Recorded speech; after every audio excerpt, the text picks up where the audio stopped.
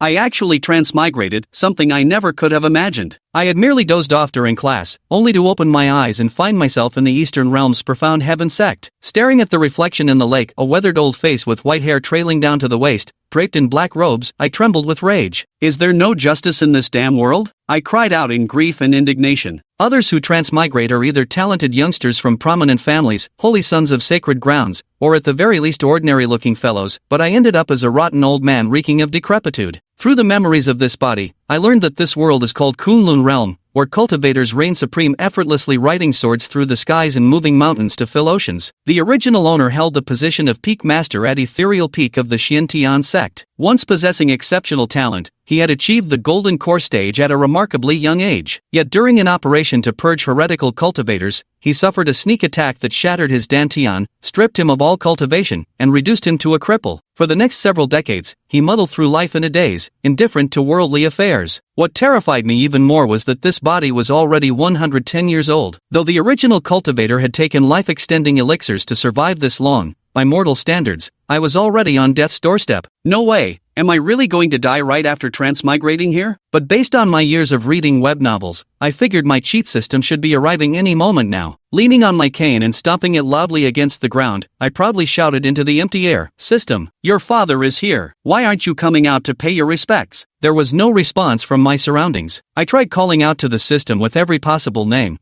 but it remained as silent as a chicken. Got it, this isn't the system genre. I changed my approach, picking up an old ring and asking if Master was there. No response. Suspecting it might need blood, I tried that too, still nothing. Damn it, no cheat codes? What's the point of transmigrating then? The more I thought about it, the angrier I got, cursing at the heavens. 2 minutes later, a mechanical system prompt chimed, *ding. Host's profanity detected to be excessively vulgar. System forced to activate passively. Please refrain from further swearing, be civilized. I was so excited I nearly had a heart attack, complaining that the system only showed up now. The system said it had been dead asleep and just woke up. I griped about how unreliable it was and even asked it to change its voice to a lowly's, and it actually did it. The system rewarded me with a beginner's grand gift pack. After opening it, I gained the special ability Grow Through Adversity. Whenever facing an enemy stronger than myself, I would instantly and permanently gain cultivation one level higher than theirs, with no side effects. I tested whether it was real, and the system guaranteed it. But then the system reminded me this body had only 1 hour left before natural death. No way, am I really about to kick the bucket? I thought of finding someone to fight to gain a higher cultivation level and extend my lifespan. So I hobbled down the mountain with my cane looking to pick a fight. But this old body just wouldn't cooperate. I was panting and wheezing after just a short walk. Just then, urgent bell tolls rang out from the sect. Dark clouds gathered in the sky as countless enormous flying beasts closed in,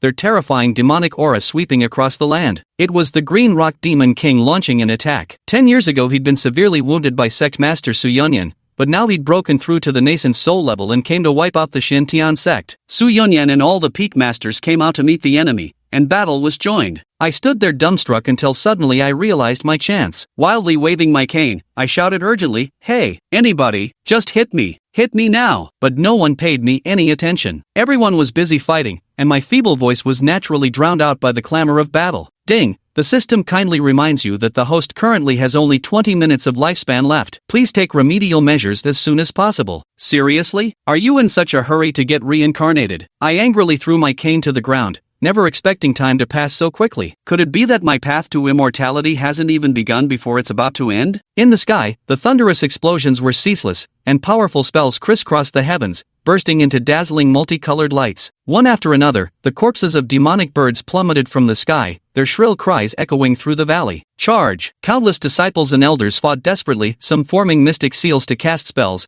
others manipulating flying swords to slash through enemies. Their eyes burned with unwavering determination, resolved to stand or fall with their sect. High in the air, sect leader Su Yunyan and 7 Golden Core Peak Masters were battling the Green Rock Demon King with all their might. The energy fluctuations from their clashes formed hurricane-like gales, uprooting rows of trees below that spiraled into the air before exploding into splinters. The scene was one of utter chaos, as though heavenly wrath had descended upon the land. The Azure Rock Demon King sneered, "Too weak. If this is all the power you possess, then I can only say it doesn't even tickle. Evil beast, cease your arrogance." Su Yunyan roared, forming hand seals as countless streaks of azure lightning tore through the void, roaring like furious dragons as they blasted forward. "Kill!" the other peak masters bellowed, each unleashing their most formidable techniques. In an instant, The scene turned horrific, skies shattered and earth split apart. How amusing. This king shall show you what true nascent soul power looks like. The Azure Rock Demon King glared fiercely, flapping his massive wings that blotted out the sky, his aura rising at an astonishing rate. Opening his maw, he unleashed a devastating beam of light. Boom! The surging ball of radiance blazed dazzlingly, as though a sun had erupted from the ground. As the terrifying aftermath gradually dissipated, several battered figures plummeted downward, crashing with an echoing blast that kicked up clouds of dust. Cough!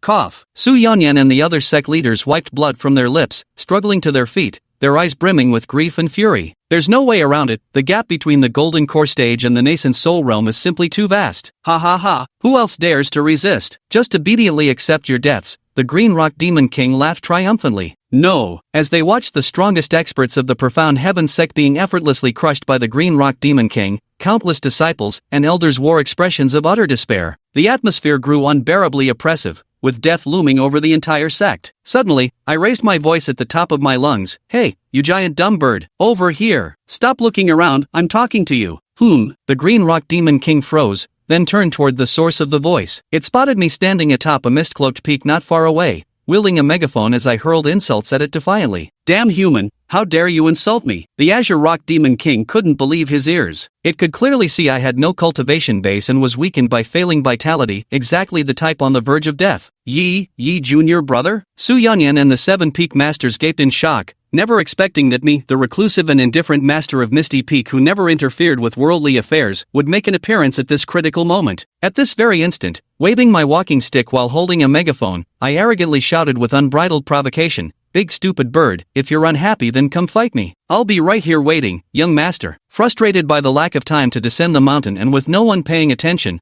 I had a stroke of brilliance in my race against time. I made a special trip back to the cave dwelling of my original body and finally found this specially crafted voice amplifier. No cultivation power was needed to activate it, just install a spirit stone, and it could amplify my voice 10,000-fold. My goal was simple. I was looking for a fight. At this critical moment, someone suddenly publicly insulted the Green Rock Demon King, instantly causing both sides still locked in battle to stop involuntarily. Countless astonished gazes converged upon this white-haired old man who was hurling profanities. Heavens, is that the former legend of Misty Peak? I know of him, the youngest Golden Core cultivator in the history of the Profound Heaven sect. Later, his cultivation was crippled in a great battle, and no news of him ever surfaced again. Compared to the rumors, Peak Master Yi seems rather irritable. Astonished whispers erupted from the crowd. The Azure Rock Demon King was so furious that smoke nearly poured from his 7 orifices. The nascent soul-level pressure radiating from his body distorted the surrounding void, and his eyes burned with such rage they seemed capable of spitting fire. I've lived this long and never seen someone so audacious. Hey,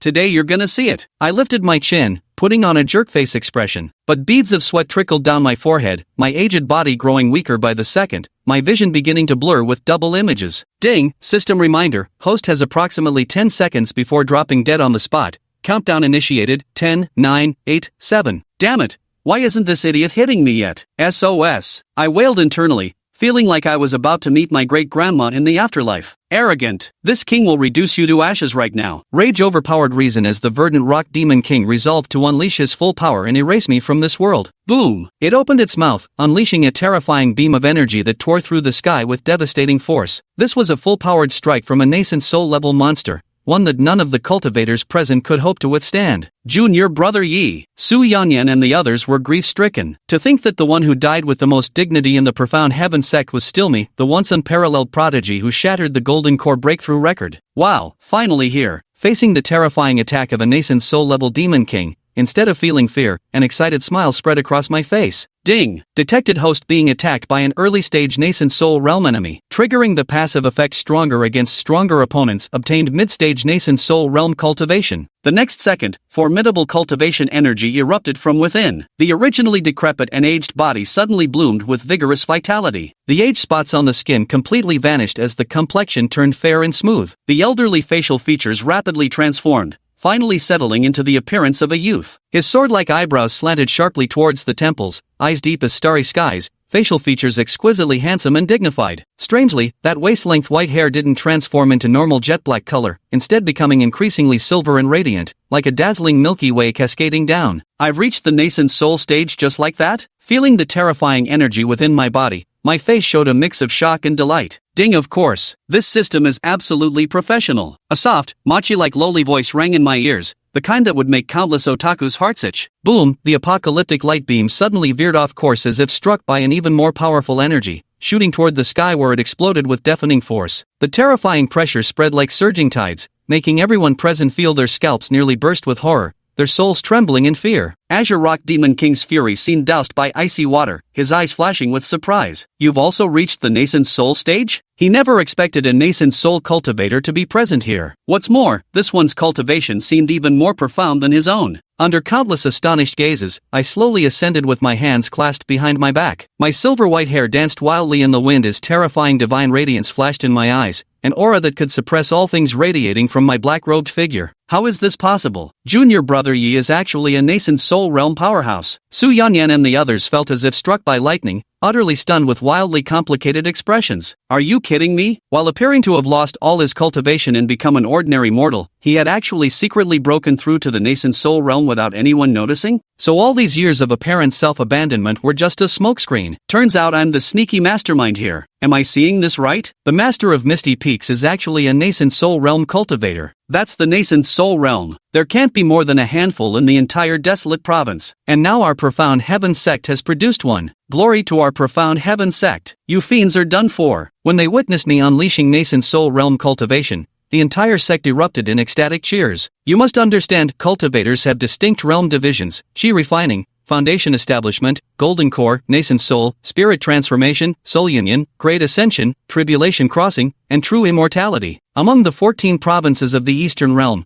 the Desolate Province ranked at the very bottom, where a mere nascent soul cultivator could dominate unchallenged across the land. Ding! Congratulations, host, on your first acquisition of cultivation power. The system randomly rewards you with a divine ability, Great Desolate Prison Heaven Finger. I froze. The system actually knows how to play its part. Boom! Instantly, a flood of information exploded in his mind, and in that very moment, Yi Junlin mastered this terrifying technique without even realizing it. Fellow Daoist, everything that just happened was merely a misunderstanding. This king has decided to let bygones be bygones with your esteemed sect. I shall pay a visit at your leisure in the future. Little ones, retreat. After careful consideration, the Green Rock Demon King chose to yield and prepared to withdraw. Hey, now that you're here, don't think about leaving so easily, I said nonchalantly. Hearing this, a vicious glint flashed in the Green Rock Demon King's eyes. Although your excellency's cultivation is slightly deeper than mine, the gap isn't significant. Are you certain you want to fight to the death? Although this Green Rock Demon King was only at the early nascent soul stage while I had reached mid-nascent soul, it believed its innate physical talents might compensate for the cultivation disadvantage. If we truly fought, the outcome might still be uncertain. So, it thought that by voluntarily backing down, it was already giving me plenty of face. I shook my head and sneered, so self-righteous. Clearly just a damn stupid bird. Human, you forced my hand. Humiliated repeatedly by me, the Azure Rock Demon King's fury was completely ignited. It flapped its wings, summoning all its demonic power, its aura turning violent as it burned its inner demon core, prepared to fight to the death. Not good. Su Yanyan and the others tensed up. If anything happened to me, it would be the greatest loss for the profound heaven sect. At the critical moment, my expression remained unchanged as my silver-white hair fluttered wildly. Slowly, I raised my hand high above my head. In an instant, the heavens and earth changed color, and the wind swept away the scattered clouds. A terrifying pressure descended from the depths of the sky as a colossal finger, towering like a pillar of the heavens and covered in ancient, weathered patterns, descended with destructive force. Simultaneously, a cold yet majestic voice rang out as if echoing from the depths of everyone's hearts. Great Desolate, Sky Imprisoning Finger. Instantly, a dreadful killing intent locked firmly onto the Green-Winged Demon King, causing its scalp to nearly burst with terror and unprecedented fear surging through it. This is... Its mind went blank as it stared in horror at the enormous finger expanding endlessly. The surrounding space froze entirely, making movement impossible. The earth trembled, dust filling the skies. In the sunken crater lay a massive bird, bloodied and lifeless. The king is dead. Everyone, flee. Terrified by their leader's demise, all the Cyan rocks desperately scattered, straining every muscle to escape this deadly battlefield. Kill them all. Leave none alive. Shu Yonyan snapped out of his stunned state and roared with fervor. Yes, the disciples and elders' morale surged as they launched a full-scale counterattack. Before long, all the monstrous beasts that had broken into the Xiantian sect were slain. As the savior of the sect, I naturally became the center of attention. Just the techniques I had displayed moments ago made countless people look at me with admiration. Junior Brother Yi, we truly owe you this time, Sect Master Su Yanyan said with a sigh,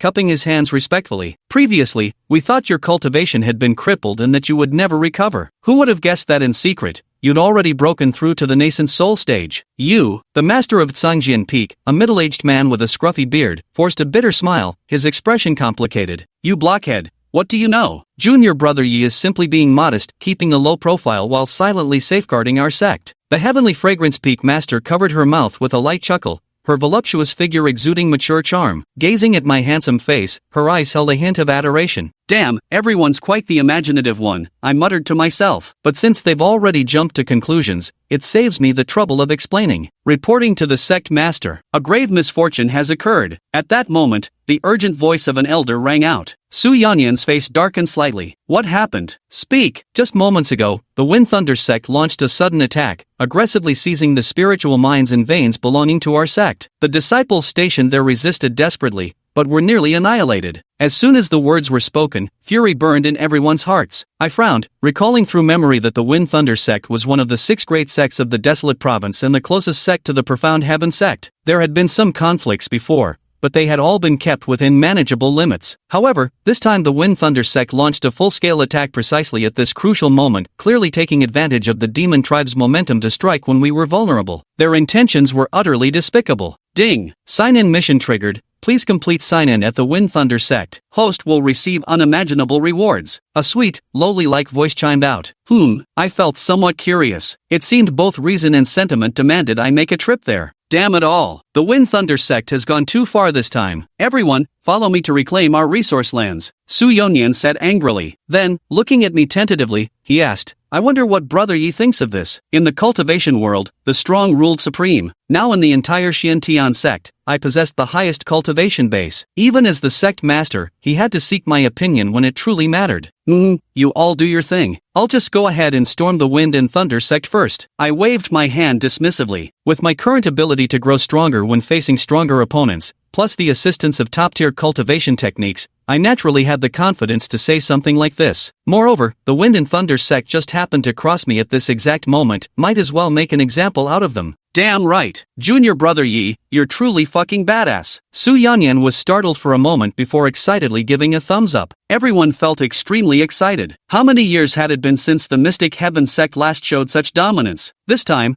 they were determined to make a name for themselves. Soon after, warships filled the skies, assembled in full readiness as they launched their assault toward the destination. The scale was grand, and the morale of all members was soaring. At this moment, the remnants of the Mystic Heaven sect's cultivators from the occupied resource territories were covered in blood and dressed in tattered clothes, imprisoned in cages like beggars. Covered in dust and ash, their eyes bloodshot, they exuded an air of deep resentment. Around them, cultivators dressed in cyan robes occasionally passed by, casting disdainful and mocking glances from time to time. Senior brother, I never imagined this spiritual vein would belong to our Wind Thunder sect from now on, a young man with a sharp mouth and monkey-like face chuckled. Not just this spiritual vein, every resource site of the mysterious Heaven sect will soon belong to our sect. The tall man wore an arrogant expression. Pa, don't talk nonsense. Just wait, the mysterious Heaven sect will soon organize a team to recapture this place. In the cage, the wounded disciple said furiously. Ha ha ha ha. The tall man threw back his head and laughed wildly, his laughter filled with intense mockery. What are you laughing at? I'm laughing at your ignorance, fools. Faced with the questioning by the Xuantian sect cultivators, the tall man stepped forward with a sinister smile and said, You still don't know, do you? Your sect is on the brink of disaster. Just moments ago, the Green Rock Demon King led its clansmen to attack the Xuantian sect, and its cultivation has already broken through to the nascent soul stage. Do you really think the Xuantian sect, ranked last among the 6 great sects, stands even a sliver of chance against a nascent soul-level powerhouse? What? The Xuantian sect cultivator was startled, his face revealing a pained expression. No wonder the Fonlei sect took this opportunity to massively encroach upon our sect's territory.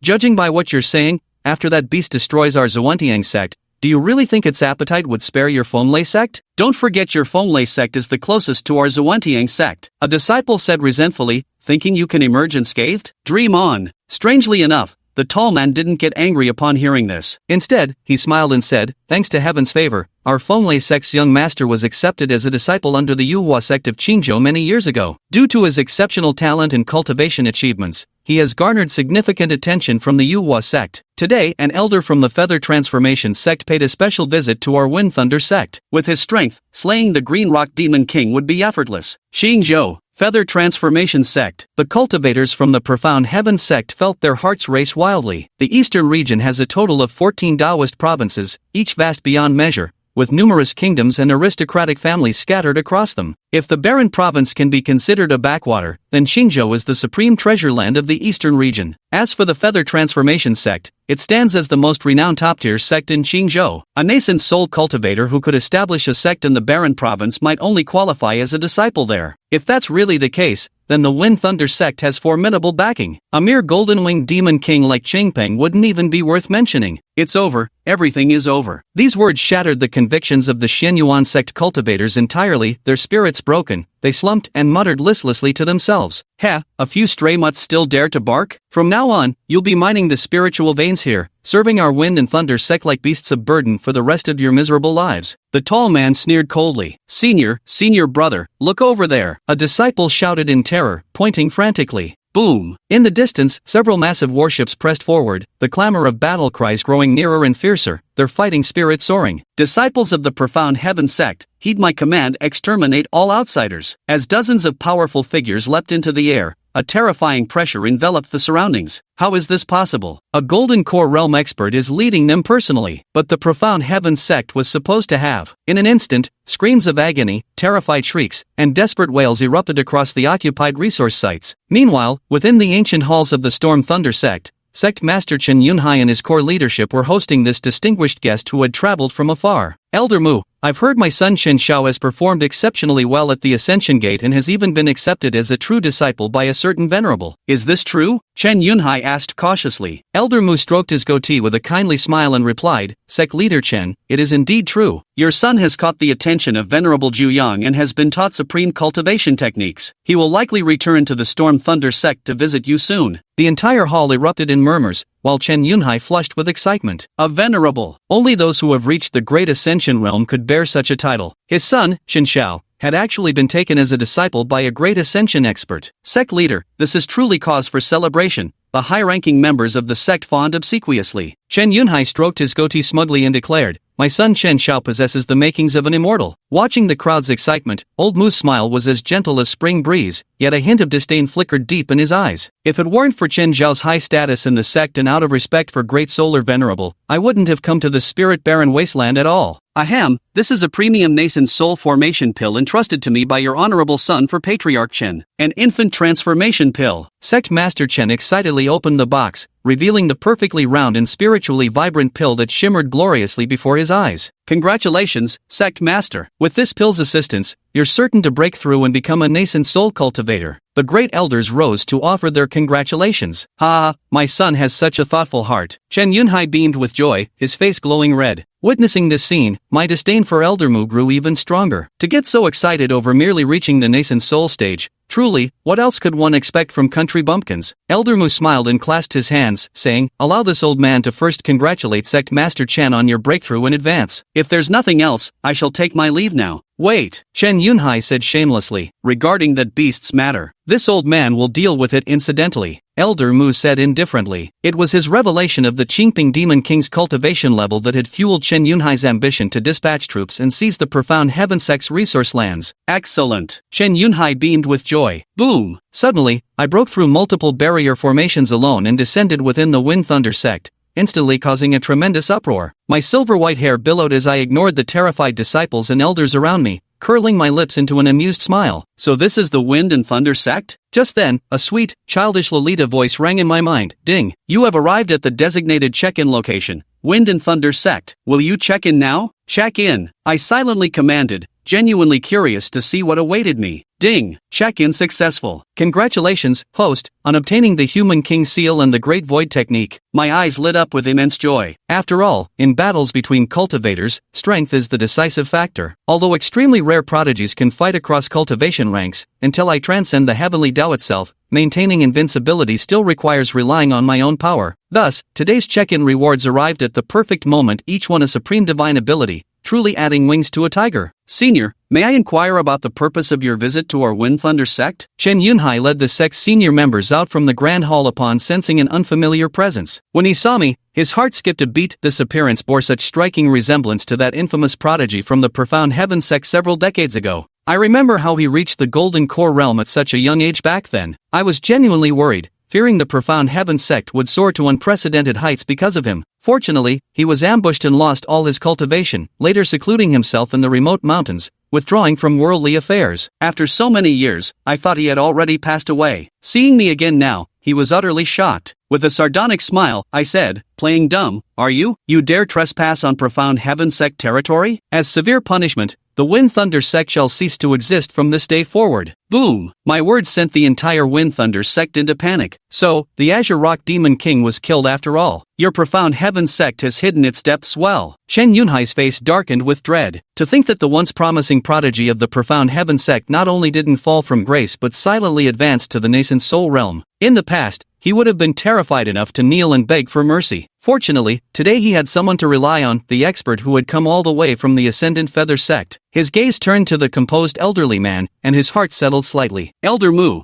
what do you make of this situation?" He knew this was no opponent a nascent soul cultivator could contend with. Elder Mu shook his head, though he was somewhat surprised that a minor sect from such a barren land had produced a cultivator capable of slaying a nascent soul-level demon beast. In his eyes, even a powerhouse like the Azure Rock Demon King was nothing more than a flightless bird to be crushed with a casual flick of his hand. "Kid, scram while I'm still in a good mood." Elder Mu held himself in high regard, radiating natural superiority when facing a minor cultivator like me from this backwater place. He couldn't be bothered with local squabbles. Only out of deference to the young master of Wind Thunder sect did he wave impatiently, as if shooing away a fly. "Elder Mu." Chen Yunhai sounded displeased at this. In his view, a mighty expert like this should simply crush the opposition outright. Feeling the other's arrogance, I sneered, "Old fart. Who the hell do you think you are? Why the fuck should I give you face?" Instantly, everyone from the Wind and Thunder sect was stunned. "You bastard! This esteemed guest hails from the Ascension Gate of Qingzhou. How dare someone from your pitiful profound heaven sect defend such nobility?" Chen Yunhai feigned rage, though inwardly he was overjoyed. His gaze toward me was already that of a man looking at a corpse. "Arrogant fool!" Elder Mu erupted with fury, his eyes gleaming with murderous intent as his aura exploded outward, enveloping the entire Wind and Thunder sect in terrifying pressure. "Divine Transformation Realm." The crowd paled in horror. With a divine transformation expert making his move, my death was all but certain. At the same time, their hearts grew even more awestruck towards Feather Transformation sect. "A spirit transformation cultivator? Wonderful! Don't you dare run away now, whoever flees is a coward." My eyes lit up with excitement as I exclaimed joyfully, having just reached the nascent soul stage, I was now about to ascend to spirit transformation. What a perfectly delivered experience package. Elder Mu's face turned livid with rage. As a mighty spirit transformation expert, shouldn't I be trembling in fear? What was this inexplicable excitement about? "Seeking death," roared Elder Mu, thrusting out a massive hand. Whoosh! A colossal emerald palm, condensed from wood essence energy, descended upon me like a deity's strike, a blow capable of annihilating even hundreds of nascent soul cultivators. "Very well, this boy must die today." Chen Yunhai smiled, knowing that with me gone, the profound heaven sect would pose no threat to him. Once he successfully breaks through using the infant transformation pill, he will lead his subordinates in a full-scale attack,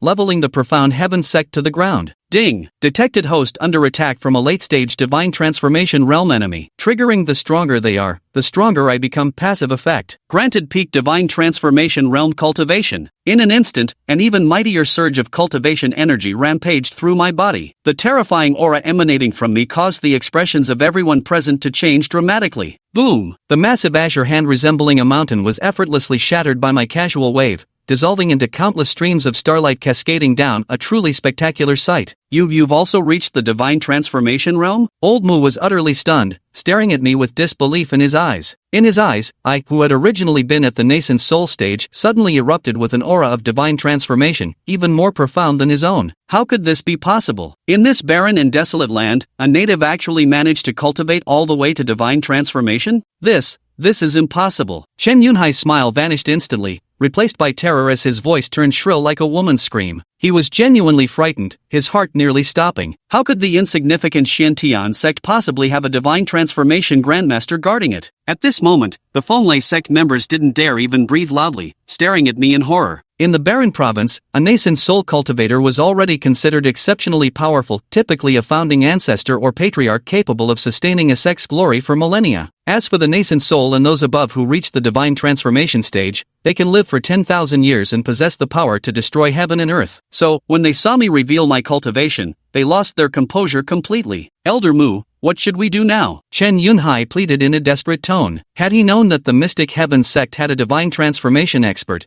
he would never have dared to provoke them. Elder Mu's eyes flickered with calculation, seemingly recalling something. Gradually regaining his composure, he sneered coldly, "Why panic? Have you forgotten that this old man hails from Feather Ascension Pavilion of Qingzhou? The immortal techniques I possess are beyond his wildest imagination. With this alone, that brat stands no chance of victory." Chen Yunhai's eyes lit up. After all, Feather Transformation Sect was the sacred land of immortal cultivation in Qingzhou, boasting high-grade techniques of all kinds. Countless cultivators across the eastern region would fight tooth and nail to enter. In contrast, a minor sect like Shen sect, even if it produced someone who reached transformation spirit realm, would still be worlds apart in strength at the same cultivation level due to their shallow foundation in techniques. Thinking of this, he exhaled in relief and shot me a hateful glare. Thank heavens Elder Mu is here today, or Wind Thunder sect would have truly faced annihilation. That was close. Old fool, so confident? I arched an eyebrow. Elder Mu replied arrogantly, "I admit your cultivation talent is extraordinary, young man, but unfortunately, when it comes to duels between cultivators, you're no match for this old one, for I hail from the Feather Transformation sect. The weight carried by the name Yuhua sect goes without saying. Any random cultivator within its ranks would be considered a dragon among men if placed in the desolate provinces, effortlessly slaying opponents above their level as naturally as eating or drinking. Such might was something grassroots cultivators wouldn't even dare to imagine. Prepare to die." Old Mu formed hand seals as his robes billowed. In an instant, 10,000 thick vines filled the sky,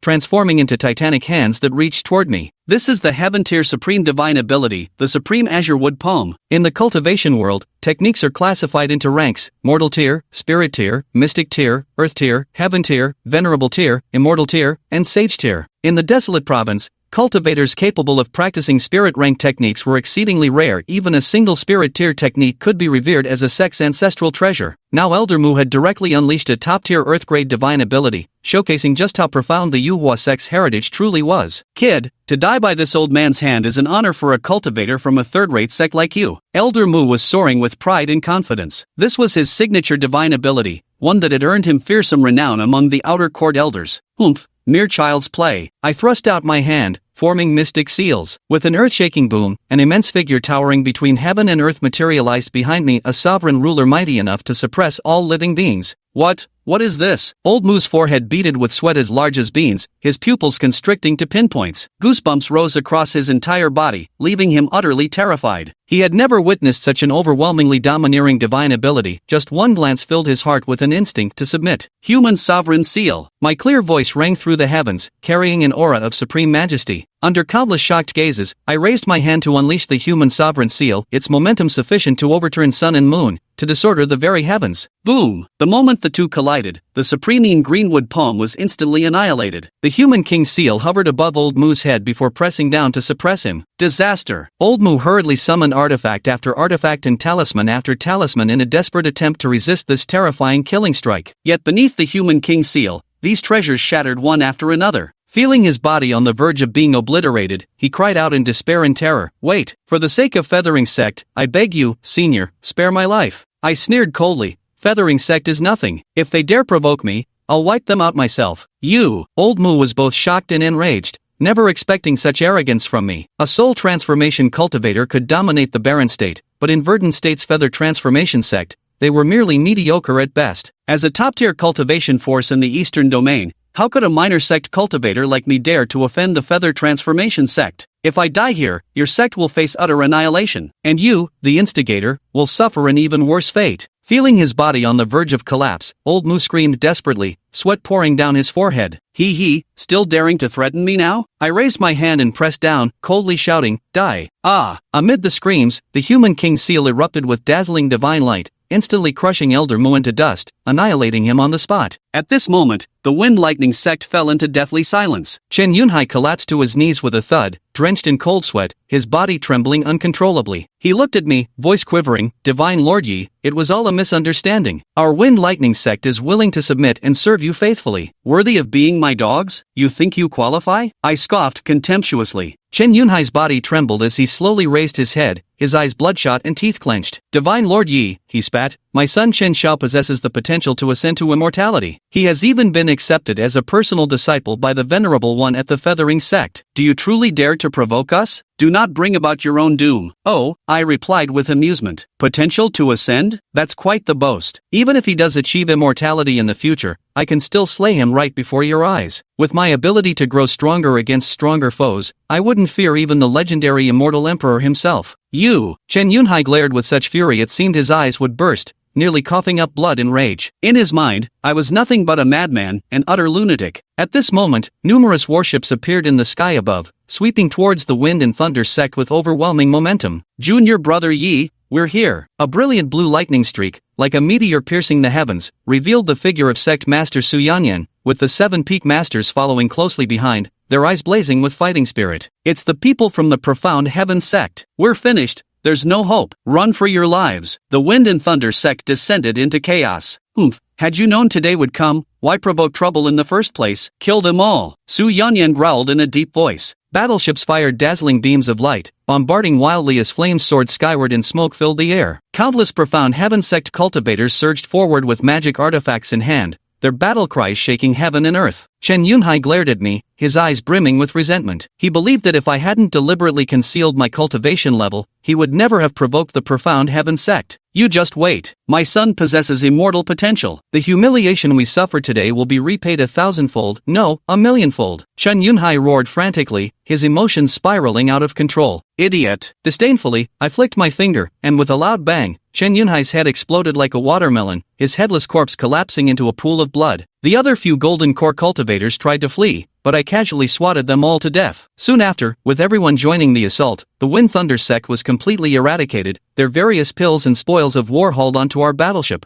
We've won! Long live the sect! The Su Tian sect disciples cheered excitedly. Su Yanyan, his face flushed with excitement, grinned and said, Ha, junior brother Yi, look what I found? He pulled out an ornate box, opening it to reveal a nascent soul formation pill. I took this off that old dog Chen. With this, I'll be able to break through to nascent soul in just a few days. Su Yanyan was overjoyed. Having been stuck at the golden core stage for many years, this was his greatest reward. Congratulations, sect master. Our profound heaven sect now has a second nascent soul cultivator. An excited peak master exclaimed. In the barren state, reaching the nascent soul stage made one virtually invincible. With 2 such cultivators, the profound heaven sect could now rank among the foremost sects. Actually, I was just about to speak when the Peak Master of Hidden Sword Peak hurried over, holding aloft an ancient token where the character's ascendants shimmered with radiant light. Su Yanyan's eyes widened in shock as he exclaimed, This is the token of the Ascension Immortal Sect. What? The Master of Sword Concealment Peak was startled. That's the sacred cultivation ground of Qingzhou, a top-tier force in the Eastern Domain. And judging by the design of this token, the wearer held no ordinary position in the Ascension Immortal Sect, they must have been at least an elder. Su Yanyan snatched the token for a closer look, gasping in astonishment. The crowd stood dumbfounded. But how could it possibly appear in the Wind Thunder sect? The Master of Heavenly Fragrance Peak murmured in bewilderment. Everyone froze, their minds racing with wild conjectures. Could it have fallen by accident? Su Yanyan furrowed his brows. He hadn't even considered the possibility of it being related to Fenglei sect. Ahem. Su Yanyan cleared his throat, gazed solemnly at the sky, and declared in a deep voice, This junior meant no offense. May the senior please reveal yourself to retrieve your token. The crowd looked up in anticipation. Instead, a crow's caw echoed across the heavens. Just as Su Yanyan prepared to speak again, I patted his shoulder and sighed, quit shouting. I already killed the man. Chapter 6. Taking disciples, leader of the devil sect? What? Everyone was dumbfounded. A dignified elder of the Yuhua sect was killed by you? Su Yanyan froze for a moment, then asked suspiciously, Junior brother Yi, are you joking? With your current realm. Clearly, he harbored doubts about Yi Junlin. Actually, I'm not at the nascent soul realm. With those words, Yi Junlin deliberately unleashed his cultivation aura. Boom! Several people including Su Yanyan felt as if they had fallen into an ice cellar,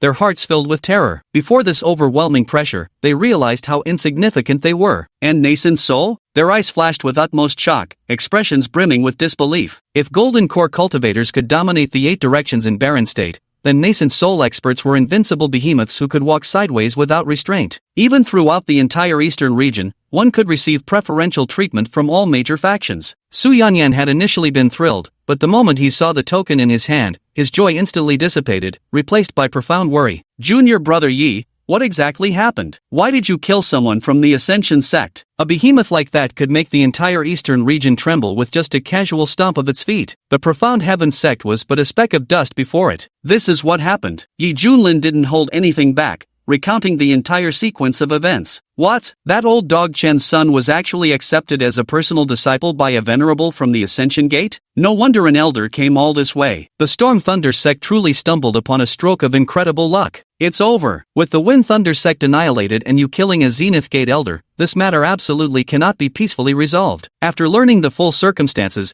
the several peak masters were pacing anxiously, deeply worried. Su Yanyan sighed, well, it's fate. Even if junior brother Yi hadn't acted, with Zenith Gate backing him, that old dog Chen would still have found an excuse to target our Xian Tian sect. But how should we handle this situation now? Having offended Zenith Gate, is there anywhere left in the entire eastern domain where our Xian Tian sect can still take shelter? The heavenly fragrance peak master fretted. Everyone fell into silence. Su Yanyan's eyes flashed with changing emotions, as if he had made a solemn resolution. He spoke to Yi Junlin with grave seriousness. Junior brother Yi, your talent is unparalleled, and your celestial fortune runs deep. You must not throw away your future here. I say you should leave the eastern region altogether. Later, when the Feather Transformation sect comes to hold us accountable, the worst that can happen is our deaths. So long as you remain alive, the profound heaven sect will have a chance to endure. The sect leader is absolutely right. The peak master of Hidden Sword Peak said solemnly. Agreed. The others nodded in unison, their eyes filled with determination. Seeing this, Yi Junlin's heart shuddered. This sect has remarkably strong cohesion. Everyone, please remain calm. Leave this matter to me, I'll handle it properly. Yi Junlin revealed a faint smile. With a cheat that grew stronger when facing stronger opponents,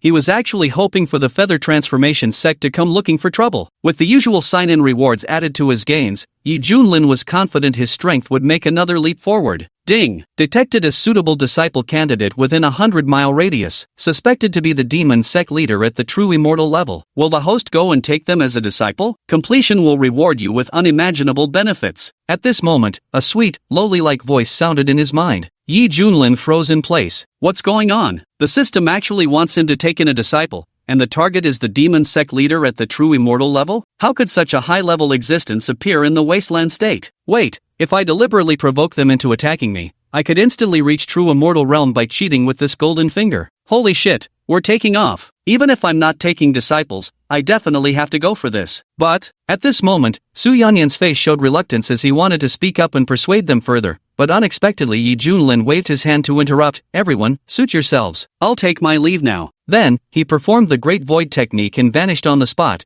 leaving behind a group of dumbfounded people. Purple Void Bamboo Grove. The bamboo rustled as green leaves scattered in the wind. A tall, slender figure fled in disarray, blood trickling from the corner of his mouth. Running with disheveled crimson hair, Hong Qianye's exquisite and peerlessly beautiful face was cold as frost. Between his brows glowed a vermilion flame mark, while his striking phoenix eyes burned with grief and indignation. Hee, beautiful one, don't run away. Let this old Taoist have some fun with you. From behind, a sinister voice drew nearer, dripping with greedy desire. Hearing this, Red Maple Leaf's temple veins bulged as he whirled around and roared, piss off. How many times do I have to say it? This lord is a man. A man. The pursuing empty Void Jinren laughed heartily from behind, his eyes burning with fiery passion. How could such a beautiful maiden possibly be a man? Don't try to deceive this old man. Hong Qianye grew increasingly furious as he listened, sensing the opponent rapidly closing in. A wave of desolation suddenly welled up in his heart. Truly, a tiger fallen to the plains is bullied by dogs. He was once the demonic sect master who shook the central region, having founded the mighty blazing fire demon sect that ruled over 100,000 nations with hundreds of millions of devoted followers. His own cultivation had reached the realm of a true immortal. Who would have thought? His archenemy would unite multiple Holy Land forces to launch a large-scale siege against the blazing fire demon sect. The once vast organization crumbled apart,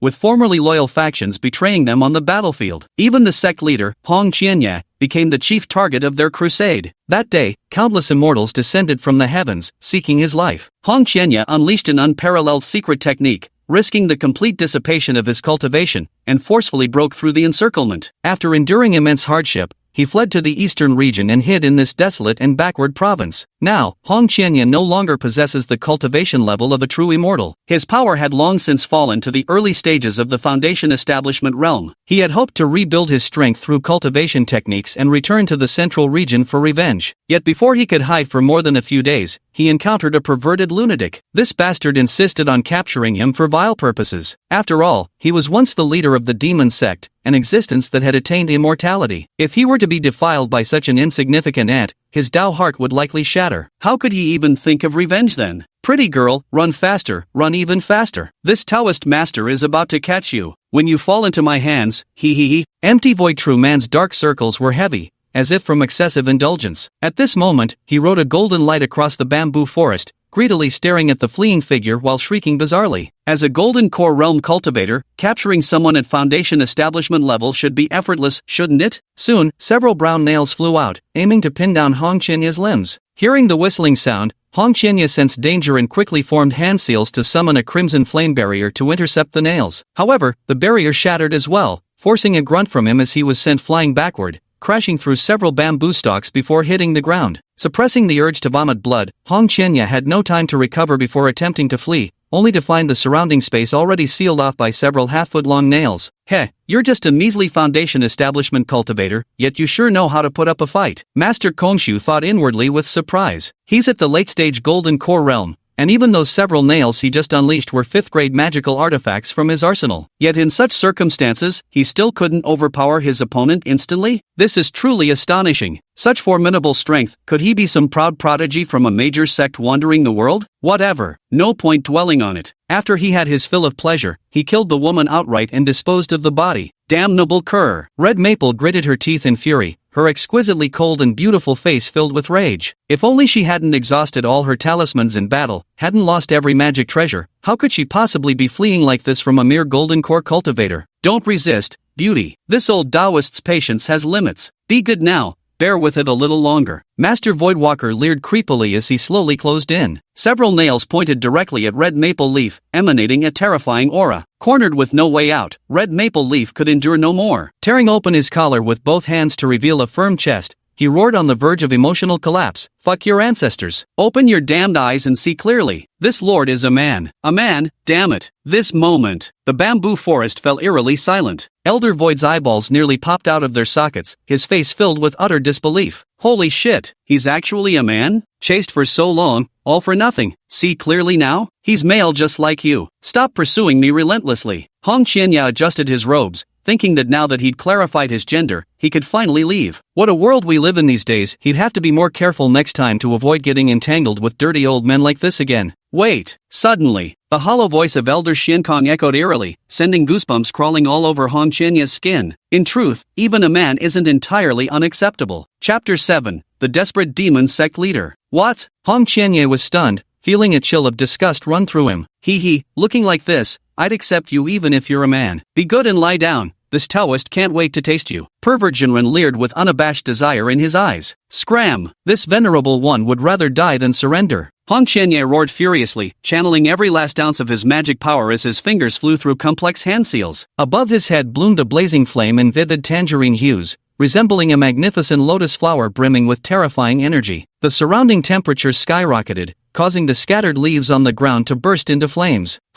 Elder Void's expression changed abruptly, feeling his mouth go dry. Never had he seen a foundation establishment cultivator cause such an earth-shaking commotion. What level of magical technique is this? Profound tier? Or earth tier? You damned thing, you've truly angered me. Die! Hong Qianya's hair billowed wildly, his eyes icy and terrifying, as if possessed by the former demonic overlord. His tone brooked no argument. Whoosh! The blossoming flame lotus carried overwhelming momentum as it pressed toward Vacuity Realist. You! Pale-faced from the terrifying pressure bearing down on him, Vacuity Realist immediately summoned back his artifact to defend. Unexpectedly, several nails quickly melted away upon contact. The next second, the fiery orange lotus of flames arrived in an instant. Ah! Empty Void Jinren let out a shrill scream as the flames clung to him like maggots to bone, frantically scorching his body. After a brief moment, only charred remains were left, scattering without a trace as the breeze swept past. You filthy pervert! You asked for this. Hong Qianya sneered coldly, staggering before collapsing to the ground. At this moment, his dantian was on the verge of shattering, and an overwhelming sense of weakness surged through his entire body. That divine ability just unleashed was of the heaven rank, though extraordinarily powerful.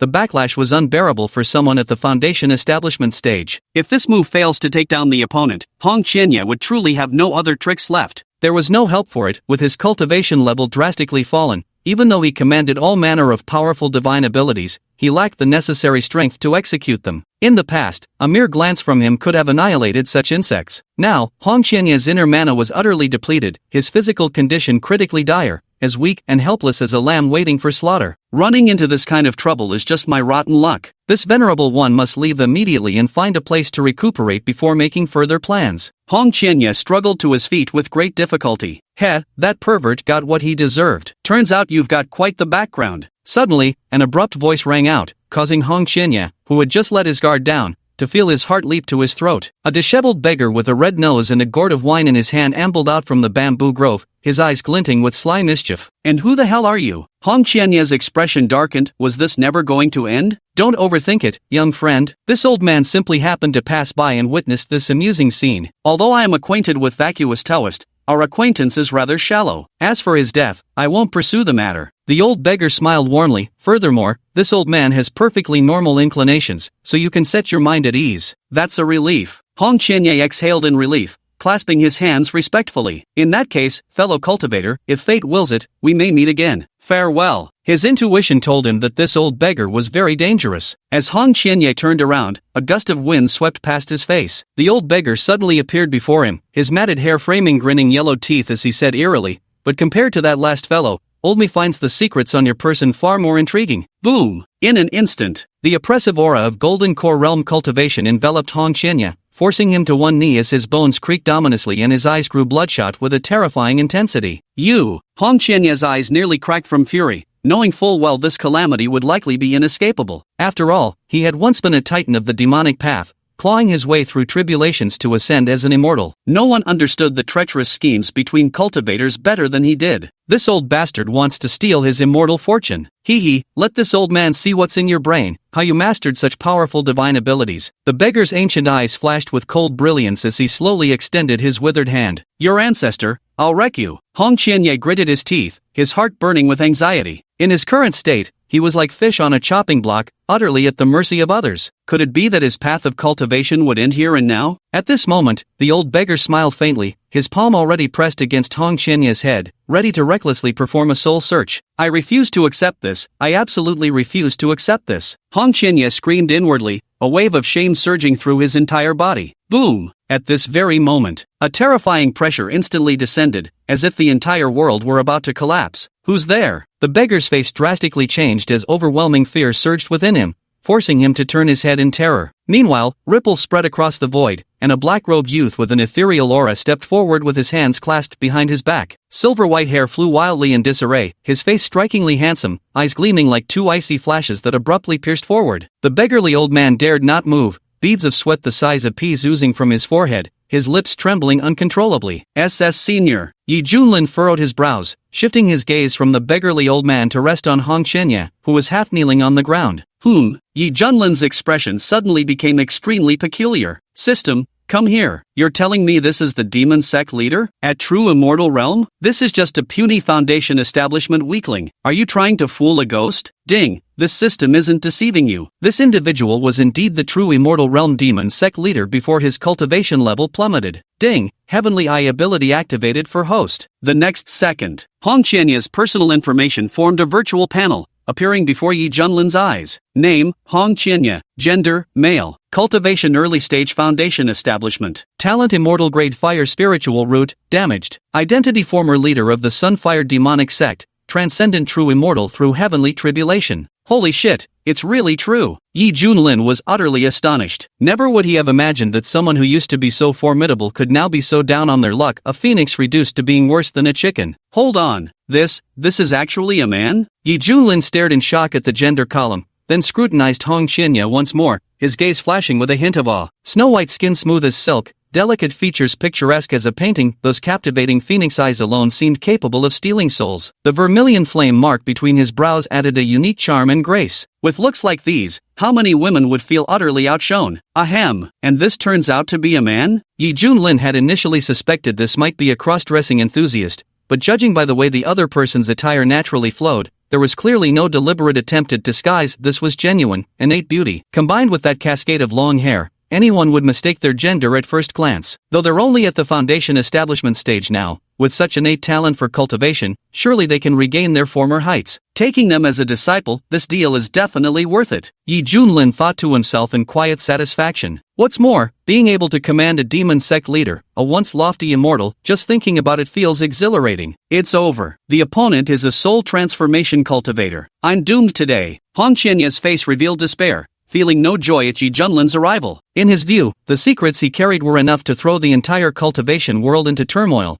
with countless powerhouses fighting over him for this celestial opportunity. So, this silver-haired young man was no exception. Once the beggar old man was killed, he too would fall into someone else's hands, and the outcome would still remain unchanged. Chapter 8. Taking a disciple. Obtaining the heaven-burying coffin. The beggar old man was terrified, scared to the point of nearly wetting his pants. Are you kidding me? How could a puny barren state have a divine transformation mighty expert? Could it be related to this man? Considering Hong Qianye's extraordinary background, the old beggar grew increasingly convinced that Yi Junlin might actually be his senior. At this thought, the old beggar was filled with deep regret. Damn it! This is just terrible luck. Oh great deity, this humble one knew not of your relationship with this young friend. Everything that just happened was a misunderstanding. I beg your divinity to mercifully spare this insignificant one. The old beggar knelt on the ground, pleading with the mournful desperation of someone who'd lost both parents. In the cultivation world, practitioners of each realm have their corresponding honorific titles. For example, golden core cultivators are called true persons, Jinren. Nascent soul cultivators are called true lords, Shinjuan. And divine transformation cultivators are called divine lords, Shinjun. At this very moment, Yi Junlin couldn't be bothered to spare him another glance, waving his hand dismissively as if swatting away a fly. Bam! The old beggar was struck by an invisible tremendous force, vomiting blood as his body flew backward like a kite with its string cut. Then his head plunged downward violently into the ground, half his body buried in the dirt as he fell unconscious. Watching the silver-haired young man approach step by step,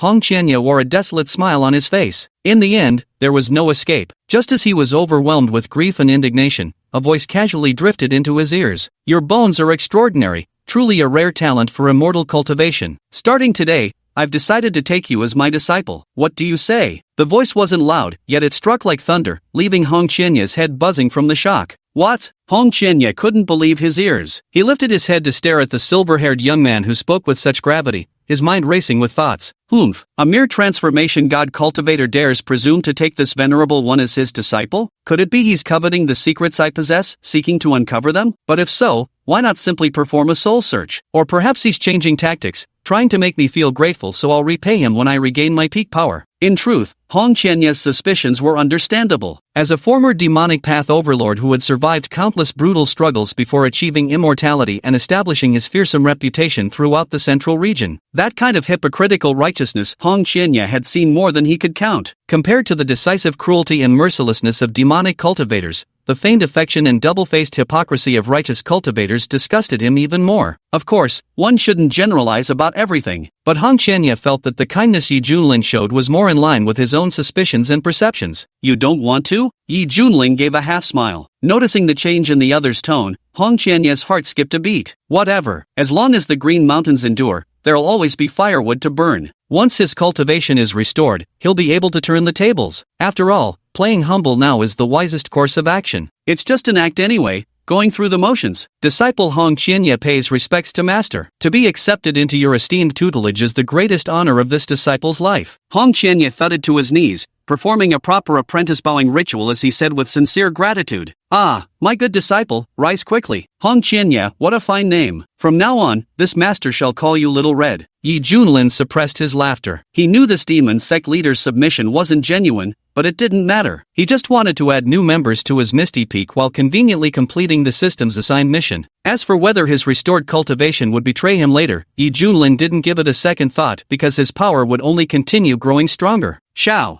Hong? Hong Qianye's eyelid twitched, his heart simmering with resentment. After all, he was still the exalted demon sect leader. This casual form of address was utterly beneath his dignity. Ding! Congratulations to the host for completing the disciple recruitment mission. Reward granted, automatic cultivation mode for divine abilities and techniques. Ding! Congratulations to the host for obtaining the heaven-burying coffin. which contains 108 restrictions. These will gradually loosen as the host's cultivation level increases. It is currently at the 3rd grade spiritual artifact level. Burial heaven coffin. Even the heavens can be buried, even the earth can be buried, everything shall be interred. Capable of refining any living being, and in later stages, it can entomb the myriad realms of the universe. Ding, detected the host's disciple's talent. This system is offering a free upgrade service package. Ding, reward fire attribute cultivation technique, 3000 Flames Sutra. Ding, reward fire source pill, used to repair fire spiritual roots and forge peerless foundations. Ding, this mission's rewards have concluded. Is the host satisfied? A sweet, lowly system voice chimed in his mind. MN, decent service attitude. You're dismissed for now. Yi Junlin's heart swelled with excitement, though he maintained a calm exterior. Ding, certainly. Now this is the attitude a system should have towards a distinguished transmigrator from Huaxia. Yi Junlin mused inwardly, savoring the VIP treatment for once. This reward includes the ability to cultivate all the divine abilities and techniques he's learned,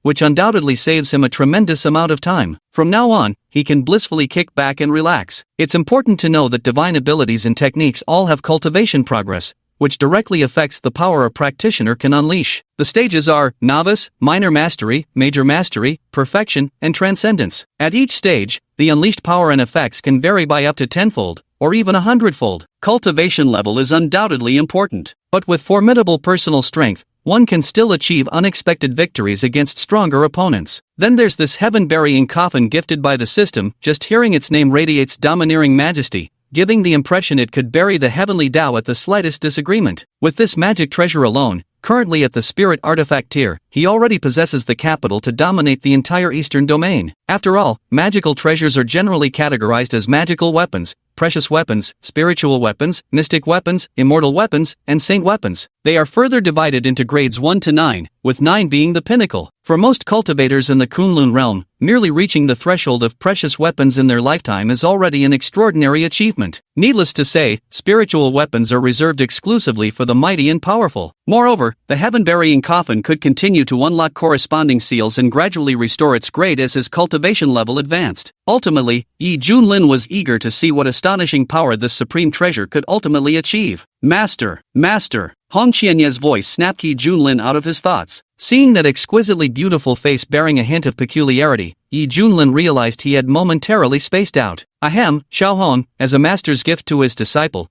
it's only proper for me to bestow upon you a cultivation technique to aid your future training. Thank you, Master. Hong Qianye performed a perfunctory cupped hand salute, his eyes flashing with undisguised scorn as he lowered his head. Quite amusing. A mere soul transformation cultivator dares to instruct this venerable one in cultivation? You think you're hot stuff now? Getting addicted to pretending? This venerable one wants to see what worthless cultivation technique you'll try to fool people with. Swish! Yi Junlin lightly tapped his finger, and beams of light containing various streams of information flowed into Hong Qianye's consciousness. 3000 Flames Scripture? Red Leaf frowned, instinctively beginning to ponder deeply. Boom! The disdain he had originally felt was instantly shattered, his mind seemed to explode. Red Leaf's breathing quickened, his cheeks flushing crimson as his entire body trembled visibly. Ah! At this moment, Hong Qianye's mind was intensely shaken, utterly immersed in the profound mysteries of the 3000 Blazing Flames Scripture and unable to extricate himself. It should be known that the innate chaotic raging flames technique he primarily cultivated was a fire attribute cultivation method at the peak of the heaven tier. Even in the central region, it was already considered the pinnacle, playing an absolutely crucial role in personal cultivation. All along, Hong Qianye had been extremely satisfied with this technique and was confident that he could regroup, rebuild from destruction, and once again prove his path to immortality. But now, the bestowed 3000 Blazing Flames Scripture completely overturned Hong Qianye's various preconceptions, causing an immense shift in his mindset. Compared to the 3000 Blazing Flames Scripture, his chaotic raging flame technique was nothing but pure garbage. There was simply no comparison. The difference was like heaven and earth. Good heavens, this is undoubtedly at the celestial class level, possibly even the legendary saint class. Hong Qianye felt like he had been struck by overwhelming happiness, his mind spinning in a daze. The shock in his heart was beyond description. This cultivation method not only outlined an entirely new fire element cultivation system but also encompassed 3000 fire element divine abilities,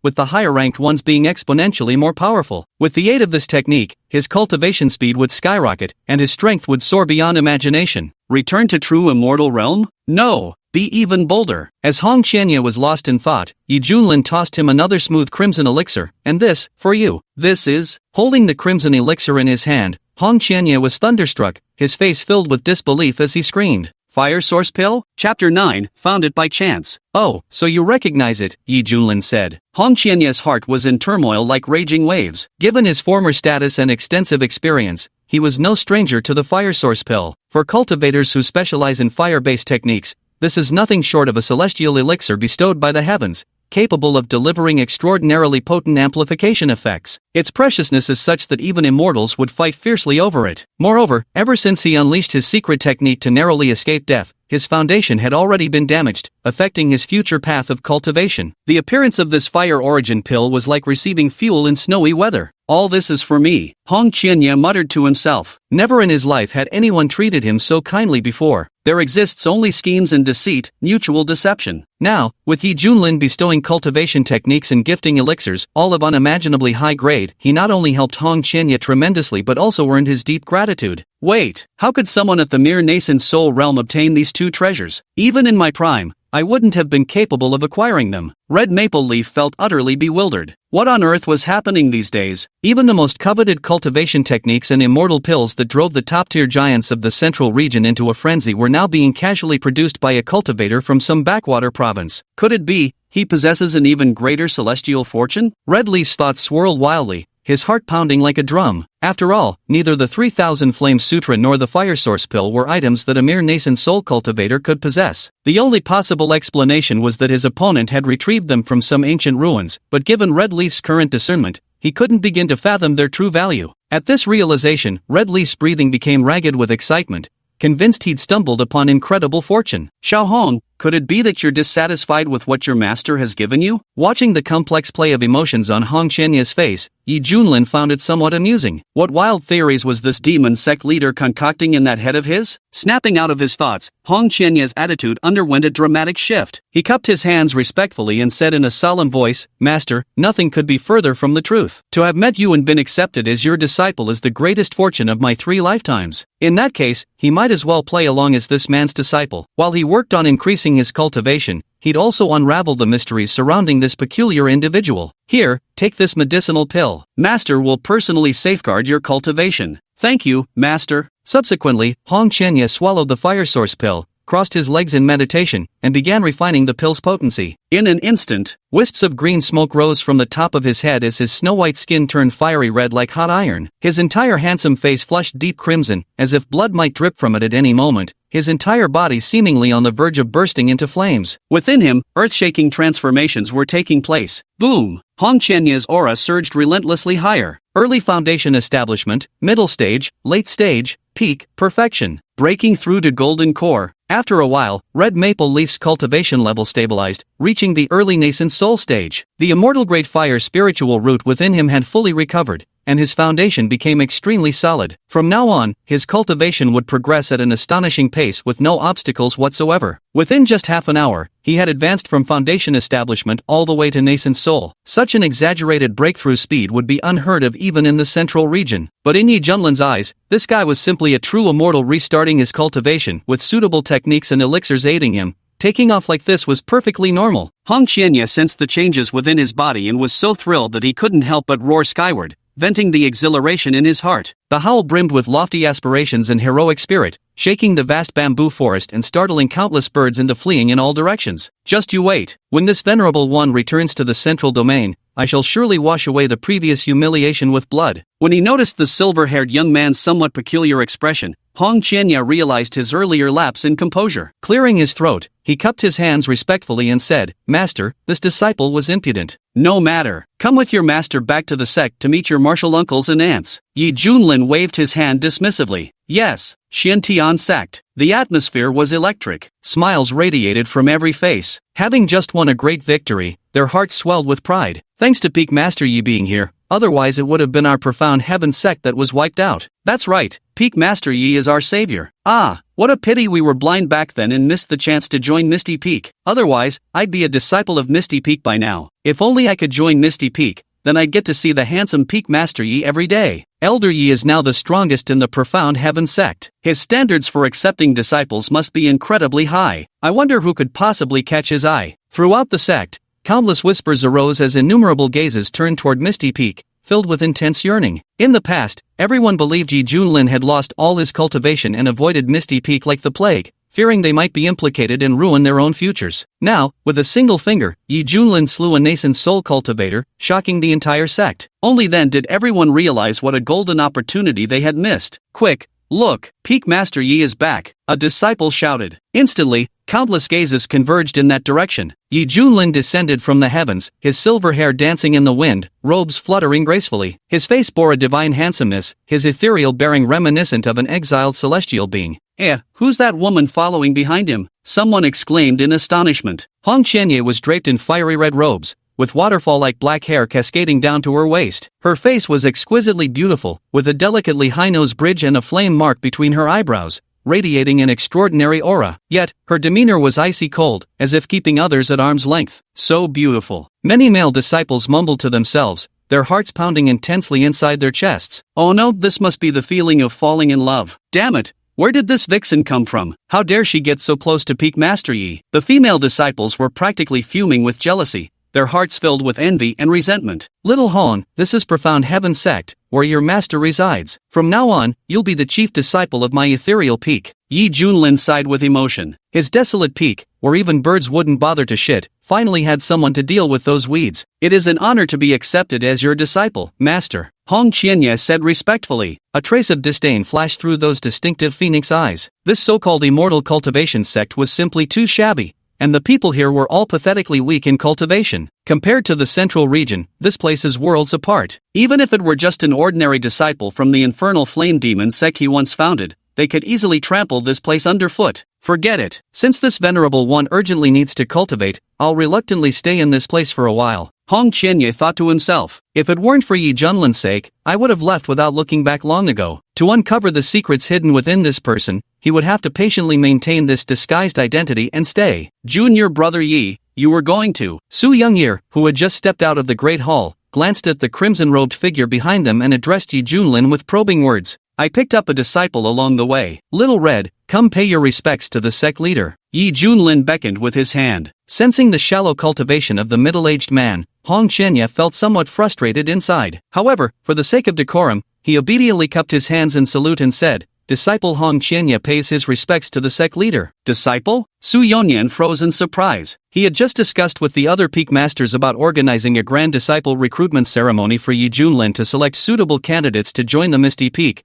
But who would have thought he'd pick up a disciple along the way? Look at this girl, she's quite lovely. Oh, what a beautiful lady. The master of Heavenly Fragrance Peak swayed her slender waist as she gracefully approached. Seeing the extraordinarily handsome Hong Qianye, she couldn't resist moving closer to get acquainted. Hong Qianye's gaze sharpened like piercing swords as he coldly snapped, this venerable one is a man. Boom! As he spoke, an overwhelming aura erupted from his entire body. The Tianxiang Peak mistress trembled violently, her pretty face turning deathly pale as she gasped in terror. Nah, nascent soul. This man is actually a nascent soul realm cultivator. Su Yanyan and the others exclaimed in shock. You bastard, she's my senior sister. Yi Junlin frowned and said, apologize now. Hong Qianye came to his senses and quickly suppressed his cultivation, swallowing his displeasure as he cupped his hands and said, this disciple was impolite. No worries. The peak master of Tianshan Peak looked embarrassed and dared not continue trying to ingratiate himself. Junior brother Yi, where did you pick up this disciple of yours? He's at the nascent soul stage. Su Yanyan clicked his tongue in amazement. Bah, just got lucky stumbling upon him. Yi Junlin waved his hand dismissively. The crowd exchanged glances, speechless. These days, are nascent soul cultivators really that dime a dozen? Is it really that easy to just pick one up? Chapter 10, The Devil Sect Leader Cries. Though everyone was astonished that Yi Junlin managed to casually pick up a nascent soul cultivator as a disciple during his stroll outside, after all, this person would be one of them from now on, so they were still quite pleased with Hong Qianye's addition. After all, this meant the strength of the Profound Heaven sect had grown once more. After everyone had dispersed, Yi Junlin took Hong Qianye to Miao Peak. As my foremost disciple under this master's tutelage, you may freely choose any cave dwelling here, don't stand on ceremony. Yi Junlin said earnestly. Staring at the dilapidated cave chamber covered in cobwebs, the the muscles around Hong Qianye's eyes twitched. After a long silence, he barely managed to squeeze out the words, "Thank you, Master." To put it mildly, even the places where the Fiend Fire Demon sect houses its menial disciples are better than this environment. Ahem, it's a bit dirty. You can clean it up yourself. Remember, only the weak complain about their surroundings, the strong have long since learned to adapt, Yi Junlin said with earnest solemnity. With those words, he vanished from the spot with a swoosh. He fled immediately without hesitation. Hong Qianye clenched his fists tightly, barely suppressing the fury about to erupt, and gritted his teeth as he said, "It's fine, I'll endure this." Those who accomplish great deeds must first learn to endure humiliation and bear heavy burdens. Since you've chosen to join the sect, you must learn to adapt to this new identity. Next, news of Xiantian sect annihilating Fenglei sect instantly swept through Barren State like a storm. What? Fenglei sect was destroyed? Holy crap, how did Xiantian sect manage this? They were ranked last among the 6 major sects before. Did you hear? That former master of Misty Peak from the Profound Heaven sect actually didn't have his cultivation crippled after all. Just today, the Green Rock Demon King at the nascent soul level led his clansmen to attack, only to be slain by him. So he had already broken through to the nascent soul realm. No wonder the Profound Heaven sect has been so dominant lately. What terrifying patience this man possesses, able to conceal himself for so long. If you ask me, the Wind Thunder sect really chose the worst possible time to provoke him. TSK, now they're all wiped out. All factions were engaged in fervent discussions, clearly startled by this sudden turn of events, especially the other 4 major sects, who were highly vigilant toward the Profound Heaven sect and dared not underestimate them. A nascent soul cultivator isn't particularly numerous elsewhere, but in a remote backwater like the Barren Continent, such a figure is a dominant-level powerhouse, capable of protecting a single faction for several thousand years. If it weren't for this invasion by the Green Rock Demon King, how much longer did that Misty Peak's master intend to keep hiding? Though nascent soul cultivators are indeed powerful, there's still not qualification for arrogance in the eyes of our mountain-carrying sect. The sect master of mountain-carrying sect, renowned as the strongest faction in Barren Province, coldly sneered with his hands clasped behind his back. The reason was simple: mountain-carrying sect's ancestral founder had already reached the pinnacle of nascent soul realm in earlier years. His recent years of secluded cultivation were precisely for the breakthrough to deity transformation stage. If successful, the Ban Shan sect would completely dominate the desolate state. At the same moment, the Qing state ranked at the top of the Dao states in the eastern region. Here there were countless cultivation families, immortal imperial dynasties, and immortal sects scattered like stars. And the Ascension sect was acknowledged as the supreme sacred land, revered and worshipped by countless millions, its glory lasting for over 1,000,000 years. In a certain ancestral temple, densely packed spirit tablets were enshrined. Among them, one that had long since cracked into pieces left a disciple, who had just awoken from sleep, pale with terror. Good heavens, this is Elder Mu's. One should know. Elder Mu was an outer sect elder of the Feather Transformation sect, holding considerable prestige among the outer sect. Proficient in earth-grade divine abilities, he stood out as one of the finest among the outer sect elders. Who would have thought he'd suddenly perish like this? Soon, news of Patriarch Mu's death was reported up through the ranks to the sect's upper echelons. The sect leaders were furious. What formidable being dared to be so brazen, to actually murder an elder of the Ascension Immortal sect? All members were incensed. As disciples of the Ascension Immortal sect, even the lowest-ranking members were treated with utmost reverence by other factions wherever they went. None dared provoke them. Now one of their elders had been killed while conducting sect affairs, just like that, without any explanation. On the towering immortal peaks, there stood a middle-aged man clad in golden robes. When his eyes opened and closed, golden light split the void, a sight both awe-inspiring and terrifying. His thick golden hair was braided into hundreds of tiny plaits cascading over his chest and back, his entire being radiating an unfathomably dreadful aura. This was none other than the great solar venerable Master. This disciple deserves all blame. It was I who entrusted Elder Mu to deliver the elixir to my father. A handsome man clad in robes embroidered with blazing sun patterns knelt on both knees, bowing his head as he admitted his wrongdoing. Shen Xiao, son of Chen Yunhai, rise, this is not your fault. Grandmaster Zhu Yang slowly raised his hand, and an invisible force lifted Chen Xiao up. Thank you for your mercy, Master. Chen Zhao's eyes flickered with unspoken words, hesitating to speak. Speak plainly if you have questions, Patriarch Zhu Yang said indifferently. Chen Xiao spoke gravely, Master Mu's death has filled me with unease. I fear Father's sect may be implicated, so I wish to personally investigate in the Barren State. Patriarch Zhu Yang shook his head, Shower, do you know why I took you as my disciple? Because this disciple possesses the solar immortal body, and has the potential to ascend to immortality? Chen Xiao replied. In the cultivation world, apart from spiritual roots, a cultivator's constitution is also crucial. A powerful constitution can unleash remarkable combat prowess or enable rapid progress in cultivation. The constitutions in this world are collectively categorized as spirit bodies, true bodies, treasure bodies, immortal bodies, and sacred bodies. Chen Xiao possessed the solar immortal body, which was precisely why he attracted such high-level attention from the Ascendance sect. Elder Juyan maintained an impassive expression. That's the first reason. The second is that this master has seen immense ambition within you. How can someone who yearns for strength be troubled by such trivial family ties? The day of the inner disciple competition approaches. You must prepare early, defeat the other core disciples, claim the championship,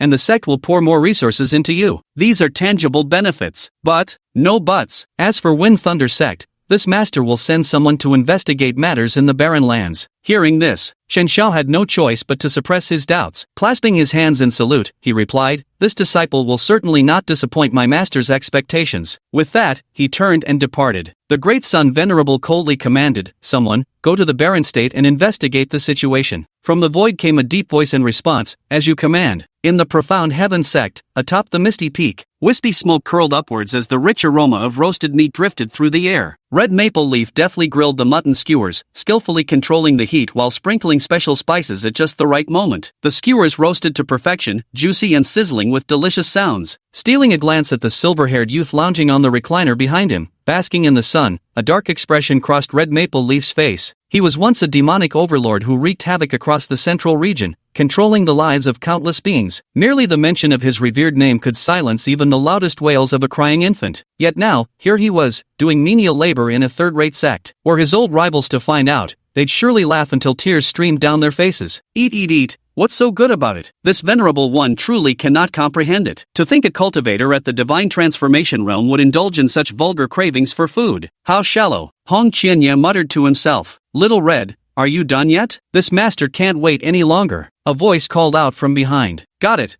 master. Your disciple will bring it right over. Hong Qianye placed several dozen lamb skewers on a plate and presented them to Yi Junlin, who was sitting back and enjoying the fruits of others' labor. Yi Junlin leaned comfortably against the chair, picked up a fragrant lamb skewer, and began eating with great relish. During this time, cultivation wasn't necessary at all, just lying around and checking in daily would do. Divine abilities and techniques would automatically improve on their own. And because there were simply too many check-in rewards, most of which were rather useless, he decided to pass on the worthless ones to Su Yunyan and the others to boost their strength. Everyone was both thrilled and grateful. Ding, dear esteemed host, are you satisfied with this system's special barbecue seasoning? A lowly voice sounded in his mind. Not bad at all. This flavor reminds me of my hometown, where there's a city famous for its barbecue. Ding, as long as the host is satisfied. Yi Junlin glanced at Hong Qianye standing beside him and nudged his chin. Here, have one too. Don't be shy. Hong Qianye shook his head. Master, this disciple has already achieved complete abstinence from grains. I've long lost any interest in worldly foods.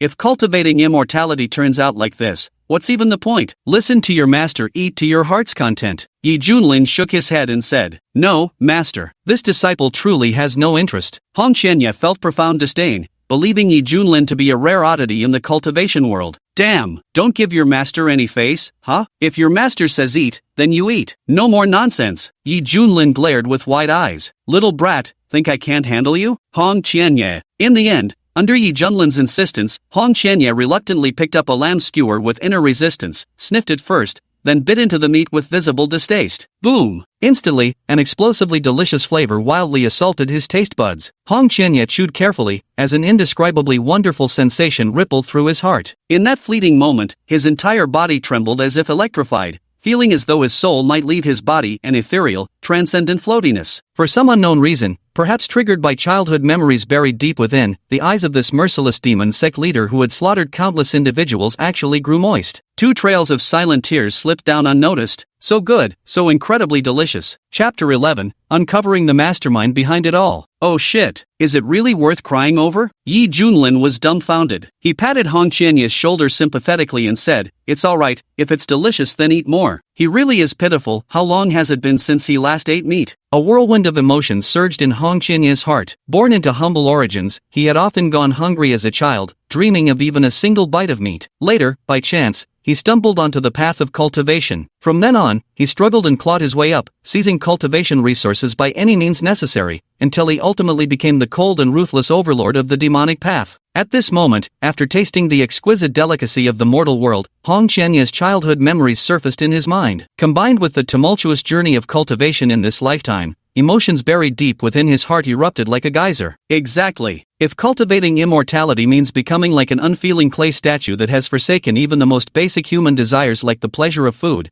then what's the point of cultivating at all? A tremendous shift occurred in Hong Qianye's state of mind. His thoughts suddenly became clear and enlightened. Boom! Hong Qianye's cultivation began to soar wildly: early stage nascent soul, middle stage, late stage, peak, perfection. And then, he continued to break through. In an instant, an overwhelming aura fearlessly spread in all directions. One thought to godhood. Fortunately, the misty peak promptly activated an array that shielded the energy fluctuations, preventing alarm from spreading throughout the profound heaven sect. Holy shit, that actually worked? Yi Junlin froze for a moment, but recalling that this person had previously been at the true immortal realm and was now merely recultivating to mend past deficiencies, it made sense why their cultivation advanced so rapidly. At this moment, Hong Qianye's cultivation had stabilized at the early stage of divine transformation. A hint of surprise flashed in his eyes, but was quickly replaced by composure. Having experienced life's dramatic ups and downs, he wouldn't grow complacent over such modest achievements. The distance to his ultimate goal remained vast. Yi Junlin said with warm approval, "Little Hong, congratulations on breaking through to divine transformation. Your master is truly happy for you. Your cultivation is nearly catching up to mine." Red Maple Leaf's phoenix-like eyes narrowed slightly, a cold glint flashing in their depths. Now, with his cultivation at the divine transformation stage and bolstered by the flames of 3000 Azura's scripture,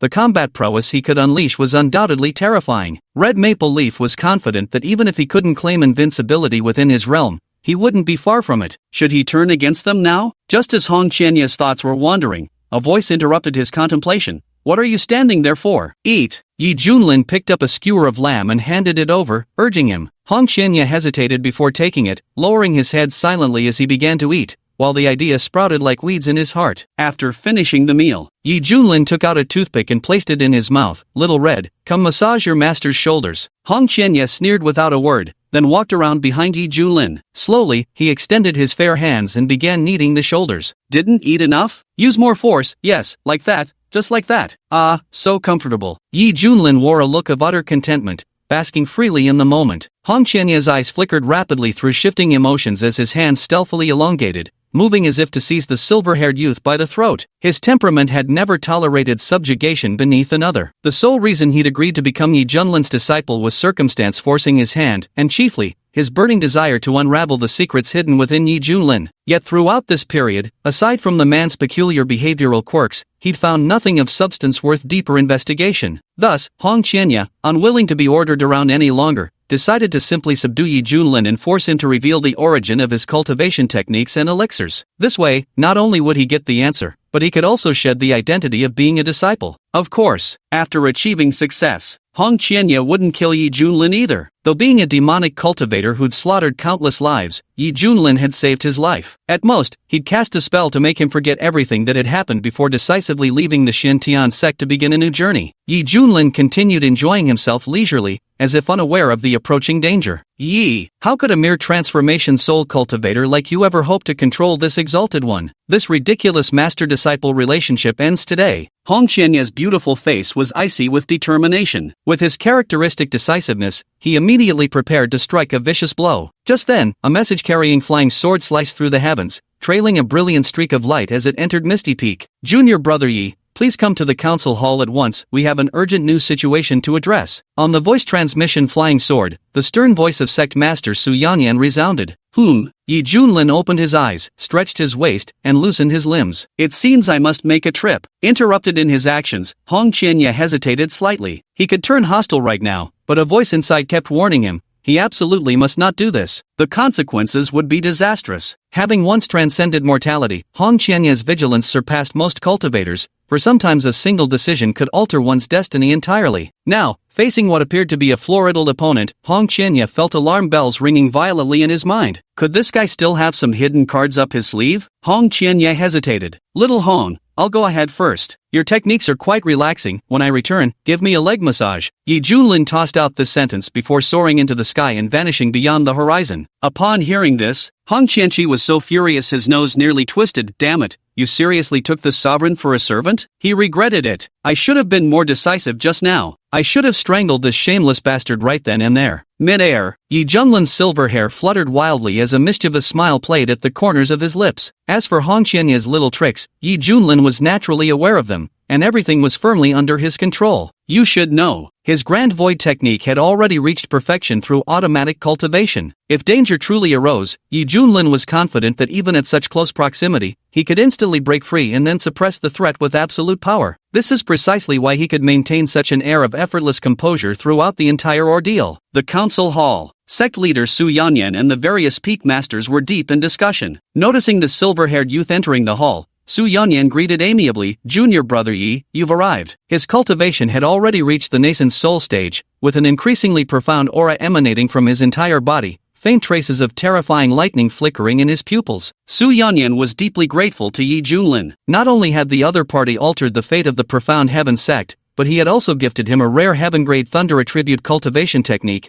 elevating his mastery of thunder-based spells to new heights. Junior brother Yi, the peak master of Hidden Sword Peak, and the others wore warm smiles. Their cultivation had advanced significantly, just one step away from forming their nascent souls. Moreover, owing to practicing superior techniques, their combat prowess far surpassed their previous levels, making them revere Yi Junlin unconditionally. Has our sect encountered any difficulties? Yi Junlin inquired. Su Yanyan said solemnly, "A few years ago, the state of Wei under the protection of our Xiantian sect sent a distress message to our sect, reporting strange occurrences happening nationwide. People were dying one after another in various regions with horrifyingly bizarre deaths, their corpses completely drained of blood. Initial judgments pointed to demonic creatures at work. Later, I dispatched a group of disciples to investigate the situation, but to this day, none have returned or sent any word back. Meanwhile, this phenomenon has escalated in Wei, reaching terrifying extremes. Entire cities with populations of over 1 million have turned into lifeless wastelands. And that's not the end of it. Rumors suggest neighboring countries around Wei have also begun experiencing similar occurrences. This plague is now spreading across the entire Barren province,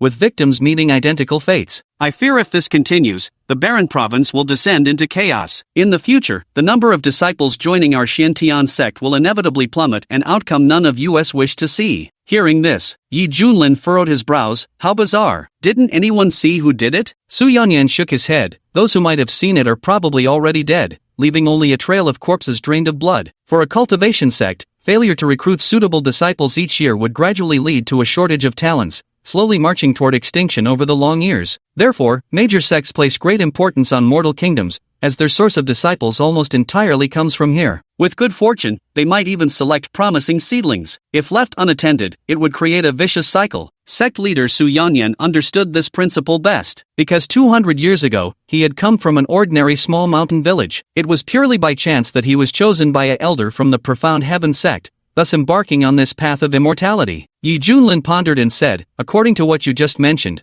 the phenomenon began in the Wei state a few years ago and is currently the most severe there. Therefore, the root cause must lie there, and we should start our efforts to resolve it from that point." According to his memories, the Wei state was also known as the Great Wei Dynasty, with a population as large as 80 million. Similar countries to it numbered at least 100 within the desolate province. If this bizarre phenomenon were allowed to spread unchecked across the desolate province, this land would surely suffer untold devastation, becoming a realm of utter extinction. Just then, the system's cute notification chime rang out. Ding! New mission triggered. Travel to Wei Kingdom to resolve the root of the crisis. Upon completion, unimaginable rewards await. Chapter 12, Rock Paper Scissors for Life or Death. System, you sure have sharp eyes. Ding! Not bad at all. Yi Junlin shrugged. After all, he'd practically been growing mold staying on the mountain these days. This would be a perfect opportunity to go out for some fun. Might as well take that bargain bin disciple along too. I also think the root of the problem lies in the Wei Kingdom. Su Yanyan nodded in agreement. Elder, let me personally handle this matter and settle it once and for all. Yi Junlin spoke up. Swish! Every gaze in the hall instantly focused on Yi Junlin. Su Yanyan stroked his beard and smiled. Junior brother Yi is indeed more straightforward. If you go, this matter will likely be resolved quickly. Alright, see you later. Yi Junlin left the great hall. Watching the retreating figure, the peak master of Hidden Sword Peak said with some concern, "Well, can junior brother Yi really handle it? You blockhead." In this little backwater realm, What could possibly stump a divine transformation cultivator? The master of Tianxiang Peak rolled her eyes dramatically. In Huanzhou, reaching the divine transformation realm means invincibility. If even he can't handle it, then Baron State is truly beyond saving. Su Yanyan's smile gradually faded as he said solemnly, "Everyone focus on your cultivation. Don't dwell on other matters, let's not disappoint junior brother Ye's expectations of us." "Yes," the crowd answered in unison. In the eastern region, the desolate prefecture was insignificant, and coupled with its extremely remote location, it was deemed by cultivators from other prefectures as a backwater land of poverty. But that was the perspective of the cultivation world. To the eyes of mortals, the desolate province appeared boundless. Traveling from one country to another, even with relentless effort and non-stop exertion, the fastest journey would take at least 2 or 3 months. For the more distant lands, one might never reach them in a lifetime. The sky churned with rolling mist and clouds. 2 figures streaked like beams of light, one chasing after the other. Yi Junlin hummed a tune, admiring the splendid mountains and rivers in the distance. Redleaf stared fixedly at that retreating figure, recalling all that had transpired atop Misty Peak. The more he thought about it, the more stifled and resentful he felt inside. Forget it, there will be plenty of opportunities along the way. Once you fall into my hands, I'll make sure you regret it. A faint smile played at the corners of Yi Junlin's lips. He could clearly sense the seething resentment emanating from the man behind him. "Heh, seems like you're quite dissatisfied. In that case, I'll take my time to educate you properly." Not long after, they soon arrived high above the Great Wei dynasty. Beneath them, cities large and small stretched across the land in orderly formation. The common folk are like ants, appearing utterly insignificant. From the moment of birth, one's fate is almost predetermined. Some are clothed in silks and feast on delicacies, enjoying glory and wealth. Others are destitute and swallow husks like bitter herbs, while still others toil desperately, only to end up terminally ill. In this world, only cultivation can defy the heavens and rewrite one's destiny.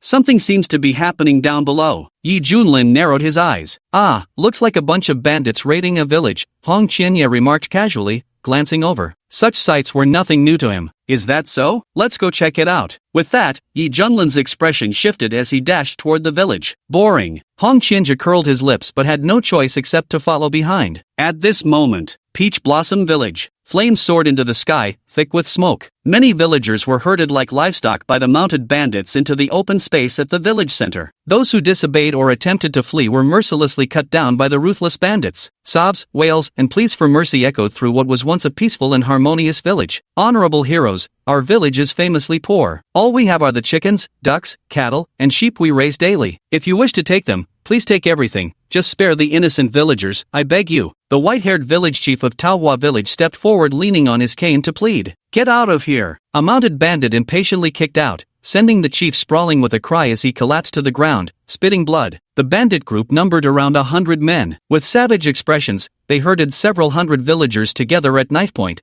brandishing sharp broadswords. The villagers trembled with fear, men and women alike filled with terror. "Chief, everyone's gathered here," a subordinate said respectfully. The Black Wind Stronghold's chief rode out from the ranks on his towering steed, exuding an air of calm authority. Surprisingly, this bandit leader didn't fit the rough and tough stereotype, instead carrying the refined air of a scholar. At first glance, one might mistake him for a village schoolteacher. The chief of Blackwind Stronghold cast a sweeping, condescending gaze over the crowd, his expression unchanged. Among them, his eyes landed on a young couple dressed in striking red garments, clearly newlyweds about to enter their bridal chamber. The corner of the Blackwind Stronghold leader's mouth curled into a cold smirk as he pointed at the pair and commanded, "Drag them out." "Yes, chief." Several underlings immediately stepped forward. "Don't! Let me go! Let me go!" The newlywed couple was then pinned to the ground. Their eyes were filled with fear, uneasy about their own fate. The leader of Blackwind Stronghold swung off his horse and strode to the bride. He lifted her chin, staring straight at her tender, delicate face, and smirked, "Not bad looking at all." Mercy, spare me," the woman begged in terror. "Let go of my woman. Don't you dare touch her." The man thought of something, his eyes nearly splitting with rage. The villagers knew exactly what was happening but bowed their heads, unable to bear the sight. Who could have imagined? The Blackwind Stronghold leader asked,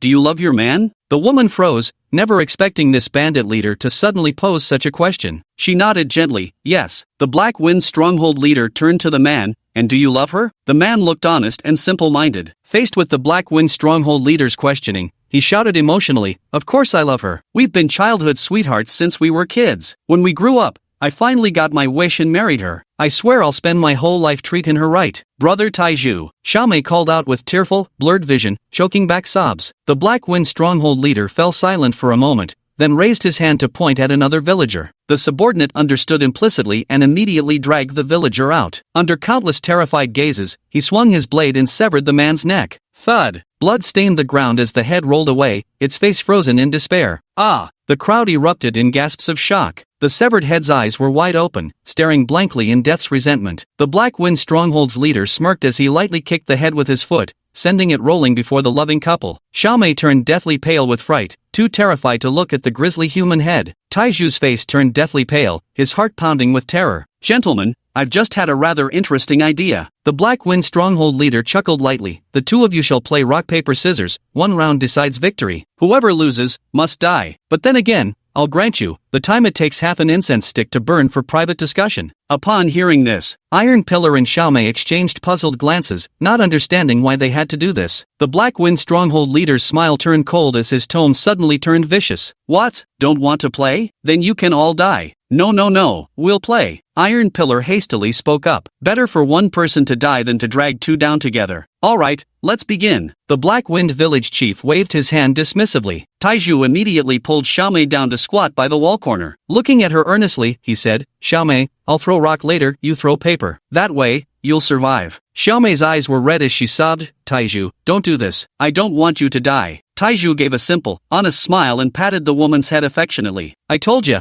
I'll treat you well for the rest of my life. Big brother Taiju, in our next life, let's still be husband and wife. Xiaomei wept with grief beyond measure. The two embraced each other, savoring this fleeting moment of peace. Half an incense stick's time passed. A cold voice sounded, time's up, bring them here. Yes, Taiju and Xiaomei were brought before the Black Wind Stronghold's leader by several underlings. The Black Wind Stronghold leader said calmly, if you're ready, let's begin. Wait. Taiju stared intently at the middle-aged man and mustered his courage to ask, are you sure the winner will stay alive? How dare you question our leader? One of the underlings shouted angrily. The Black Wind village chief chuckled lightly and said, of course, I look down upon lying to the likes of you. That's good. Taiju let out a heavy sigh. He gazed intently at Xiaomei before him and said earnestly, come on. Under the watchful eyes of the crowd, the two began playing rock paper scissors. When the result was revealed, Iron Pillar froze in place. Xiaomei's pretty face flashed with disbelief before she burst into terrified sobs. I was wrong. Don't kill me. Please don't kill me. Ha ha ha ha. The Black Wind Stronghold leader threw back his head in laughter, laughing till tears nearly streamed down his face, his mirth brimming with boundless mockery. According to their prior agreement, Iron Pillar had indeed thrown rock, but Plum had thrown scissors instead. Chapter 13, could it be him? Why would you do this? Did you think I'd lie to you? Iron Pillar murmured to himself, his entire worldview collapsing before his eyes. His genuine sincerity had been utterly wasted on an ungrateful soul. Whoa, I was wrong. I'll never dare do it again. Xiaomei knelt on the ground, tears streaming down her face as she pleaded, Brother Iron Pillar, save me. I truly don't want to die. The Black Wind Stronghold leader shook his head, sighing with nostalgia. Back in the day, I too had a childhood sweetheart. We grew up carefree together, vowing to marry, raise children, and grow old side by side. Back then, I swore in secret I would earn scholarly honors, then properly escort her home in a grand bridal sedan chair with all the proper rights. Unfortunately, I didn't make it on the golden rank list, so I could only become a destitute scholar, scraping by with some meager silver coins by teaching at a private academy. Until that time I failed the exam. Our wedding was postponed too. Like a fool, I thought she just wasn't ready, and kept showering her with affection until a kind servant secretly told me the damn woman had actually been flirting with the young master of the Su household all along. I suddenly realized that she had changed her heart long ago. At this point in his story, the clean-featured middle-aged man seemed to recall that unbearable scene, his eyes becoming bloodshot with crimson veins, his voice permeated with bone-chilling hatred. I rushed to confront her, only to catch that damn couple in the midst of their affair. The Black Wind Stronghold leader remembered clearly, after being caught in the act, that young master from the Su family flew into a rage and ordered his lackeys to pin him down forcefully, forcing him to watch as they continued their shameless acts right before his eyes. He would never forget the sight of his beloved woman submitting to another man beneath him, her wanton moans echoing in his ears. See that? This is the woman you swore to make happy for a lifetime. The Black Wind Stronghold chief extended a finger, poking Iron Pillar's forehead, and gloated with malicious delight. Taiju wandered listlessly, like a walking corpse devoid of soul. As for Xiaomei, amidst screams and wails, her head was lopped off by the bandits' falling blades, blood spurting obscenely high. The villagers were as silent as cicadas in winter, not daring to make the slightest move. In the distance, Two tall figures stood atop the mountain ridge. Witnessing the entire scene, Hong Qianye folded his arms and curled his lips into an amused smirk. Interesting, he murmured. This show pleases me. Yi Junlin furrowed his brows, sensing that the Black Wind Stronghold leader was more than meets the eye. There was definitely something strange about him. At this moment, the Black Wind Stronghold leader set aside his playful demeanor. It's time to get down to business. He extended two fingers towards Iron Pillar, who instantly lost focus in his eyes and collapsed to the ground, unconscious. As promised, I won't kill you, but the others, heh. The chief of Black Wind Stronghold surged with an intimidating aura, his eyes glowing with a bloody red light as he gazed at the large group of villagers kneeling on the ground. A cruel smile crept across his lips. Get out of the way, the chief is about to unleash his divine technique. The surrounding bandits quickly retreated, their faces filled with awe. They knew the fortress lord was about to begin his feast. Swish, swish, swish. Countless thin crimson threads burst forth from his chest, snaking with unnatural intelligence as they lunged toward the villagers. Then, one after another, men and women, young and old, visibly withered at a rapid pace, their vital essence and blood converging toward the chest of the Black Wind Stronghold's chief. Yes, just like this. Once I completely absorb it all, I'll have the confidence to break through from chi refining to foundation establishment. The Black Wind Stronghold's chief exclaimed with excitement, feeling the changes in his body. Help! Don't kill me! Mother, I'm scared! Someone, please save us! A monster! That thing's a monster! Screams and wails rose and fell in waves. There's definitely something wrong here. Yi Junlin's eyes flashed with penetrating insight. Considering all the strange occurrences in the Kingdom of Wei over recent years, this was clearly a deliberately orchestrated calamity. Of course, with his current strength, the Black Wind Stronghold's leader couldn't possibly be the mastermind behind this. He was likely just another pawn being manipulated. This sinister technique. Hong Qianye's mind was shaken to its core. The dark art being executed before him bore an uncanny resemblance to that of an old acquaintance from his memories. But he already perished 200 years ago during the joint siege by the sacred lands of the central region. Frowning deeply, Hong Qianye's eyes flickered with turbulent emotions. I still remember that man possessed very sinister techniques. He was truly a figure of equal renown back then. Yi Junlin noticed the odd shift in Hong Qianye's expression and arched a brow, asking, do you recognize this technique? Hong Qianye shook his head without hesitation, denying, I don't. Yi Junlin smiled faintly and did not press further. Swish! His figure vanished from the spot. The next moment, Yi Junlin reappeared right beside the Black Wind Stronghold's leader, reached out to pat his shoulder lightly, and sighed. Little brother, grievances have their source and debts their creditor, but coming here to slaughter innocents is where you're in the wrong. The Black Wind Stronghold leader was enjoying himself when suddenly someone appeared beside him, startling him badly. He roared in fury, who the hell are you? Boom! Yi Junlin's palm unleashed tremendous force. Crack, crack. The leader of the Black Wind Stronghold knelt on the ground, his bones nearly shattered as he let out agonizing howls. With the spellcasting interrupted, the remaining villagers were spared, staring at everything in horror. B-Boss. The surrounding bandits were stunned. This silver-haired youth who suddenly appeared was like a god descending to earth, effortlessly suppressing the usually invincible chief in their eyes with just a single hand. Speak, where did you obtain that demonic cultivation technique? Yi Junlin said. Chen Shui wore a bitter expression. He knew he was unlucky this time to have encountered such a formidable cultivator. Forced by circumstances, he had no choice but to reveal his background. Originally, after Chen Shui caught the adulterous pair in the act, the young master of the Su family used his family's influence to make it impossible for Chen to survive locally. Driven to desperation, he left his hometown and later was recruited by a group of mysterious people who taught him this terrifying cultivation technique. But the condition was that he must stop at nothing to improve his cultivation. Transformed in temperament, Chen Shui began ruthlessly slaughtering innocent people. Later, he returned to his homeland and killed that adulterous pair as well. After the scheme was exposed, Chen Shui attracted pursuit from several rogue cultivators of the Wei Kingdom,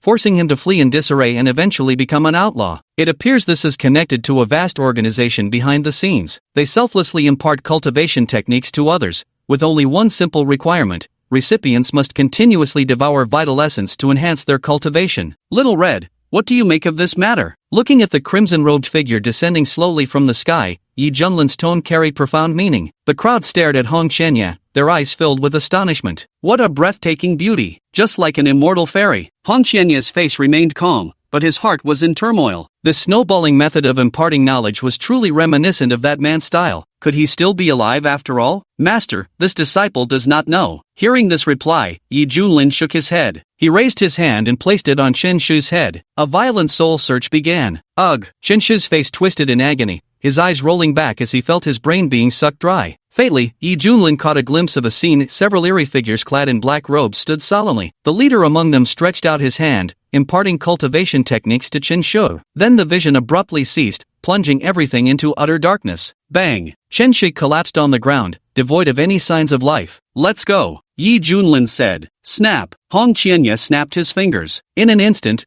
all the bandits were set ablaze. Fierce flames rapidly engulfed them as they let out piercing screams, their eyes filled with sheer terror. Soon, everything was burned to ashes. Such divine means. The villagers present were stunned. Yi Junlin frowned. "Master, did I do wrong? Didn't these bandits deserve to die?" Hong Qianya asked with a puzzled expression. Yi Junlin coughed lightly. "Well done." A trace of smugness flashed through Hong Qianya's eyes. It had been so long since he'd indulged in slaughter, he'd simply seized the chance to satisfy his craving. At this very moment, someone took the lead and shouted loudly, "The immortal maiden punishes the wicked and upholds justice, acting on heaven's behalf. Our Peach Blossom village will be forever grateful to the immortal maiden. Thank you, immortal maiden." The villagers all bowed in worship as they spoke. Immortal maiden? Hearing this term of address, Hong Qianya's beautiful face contorted with rage as he raised his hand, ready to burn these foolish commoners to death. Suddenly, a large hand grasped his wrist. Yi Junlin smiled faintly. "My dear disciple, do they deserve death too?" For some reason, the smile inexplicably gave off a rather smug vibe. Hong Qianya was seething inside, but he knew he had to keep his temper in check for now. A moment later, Hong Qianya forced a stiff smile. "Master, you've misunderstood. I was actually just waving goodbye to them." Chapter 14. Continuing to discipline the demon sect leader. "That's good then." Yi Junlin's face was filled with gratification. Then, the two of them soared into the sky amidst cheers and departed. Hong Qianya looked resentful, having already cursed 18 generations of Yi Junlin's ancestors in his heart. In the imperial court, the Wei Emperor, clad in dragon robes, sat upon his throne, examining the memorials submitted by his ministers. His aged face was grave, his brow furrowed into deep creases that formed the character. Civil and military officials stood with bowed heads, the atmosphere heavy with tension. Alas! After a long while, a helpless sigh was heard. The Emperor of Wei threw down the memorial in his hand, rubbing his temples as he said bitterly, "If this continues, my prosperous empire will soon be ruined by these vile creatures." The casualty numbers on this memorial were horrifying to behold. The Great Wei dynasty originally had a population of 80 million, but in just a few years, it had sharply decreased by over 30 million, with the situation growing increasingly dire. The people within the nation were filled with panic and unrest. Faced with this, even the imperial court was helpless, anxiously at a loss for solutions. "Your Majesty,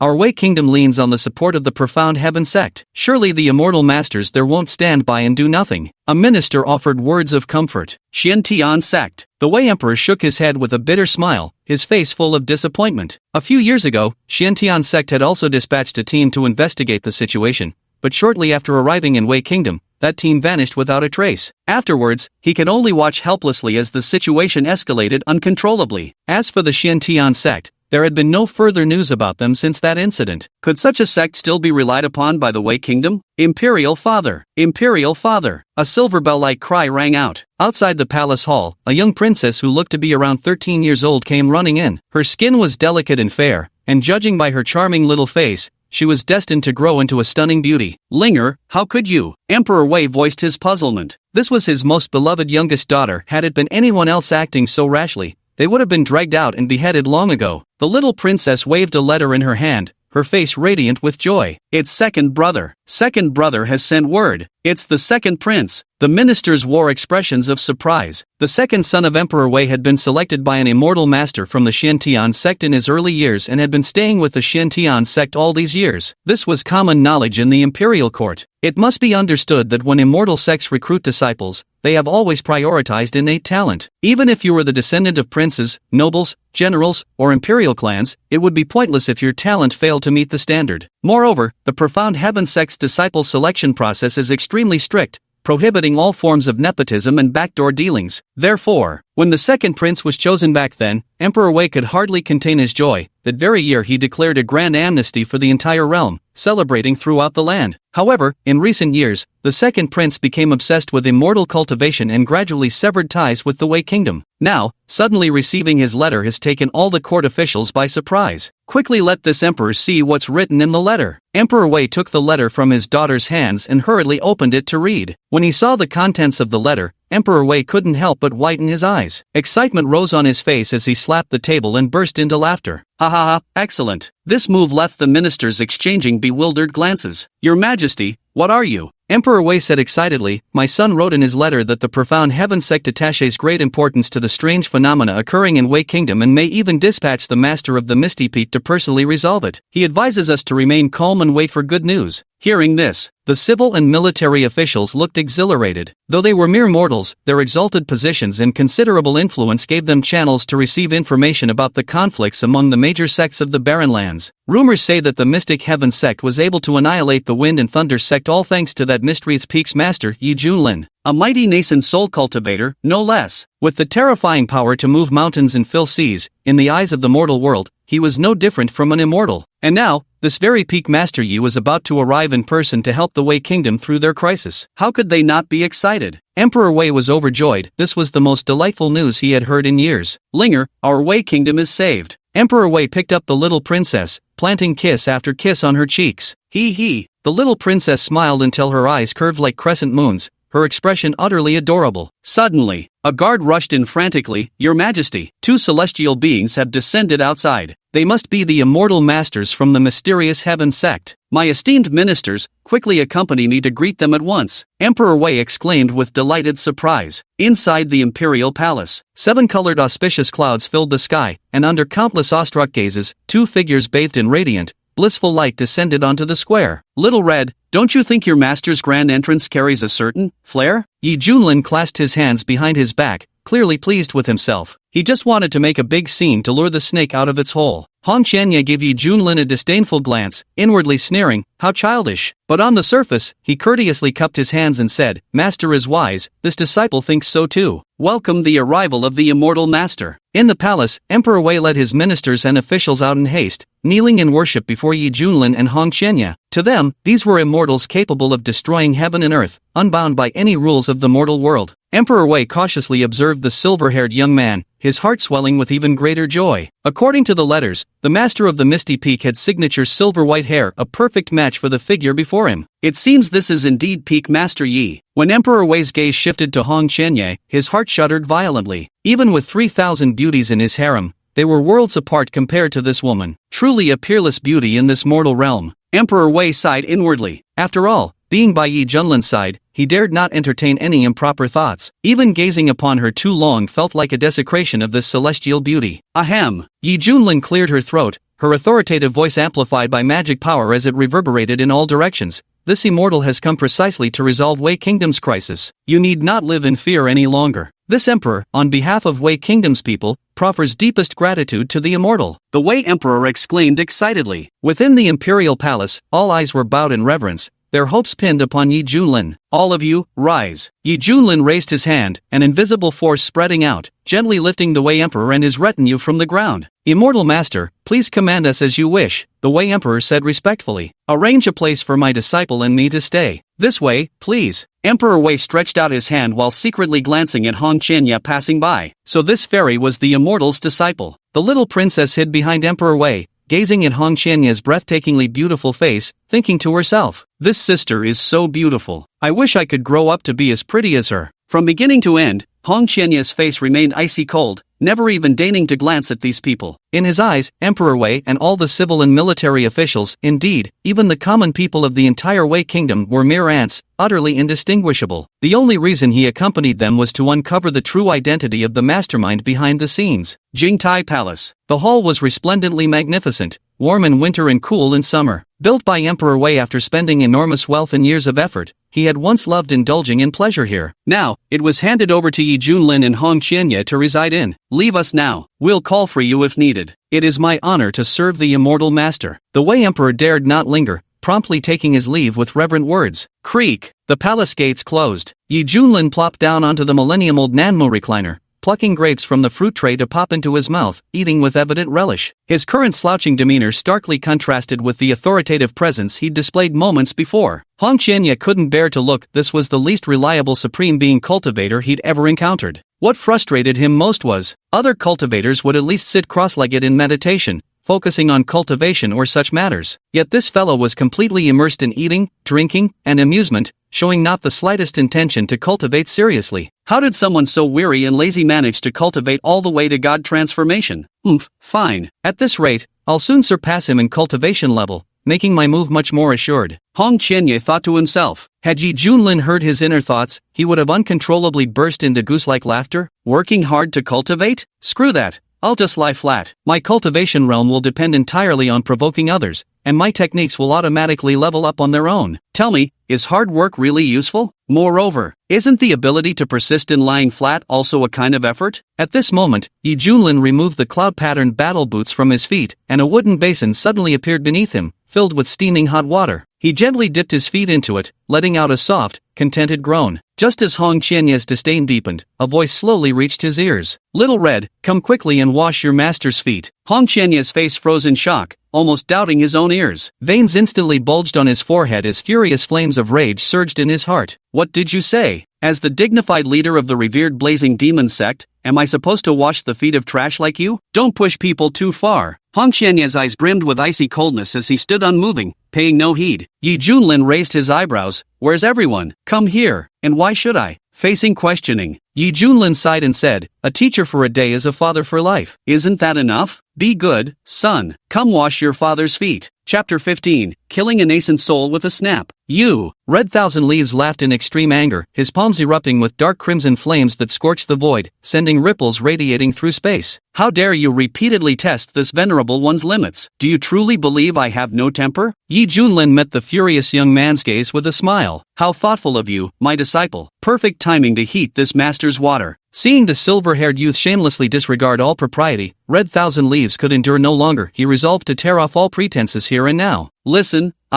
At that moment, an urgent voice came from outside the door. "Honored immortals, regarding the strange phenomena occurring in the kingdom of Wei, this humble one has urgent matters to report." Credentials. Yi Junlin extended his spiritual sense beyond the door. "I am the eldest prince of the Wei kingdom." Dressed in luxurious brocade robes, the eldest prince respectfully clasped his hands in greeting. "State your business." Hearing Yi Junlin's indifferent voice drift from within the chambers, the prince immediately dropped to his knees, his tone laced with trepidation as he spoke. "Immortal master, there's a secret I've never dared tell my royal father. I've discovered that the evil spirits causing strange phenomena across the land might originate from the mountain behind the palace. That night, I accidentally saw several black bat demons stealthily flying into a cave. Moreover, palace maids and eunuchs frequently disappear within the palace grounds. I'm certain these incidents must be connected to those creatures. We've long heard of your illustrious name, Immortal Master, and know you possess heaven-reaching powers. Now only you can save the people of Wei Kingdom. We beseech you to take action and exterminate the bat demons in the rear mountains." As he spoke, the crown prince kowtowed repeatedly, his forehead striking the ground with utmost sincerity. Yi Junlin's divine sense wildly extended and spread, meticulously scanning the rear mountains of the imperial palace. Yet, he found nothing unusual. But, after a long while, the door creaked open. The crown prince raised his head and saw a black-robed young man striding forward, his silver-white hair starkly contrasting with his attire, the long locks cascading down to his waist with a luminous sheen. "Greetings, immortal lord. Take me to that cave." "Yes." The crown prince hastily stood up,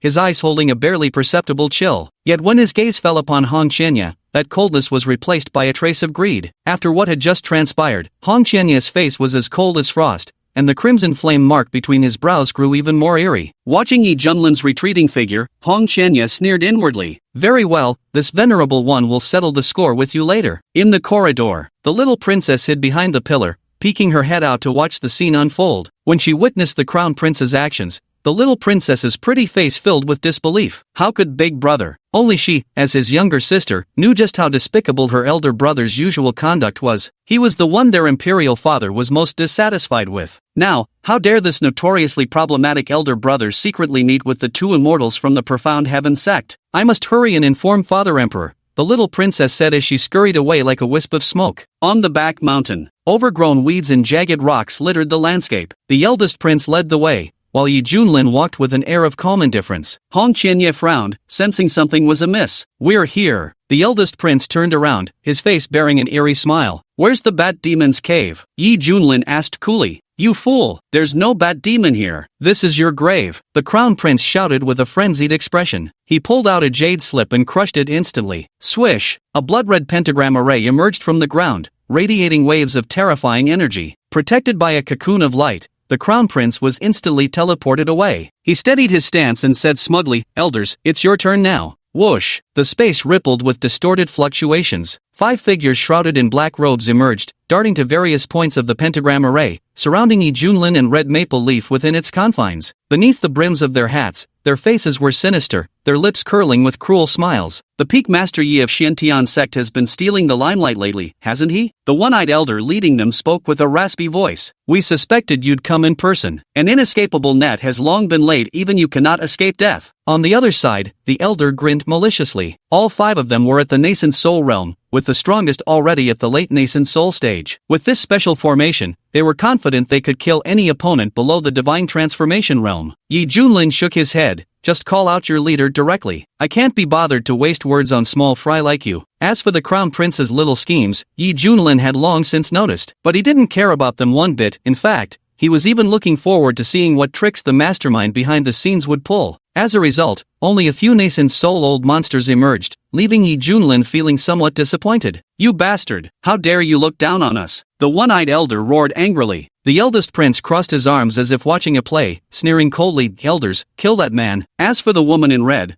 I'll trouble you to cripple her cultivation. This prince wants to enjoy her properly." What? Hong Qianya hadn't taken it seriously at first, but upon hearing those words, an uncontrollable fury surged within him. His pupils shot forth piercing cold light while his long black hair whipped wildly about, as if the ruthless demon monarch had possessed him completely. The earth fractured violently as raging flames engulfed everything. Wreathed in crimson-black flames, he casually raised his hand and shattered what appeared to be an unbreakable formation with a single slap. Put! The 5 elders vomited blood as if struck by lightning, staggering backward with faces full of incredulous horror, exclaiming in disbelief, "Soul transformation? Are you joking? Since when did the Profound Heaven sect have a soul transformation cultivator?" Hong Qianya flashed before the Crown Prince, his voice as icy as the deepest abyss, chilling to the bone. "Do you dare repeat that?" The Crown Prince froze like a statue, first stunned, then terrified until his pants grew damp with spreading yellow stains. "Gee goddess, spare me." Hearing this address, Hong Qianya sneered coldly and casually flicked a wisp of fiery energy toward the Crown Prince, allowing it to seep into his body. "Aha!" The Crown Prince let out a heart-wrenching scream, his entire skin burning red like hot iron as he writhed relentlessly on the ground. The torment surpassed even the 10 most infamous tortures of the Wei Kingdom. "Damn, this is rough." Yi Junlin clicked his tongue in amazement. "Immortal Lord." At that moment, a grand procession of imperial guards appeared as Emperor Wei arrived riding a white steed, with the little princess seated behind him. Pointing at the Crown Prince who was kneeling on the ground weeping and begging for mercy, the little princess cried out in astonishment, "Father, Big Brother is down there." Emperor Wei looked at the Crown Prince, then surveyed the scene before him, already piecing together what must have happened. "You unfilial son, you actually colluded with demonic cultivators to harm the immortal from the Profound Heaven sect? Do you want to kill me with rage? You've utterly disgraced our family's honor." The Wei Emperor roared in fury. Yi Junlin mocked, "Your eldest son is truly remarkable, conspiring with the mastermind behind the scenes to bring ruin to Wei Nation's sacred land. What exemplary filial piety." "What?" The Wei Emperor couldn't believe it. Thieves had long since infiltrated his own household. "Rebellious son, why would you do this? Answer your emperor." His eyes bloodshot, he demanded. With a snap of Hong Qianya's fingers, the Crown Prince's agony lessened slightly. Facing his father's interrogation, the Crown Prince gave a bitter laugh. "You old fool never intended to pass the throne to me in the first place. Why shouldn't I join them? Once this is over, I'll be the emperor." "You utter fool. Do you know how many innocent lives in Wei Kingdom have been lost because of you? If this continues, the entire nation will be hollow who will remain to call themselves your subjects. What use is being such an emperor?" Emperor Wei lamented with overwhelming grief. "Hee, I don't care either way. I must become emperor. So what if those lowly commoners die? With their help afterward, I can still embark on the path of cultivation and live a carefree, joyful life." The Crown Prince sneered viciously. You're beyond saving." Emperor Wei spat blood in fury, his eyes brimming with disappointment. Looking at the 5 terrified elders, Yi Junlin impatiently said, "With just these measly skills, you think you can deal with me? Hurry up and call out your leader. We will never betray our master." The one-eyed elder gritted his teeth and said, "Heh, then go die." Yi Junlin raised his finger and tapped lightly. Boom! A sect elder's body exploded into fragments. His primordial spirit was extinguished. Boom! Another elder exploded into a mist of blood. Boom! This was the third one. Yi Junling acted with effortless ease. Whoever his finger pointed at would meet their death. This scene sent chills down everyone's spines. Oh heavens! Who was the damned fool who said he was at nascent soul stage? This is clearly a divine transformation cultivator. The one-eyed elder screamed hysterically. Divine transformation cultivators were figures of prestige throughout the entire Eastern Dominion, highly sought-after recruits for all major powers. This godforsaken wasteland of a province actually produced 2 cultivators who reached the transformation realm? What are you standing around for? Run! The other elder was frightened out of his wits, abandoning all thought of resistance as he immediately activated an escape technique. The moment he blinked out of existence and reappeared a kilometer away, every hair on his body stood on end as an icy dread crept up his spine. No! Boom! The entire body exploded into a mist of blood. Only you're left now. Yi Junlin's lips curled into a cold smirk as he pointed a finger toward the final one-eyed elder. Shadows of death engulfed his heart. Beads of sweat the size of beans dripped from the one-eyed elder's forehead. He had never felt such terror before. In a hysterical, instinctual cry, he shrieked, "Master, save me!" Boom! At this moment, the entire colossal mountain shook violently as a blood-red light pillar nearly 100 feet wide shot into the sky, shattering even the vast firmament. Sensing this familiar aura, Hong Qianye's eyes widened in disbelief. It's really him. Yi Junlin flicked his fingers, his tone amused as he said,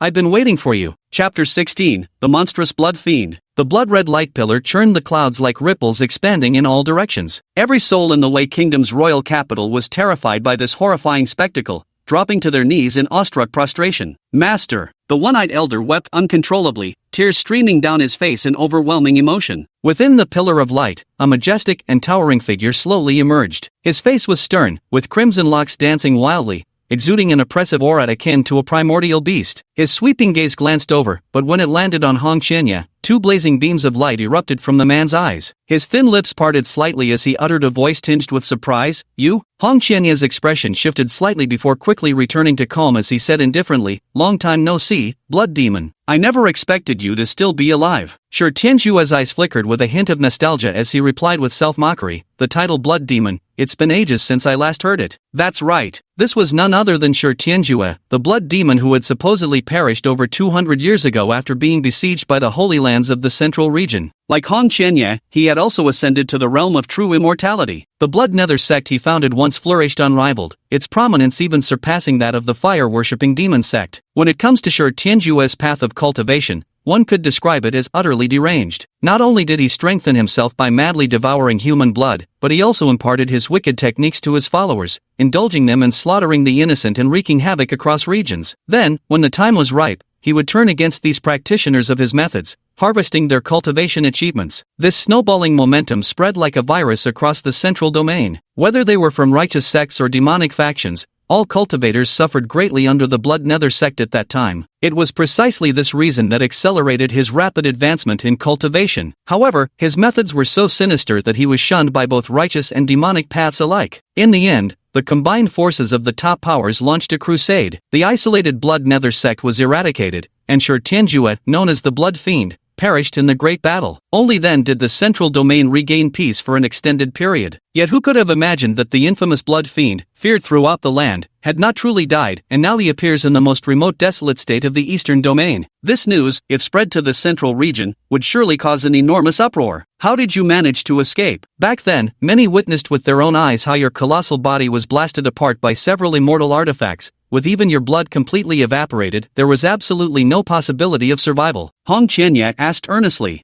Those arrogant fools. This venerable one had long separated a drop of vital blood and concealed it in a hidden place through magical means. After my supposed demise, that very drop allowed me to be reborn. What a shame, my cultivation must start from scratch, and even my immortal blood body needs to be reforged anew. Sure Tianjue's gaze turned gloomy. To avoid attracting attention, I had no choice but to flee to the eastern domain and cultivate in secret. Yet before long, I drew the vigilance of the major sacred grounds there. After careful consideration, I could only retreat to this barren land, relying on devouring the blood of low-level cultivators to enhance my cultivation. Though progress is painfully slow, at least it's steady and safe. So that's how it is, Hong Qianye remarked. He inwardly marveled. No wonder he's considered the most sinister blood demon, faking death to deceive heaven and earth, only to rise again and wreak havoc. One must remember. Back then, the allied forces against the Blood Nether sect weren't just composed of righteous factions but also demonic sections. He was truly denounced by all, incurring the wrath of both mortals and gods alike. Compared to his ordeal, Shi Tianjue's struggles were on a whole different level of difficulty. Hong Qianye thought that if their positions were reversed, even with his utmost efforts, he would inevitably perish with his cultivation destroyed. It seems you've met the same fate as me. Shi Tianjue's eyes gleamed with shrewdness, recognizing that Hong Qianye no longer possessed his true immortal cultivation. Oof. Hong Qianye didn't elaborate, but the implication was clear. Master, save me quick, this bitch is trying to kill me, the crown prince exclaimed when he saw Shi Tianjue, happier than if he'd seen his own father, wailing at the top of his voice. You're courting death. Hong Qianye's eyes turned cold. As the words faded, the crown prince's body exploded into a crimson mist, dissipating like lingering smoke as Shi Tianjue inhaled it through his nostrils. Elder brother. The little princess turned pale with fright. Power. The Wei Emperor sighed helplessly, seeming to have aged decades in an instant. AI. Isn't he your disciple? Hong Qianye raised her eyebrow skeptically. A mere ant, unworthy to be my disciple. Besides, if you want him dead, I'll make sure he dies. Don't you understand my devotion to you? Shi Tianjue stood with his hands clasped behind his back, his strikingly crimson hair dancing in the wind as he gazed at Hong Qianye with undisguised tenderness. Had any of his old enemies witnessed this scene, their jaws would have dropped in disbelief. The deranged blood demon, capable of affection? Red Maple Leaf felt utterly helpless. Back in the central region, this person had taken a liking to him. Even after he revealed his true gender and sternly rejected all advances, the other party simply wouldn't give up. It seems my disciple truly lives up to being the wrench of mortal realm. How many iron-straight men has she bent over these years? Yi Junlin stroked his chin and murmured admiringly. A packet of caramel-flavored sunflower seeds appeared in his hand. Yi Junlin cracked the seeds, silently watching the spectacle as a casual bystander. At this moment, gazing at that tall figure, Hong Qianye shook his head. You and I are impossible. Again, is it? Shi Tianjue sighed and said, over the past 1,000 years, among the rising generation of demonic overlords, I have admired you the most. Yet, you refused to give me even the slightest opportunity. It was like this before, and it remains the same now. My patience has run its course. Boom! A terrifying, surging pressure descended, weighing down on Hong Qianye as if a colossal mountain had been placed upon his back, causing the ground around him to crack and shatter. Hong Qianye said coldly, Blood demon, what do you mean by this? Presently, I urgently need to restore my cultivation. Having encountered an old acquaintance who once ascended to immortality, naturally, I must give you special attention. Yet, you have repeatedly refused my kindness. In that case, I have no choice but to kill you, ensuring your blood flows entirely into my body. This way, we can be together forever. Shi Tianjue's lips curled into a cruel grin, his expression tinged with madness. That's twisted, Yi Junlin muttered to himself. However, he could tell that this person's cultivation level was similar to his own, both at the peak of divine transformation. Hong Qianye sneered coldly, You lunatic, do you really think you can take me down? Boom! A powerful aura erupted from his body. Like a crimson comet soaring into the heavens, his ruby-red eyes burned with two golden divine flames. Countless crimson flames encircled his body, scorching through the endless void. Don't resist pointlessly, your cultivation is no match for mine, Shi Tianjue said indifferently. Clearly, he could also see that Hong Qianye was at the early stage of divine transformation, several tiers below his own peak-level divine transformation. Challenges that transcend cultivation tiers are reserved for genius cultivators battling ordinary ones. But the problem was Shi Tianjue himself was a prodigy, so when he saw that Hong Qianye's cultivation was inferior to his own, he instantly felt assured of victory. How would you know without a fight? Red Maple Leaf's brows were filled with soaring battle intent as he quietly activated the 3000 Flaming Ember scripture, his aura becoming utterly terrifying. With a single-handed seal gesture, 5-colored divine flames bloomed in his palm before being hurled toward Stone Heavenly Extremity. Sensing power far beyond expectations, Stone Heavenly Extremity's calm expression changed as he solemnly uttered, This is, not daring to neglect. He gathered strength and unleashed a mighty palm strike. The crimson palm radiance surged forth with towering waves of blood, within which countless ferocious ghostly faces writhed, emitting piercing shrieks. Blood Fiend Palm Strike. Sizzle, crackle. Upon contact with the 5-colored divine flames, the Blood Fiend palm was instantly incinerated into nothingness midair. The remaining flames surged, leaving Shi Tianjue's figure somewhat disheveled as he struggled with great effort to extinguish them. Beads of sweat trickled down his forehead as he said with lingering fear, What kind of fire is this, to be so domineering? It actually broke through my Blood Fiend palm. Chapter 17, Master, save me. The real show is just beginning. Hong Qianye formed hand seals, and ice blue flames emerged one after another,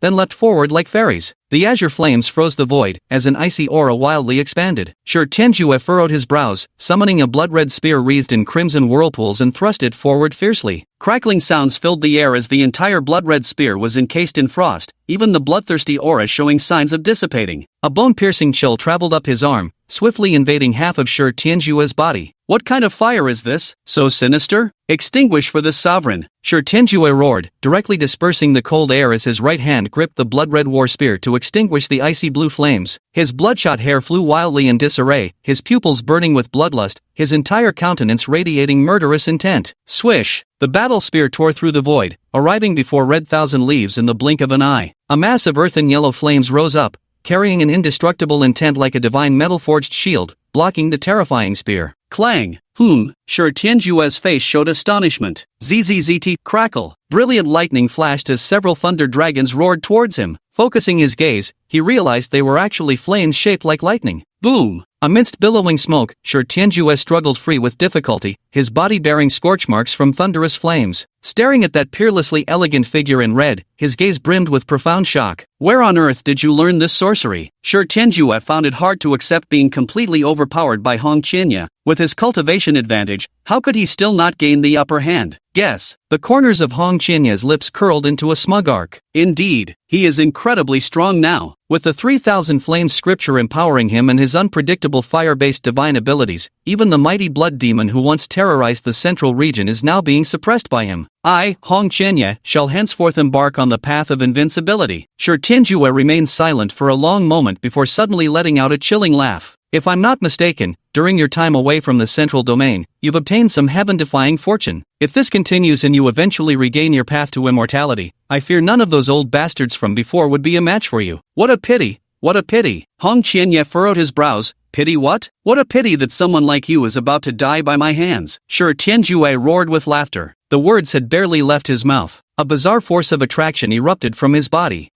What is happening to me? The one-eyed elder's face twisted in agony as his body visibly dissolved before rapidly disintegrating into wisps of bloody vapor that were swallowed into Shi Tianjue's being. At the same time, people across the land were screaming in agony, their bodies transforming into concentrated balls of cultivation essence that streaked across the sky. This horrific phenomenon wasn't limited to Wei country. Dozens of neighboring nations witnessed the same terrifying occurrences. Help me! Somebody save me! Wah! I don't want to die. This is the wrath of heaven. Our retribution has come. Torrents of blood water, drawn by an eerie force, traversed the void to descend upon Shi Tianjue. Thick, crimson killing intent billowed around him like beacon smoke, creating a visually stunning spectacle. Shi Tianjue's cultivation realm advanced from the peak of divine transformation to perfection, then began its assault toward the unity stage. Crack! The bottleneck shattered. An aura 100 times stronger than a divine transformation cultivator instantly radiated in all directions. Shi Tianjue's cultivation had reached the early stage of the void amalgamation realm. Above the vast firmament, a blood-haired crimson giant stood tall, his murderous aura overwhelming the heavens. His eyes emitted terrifying cold light, and behind his head hung a crimson halo, resembling a scarlet sun that brought endless despair to all living beings. Good heavens! What kind of monster is this? Emperor Wei and the others knelt trembling on the ground, staring in terror at the colossal figure. Sensing the destructive energy contained within that massive frame, Hong Qianya's expression darkened as he asked gravely, "Have you successfully recast your immortal blood physique?" Shi Tianjue fixed his gaze on the minuscule figure before him, his voice booming like a bell across all directions. The immortal blood physique ranks among the supreme treasure physiques. Did you think recasting it would be so simple? Yet through my efforts, 70% has already been restored. After I devour all living beings across Baron Province, I'm certain the immortal blood physique will reach its perfect form. The immortal blood physique was Shi Tianjue's greatest reliance. Back then, relying on this treasured physique, he fought against the powerful experts of both the righteous and demonic paths. Not only could he unleash world-shattering force with a mere lift of his hand, but he also possessed an exaggeratedly powerful self-healing ability. That battle lasted for 3 days and 3 nights. In the end, it was only when those old monsters from the Holy Lands joined forces and wielded immortal weapons that this immortal blood physique was completely eradicated. Hong Qianya, I gave you a chance. You have only yourself to blame for reaching this point today. Kill them. The moment this syllable left Shi Tianjue's lips,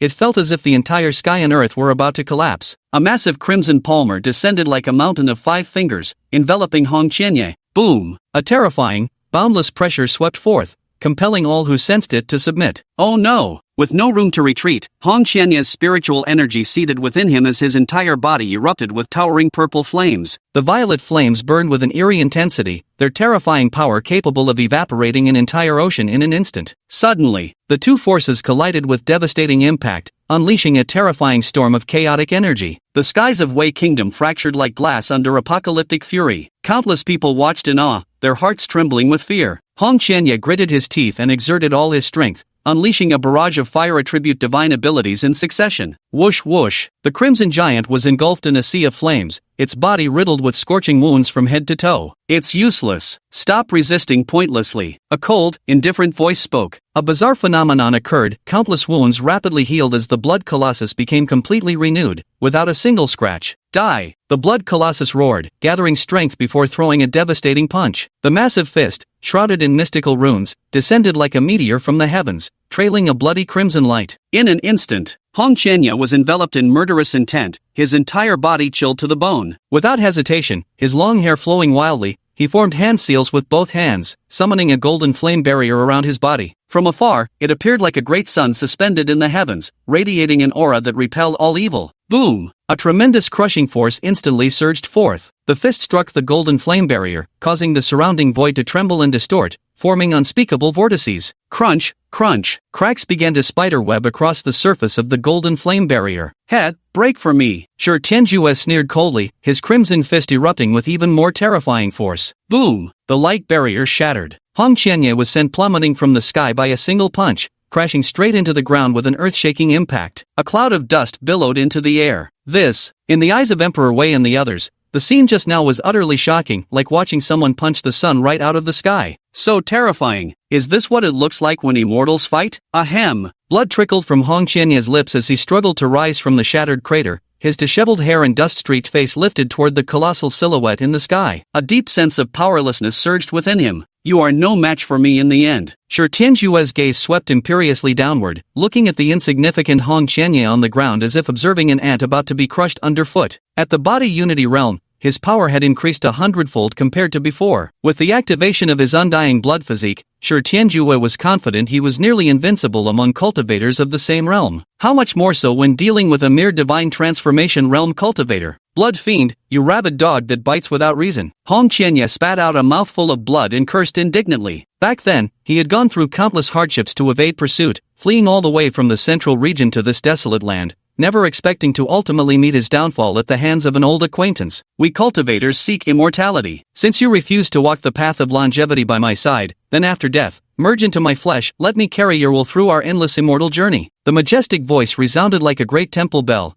continuously reverberating above their heads. The Crimson Giant raised its palm once more, the hand erupting with intense bloody radiance as terrifying flames blazed around it. Then, the palm shattered the void as it came crashing down. Boom! Feeling the overwhelming pressure enveloping him like a storm, Hong Qianye's hairs stood on end. Whether it was his survival instinct kicking in or his desperate grasp at a lifeline, without another thought, he immediately shouted those words. Master, save me. Chapter 18, Unleashing Divine Might. In an instant, the bloody hand froze mid-air. Shi Tianjue's eyes flashed with surprise and doubt. Master, under whose tutelage have you placed yourself? In his view, anyone capable of making the once arrogant and proud Hong Qianye willingly bow his head as a disciple must surely be a supreme being transcending this realm. This, combined with the miraculous abilities Hong Qianye had displayed, made Shi Tianjue even more wary of the mysterious master behind these teachings. If this master truly had formidable backing, Shi Tianjue knew he would need to carefully reconsider his position. My good disciple, you finally remembered your master. Yi Junlin tossed aside the sunflower seeds in his hand and instantly appeared before Hong Qianye. I am his master. Shi Tianjue's eyes revealed confusion. You're his master? He could tell that Yi Junlin was merely at the nascent soul stage, a realm where cultivators were as common as grains of sand in the vast central region. Nothing particularly special about it. Red Leaf, I never expected you to sink so low as to actually bow to a mere divine transformation cultivator as your master. Such a disgrace. Absolute fool, Shi Tianjue sneered. Hong Qianye's face flushed red as if blood were about to drip from it. He himself didn't know why he had just blurted out those words. At the same time, Hong Qianye also felt a twinge of guilt. Despite his intense dislike for Yi Junlin constantly ordering him around, the man was ultimately his savior. Now that he had stepped forward to confront Shi Tianjue, he was likely to face dire consequences. Am I to understand that you're looking down on me? Yi Junlin raised an eyebrow. An ant like you could never fathom how vast the heavens are. In my prime, a single scoff from me could drown the likes of you. Shi Tianjue sneered coldly. Having once attained immortality, he carried an innate arrogance within, looking down upon all beings beneath the celestial realm with disdain. The reason he could converse with Hong Qianye was because they had once been equals, creating a mutual sense of admiration and understanding between them. As for the others, Shi Tianjue didn't even spare them a glance. Hong Qianye urgently cried out, "Don't worry about me, get out of here now." Yi Junlin pointed casually at the crimson figure in the sky and said nonchalantly, "No need to fear. Watch how your master kills him for you." These words left Hong Qianye utterly stunned. Arrogance. Shi Tianjue laughed in extreme fury, swinging his massive palm to strike with vicious force. The winds and clouds changed color as the void collapsed around them. The terrifying pressure made it hard to breathe.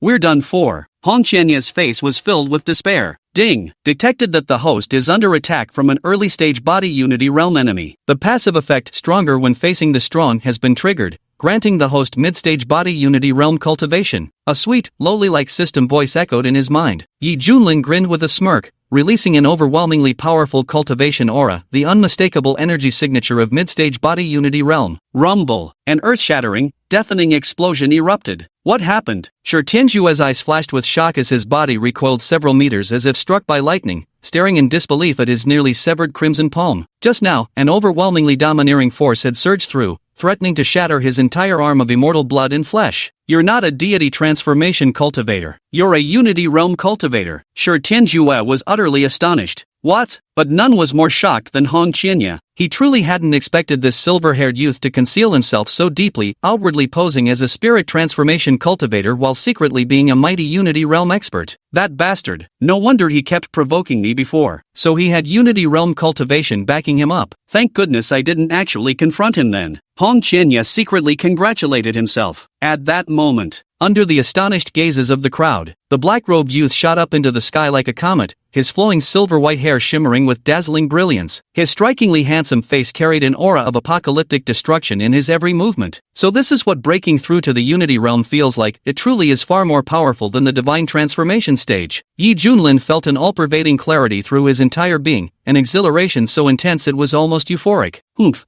What's so great about the unity realm? I'll show you, you primitive fool, what true power really means. Shi Tianjue roared furiously. Then, focusing his mind and spirit as one, he unleashed a fierce assault on Yi Junlin through his undying blood form. Countless blood-colored fists filled the sky like a meteoric rain, tearing through the firmament. Human King Seal. A crisp voice echoed between heaven and earth. Boom! Behind Yi Junlin emerged a vast phantom that ruled over all living beings, like an ancient divine king standing atop the 9 heavens. This mark, carrying the vicissitudes of antiquity, unleashed a surge of torrential magical power that roared forth like a raging flood. Boom boom boom! The crimson giant was beaten until blood splattered everywhere, both its arms mangled by that sigil until all blood evaporated into nothingness. This, Shi Tianjue was stunned. That overwhelming sense of dominance made even him, a towering figure of the demonic path, tremble involuntarily in his heart. Yi Junlin sneered coldly. Through idle cultivation, the human king seal had already reached the great perfection level. How could its power possibly compare to when it was merely at the entry level? Yet despite this, when he unleashed the human king seal with full power, he still failed to instantly obliterate Shi Tianjue, showcasing just how formidable the indestructible blood body truly was. Sizzle! The next instant, the limbless crimson giant's severed stumps began extending with fresh flesh and blood, both arms rapidly regenerating to their original state. Shi Tianjue roared furiously, "See? You cannot kill me! Then how about this move?" Yi Junlin raised his hand with effortless grace, his voice reverberating like thunder. "Great desolate prison heavenly finger." It's worth mentioning, the proficiency of this divine ability has already reached perfection level. In the depths of the firmament, a massive whirlpool of energy emerged, exuding an aura of despair that compelled submission. First finger imprisons heaven and earth. Second finger shatters mountains and rivers. Third finger annihilates all living beings. 4 fingers pierce the heavens. In an instant, 4 gigantic golden fingers, towering like pillars reaching the sky, descended with overwhelming might. Damn it, what is this now? Shi Tianjue's expression changed dramatically as he stared in shock at the 4 colossal fingers. Without daring to hesitate, he mustered every ounce of power within his body, raising his hands to command a meandering river of blood in a forceful counterattack. Boom! The boiling, surging sea of blood was obliterated by the great desolate prison sky fingers. Then, the 4 fingers smashed directly into the crimson giant's body. With a loud bang, the Scarlet Giant's Hunrajang body had been nearly shattered to pieces,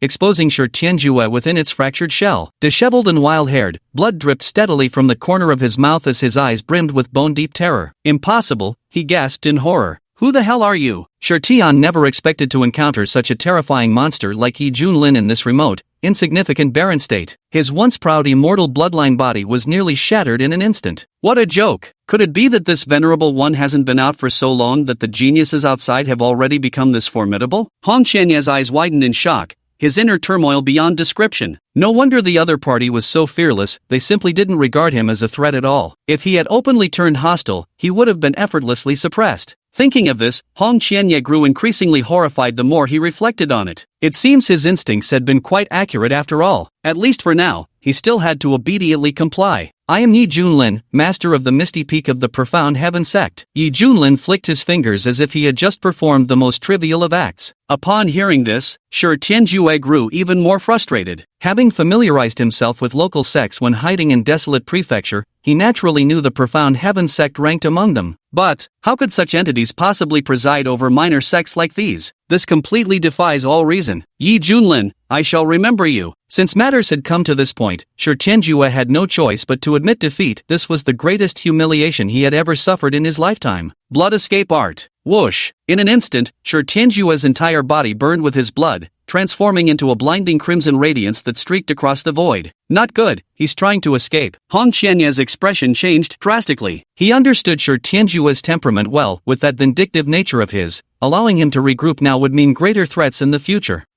Thinking of running away? Wishful thinking. At the same moment, Yi Junlin activated the Great Void technique and swiftly intercepted Shi Tianjue's escape route. Shi Tianjue was astonished this was his life-saving escape technique, yet his pursuer had caught up so quickly. Die! Yi Junlin's tone was icy as he raised his hand and formed a seal to strike. No! Shi Tianjue let out a shrill scream. If he truly perished this time, there would be no possibility of resurrection, filling his heart with extreme unwillingness and resentment. Boom! His entire body exploded in mid-air, his primordial spirit extinguished. The blood demon who once shook the central region was now utterly annihilated from this day forth. Shi Tianjue is just gone like that, Hong Qianye murmured. After all, they were true immortal-level powerhouses of the same era. Now that Yi Junlin had personally severed his path to ascension, Hong Qianye, who witnessed it with his own eyes, couldn't help but sigh deeply. Wonderful! The demon has been vanquished by the immortal lord. Emperor Wei wept openly. Wave upon wave of cheers rose in succession. The crowd fell to their knees in unison, prostrating themselves before the silver-haired young man. Yi Junlin suddenly remembered something and snapped irritably. "System, where are my rewards? Show some initiative, don't make me remind you. Some professional system this claims to be. Can't even deliver rewards on time. Ding!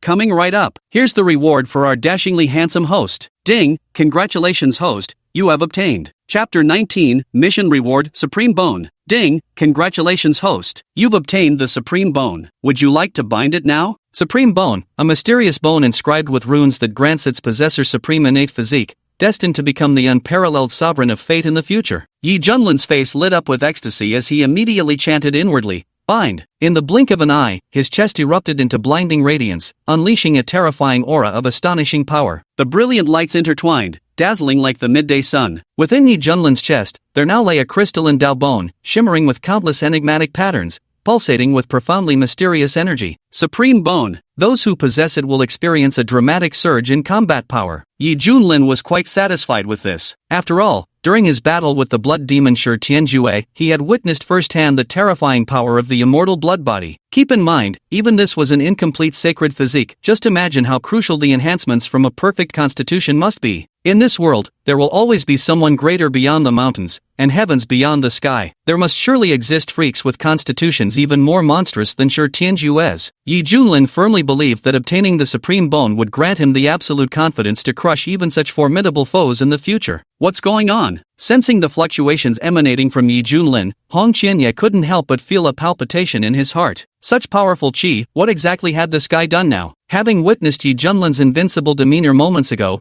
Hong Qianye's assessment of the man's threat level rose to an entirely new tier. Moreover, the more he saw, the more convinced he became that Yi Junlin must harbor some heaven-defying opportunity. How else could such a monstrous genius emerge from this barren wasteland of a place? Damn it, my strength still isn't enough. I must train even harder. Once I break through to the Harmony Union realm, I'll have the power to counter him. Damn it, Hong Qianye gritted through clenched teeth. Swish! Yi Junlin slowly descended, his silver-white hair whirling wildly, a faint smile playing at the corners of his lips. The Wei Emperor regarded him as nothing less than a divine being descended to earth, bowing in reverence and exclaiming, "We thank the immortal for saving the people of Wei. Our kingdom shall record this deed in our annals, ensuring future generations remember your celestial grace." He was utterly awestruck by the spectacle of immortals battling, feeling a profound sense of reverence toward Yi Junlin. Yi Junlin waved his hand dismissively. "Enough with this meaningless talk. Being a good emperor trumps all else. Treat your people well." The Wei Emperor's heart trembled, and he solemnly replied, "This humble one shall engrave your immortal wisdom upon my heart." "Immortal master, may I someday join the profound heaven sect?" The little princess spoke timidly, her voice melodious and clear as a fledgling bird's first song. "Linger, mind your manners." The Wei Emperor turned to glare at her and reprimanded sharply. "Do you really think immortal sects are places anyone can enter as they please? One must be fated for such privilege." The little princess immediately lowered her head, her eyes filled with panic. Yi Junlin smiled faintly and quietly activated his insightful eyes. "Name,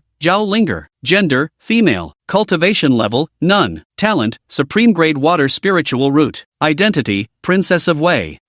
Not bad, a fine Taoist affinity indeed." When Yi Junlin saw Zhao Linger bearing a supreme grade water spiritual root, a faint flicker of surprise passed through his eyes. Spiritual roots are classified as waste grade, common grade, low grade, medium grade, high grade, supreme grade, celestial grade, and saint grade. Zhao Linger possessed an extraordinary water spirit root, making her talent truly supreme. "Immortal master, does this mean my Linger also has the qualifications to join an immortal sect?" Emperor Wei probed cautiously. "If she's willing, I can take her with me as well," Yi Junlin said earnestly. After some consideration, he decided it would be most fitting to toss it to the master of Tianqiang Peak. "Linger, quickly thank the immortal." The Wei Emperor's face was flushed with excitement, looking as if he might burst into tears. The Zhao imperial family had produced 2 cultivators, surely this was a divine blessing. "Linger thanks the immortal." Zhao Linger was overjoyed, her cheeks blooming pink. "Understood." Yi Junlin nodded. "Immortal Lord, you have saved the Wei Kingdom. Please allow this humble one to express our gratitude by hosting a banquet on behalf of the Wei people." Whatever. Subsequently, Yi Junlin wasn't in a hurry to leave. He chose to stay temporarily in the imperial palace, enjoying the highest royal treatment. On mountains where mist and clouds churned, Red Leaf Thousand spat out a mouthful of turbid qi, his eyes bursting with crimson radiance that seemed to split the air. Fiery patterns swirled around his body, giving him an extraordinarily divine and mysterious appearance. Finally, this venerable's injuries have healed, and my cultivation realm has also. The red rogue man stood up, his pitch-black hair cascading down to his waist like a waterfall. His skin was snow-white and translucent, emitting a crystalline glow. The vermilion flame mark between his brows was utterly soul-stirring. After the previous bloody battle and some personal epiphanies, Hong Qianye's cultivation level broke through once more. He had now reached the pinnacle of deity transformation. At this speed, even in the ancient holy lands of cultivation, he would be considered an exceptionally sensational figure. Alas, but when witnessing Yi Junlin's unfathomable methods, Hong Qianye's previously relaxed mood instantly vanished without a trace. He still had a long way to go before catching up to his opponent. Just hold on a little longer. Once this venerable one breaches the unity realm, I will repay all the humiliation I've suffered 100-fold. Hong Qianye silently vowed. In his mind's eye, the image of that silver-haired youth trembling in fear, groveling before him with desperate pleas, surfaced, making the corners of his lips curl into a teasing smirk. "Heh, just thinking about it fills me with anticipation. Little Red, come see your master at once." At that moment, a familiar voice transmission rang in his ears. Hong Qianye sneered inwardly. Who does this old fool think he is? Then his figure vanished from sight, reappearing instantly before the palace gates. He forced a smile and cupped his hands in greeting. "Master." Inside the grand hall, Yi Junlin was lounging lazily on a chair, leaning sideways with one hand propping his head while the other held a book written by a scholar of the Wei Kingdom. He casually remarked, "This martial arts novel is quite interesting. It seems even the common folk here enjoy face-slapping plots. If I ever transmigrate to this country, I could probably make a fortune writing novels.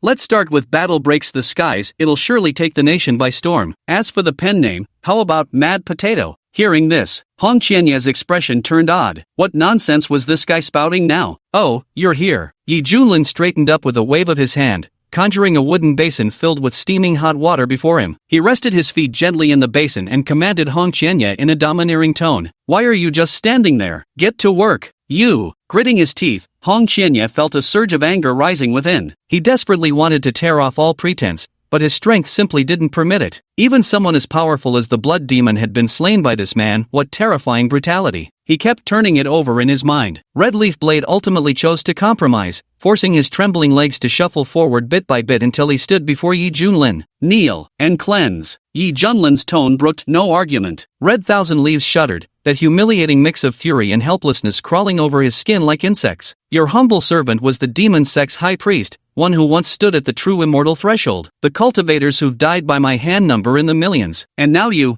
actually dare demand I kneel to wash your feet? You actually." Red Thousand Leaves ground his teeth together, unyielding pride surging through him. Just as he opened his mouth to argue, his gaze met Yi Junlin's indifferent stare. Boom! Hong Qianye felt as if he had plunged into an ice cellar. In a daze, it was as if he were facing a supreme ruler who dominated all living beings. "What are you standing there dumbfounded for? Hurry up!" Yi Junlin urged impatiently. "I'll wash them." Hong Qianye's psychological defenses crumbled as he slowly knelt to the ground, trembling hands dipping into the wooden basin to wash the young man's feet. "Good disciple," Yi Junlin nodded approvingly. "Think you can mess with your daddy?" Before this noble transmigrator from Huaxia, even a dragon would have to coil obediently. "Wait, this water is..." Hong Qianye sensed something amiss, his breathing gradually quickening as his heart surged like turbulent waves. "Heavens damn it! This is the infinite Tai water. Mortals who drink it can preserve their youth eternally and extend their lifespan by 2 centuries. For cultivators, it purges impurities from the body, rendering the flesh flawless and accelerating cultivation progress by leaps and bounds. Even a small bottle would be fiercely fought over in the central region, something countless cultivators could only dream of obtaining. Yet, this precious liquid was actually being used to soak feet. Hong Qianye grew increasingly convinced that Yi Junlin must have stumbled upon some extraordinary opportunity, gaining access to vast amounts of rare celestial treasures. How else could he afford such outrageous extravagance? Staring at the massive basin filled with boundless Tai water, he felt his head spinning with disbelief. Red Maple Leaf's throat made subtle gulping movements. If he could drink it all, it would bring him tremendous benefits. Wait, but this was foot-washing water. Realizing this, Red Maple Leaf jolted awake in horror, feeling revolted by his earlier thoughts and nearly vomiting. Ugh. Chapter 20. A strange position? Yi Junlin's lips twitched. What's with that look? Do you think Master's feet stink? Hong Qianye felt a bit awkward. No, there hasn't. Then, suppressing his discomfort,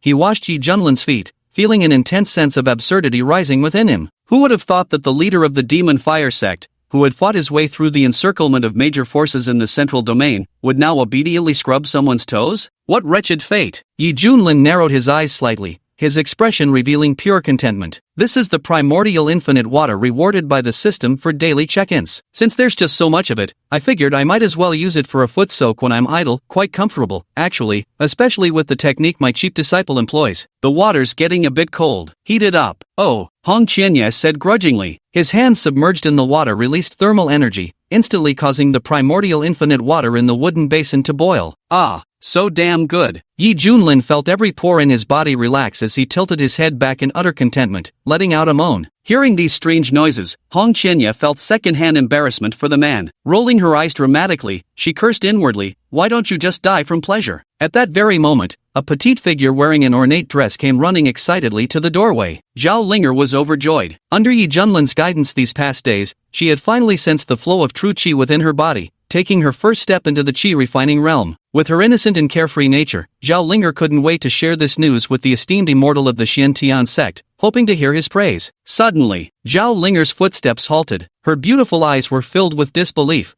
her small cherry lips forming an O shape. My God, what is happening? From Zhao Linger's perspective, Hong Qianye's back figure was extremely conspicuous, currently kneeling before Yi Junlin with his head lowered, appearing very diligent. Yet Yi Junlin wore an expression of pure enjoyment. This scene was almost impossible not to misinterpret. Zhao Linger instantly made certain associations, her delicate face flushing as red as fire. She never imagined this master-disciple pair had such a relationship behind closed doors. This is too shameful. Zhao Linger covered her face and fled as if escaping, leaving a massive impact on her young heart. Surely, even many years later, the memory would still be vivid and clear. Why is Linger running? Yi Junlin wondered in frustration. With his cultivation level, he naturally noticed Zhao Linger. However, he was too engrossed in the service of the demon sex leader to bother paying her any attention. At this moment, Yi Junlin lowered his head to carefully examine his eldest disciple's face. Her skin was delicate and glowing, with slender willow leaf eyebrows, beautiful phoenix eyes that were perfectly shaped, a high and elegant nose,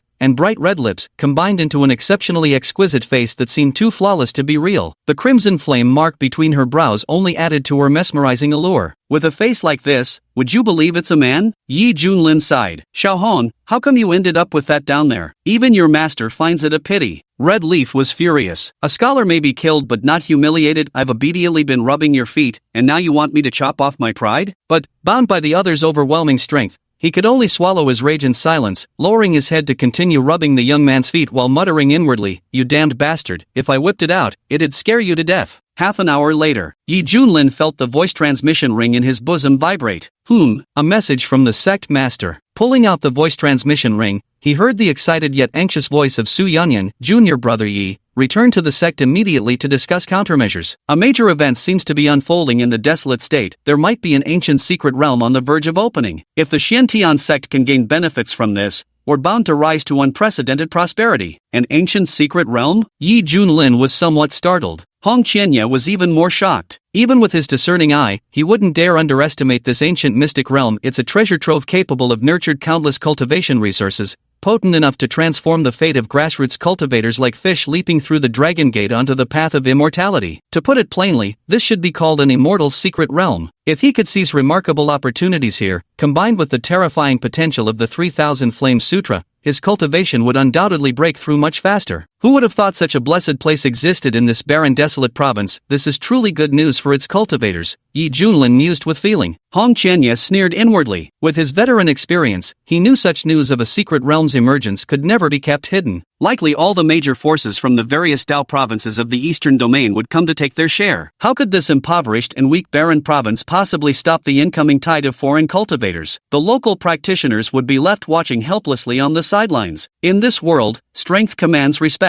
Wolves travel 1,000 miles to feast on meat, while dogs, they only get to follow behind and eat shit. Ding, new check-in mission assigned. Complete the check-in at the Luo Tian secret realm, and you'll receive a super surprising reward. A system notification rang out in Yi Junlin's mind.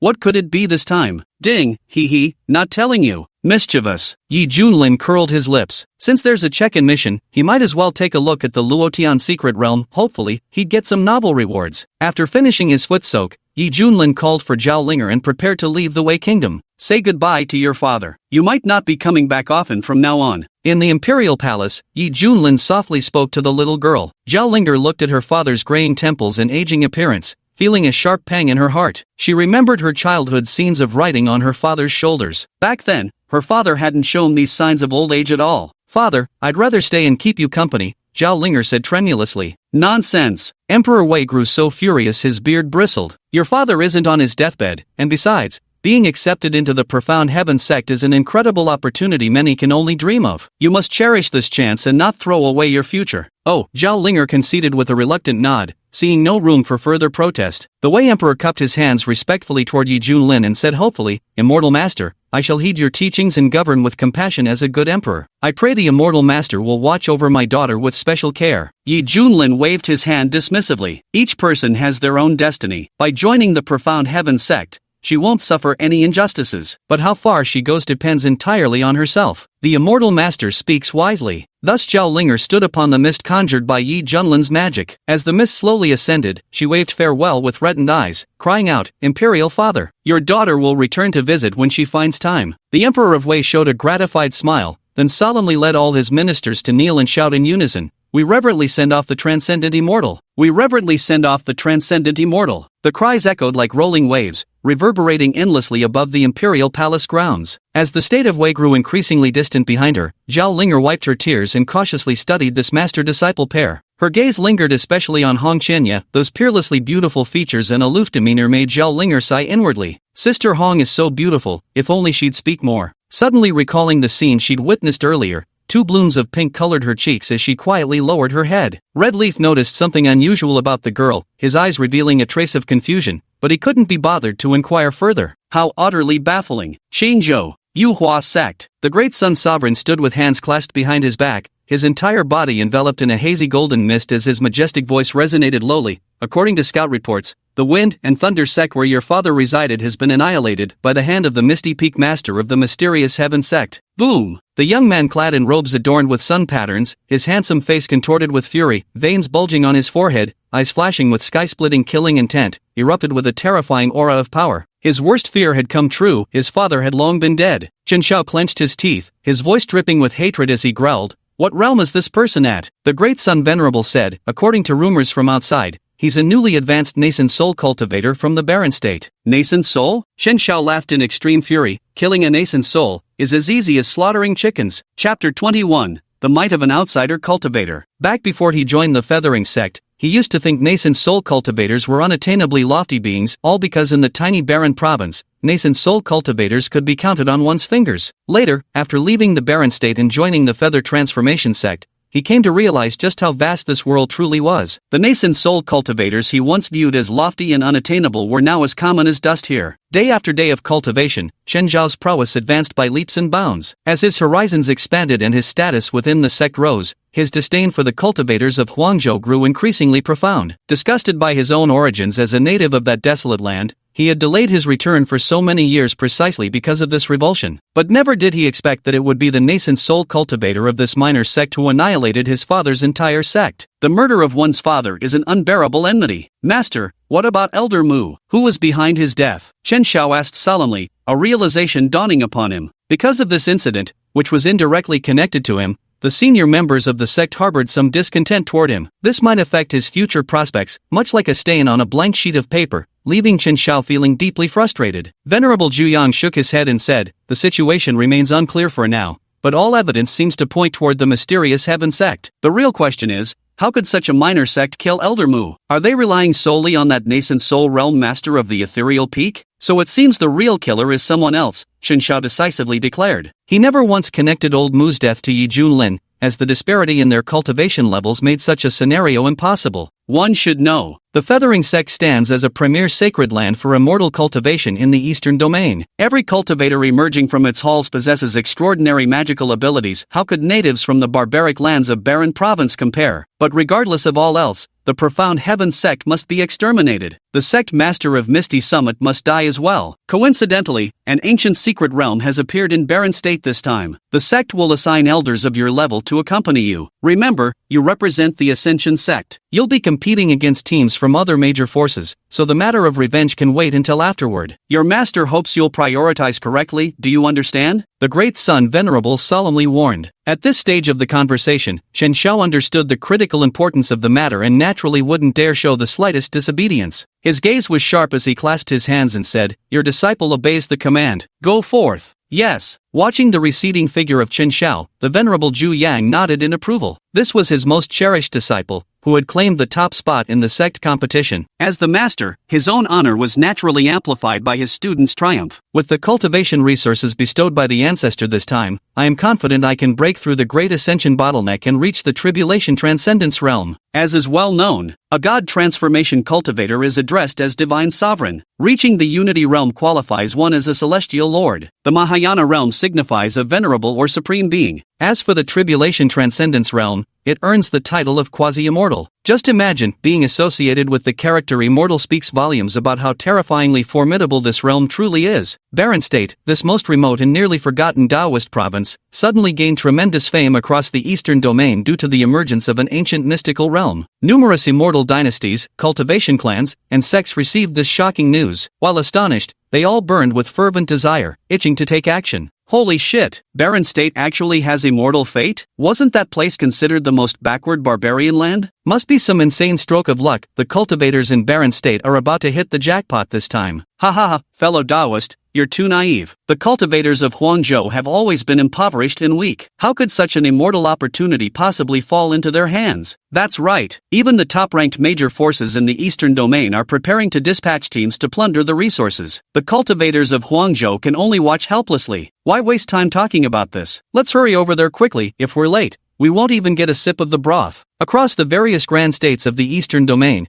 warships could be seen crossing the skies everywhere. Some cultivators rode mounts, while others flew on swords, all heading straight for Huangzhou. At this moment, though the Luotian secret realm had yet to officially open, the area outside was already packed with a bustling crowd. Cultivators could be seen everywhere, both in the sky and on the ground, creating an extraordinarily lively and clamorous scene. Of course, these were all local cultivators from Huangzhou, as they had arrived first due to their proximity. For this secret realm's emergence, 4 out of the 5 great sects have already arrived so far.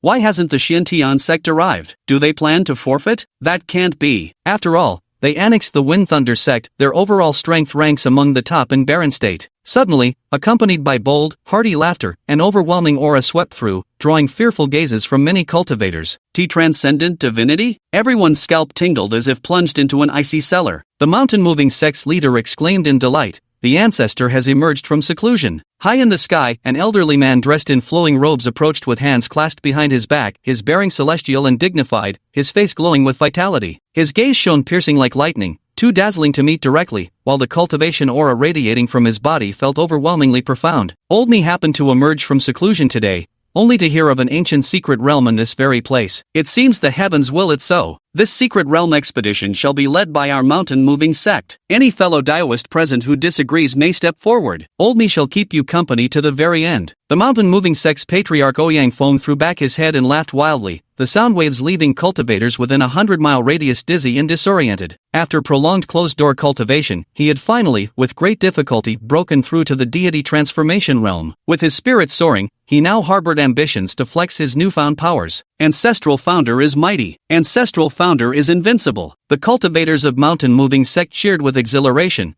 their collective pride reaching its peak. Do you submit? Ouyang Feng swept his gaze arrogantly across them, his tone dripping with superiority. The members of the Heavenly Sword sect, the Eternal River sect, and the Carefree sect were all utterly shocked, their eyes filled with profound awe. Divine transformation. That's divine transformation. In a desolate region where nascent soul cultivators could be counted on one hand, the emergence of a divine transformation cultivator was like a ferocious giant crocodile suddenly appearing in a lake teeming with fish. This is absolute invincibility. And the mountain-moving sect's patriarch who breaks this record shall be revered by the cultivators of the barren state as a landmark symbol. We shall devoutly follow the divine Lord's decree. The Heavenly Sword sect leader's eyes flashed with a trace of envy before he sighed and stepped forward, bowing with cupped hands. The other 3 sect leaders also yielded in succession, declaring in unison, by the divine Lord's decree. Witnessing this scene, the rogue cultivators were utterly convinced, recognizing that the situation was now settled beyond dispute. Every cultivator in the sky voluntarily descended to the ground, not daring to fly level with Ouyang Feng, lest they incur the wrath of this newly ascended divine lord. When a god transformation expert emerges, who dares contend for supremacy? Ha ha ha! The highly anticipated Ouyang Feng burst into laughter, brimming with the exhilaration of vindication. From this day forth, he would be the undisputed number 1 of Barren State. Boom! At that very moment, countless unfamiliar yet formidable auras converged from all directions like tidal waves. Holy shit! Ouyang Feng nearly lost his balance. Just as he was about to erupt in anger, he witnessed a scene beyond his wildest imagination, freezing him in place with wide-eyed disbelief. Those massive warships covering the sky were all forged from rare treasures, their surfaces engraved with countless mysterious formations that emitted an awe-inspiring aura. Countless flags with various designs fluttered in the wind, each representing a different faction. In addition, there were cultivators flying on swords or riding mounts, all openly displaying their cultivation bases as they rushed over with aggressive momentum. The Heavenly Martial Sacred Hall is here. Natives of the desolate state, retreat at once. The Mist Shadow sect has arrived. Scram if you know what's good for you. First army of the peaceful Heaven Imperial dynasty clearing the path. Those who stand in our way shall perish. This ancient secret realm belongs to my Imperial Pole sect. No one dare seize it. Roars and bellows thunder across heaven and earth with startling intensity. Golden core cultivators, rarely seen even in barren province, now emerge as numerous as hairs on an ox, with nascent soul experts appearing endlessly like waves.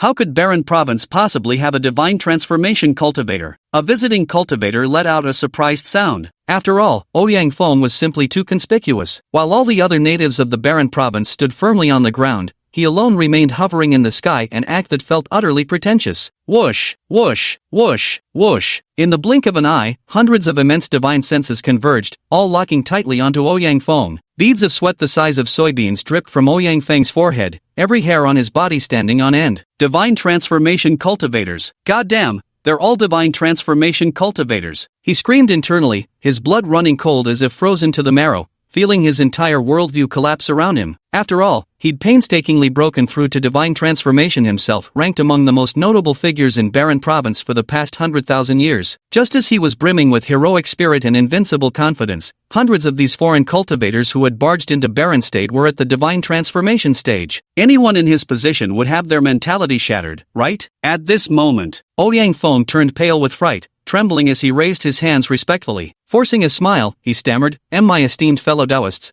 this lowly one is Ouyang Feng, the ancestral elder of Mountain Moving Sect. You can just call me Little Feng. Shameless old bastard, still trying to act young in front of us? Get the hell down there and stay put. You've got no right to speak here." From an immortal imperial dynasty, a legion commander clad in dragon scale armor and wielding a halberd barked out rude words. Mocking laughter arose from all sides. Cultivators from the 13 other prefectures of the Eastern Domain all regarded Ouyang Feng as if he were a clown. Chapter 22, Battle for the Dignity of the Barren Prefecture. Ouyang Feng's face alternated between shades of green and white, his heart overwhelmed with excruciating frustration, trembling all over with rage. Ancestor. The cultivators of Moving Mountain Sect were on the verge of exploding with fury. They never imagined their proud nascent soul realm ancestor being treated with such contempt by cultivators from another province. Disgusting trash. Why are you still standing there? You didn't actually think you were worthy to sit as equals with us, did you? Another nascent soul elder from a major sect spoke up, his tone dripping with contempt. These natives from the savage prefecture truly don't know their place. Even if they've reached the nascent soul realm, they're still the lowest of the low. A renowned cyan-robed swordsman from a prestigious Taoist prefecture sneered with caustic mockery. Exactly. They don't understand the rules at all. Even if a wasteland cultivator breaks through to the nascent soul realm, they're still the lowest of the low. Who do they think they are? Old fart. Get the hell down already. Stop making a fool of yourself. Mocking laughter rose and fell like relentless slaps across Ouyang Feng's aged face. This time, it wasn't just the mountain moving sect. Every cultivator in the Barren State gritted their teeth, fists clenched so tightly their knuckles turned white, glaring with righteous fury, simply because the other party was humiliating the entire Huangzhou cultivation world. Ouyang Feng's face turned extremely ugly, his heart burning with rage. Was being born in Huangzhou not worthy of respect? Even visiting cultivators with lower cultivation realms dared point at his nose and mock him openly. Did they truly think he had no temper? Esteemed fellow cultivators, this old man was born and bred in the wildlands of Barren Province, having taken root here since birth. While it's true this land's environment is harsh, the beings who inhabit it are by no means inferior. After all, this old man has reached the divine transformation realm. Why should I obediently step aside and let you trample over my head? Ouyang Feng's face flushed crimson as he argued vehemently. You old dog, are you seeking death? One after another, nascent soul cultivators from external forces shouted angrily, attempting to overwhelm Ouyang Feng with their imposing presence and force him to back down. A vast wave of killing intent surged forth, sending chills throughout Ouyang Feng's body and making his heart tremor. You all. His hair stood on end as he swallowed hard. After decades of bitter cultivation, he had finally broken through to the nascent soul stage, securing carefree days that could span millennia. Why take unnecessary risks at this critical moment? Perhaps I should just admit defeat and be done with it. After much deliberation, Ouyang Feng clenched his teeth and descended in disgrace. The cultivators of Barren State truly fear death over shame. Trash will always be trash. This scene drew mocking laughter from the outsider cultivators, their eyes filled with even greater contempt. Ouyang Feng's face stung with a burning pain, feeling thoroughly humiliated by his miserable existence, yet to survive, he had no choice but to swallow his pride. Suddenly, his heart quivered. At that moment, the cultivators from the desolate province below stood in silence, their faces filled with disappointment. Countless pairs of despondent eyes pierced Ouyang Feng's chest like sharpened blades, especially the cultivators from the mountain-moving sect, seeing their revered ancestor acting so spinelessly, felt as if the heavens had collapsed. They all became utterly dispirited and lost. Ouyang Feng's heart ached as if billions of ants were gnawing at it, sharp, stabbing pains. A faint voice kept echoing in his mind, making his breathing grow increasingly ragged. No, this old man is a divine transformation cultivator of the desolate wasteland, the foremost expert of the region. If even I were to consider myself lowly, what future would the desolate wasteland have? Even if this old man avoids confrontation now and crawls away like a coward, it will leave a demon in my heart. Living would be worse than death. Ouyang Feng's thoughts became crystal clear, as if he'd reached a firm resolution. His eyes grew exceptionally determined, and the raging fury within him detonated, sweeping through his entire body. His blood boiled like molten lava, igniting every fiber of his being. His descending figure came to an abrupt halt. Then he shot upward like a blazing meteor. Under countless astonished gazes, Ouyang Feng's wild hair danced in the wind as his eyes shot forth two beams of cold light that could split the sky. Tossing his head back, he let out a long, resounding roar akin to the roar of a tiger and the cry of a dragon, stirring blood and ambition. Warriors of the barren wastes, who fears a battle? If anyone disputes this, step forward now. His majestic voice, brimming with resolve and a willingness to die, echoed across the vast heavens. Swish! The piercing cry of a sword resounded through heaven and earth. Ouyang Feng's hand now held an ancient-style heavy sword, its blade carved with intricate mountain patterns that emitted a blazing yellow aura like a miniature sun. Standing there gripping the massive sword as he pointed forward at the endless sea of cultivator figures, his lone silhouette appeared so frail, so solitary, and yet incomparably radiant. Grand Ancestor, the disciple of Mountain Moving Sect roared with bloodshot eyes. Behold, the strongest treasure of Mountain Moving Sect has appeared, the Kunshin Sword, an 8th grade magical artifact. The sect leader proclaimed proudly, his voice brimming with excitement. The Kunshin Sword, nothing can withstand its strike. It is truly Mountain Moving Sect's undisputed sect-protecting treasure. Seniors, the cultivators from Huangzhou were shaken to their core, never expecting such a reversal. Their previously dimmed eyes suddenly brightened once more. How audacious, outrageous, you old fool, seeking death? Angry shouts came one after another, like a violent storm. Numerous foreign cultivators were furious, feeling insulted, and were on the verge of joining forces to destroy Ouyang Feng. Faced with the overwhelming and terrifying pressure, Ouyang Feng's back straightened as never before. His eyes shone brightly, and between his brows was an undaunted conviction. Come and fight! Ouyang Feng threw caution to the wind and roared. Let's gang up and kill this old dog, someone fumed. At this moment, an arrogant voice rang out from the crowd. Hold your ground, everyone! He spoke. It was a middle-aged man wearing a purple gold crown and draped in a robe embroidered with coiling dragons, sitting arrogantly on a luxurious carriage. Before the carriage, several terrifying beasts pulled it forward, exuding a dense bloody aura that struck fear into people's hearts. Jinnan, prince of the Shuntian imperial dynasty from Wuzhou, a powerhouse at the late nascent soul stage. A cultivator murmured in apprehension. The prince of Jinnan remarked with amusement,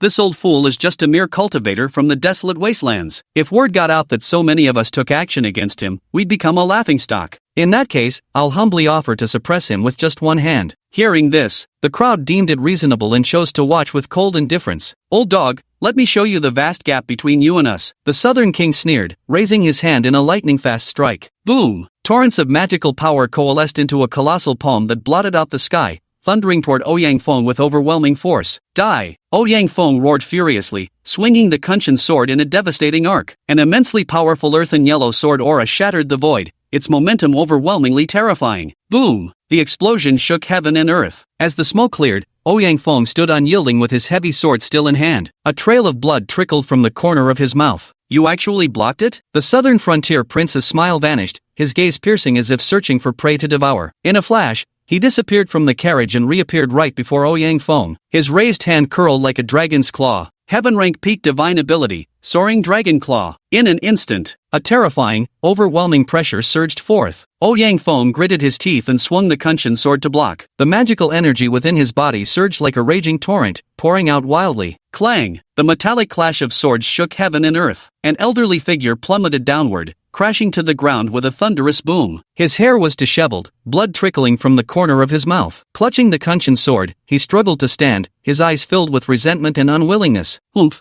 Truly worthless. Prince Shinnan pretended to be at ease, though inwardly he was furious. Despite relying on his superior cultivation, his full-power strike had unexpectedly failed to kill this man in one blow. It was downright embarrassing. Again! Ouyang Feng roared. The opponent was indeed formidable. Had it not been for that supreme-grade treasure shielding him, just now his fleshly body might have been torn to shreds. That old man's got some tricks up his sleeve, the other divine transformation realm cultivators secretly thought. The southern frontier king laughed in extreme anger. How dare he continue to provoke? Without holding back any longer, he unleashed a series of divine abilities one after another, charging straight at Ouyang Feng. Ouyang Feng steadied himself, gripping the Kunshin sword tightly as he prepared to meet the assault head-on. The sword radiance pierced the heavens, blazing like a scorching sun. As the founding elder of Mountain Moving Sect, he executed his sword techniques to perfection, augmented by the might of his magical treasures, engaging the Southern Suppression King in a fiercely even battle. Soon, the Southern Suppression King grew increasingly agitated in heart. With his techniques thrown into disorder, a fresh wound split open on his chest, blood trickling forth. The Prince of Jinnan was completely enraged. In a fit of impulse, he broke his promise and directly summoned his treasure artifact, the ninth grade Profound Origin Hammer. The Profound Origin Hammer descended like a meteorite, its overwhelming force pressing down on the earth. Numerous cultivators staggered, their faces filled with terror. Boom! The Kunshin sword nearly flew from his grasp. Ouyang Feng's entire body trembled violently as chaotic energy surged through his blood vessels. He sneered mockingly, "What happened to all your grand words earlier? How utterly shameful." The Southern Garrison King, knowing his dignity was at stake, erupted with murderous rage in his eyes and roared, "Old fool, I'll have your head." With that, the primordial Chaos Hammer's momentum surged violently like a storm. After consecutive defenses, Ouyang Feng finally couldn't hold on any longer. A hammer strike sent him vomiting blood as his body plummeted from great height, kicking up a cloud of dust upon impact. "Beg for my mercy, and I might spare your worthless life," he sneered. The Prince of Southern Domain held a giant hammer in his hand, exuding an intimidating aura. He intended to utterly crush Ouyang Feng's dignity, to break the spine of the cultivators from the barren state. Ouyang Feng, covered in blood and sprawled weakly on the ground like a dying old dog, showed no trace of his former divine grace, that carefree elegance and soaring ambition he once possessed as a divine sovereign. Yet to the cultivators of the barren state, he remained the undisputed, peerless divine sovereign. "Senior, that's enough." The crowd's eyes were reddened as they choked back sobs. "Ancestor!" The cultivators of Mountain Shifting Sect wailed in unbearable grief. Chapter 23. Are you that idiot's son? Ouyang Feng struggled to rise from the ground, leaning heavily on his sword. His movements were unsteady, but he clenched his teeth and steadied himself. Lifting his bloodied aged face, his gaze was unusually serene and profound. He didn't look at the Prince of Jinnan, but instead fixed his eyes upon the countless external cultivators filling the sky. To die for one's principles is a worthy death. This old man only wishes to tell you one thing: Huangzhou cultivators shall not be humiliated. A resolute voice echoed in all directions, reverberating deep within every heart, raising goosebumps across their skin. Desolate province cultivators shall not be humiliated. The roar surged like towering waves, resounding throughout the entire desolate province. In that instant, all present cultivators of desolate province united in righteous fury, standing shoulder to shoulder to shield Ouyang Feng at their forefront. They seemed ready to perish together like jade and stone, or moths darting into flames. The cultivators from outside were startled, their expressions changing dramatically. For some reason, though these desolate state cultivators were clearly weak, facing them now sent chills down everyone's spine. Most importantly, things have escalated to this point, and it's indeed a case of bullying with power. If word gets out, the reputation would be terrible, tarnishing the image of our faction. Prince Jinnan's expression changed, then he sneered viciously, "Trying to swarm an elephant with ants, are you? Dream on. Ants will always be ants." With that, he began gathering his strength to smash down with the primordial chaos hammer. "Protect the ancestor!" The mountain-moving sect master roared furiously. "All cultivators of Barren Province, prepare for battle." Various sects, cultivation clans, and wandering cultivators from different kingdoms raised their heads and howled at the sky, filled with righteous indignation. At that very moment, a sudden mutation occurred. Several even more terrifying and powerful auras surged forth overwhelmingly. What is that? Many people felt their scalps tingling with fear, their eyes filled with awe. Amit Ba. A group of monks clad in kasayas chanted Buddhist mantras, their footsteps alighting on golden lotuses as they strode through the void. "They're from the Hanging Temple of Buddha Province," someone exclaimed in astonishment.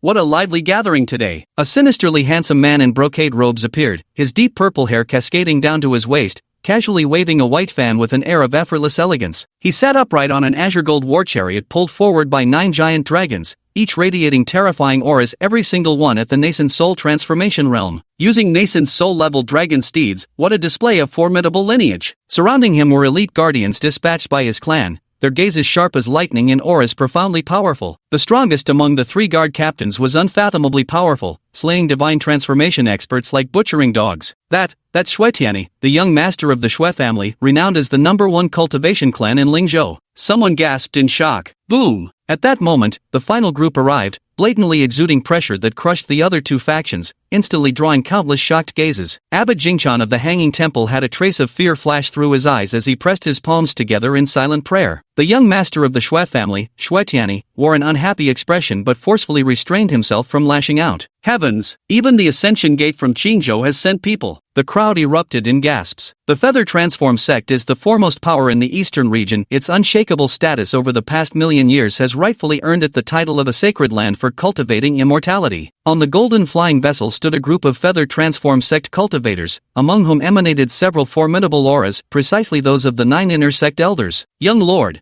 we have arrived." Elder Yen did not dare to slacken as he clasped his hands respectfully and spoke gravely to the young man before him. The young man inhaled and exhaled thick streams of energy through his nose and mouth, his entire body shrouded in a mysterious, hazy mist. From every pore, radiant solar essence erupted in blazing brilliance. This is the strongest true disciple of the Feathering sect, and the newly appointed Holy Son. His status was incomparably lofty, even surpassing that of an inner sect elder. "Barren province," Chen Xiao murmured as he gazed upon this long unseen stretch of land. This was the place where he was born and raised, but now, it had become a stain he was unwilling to mention. No one knew what a tremendous shock to his worldview it had been when he first joined the Feather Transformation sect. His fellow disciples were either from powerful cultivation clans or came from immortal imperial dynasties, hailing from prosperous Taoist provinces abundant in resources and overflowing with spiritual energy. While he was just a minor cultivator from a backwater village. Fortunately, he awakened the solar immortal body, defying the heavens to change his fate, and step by step became the most dazzling prodigy of the Feather Transformation sect. But this humble origin always filled Chen Zhao's heart with shame. Now that he had returned to his hometown, he felt no excitement or nostalgia, only disgust and revulsion. "My God, that's the Feather Transformation sect's holy son, Chen Xiao. I've heard of him. He possesses the solar immortal body and is hailed as invincible among his peers." Many cultivators exclaimed in surprise. After all, the Heavenly Feather sect was a top-tier power in the eastern domain,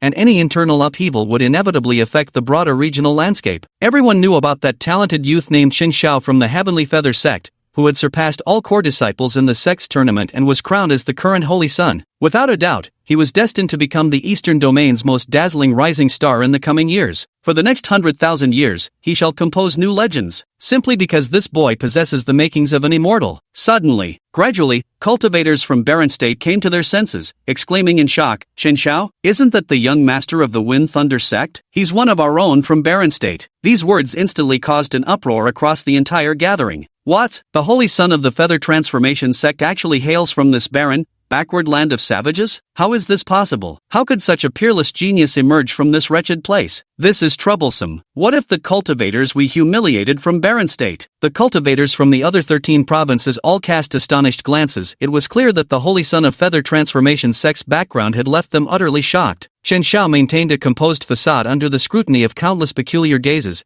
though a flash of frigid killing intent surfaced in the depths of his eyes. His worst fear had come to pass. Elder Yen instantly understood the implicit command. With a violent flick of his sleeve, he swept up the group of shouting Barren State cultivators midair, then unleashed a terrifying surge of power that instantly exploded tens of thousands of cultivators into crimson mists. Blood rained down in torrents, saturating the air with its metallic stench. The Holy Son of my Feather Transformation sect is not someone you insignificant ants are worthy to discuss. Anyone who dares wag their tongue again shall be killed. Elder Yen roared furiously. At this, the previously clamorous crowd instantly fell deathly silent. Chen Zhao's face remained expressionless, unmoved. At this moment, the Prince of Southern Town felt ashamed after all. He had previously humiliated the cultivators from Desolate Province, who could have imagined this backwater region would produce a Holy Son of the Feather Transformation sect. With just this status alone, forget about him as a titled prince. Even if the Emperor of the Shuntian dynasty came in person, he wouldn't dare offend such a person. After much deliberation, the Prince of Southern Town cautiously asked, "Holy Son Chen, might these cultivators from Desolate Province be entrusted to my humble self for disposal?" If Chen Xiao showed even the slightest intention to stop,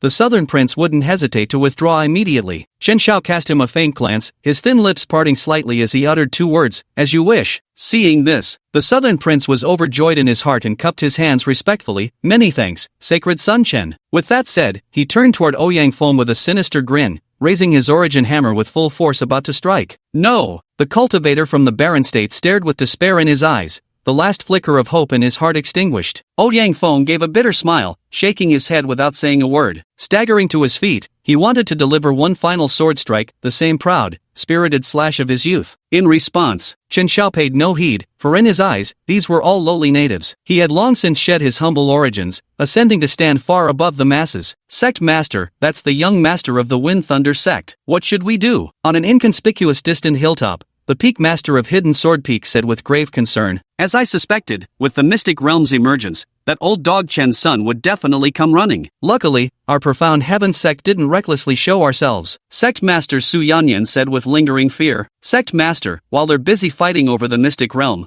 let's quickly relocate our profound heaven sect. The eastern region is vast, we should first find a place to hide. I agree. Didn't you hear someone just shout that he's a holy son? Fleeing is our best option now. By the way, where is junior brother Yi? He is the true hope of Xiantian sect. Suddenly, the Mist Peak Summit's master covered her delicate lips in shock, her beautiful eyes widening as if she had seen something astonishing. Everyone, look over there. Junior brother Yi seems to have already gone ahead. What? Su Yunian was utterly horrified. Quick, hurry and bring him back. Chen Xiao is right there. Isn't going over now tantamount to courting death? At this moment, just as the fierce battle was about to erupt, a voice filled with curses echoed from afar, spreading in all directions. Damn it! How dare outsiders bully us like this? This wild province can't function without me. Nobody move, everyone stand the hell still. Swish, swish, swish. Countless astonished gazes converged in that direction. They were curious to see who dared to be so arrogant. Amidst the watchful eyes of the crowd, an elegant young man in a black robe embroidered with golden patterns made a grand entrance, his flowing silver-white hair creating a striking contrast. Who comes forth? State your name. The southern frontier king sneered coldly. Your grandfather, Yi Junlin. Yi Junlin raised his voice. Bastard, this king will slaughter you. The prince of Jinan froze momentarily before flying into a rage. Yi Junlin? Isn't that the master of the ethereal peak from the profound heaven sect? Someone suddenly realized and exclaimed. Zuantiangang, Yi Junlin. Chen Zhao's previously indifferent expression transformed instantly upon hearing these words, his eyes erupting with icy light that seemed capable of splitting the sky as he roared. Never did he imagine that his father's murderer would be standing right before his eyes. Yi Junlin casually rubbed his nose. You need something? Chen Zhao's face was filled with murderous intent. You killed the sect master of the Wind and Thunder sect,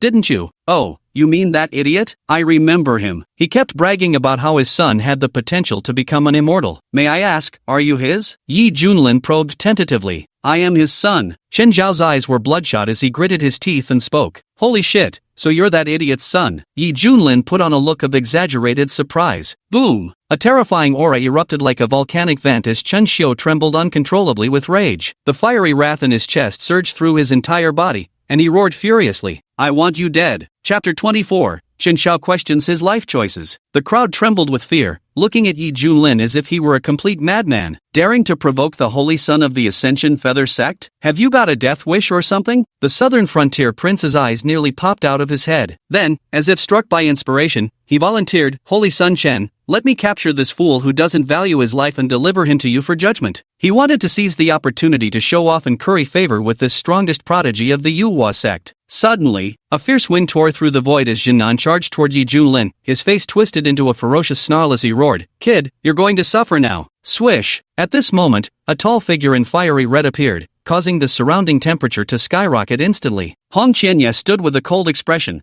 blocking the southern king's path. Well, where did this beauty come from? The southern king froze, his eyes flashing with burning desire. Die now! Red Leaf lifted his hand in disgust, unleashing a fire-based divine ability. Phew! A dazzling blaze scorched the void, creating ripples of extreme distortion in the air. Prince Shinan's expression changed drastically as he exerted his full strength to block it, only to have even his primordial chaos hammer reduced to ashes. His entire body was engulfed in mysterious flames. Ah! A heart-wrenching scream pierced the heavens. Under the astonished gazes of the crowd, the southern frontier prince swiftly turned to ashes, leaving not even a trace behind. An entire divine transformation realm expert, just gone like that? And who was it that struck him down? Exclamations of surprise arose from all around. Everyone was speculating about the origin of the woman in red. When did my desolate state produce a powerhouse of this caliber? Ouyang Feng was dumbstruck, his heart filled with conflicting emotions. The thought of how he had previously proclaimed himself as the #1 expert in the desolate state made him so ashamed he wished he could crawl into a hole in the ground. There's always someone better beyond the realm of mortals, and a higher sky beyond the heavens. Fellow Daoist, may I ask your honorable name? Ouyang Feng shouted loudly. Little did he expect. Hong Qianye completely ignored him. After instantly killing the southern prince, he swiftly appeared beside Yi Junlin's side, cupping his hands respectfully. Master. This scene nearly made all the cultivators' jaws drop in shock. That senior, is actually Peak Master Ye's disciple? Holy crap, that's a deity transformation cultivator. Since when did the Profound Heaven sect have a deity transformation expert? Damn those who said Peak Master Yi was only a nascent soul cultivator. Since when could a nascent soul take a deity transformation expert as a disciple? Step forward now, I swear I won't beat you to death. The cultivators of Barren State were all greatly excited. This truly gave them a massive surprise. Profound Heaven sect, so powerful? Ouyang Feng was stunned. In his impression, the Profound Heaven sect had always been the lowest ranked among the 6 major sects of Barren State. What on earth had happened to this sect during his closed-door seclusion? Little virtue, you'd better give this old man an explanation. Ouyang Feng snapped irritably at the mountain-moving sect's leader. Had he known the Profound Heaven sect was this formidable, why would he have gone out of his way to show off? Faced with the ancestor's questioning, the mountain-moving sect's leader looked utterly bewildered. Ancestor, I truly know nothing about this. Boom! At that moment, Su Yanyan and his group arrived at the scene with the Profound Heaven sect in tow. Sect Master, you finally arrived. I was just about to call for you, Yi Junlin said with a smile. Junior brother Yi, do you realize what you're doing? Su Yanyan said anxiously. Those are people from the Feather Transformation sect. You should leave quickly. We'll buy you some time. That's right. As long as you're here, the Profound Heaven sect still has a chance to rise again. You absolutely must not come to harm here, the Peak Master of the Hidden Sword Peak said solemnly. Yi Junlin smiled, understanding the goodwill in their words. He didn't answer directly but instead beckoned with his hand. A wisp of cloud floated from afar,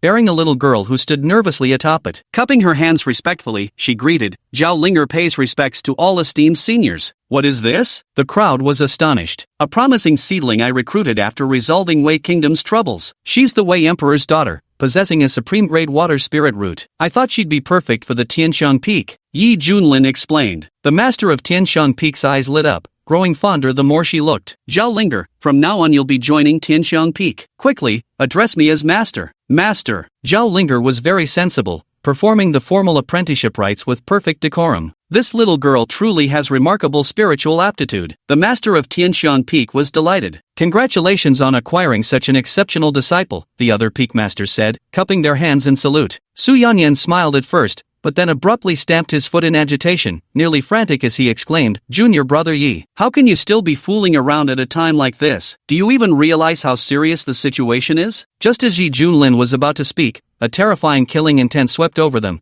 causing many in the Shen-Tian sect to feel as though they had been plunged into an icy abyss. You, all of you, will pay with your lives for my father's death. Chen Zhao's pupils flashed with golden light as he darted directly above the crowd. The golden radiance emanating from his body blazed like a scorching sun in the sky. Elder Yen, should we intervene? A fellow elder whispered to the lead Elder Yen. Among them, his cultivation was the highest, and he was also the chief commander of this expedition. Elder Yen waved his hand dismissively. This is the Holy Sun's private matter. It should be left to him to handle. Besides, with this ragtag group before us, they stand no chance against the Holy Sun. The Holy Sun of the Feather Transformation sect was destined to be the strongest among the younger generation of the Eastern Domain. Sweeping through this desolate region would be effortless for him. Yi Junlin, come and meet your death. Chen Xiao roared with draconic fury. Yi Junlin sneered, fight me? You ain't worthy yet. Little Red, go, teach him a lesson. Hearing this, Hong Qianye's mouth twitched several times, feeling vaguely like someone had just commanded a guard dog to attack. But Yi Junlin's methods were evident before his eyes, so he naturally dared not show the slightest defiance. Whoosh! Hong Qianye's figure rapidly ascended,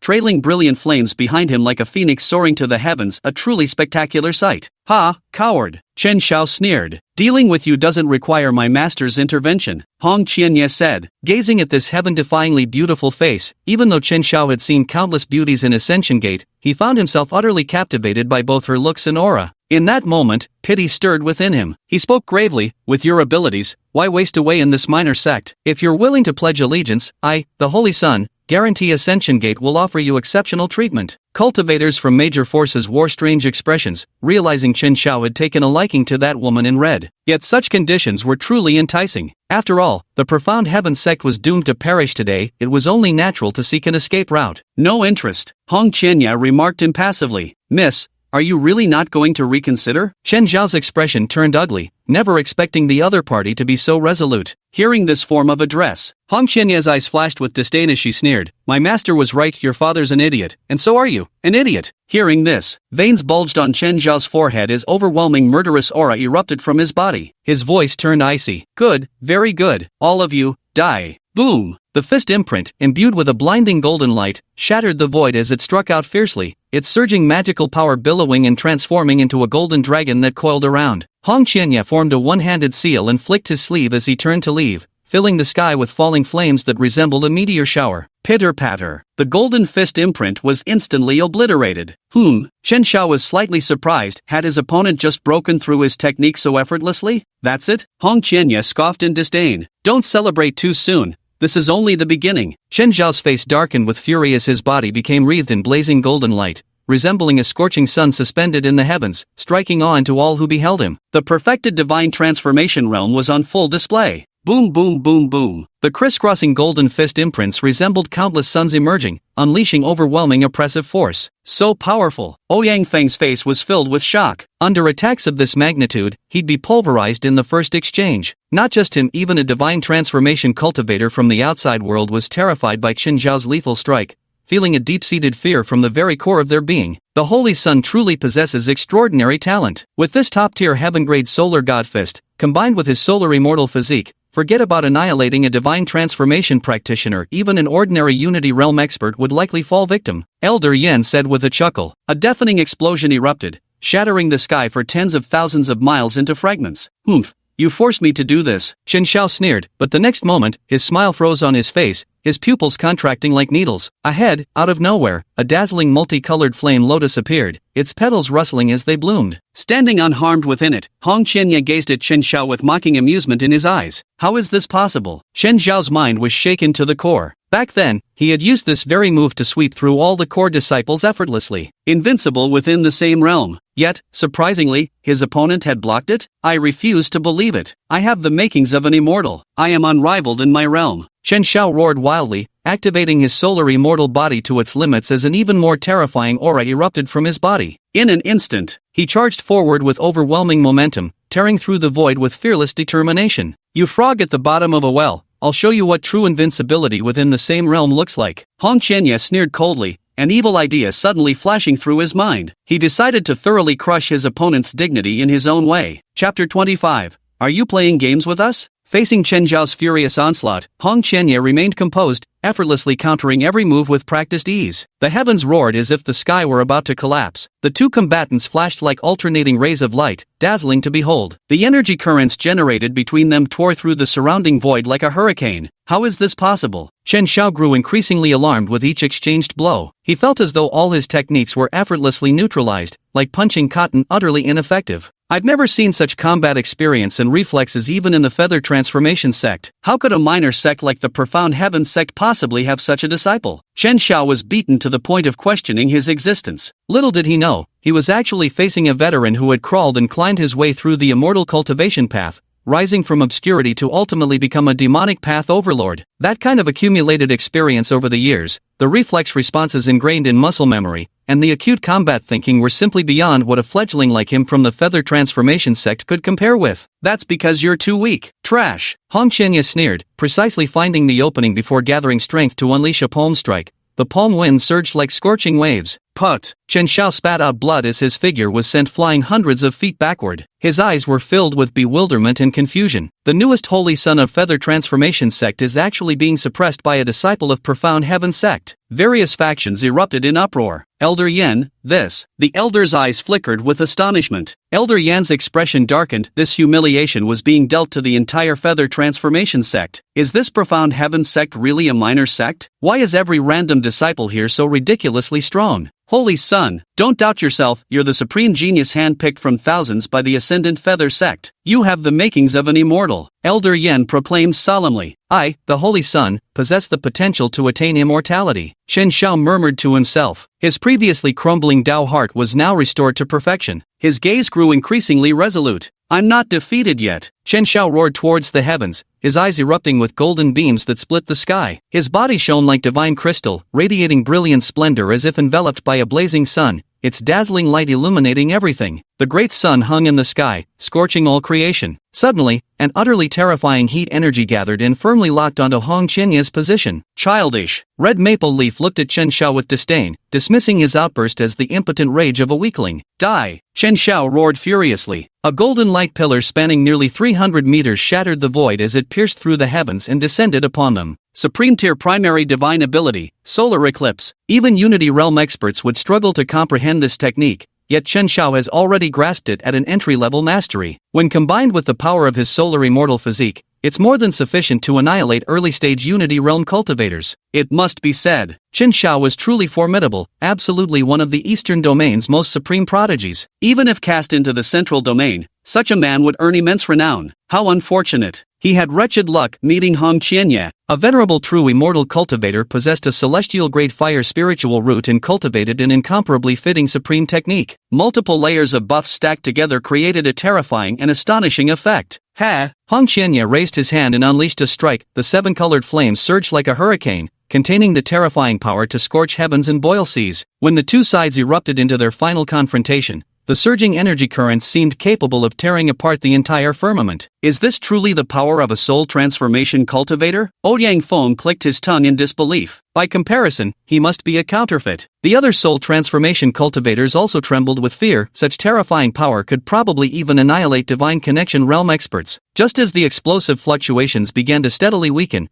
countless streams of divine sense converged upon the source. Who won? Many observers tensed with nervous anticipation. At that moment, a blood-soaked figure came plummeting from the sky, hair disheveled and eyes devoid of spirit, his convictions utterly shattered. That's the Holy Son of the Ascension Feather Sect. Shouts of astonishment filled the air. Humph, like a firefly daring to compete with the bright moon. Hong Qianye sneered coldly. From beginning to end, he had regarded Chen Xiao as nothing more than a contemptible clown. Junior brother Yi, your disciple is frighteningly strong. Virtual Year stood dumbfounded. To think he could even defeat the Holy Son of Feather Transformation Sect, what kind of monstrous talent did you dig up from somewhere? Little Red, Yi Junlin said. Hong Qianye swiftly appeared by his side, cupping his hands in salute. Master, what are your orders? Yi Junlin looked pleased. You've performed well. Prepare an extra dish for me tonight. Thank you, Master. Hong Qianye was utterly baffled. Why on earth should his excellent performance mean extra treats for you? Swish! Chen Xiao was brought aboard the boat by several elders. Saint, quickly swallow this, someone said, producing a supreme-grade healing elixir. After all, this was the Holy Son of the Yuhua sect. They couldn't afford the slightest mishap. After taking the pill, Chen Zhao's injuries improved significantly, and his chaotic qi quickly stabilized. Yet he remained in a dazed state, repeating like a fool, I lost.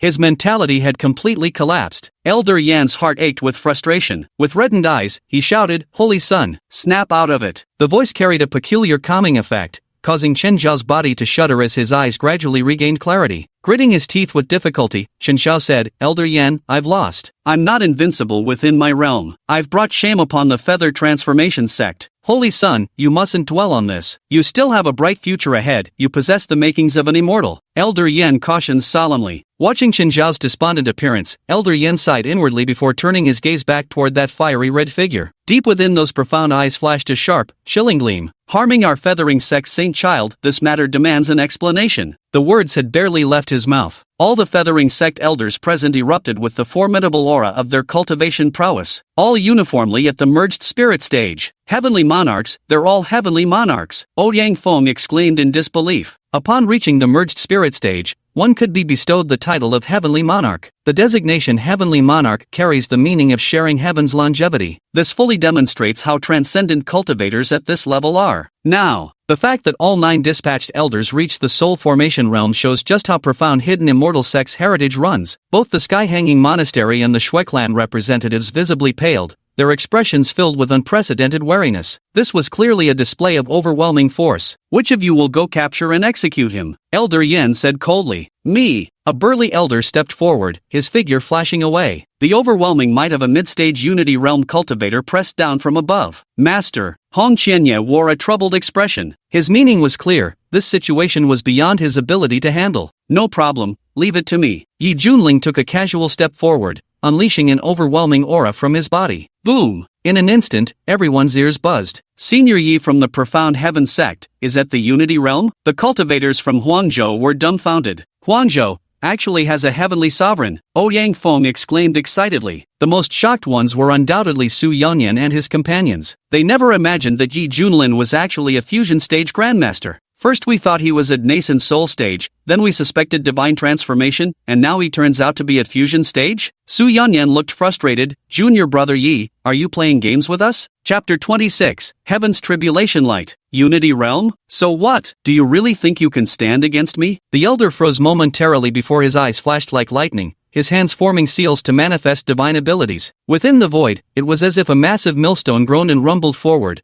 while a colossal white hand of blazing radiance reached out, exuding an ancient, time-worn aura. Seeing this, Yi Junlin remained perfectly composed, raising his hand to tap lightly at the air. Bang! The colossal palm shattered into fragments. What? The elder's eyes widened in shock as a foreboding premonition rose in his heart. Swish! Yi Junlin activated the Great Void technique, dashing before him in the blink of an eye at an inconceivable speed. Boom! His fist shot forth with unparalleled killing intent. Ah! The movement was too swift. Before the elder could even summon his protective treasures or talismans, Yi Junlin's single punch shattered his physical body and obliterated his primordial spirit. Holy shit! Everyone's eyes nearly popped out of their sockets, their faces frozen in disbelief. A fusion realm grandmaster was just beaten to death like that? You kidding me? At this moment, Yi Junlin flicked his fingers, his silver-white hair flowing in the wind, a playful smile hanging at the corner of his lips. That's it? With the supreme bone in his body, his foundational combat power had skyrocketed. Even without using any mystic arts, his close-quarters combat skills were absurdly powerful. Elder Yan's face twisted in fury as he roared, "Everyone, attack! Kill him!" Whoosh whoosh whoosh. The remaining 7 elders sprang into action, their cultivation levels matching Yi Junlin's as they unleashed their deadliest techniques with overwhelming lethal intent. Boom! The heavens seemed on the verge of collapse, forming a funnel-like vortex. Suddenly, a towering phantom shadow that seemed to dominate all living beings appeared behind Yi Junlin, its terrifying aura spreading like tidal waves, compelling involuntary submission. King's Seal! Yi Junlin raised his hand to unleash the seal, forcefully confronting the combined attacks of 7 Soul Union Realm Elders. A torrent of immense energy raged wildly, mercilessly tearing apart every inch of space. Put! One after another, elders started vomiting blood as if struck by lightning, exclaiming in horror,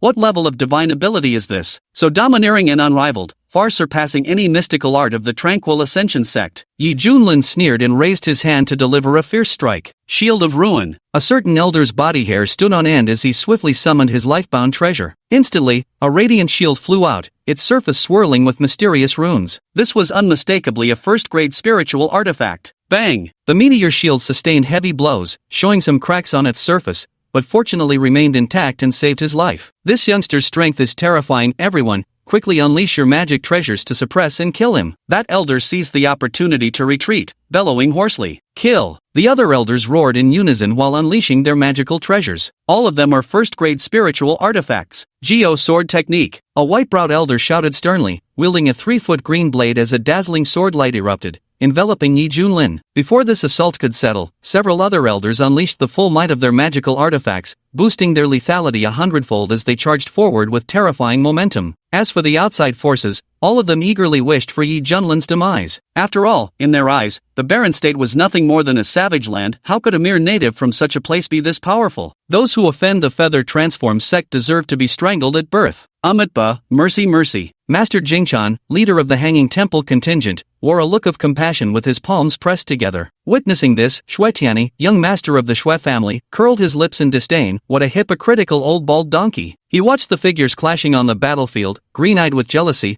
and sneered coldly, "Monsters like these are better off dead early." Is it about to end? Seeing the silver-haired youth trapped in dire straits, many cultivators in Barren Province felt their hearts in their throats. "Damn it, junior brother Yi is in danger," Su Yunian and the others exclaimed anxiously. Among them, only Hong Qianya remained completely unperturbed. Listening to the exclamations around him, he crossed his arms and curled his lips slightly, muttering to himself, "What do you lowly insects know?" Ever since witnessing Yi Junlin's extraordinary display back in Wei country, Hong Qianya had been certain this guy still had tricks up his sleeve. And at this moment, as if to confirm his suspicions, Yi Junlin appeared increasingly at ease amidst the joint assault. "Since that's the case, let me show you this move." Yi Junlin smiled faintly, urging the boiling magical power within his body as it surged wildly into the supreme bone at his chest. Suddenly, the divine radiance blazed intensely, its brilliance eternal and undying. A blazing sun seemed to be forming in his chest, its terrifying aura mighty enough to shatter the heavens. What happened? Countless cultivators trembled in fear, their faces filled with horror. Boom! A dazzling divine radiance erupted from Yi Junlin's chest, as if the heavens themselves had unleashed divine wrath to annihilate all creation. This was one of the supreme divine abilities of the Supreme Bone, Heaven's Calamity Light. Oh no! The 7 cultivators at the Unity Realm sensed imminent danger and summoned their magic treasures at full power,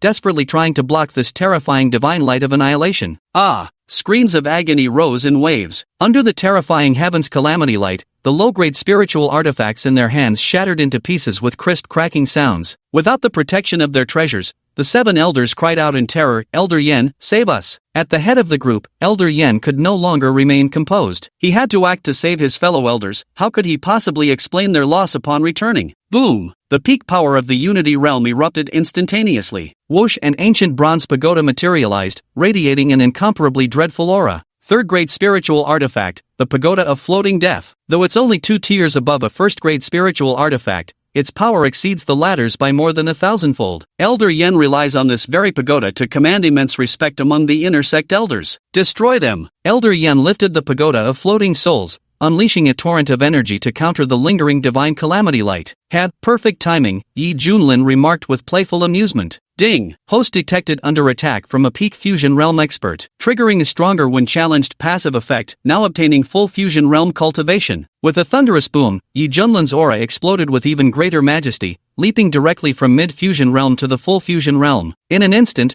the heavenly tribulation light, whose power had already diminished, suddenly erupted with blinding radiance, utterly astonishing. You've been concealing your cultivation base. Elder Yen felt his scalp go numb, nearly spitting blood from fury. Boom! The heavenly tribulation light violently swept forth. Ah! The 7 elders' bodies exploded one after another into clouds of blood mist, their lives eradicated and their Tao extinguished. Only Elder Yen narrowly escaped, but he was covered in blood, battered and bruised, his face filled with terror and lingering fear. He truly hadn't expected such a ruthless figure to emerge from Barren Province. Has the world already changed like this? The most urgent matter now is to save myself first. Senior, today we admit defeat. The Ascendant Gate voluntarily withdraws from competing for the secret realm. Having said that, they turned to leave. Heh, you think you can come and go as you please? Yi Junlin stretched out his massive hand, his silver-white hair whirling chaotically as an overwhelming aura erupted from his body, one that eclipsed the sun, moon, and stars, exuding the supreme arrogance of dominating both heaven and earth. Just die already. Chapter 27, The Heaven-Burying Coffin, emerges. Elder Yan's scalp nearly split from terror as he cried out in disbelief.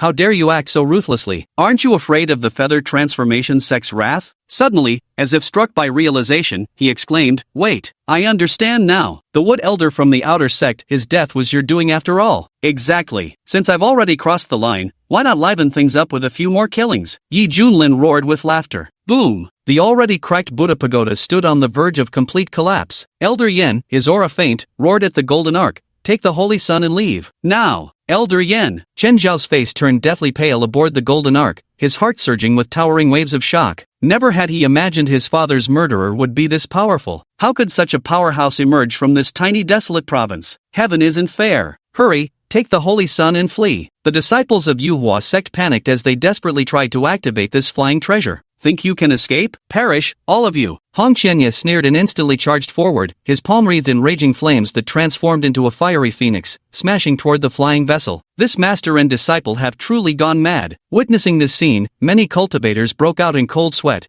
their hearts pounding with terror. Killing the Feather Transformation Sect's elder, and now planning to slaughter the Feather Transformation Sect's holy son as well. The sky of the eastern region seems about to collapse. Amit Ba. A solemn Buddhist chant echoed. Hong Qianya's attacks were all intercepted by a radiant Buddhist palm imprint. It belonged to an elderly monk clad in a kasaya, fingering prayer beads. The Hanging Temple, Master Jingchan. Seizing this brief opening, the golden flying vessel activated swiftly, shattering the void in the blink of an eye as it fled the scene in panic. Watching his prey slip away left Hong Qianya highly displeased. He said coldly, "Old bald donkey, aren't you overstepping your bounds?" Master Jingchan clasped his hands together, his expression one of compassion. "Esteemed lady, when will the cycle of vengeance end? Why must you pursue this to the bitter extremity? Lady benefactor." A cold glint flashed through Hong Qianya's eyes as he sneered, "Old bald donkey, Don't think this sovereign can't see through your Buddhist tricks. You just want Feather Transformation sect to owe you a favor. Such hypocrisy turns my stomach. As a demonic cultivator, he loathed these meditation monks the most, constantly pursuing their own interests while draping themselves in righteousness. Lady Benefactor, your prejudice against Buddhism is too deep. You're already showing signs of falling into demonic paths. This old monk advises you to restrain yourself. Master Dingchan remained expressionless, his tone carrying a warning. You old bald donkey, do you think I need you to give me face? Who asked for your lecturing? Hong Qianya sneered coldly. Stubborn and unyielding. Master Jingchan's eyes flashed with anger as he muttered coldly, since that's the case,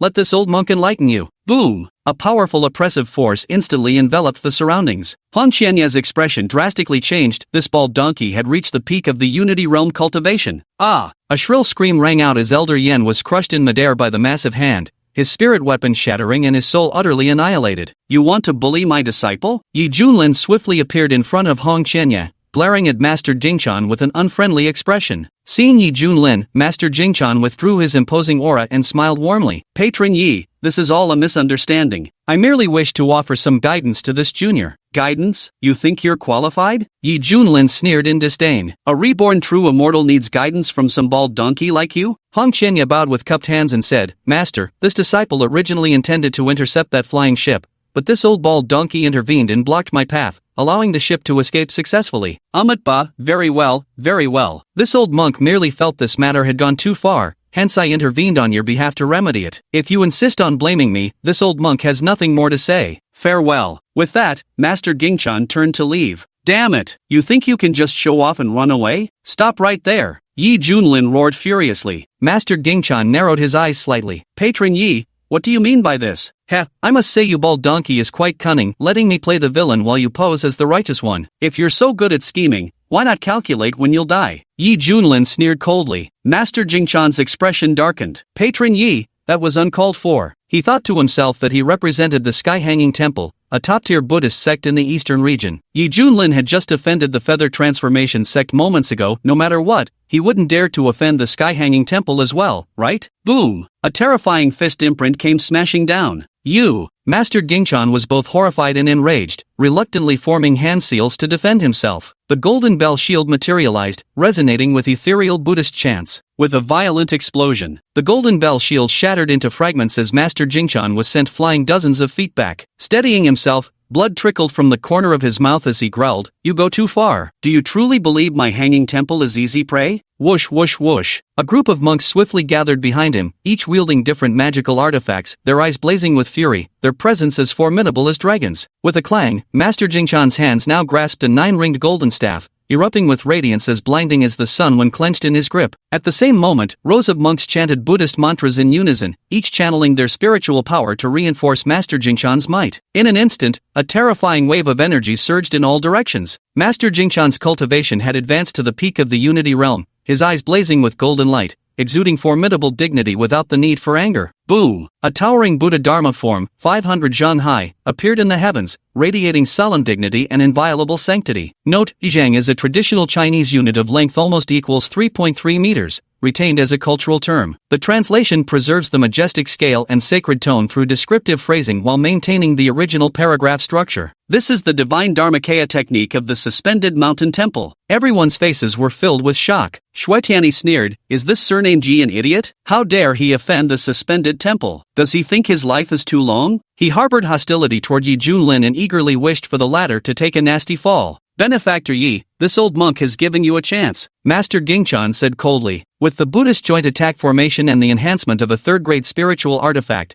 his power had reached an absurdly amplified level. Under these circumstances, he didn't believe Yi Junlin could still defeat him so easily. Now that's interesting. Yi Junlin stroked his chin. Hong Qianya stood silently to the side, curious to see the limits of this silver-haired youth. Now, let this venerable monk deliver you from suffering. Swish! Master Jingchan swung the 9-ring staff in his hand, unleashing a torrent of energy that seemed capable of piercing through heaven and earth. Yi Junlin raised his hand and shouted, Coffin, come forth! With a thunderous crash, the void nearly collapsed as an ancient bronze coffin flew out, exuding an aura of boundless antiquity. The ancient coffin stood 50 feet high and 90 feet long, embodying the supreme posture of the 9th Imperial configuration. This was none other than the heaven-burying coffin. Initially merely a third-grade spirit artifact, the heaven-burying coffin had now advanced to the 6th grade realm following Yi Junlin's breakthrough to the late-stage Unity realm. In the blink of an eye, the heaven-burying coffin intercepted that formidable strike. This, Zen Master Jingchan's expression changed abruptly. "All of you, get in there," Yi Junling sneered. The burial heaven coffin suddenly opened, unleashing an incomparable and terrifying suction force. Not good. Master Jingchan felt his scalp go numb as he mustered all his strength to resist this suction force. To his surprise, the monks behind him began flying toward it one after another,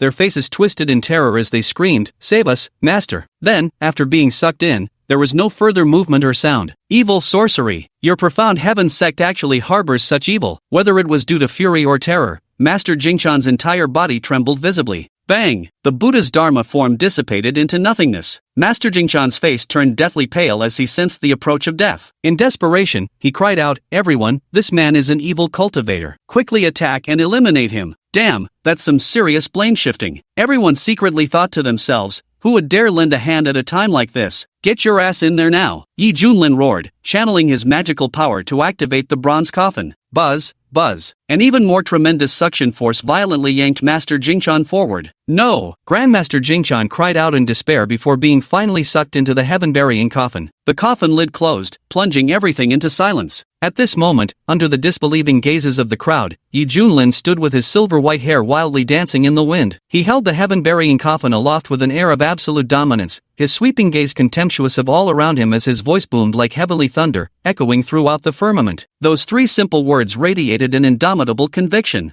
Who else is there? Chapter 28, Check-in at the Luotian Secret Realm. Witnessing this scene, the cultivators outside were scared out of their wits, their inner terror growing infinitely. So terrifying. Peak Lord Yi is mighty, Peak Lord Yi is invincible. The disciples of the profound heaven sect were ecstatic, cheering and jumping with joy. Su Yanyan was so excited he could barely contain himself, repeatedly saying, "Good, well done." The master of Hidden Sword Peak muttered to himself, "Holy crap, am I dreaming?" Smack! As soon as he finished speaking, his face was slapped. Covering his cheek in bewilderment, the Hidden Sword Peak master asked, "Junior sister, why did you hit me? Did it hurt?" The Heavenly Fragrance Peak master asked with concern. "Nonsense, of course it hurts. So it's not a dream then." The Hidden Sword Peak master. At this moment, all the cultivators from Barren State burst into cheers, their hearts swelling with unparalleled pride as they gazed upon him with eyes that looked upon a deity. Iron Peak Sect's ancestor Ouyang Feng, with tears streaming down his face, prostrated himself on the spot and cried out loudly, "Divine might of Lord Yi Tian." The roars rose like tidal waves, powerful enough to shatter the very sun in the sky. This can't be happening. Shuetiani felt as if he had been plunged into an icy abyss, muttering to himself in disbelief. He was beginning to doubt whether he had come to the wrong place. Was this still the desolate province? The delegation from the strongest immortal sect in the eastern region had been slaughtered and sent fleeing in panic. The contingent from the Hanging Temple, reputed as a sacred Buddhist site, had all perished within an unidentifiable coffin. So it turns out we've encountered a fierce deity. At that very moment, deafening tremors echo across the barren continent's sky. Dazzling boundless radiance shoots skyward,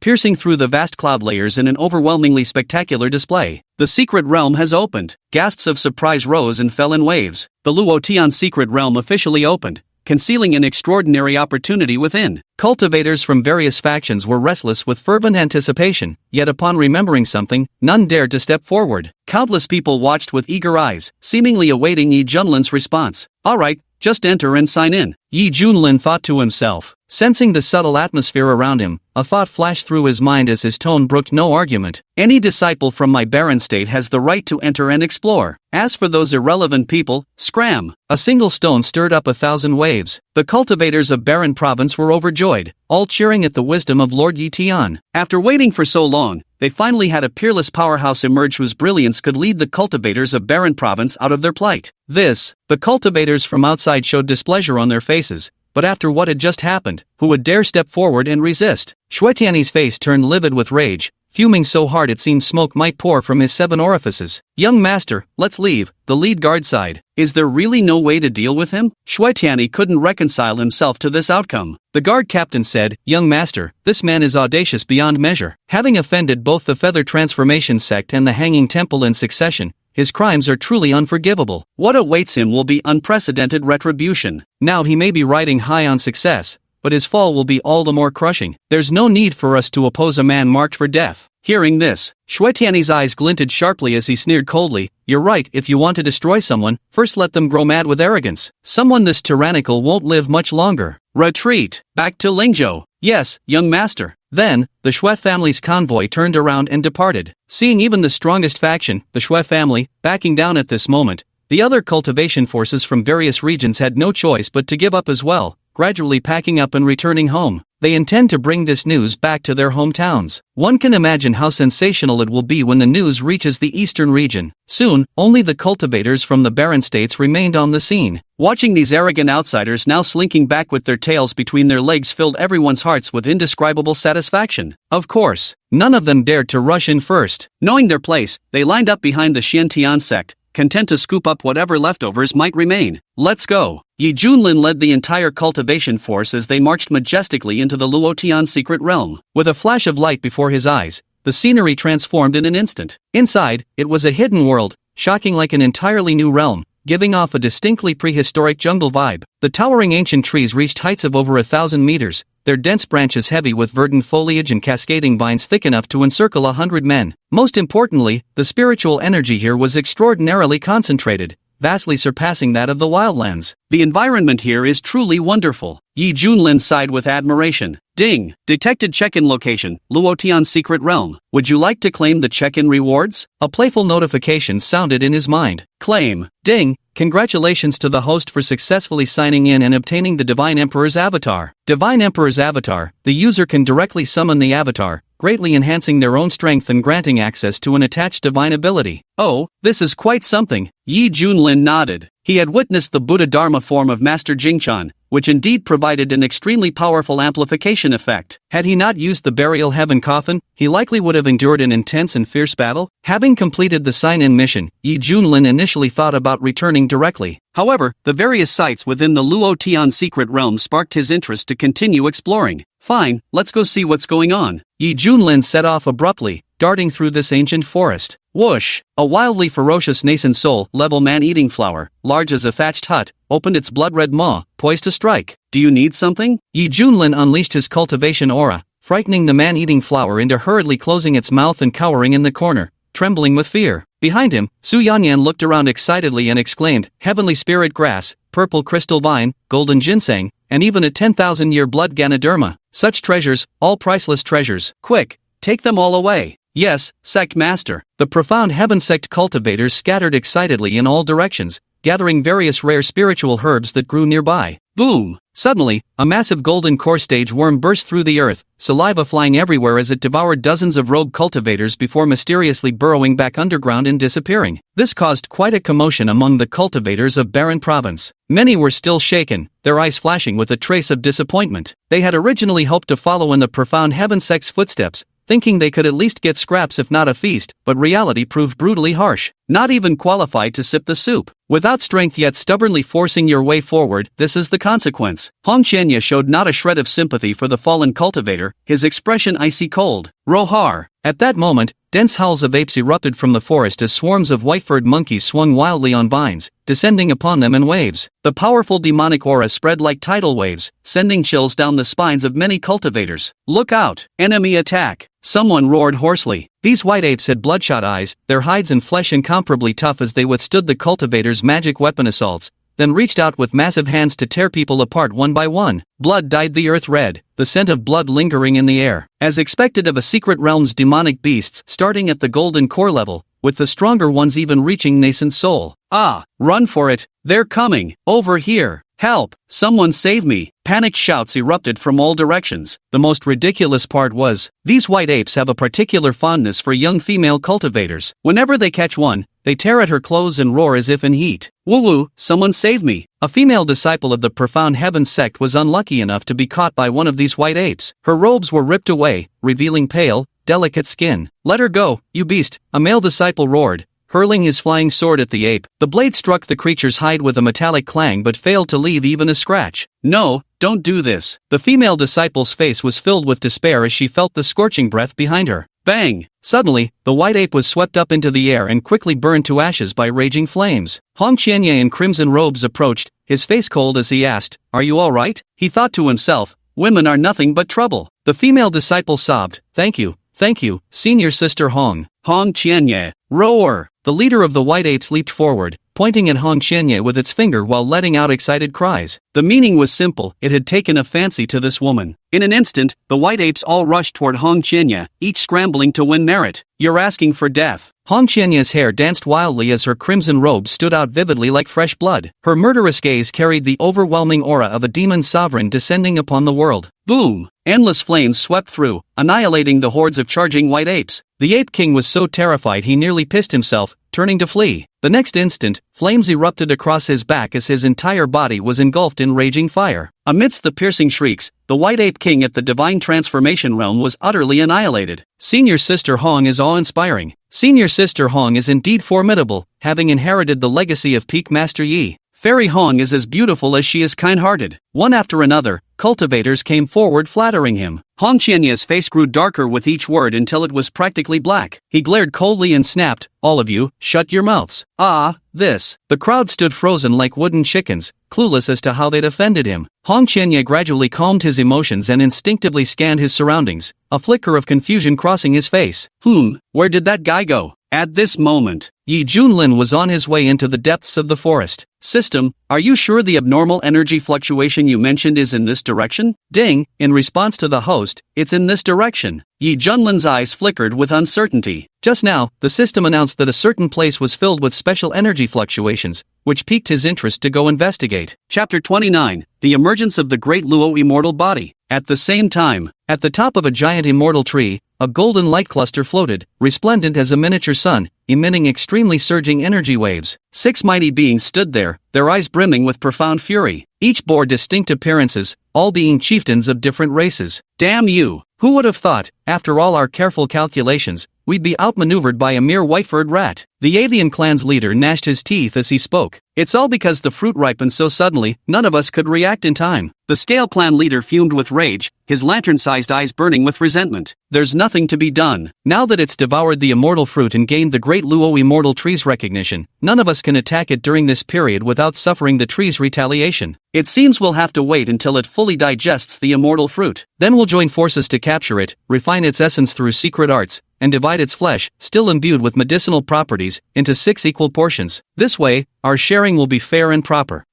This old man swears to make this damned white-furred rodent pay dearly for its gluttony. These 6 beings were all native inhabitants of the Luotian secret realm, and also the 6 strongest Unity Realm experts here. Each of their races had carved out their own territories, reigning supreme over their domains for generations. This time, faced with the immortal tree bearing a great Luo immortal fruit, which the 6 clans had originally planned to share, they arrived in haste, only to be stunned when they found an unknown white-furred rat had beaten them to it. The entire great Luo immortal fruit was devoured by this white-furred rat. The 6 clan leaders were furious to the point of madness, ready to capture the rodent alive before slowly torturing it. By the way, how shall we handle these foreign invaders? The Stone clan leader said in a solemn voice. It looks like a pitch-black stone man. Our current strength isn't clear yet, but as long as our 6 clans join forces, we'll make sure these invaders never return. The Beast clan leader snorted 2 jets of white vapor from his nostrils, gripping a wolf-toothed mace comparable to a 5th-grade spirit weapon, his face filled with ferocity as he spoke. What they hated most were creatures that barged into their secret realm to plunder resources,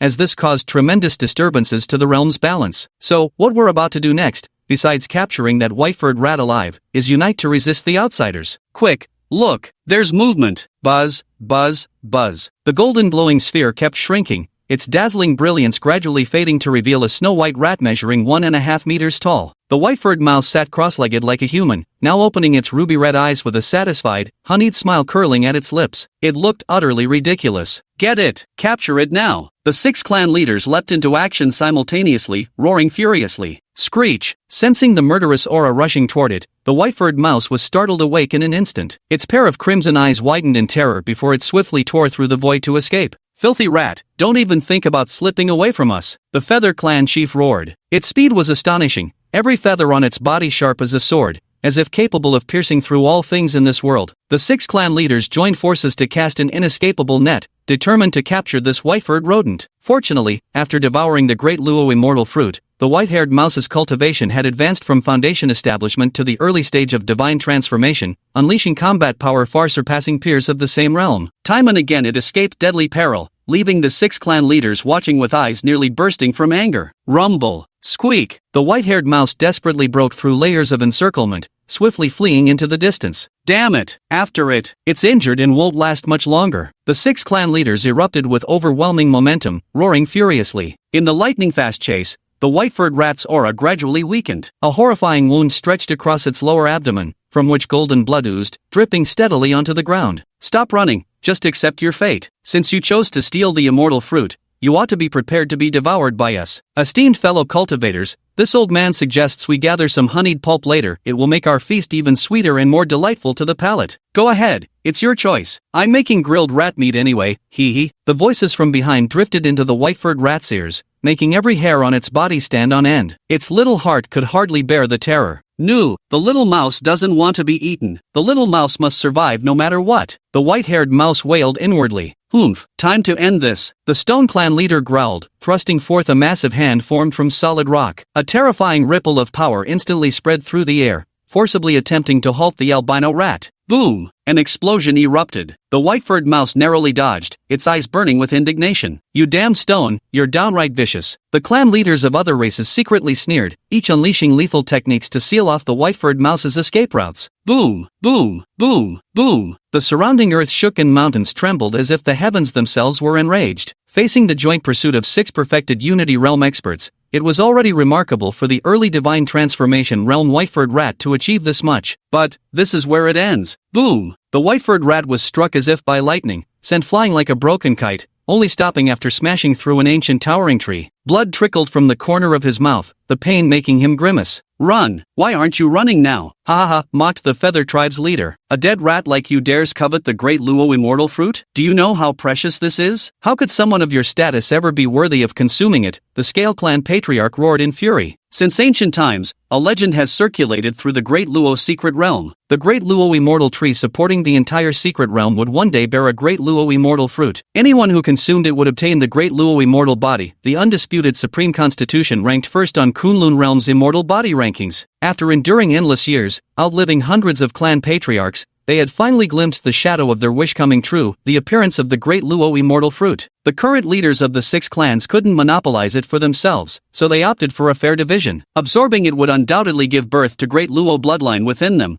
which would greatly benefit their future cultivation. Who could have imagined that a white-furred mouse would beat them to it? It doesn't have your names on it. Why can't Mousy eat it? Now you want to blame Mousy? Mousy feels so wronged. The white-furred mouse widened its teary eyes and whimpered pitifully. At death's door, and still daring to quibble. Watch how this old man skins and debons you alive, making you regret ever being born. The Stone Clan leader's voice boomed like a temple bell as he stretched out a massive hand to swat the white-furred rat. Sensing the overwhelming murderous intent enveloping him, the rat's fur stood on end as icy terror coursed through its body, its round eyes bulging with utter despair. What should I do? Little old me is about to kick the bucket. It felt utterly helpless and wronged. It had merely been passing by when it saw the fruit ripening on the tree and, overcome by temptation, devoured it completely. Little did it expect this would provoke a relentless pursuit by the leaders of 6 great clans. Boom! At that moment, a terrifying and overwhelming surge of power came sweeping in. Who? The Stone Clan leader recoiled in fright, withdrawing his hand as he questioned with uneasy suspicion. The eyes of the other clan leaders gleamed with intensity as they each entered a guarded stance. In the field of vision, a black-robed young man with silver-white hair cascading down to his waist, graceful as a jade tree, stepped forward through the air, hands clasped behind his back. System, you're saying that energy fluctuation is coming from that white-furred rat? Yi Junlin's expression turned peculiar. Ding, that's right. This rat just devoured a Great Luo Immortal fruit and has already condensed a Great Luo Immortal body within itself,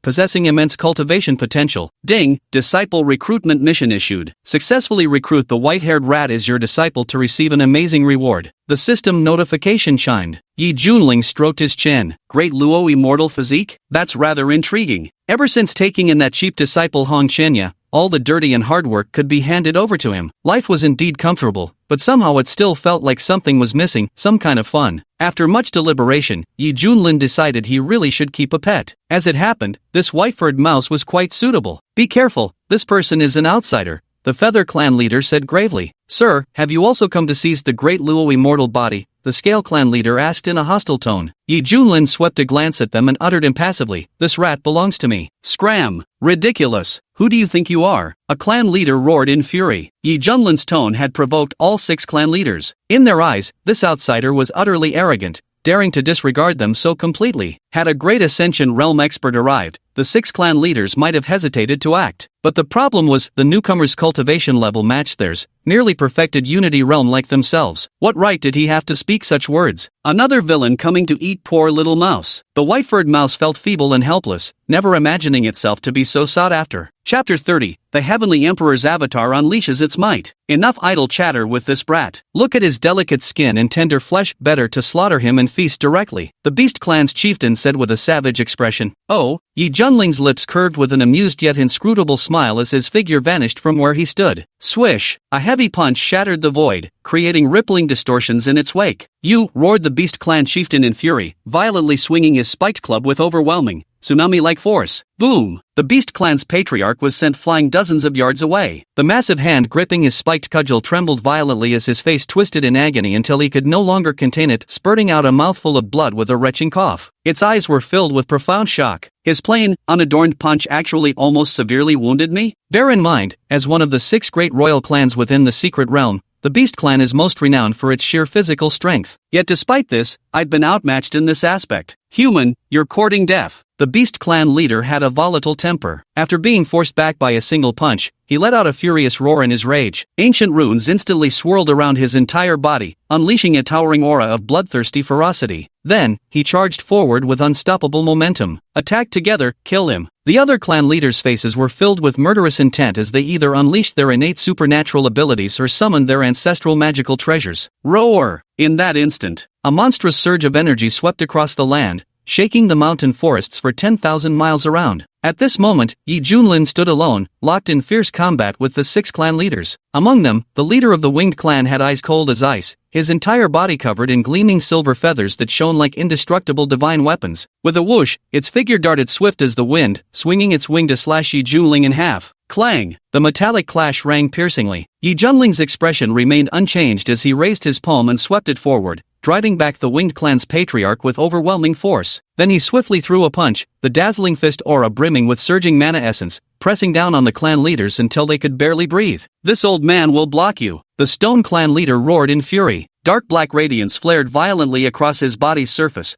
rippling outward in visible ring-like waves. Bang! A loud explosion. The Stone Clan patriarch let out a muffled grunt, his eyes flashing with a trace of pain. Heh, still quite resilient. Yi Junlin sneered. He had held nothing back with that punch, yet his opponent's physical defense was terrifyingly formidable. If it were Elder Yen, he would have been blasted to pieces with a single punch. Everyone, stay calm. As long as we coordinate well, killing this human is only a matter of time. The Wood Clan leader growled as dense vines tore through the void, their intertwined runes making each tendril rival a third-grade spiritual artifact. Their power was extraordinary. Oh really? The next instant, Yi Junlin unleashed the Great Desolation Imprisoning Heaven Finger technique, 4 colossal golden fingers thrust forward simultaneously, each radiating overwhelming majestic power. Ugh! Thousands of vines snapped apart as the Wood Clan leader trembled like he'd been struck by lightning. Luckily the Stone Clan leader intercepted the residual shockwaves, averting what could have been a fatal calamity. Yi Junlin unleashed a series of lethal moves, successively wounding the clan leaders of various races. So powerful. Sweat beaded on the forehead of the Feather Clan leader as blood flowed from his torn wounds. Suddenly, a healing light enveloped him,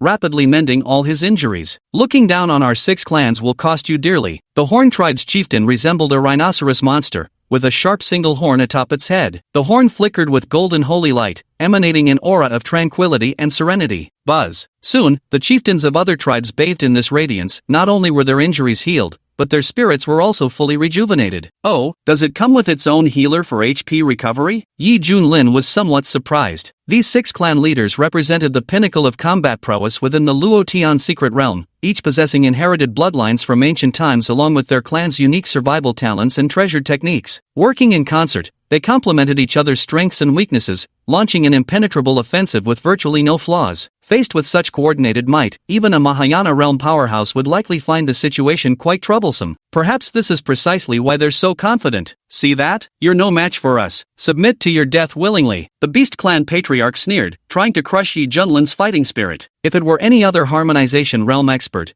they would genuinely panic when trapped in such a predicament. Unfortunately, they couldn't detect the slightest hint of tension on Yi Junlin's face. Even at the corners of his mouth, there lingered a trace of playful amusement. Very well, just in time to test this round's sign and reward. Having made up his mind, Yi Junlin narrowed his eyes slightly, and his entire demeanor instantly transformed, his gaze now brimming with imposing authority. Boom! A terrifying aura surged abruptly from his body. In an instant, a vast phantom image erupted behind him, piercing the heavens, those narrow golden eyes burning with cold indifference, shoulder-length hair cascading like a starry river, his imperial robes adorned with celestial constellations encompassing all creation. Upon his head rested an ancient emperor's crown, while a white halo radiated behind his skull, as if poised to illuminate the mortal world and banish the endless darkness. This was none other than the Heavenly Emperor's divine aspect. This is... The 6 clan leaders' faces were filled with terror, their bodies chilled as if plunged into an abyss. They felt utterly insignificant, overwhelmed by an urge to prostrate themselves before this vast, shadowy figure. As the colossal Heavenly Emperor's manifestation appeared, its terrifying pressure spread outward like tidal waves. Space and time itself seemed on the verge of freezing. Countless creatures in the primeval forest cowered in fear, pressing themselves against the ground with expressions of pure dread. This sudden anomaly irresistibly drew the gazes of all the frontier state cultivators who were still exploring. Oh heavens, what is that? Their throats gulped audibly, their bodies chilled with terror, their livers and gallbladders nearly splitting from fear. This is the manifestation divine ability, a supreme mystic art. Yang Feng's eyes nearly popped out of his head in shock as he muttered, who on earth could have performed this? Could it be Lord Yi Tian? Not far away. Hong Qianye was stunned. His signature phoenix-like eyes revealed a mix of astonishment and doubt. Was that his doing? Even with his vast experience, he had never seen this type of Dharma appearance before. Compared to this, the Buddhist sect's Dharma appearance he'd seen earlier was practically a pile of dogshit. Back when he was in the central regions, he'd witnessed many powerful cultivators manifest their Dharma appearances. But before this divine manifestation, all pale in comparison, they can only surrender willingly. Even heaven, earth, and all living things dim in its presence. At this moment, with the Heavenly Emperor's manifestation embracing him, Yi Junlin felt the tremendous changes occurring within and was thoroughly satisfied. His gaze swept over the horrified clan leaders of the 6 tribes,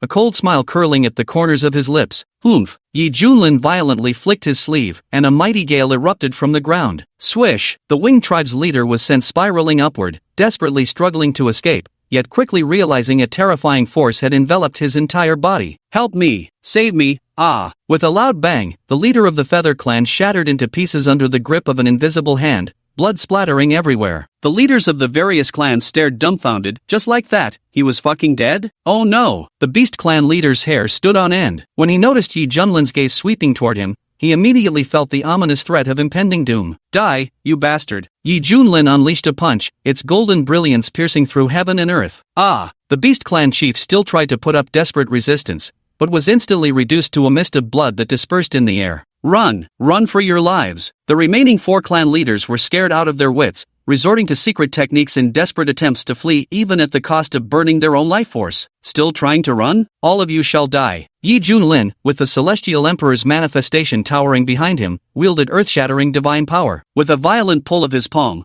a terrifying suction force erupted instantly. What? The clan leaders wore expressions of despair, their bodies involuntarily stepping back. Everyone, let's just fight them to the death. The Stone Clan leader roared, unleashing a towering aura as he madly charged toward the black-robed figure. Rotten Rock, you're the hardest one here. Yi Junlin sneered and flicked his finger from a distance. Boom! The golden finger radiance shattered the void, its might boundless and infinite. One of the divine abilities attached to the Heavenly Emperor's dermic form, Heaven-Severing Finger. No! The Stone Clan patriarch let out a miserable scream as his entire body was crushed by the tyrannical golden finger radiance. Even the reassembled rubble turned to dust, leaving no possibility of revival. Spare me, senior, please spare me. Seeing this, the leaders of the Scale Tribe, Horn Tribe, and Wood Tribe no longer dared to resist and began pleading for mercy in terror. Yi Junlin couldn't be bothered with further nonsense and simply slapped each of them to death with a single strike. When the scene finally quieted down, Yi Junlin retracted his Heavenly Emperor avatar and, sensing that 80% of his magical power had been consumed, clicked his tongue and remarked, "Though this thing is satisfying to use, it really drains mana fast. Now, it's time to get down to business." Yi Junlin scanned his surroundings and frowned. Where's that rat? The white-furred rat that had been lying injured on the ground earlier had mysteriously vanished without a trace. Chapter 31. Don't eat Mr. Rat. At the same time, a white shadow was racing like the wind, while the surrounding scenery blurred past in a frenzied whirl. So terrifying, that two-legged beast was absolutely horrifying. As the shocking scene replayed in its mind, the white-furred mouse couldn't suppress its palpitations, feeling a deep, soul-shaking terror. In its eyes, the 6 clan leaders at the apex of the Secret Realm's food chain had actually been effortlessly slain by their opponent. If it didn't flee now, the consequences would likely be even more dire. It's really strange. I was clearly injured before, but I recovered completely not long after. What's going on here? Could it be because I ate that fruit? Screw it. The most urgent thing right now is to avoid that two-legged beast. The snowy-furred mouse scurried about, darting left and right, its beady eyes flickering back and forth as its twitching nose sniffed the air. Suddenly, it sensed something amiss, a familiar scent approaching swiftly. Oh no, it's that two-legged creature coming to catch me. The white-furred rat was so terrified that its fur stood on end, frantically waving its limbs as it swept through the forest like a hurricane. Swish! Ripples emerged in the void with a rending force. Yi Junlin employed the Great Void technique, traversing the void to swiftly close in on his target. System, is that rat right up ahead? Ding, that's right, host. Just put in a little more effort, and you'll catch up to it soon. The system prompt sounded. That mouse sure can run. If it hadn't been for my system, it probably would have slipped right through my fingers. As for this white-furred mouse sneaking away, Yi Junlin found it quite amusing. A mischievous impulse suddenly struck him. He wanted to catch it and play a good trick on the little creature. It's over. How is it still chasing me? How does this two-legged beast know where I'm hiding? The white-furred mouse was going crazy inside. It felt it was incredibly unlucky just passing by to eat a fruit, and now it's being hunted down relentlessly. Mouse just wants to live peacefully. Why must you all want to harm Mouse? The white-furred mouse felt utterly crushed. Boom! An intense fluctuation came from above. An enormous pressure instantly enveloped the area, making the white-furred rat feel as if a mountain were pressing down on it. It could barely move under the weight, and a suffocating sensation gripped its chest. Squeak, squeak! The white-furred mouse struggled desperately until its limbs lifted off the ground, suspended in midair. Only then did it realize its tail had been pinched by a manna-condensed giant hand. Swish! Yi Junlin landed before it, examining the creature with keen interest. The white-furred mouse felt its back grow cold under the silver-haired youth's piercing gaze, certain this two-legged beast intended to eat it. In panic, the mouse immediately began pleading for mercy. Mouse meat tastes sour. Extremely unpleasant. Please spare this humble mouse. Your meat is sour? Yi Junlin arched an eyebrow. It's true, please believe Ratty. Ratty's meat tastes terrible. If you eat it, you'll keep farting foul smells. The white-furred rat, sensing an opportunity, pleaded excitedly. Yi Junlin rubbed his chin with an evil grin. Heh, hearing you say that just makes me want to try it even more. He kept moving closer, his expression utterly sinister. Screech! The white-furred mouse's eyes widened until they rolled back, its pupils gradually dilating before its head lolled sideways in unconsciousness, white foam trickling from its mouth. That scared it into fainting? Yi Junlin was dumbfounded. He lightly poked its cheek with his finger, finding no reaction whatsoever, his expression turning exceedingly peculiar. According to the system's explanation, this white-furred mouse possessed the great Luo immortal physique, the most formidable variant among all immortal constitutions. Who would have thought it'd be so timid? Hardly took any scaring at all. Forget it, might as well keep it as a pet mouse. Yi Junlin pinched the white-furred mouse by its tail and casually tossed it beside the boulder. Half an hour later, the white-furred mouse twitched its nose slightly as it woke up groggily. So fragrant. The scent floating through the air instantly roused the white mouse to full alertness. Am I still alive? The white-furred mouse poked its head out, curiously looking around. Suddenly, it froze in place. Not far away sat a handsome young man in a black robe embroidered with gold, his silver-white hair cascading down, each strand shimmering with snowy radiance. At that moment, he was skillfully roasting meat over a freshly built fire. The meat turned golden and crispy, emitting tantalizing waves of mouth-watering aroma. Next to it stood a large pot, simmering with something that smelled delicious. Could it be? The white-furred mouse lowered its head in fright, its tiny paws frantically patting down its body until confirming the scent wasn't coming from its own flesh. Only then did it heave a sigh of relief. Seeing its captor still engrossed in roasting meat, the white mouse immediately conceived an escape plan. It began tiptoeing away, plotting its great getaway. Come here nicely, don't make me chase after you again. A serene voice drifted softly through the air. Though the voice wasn't loud, to the white-furred rat's ears it resounded like roaring heavenly thunder. Senior! The white-furred rat approached Yi Junlin cautiously, his heart trembling with fear. Suddenly, his gaze stealthily shifted to the meat, drool trickling from the corner of his mouth as his stomach let out a loud growl. Yi Junlin gave him a displeased glance. Look at how pathetic you are. Here, take this. He tossed over a piece of crispy roasted meat. The white-furred mouse hurriedly caught it with both hands and,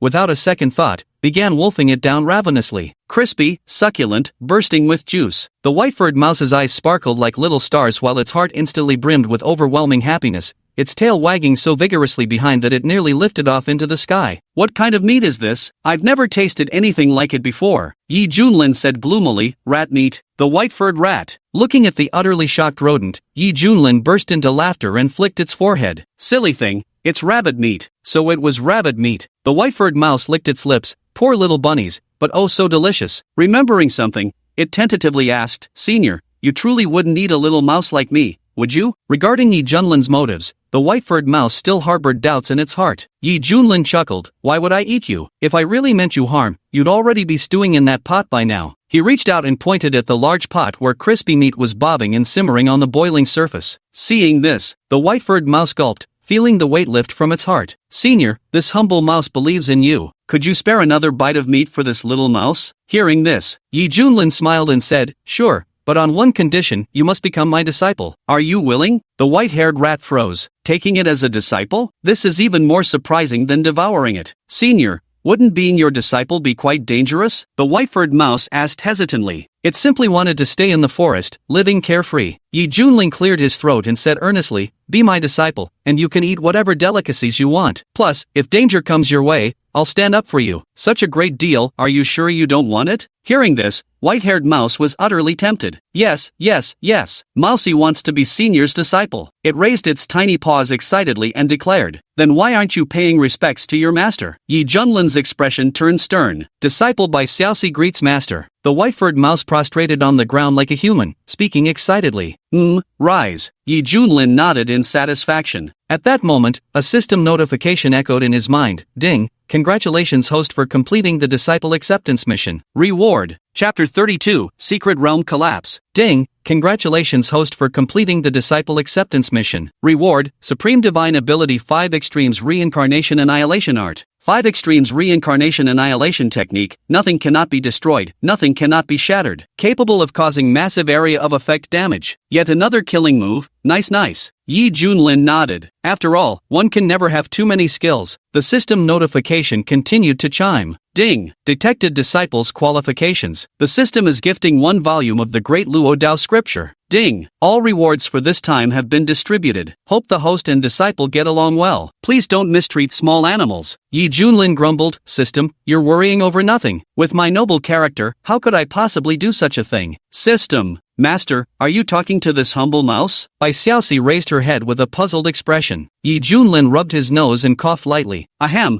Now I shall impart upon you a cultivation technique. You must treasure it dearly and practice diligently to become my, finest disciple. He quickly corrected himself. Extending a finger, he lightly tapped Bai Xiaoxi's forehead as a glowing sphere of light merged into her sea of consciousness. Boom! Bai Xiaoxi's eyes widened into perfect circles, her entire body trembling as if struck by lightning. This great Tao scripture contained everything, profound and marvelous beyond words, giving her a moment of sudden enlightenment that lifted the fog from her mind. Only then did Bai Xiaoxi realize she had received heaven-sent fortune. Thank you, Master, for bestowing this technique upon your humble disciple. Bai Xiaoxi prostrated excitedly, this time with far more sincere devotion than before. The meat's thoroughly cooked, eat up now. Yi Junlin smiled warmly as he ladled a bowl of meat soup for the white-furred rodent. Bai Xiaoxi eagerly grabbed hold, gave it an appreciative sniff, and immediately began devouring the meal. Delicious. After drinking it, Bai Xiaoxi felt warmth spreading through her body, a satisfied smile appearing at the corners of her lips. Having spent much time alone in the perilous forest,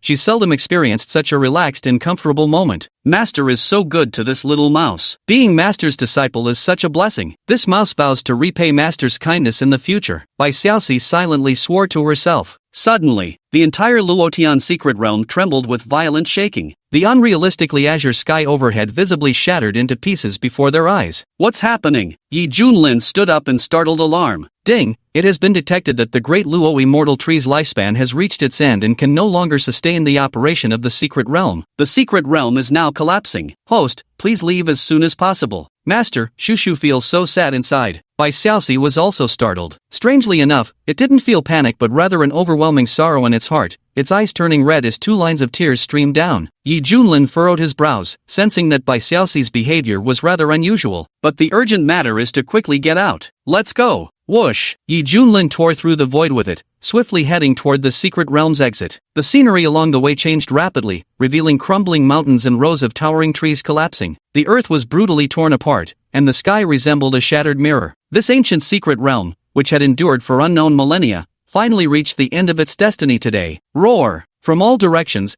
the howls of savage beasts sounded one after another. Without a doubt, the indigenous inhabitants here suffered the greatest impact. Retreat! Retreat now! Countless cultivators fled toward the exit in panicked haste. The scene was densely packed, forming a spectacular sight. Sect Master, who could have anticipated such events unfolding here? The Master of Hidden Sword Peak spoke with an ashen expression. Su Yanyan said in a grave voice, "Our priority is to quickly escort the profound Heaven Sect disciples to safety and ensure casualties are minimized to the greatest extent. Where is junior brother Yi?" The Peak Master of Tianxiang Peak said with concern. As soon as the words faded, Yi Junlin emerged through the Great Void technique and said solemnly, "Everyone, the situation is urgent, we must leave quickly." Junior brother Yi. Everyone's spirits were lifted. "My, what a large rodent!" exclaimed the Peak Master of Hidden Sword Peak in surprise. There hung a white-furred rat held by Yi Junlin, its eyes red and its demeanor utterly dejected. "This is my newly accepted disciple," Yi Junlin introduced. Disciple? Everyone was greatly surprised. When did junior brother Ye's standards become this outrageous? My previous disciple, though not the best-tempered,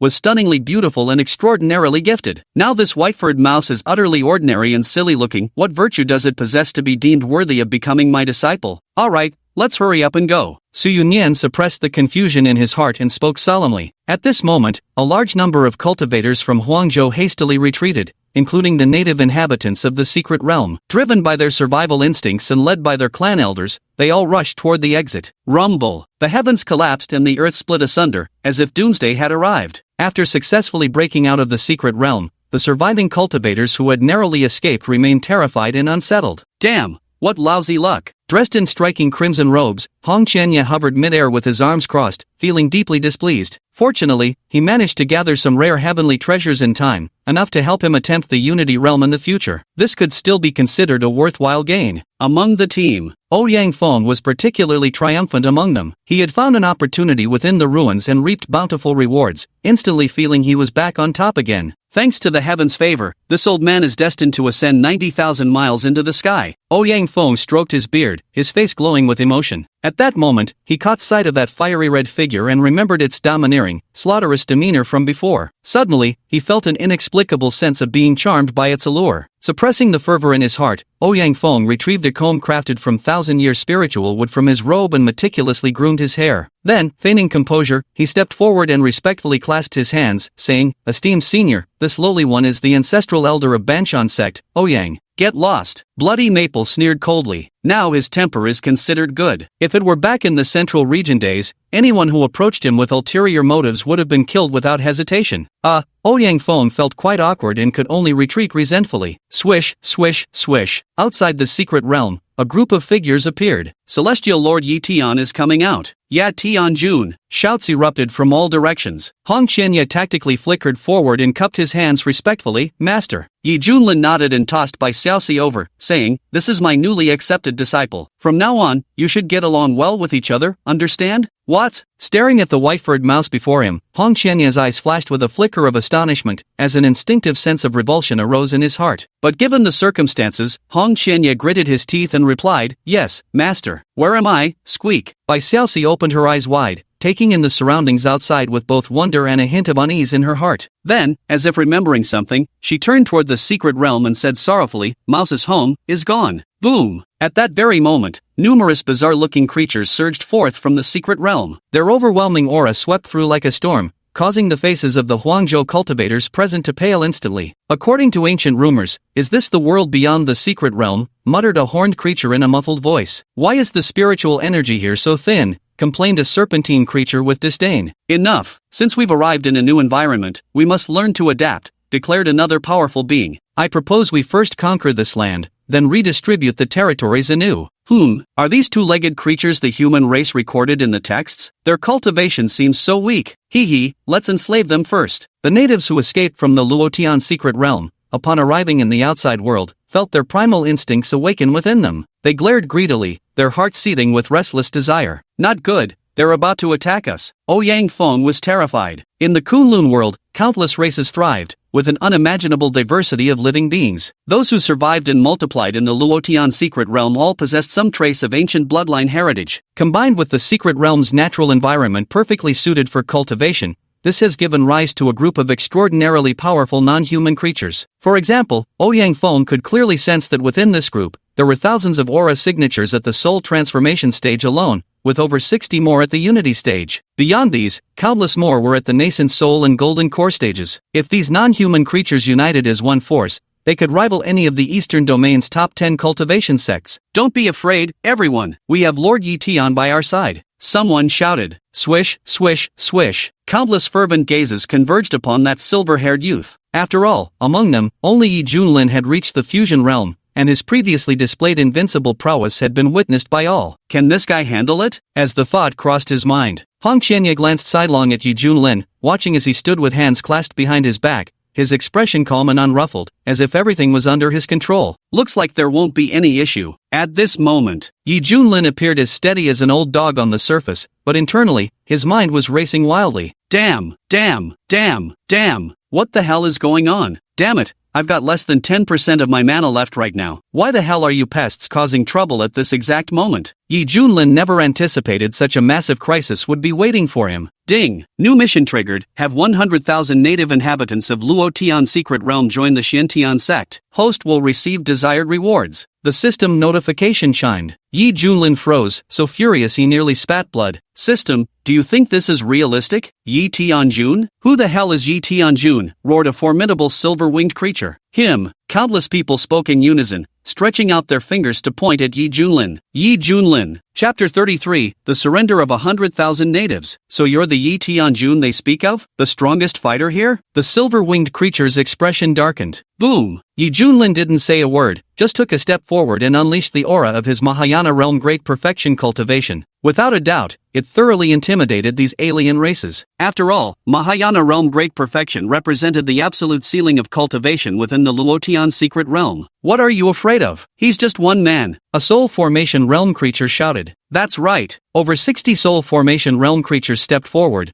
their combined oppressive aura blanketing the heavens and earth. My God! Countless people trembled in fear, collapsing to their knees. At the eye of the storm, Yi Junlin twitched the corner of his mouth. Well, that move didn't work, but curiously enough, seeing that one among them was a peak Unity realm expert, these alien creatures slightly restrained themselves. No matter what, they still held some measure of wariness, but dragging this out will lead to trouble sooner or later. Just as Yi Junlin was agonizing over the situation, an unusual transformation suddenly occurred in Bai Xiaoxi. Boom! A vast, ancient, and sacred aura erupted from its body. Its originally ruby-like eyes turned into a brilliant gold, while an archaic mark emerged on its forehead, radiating terrifying energy fluctuations. Xiaoxi, what's happening to you? Yi Junlin froze. This mouse, how? Hong Qianye's face changed drastically. In an instant, under countless astonished gazes, the white-haired mouse's figure levitated midair, its entire body seemingly enveloped within a golden solar corona. This is the aura of the great Luo immortal tree. One after another, the foreign races regained their senses, their eyes filled with profound reverence. One should know, in the Luotian secret realm, the one thing that must never be offended is the great Luo immortal tree that sustains the entire realm. To all living beings of every race, it is equivalent to heaven itself. Just when I thought the entire secret realm was collapsing and the great Luo immortal tree would perish as well, who would have guessed thereupon a white-furred rat, I sensed that familiar, intimate aura once more. Like a babe in swaddling clothes returning to its mother's embrace. Woo-woo, the great Luo immortal tree has not abandoned us. Oh great Luo immortal tree, guide your people, which path should we take for the future? We beg for the immortal tree's protection. Shouts rose one after another. 100,000 foreign creatures knelt in worship, including even the mighty integration realm elders, all prostrating themselves at Bai Xiaoxi's feet. Their emotions ran high, tears brimming in their eyes. Damn it! Su Yanyan and the others wore expressions of shock, nearly doubting their own eyes. This new disciple brother Yi Tukan actually has such a grand background? Even the widely experienced Hong Qianye was startled by this scene. Only now did he realize this white-furred rat carried an extraordinary destiny. Shooting a glance at the unperturbed Yi Junlin, Hong Qianye inwardly mused, as expected, everything was within your calculations all along. I knew you weren't so simple. At this moment, Yi Junlin was profoundly shaken. Recalling the earlier anomalies he had noticed in Bai Xiaoxi, countless speculations immediately flooded his mind. Could it be that the great Luo immortal fruit, born from the great Luo immortal tree, is essentially another means for it to resurrect by possessing a body? After Bai Xiaoxi consumed it, while developing the Great Luo immortal physique, she also unknowingly harbored remnants of its will. Now that the will of the Great Luo immortal tree has awakened, is it attempting to seize control of Bai Xiaoxi's body? Yi Junlin furrowed his brows. To be honest, this white-haired mouse was quite endearing, but if his disciple were to be replaced by a new will, his attitude would be completely different. Xiaoxi, are you alright? Answer me quickly. Yi Junlin anxiously transmitted his voice in secret. Bai Xiaoxi, hovering mid-air, had eyes cold and indifferent. Yet when this voice transmission intruded into her mind, it triggered violent fluctuations in her original spirit. Master is calling Lil Mouse can't sleep. Bai Xiaoxi's eyes flickered with struggle, his body trembling like a sieve. Finally, its gaze gradually became lively, its mind returning to its original lucidity. Master. Bai Xiaoxi obediently landed beside Yi Junlin, clasping her hands in a proper salute with practiced grace. It's good that you're unharmed, Yi Junlin murmured, a flicker of relief flashing through his eyes as he gently patted her head. What? The Great Luo immortal tree actually bowed to that human as its master. 100,000 natives stood dumbfounded, their worldviews violently shattered. Noticing this change, Yi Junlin hatched a plan and secretly transmitted his voice to Bai Xiaoxi. Xiaoxi, follow my instructions now. Bai Xiaoxi listened with only partial understanding. After a while, Bai Xiaoxi lightly coughed a few times before solemnly addressing the various foreign races. The collapse of this secret realm is the will of Heaven's Tao, but do not panic. You are all my people, and I will absolutely never abandon you. Upon hearing this, the alien races were thrilled, as if they had found their pillar of support. At this moment, Yi Junlin spoke calmly, Heaven has a virtue of cherishing all lives. Since that's the case, let your people join my Xiantian sect and receive protection. Bai Xiaoxi clasped his hands and bowed. Thank you, Master. Divine Tree, you. The silver-winged creature was stunned, completely unprepared for how the situation had unfolded. Are you questioning me? Bai Xiaoxi stood with hands clasped behind his back, golden eyes coldly fixed upon the other. The previously arrogant silver-winged creature immediately felt as if ice water had been poured over his head, lowering his gaze in fear. This humble one wouldn't dare. The other foreign races also fell into silence, for having lived in the Luotian secret realm for so long, their submission to the Great Luo immortal tree was carved into their very bones. In their eyes, even the Great Luo immortal tree, which they revered as divine, was willing to heed its commands. As mere subjects, they had even less reason to question its authority. Thus, the crisis of this upheaval was swiftly nipped in the bud. Ding! Congratulations to the host for completing the mission, reward Sundial issued. Sundial activates a cultivation space where 100 years inside is equivalent to a single day outside. The system prompt echoed in his mind. Yi Junlin's eyes flashed with a sharp gleam as he inwardly exclaimed, it worked. This time, it was truly thanks to the disciple I took in, who would have thought they'd play such a crucial role at the critical moment. As for the rewards given out, Yi Junlin wasn't particularly thrilled. Judging by the description of the sundial's functionality, it was nothing more than a cultivation chamber with a time differential. At first glance, it seemed impressive, 100 years of secluded cultivation inside, while only a day passed in the outside world. But for someone like him, who possessed the golden cheat of growing stronger against stronger opponents, this thing was actually quite useless. Since he had crossed over to this world, he was here to enjoy life, after all. With the system's help, all he had to do was lie flat. His cultivation realm could be gained simply by provoking others. Why bother toiling away in the sundial's domain? But while he didn't need it,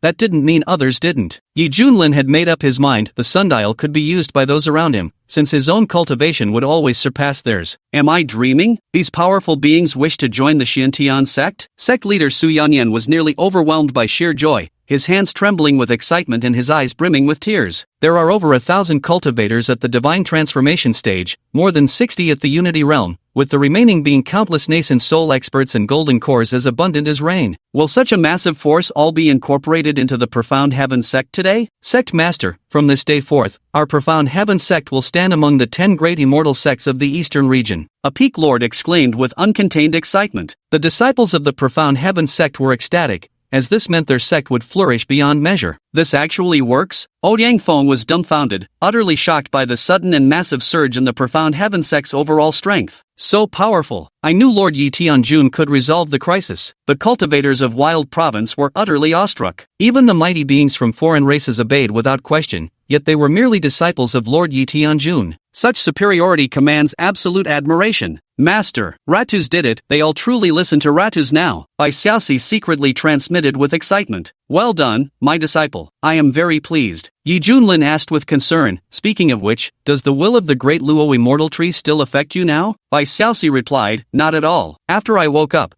it's been completely silent ever since. That's how it is. Yi Junlin nodded. It seemed inheriting part of the will of the great Luo immortal tree wasn't necessarily a bad thing for his disciple after all. At the very least, it exerted some form of control over those foreign beings. Afterwards, everyone gradually made their way back home to process today's events. Meanwhile, the Profound Heavens sect was bustling with activity as they hurried to accommodate these alien races. Qingzhou. The golden flying vessel crashed straight into the Ascension Gate. The dispirited Chen Xiao was helped out, drawing surprised gazes from many sect disciples. In their memory, this new holy sun had been such a spirited figure, like a blazing sun in its ascendant. How could he return from desolate province looking so utterly crushed and listless? Holy Sun, what happened to you? An elder from the law enforcement hall hurried forward. He noticed that several important faces were missing from the group, and his heart skipped a beat as an unbelievable thought flashed through his mind. I want to see the patriarch. Chen Zhao's lips turned pale as he spoke weakly. Reporting to the Holy Sun, the giant Sun Venerable is currently in seclusion. The law enforcement hall elder said cautiously, May I ask what has happened, Holy Sun? And where are Elder Yan and the other disciples? Chen Xiao gave a bitter smile and remained silent. Someone nearby cried out in grief, Dead. Everyone's dead. What? Not only did the hallmaster of the enforcement hall turn pale with shock, but all the nearby Feather Transform sect cultivators also had drastic changes in their expressions. That's 9 inner sect elders, all uniformly at the Unity Realm. Such a formidable force, how could they all perish in a mere desolate province like Huangzhou? Saint Sun, who exactly was behind this attack? Tell me quickly, so I can report this matter to the sect. The law enforcement hall elder said anxiously. Chen Xiao raised his head, his eyes bloodshot with crimson streaks, his face twisted in a grotesque expression as he gnashed his teeth and spat. Profound Heaven Sect. Yi Junlin. Chapter 34, Rising to Fame. When this incident was reported to the sect, the entire Feather Transformation sect immediately erupted in an uproar. How is this possible? Even Elder Yan and the others have fallen at the enemy's hands. Damnation! To dare kill elders of the Feathering sect, nearly claiming even the Holy Sun's life, this is a complete disregard for our dignity. War! We must declare open war. Wash that backward barbarian land in blood. Uproot every sect involved down to their very foundations. Roars reverberated endlessly as terrifying waves of killing intent surged into the heavens, violently churning the vast firmament's winds and clouds. This immortal sect standing tall through endless ages, the sacred pilgrimage site for countless cultivators in the Eastern Territory, was now erupting with earth-shaking ripples of aura. All living beings in Qingzhou held their breath in terror, casting fearful glances towards it. At the same time, this news swept through like a storm, causing tremendous upheaval across the other provinces of the Eastern Domain. After all, the number of rogue cultivators present at the scene had been as numerous as stars in the sky. Naturally, they spread all they had witnessed upon returning to their respective regions. Extra! Read all about it. The latest explosive news from the Eastern Cultivation Realm. Only 2 low-grade spirit crystals per copy. Give me one. I'll take one too. In the grand restaurants and tea houses, many patrons stared at the spiritual realm daily in their hands, their eyes nearly popping out of their sockets, muttering, this. The headlines were shockingly eye-catching. Breaking news! The Ascension sect's Holy Sun was defeated by a mysterious woman in red. 9 harmonious realm experts from the Ascension sect perished, killer revealed as the Misty Peak Master from the Profound Heaven sect. Exposed! Xiantian sect is an ancient immortal sect hidden in Barren State. Breaking news! Ascension Gate officially declares war on Xiantian sect. Clearly, this incident has caused a tremendous impact and recently became a hot topic of discussion among cultivators in the eastern region. Barren State, once considered the most insignificant and disparaged as a backwater, has now officially made its name known because of Xiantian sect. Meanwhile, the status of the Profound Heaven sect continued to rise in the eastern region. As for Yi Julin, the sect master of the Misty Peak, he became the focal point of countless gazes. This was akin to a pond teeming with shrimp suddenly producing a true dragon soaring through the 9 heavens. Utterly shocking. My goodness, how the times have changed. I'll never dare laugh at the people of Barren State as country bumpkins again. They even dare to kill experts from the Feather Transformation sect now. The Mystic Heaven sect may have some tricks up their sleeve,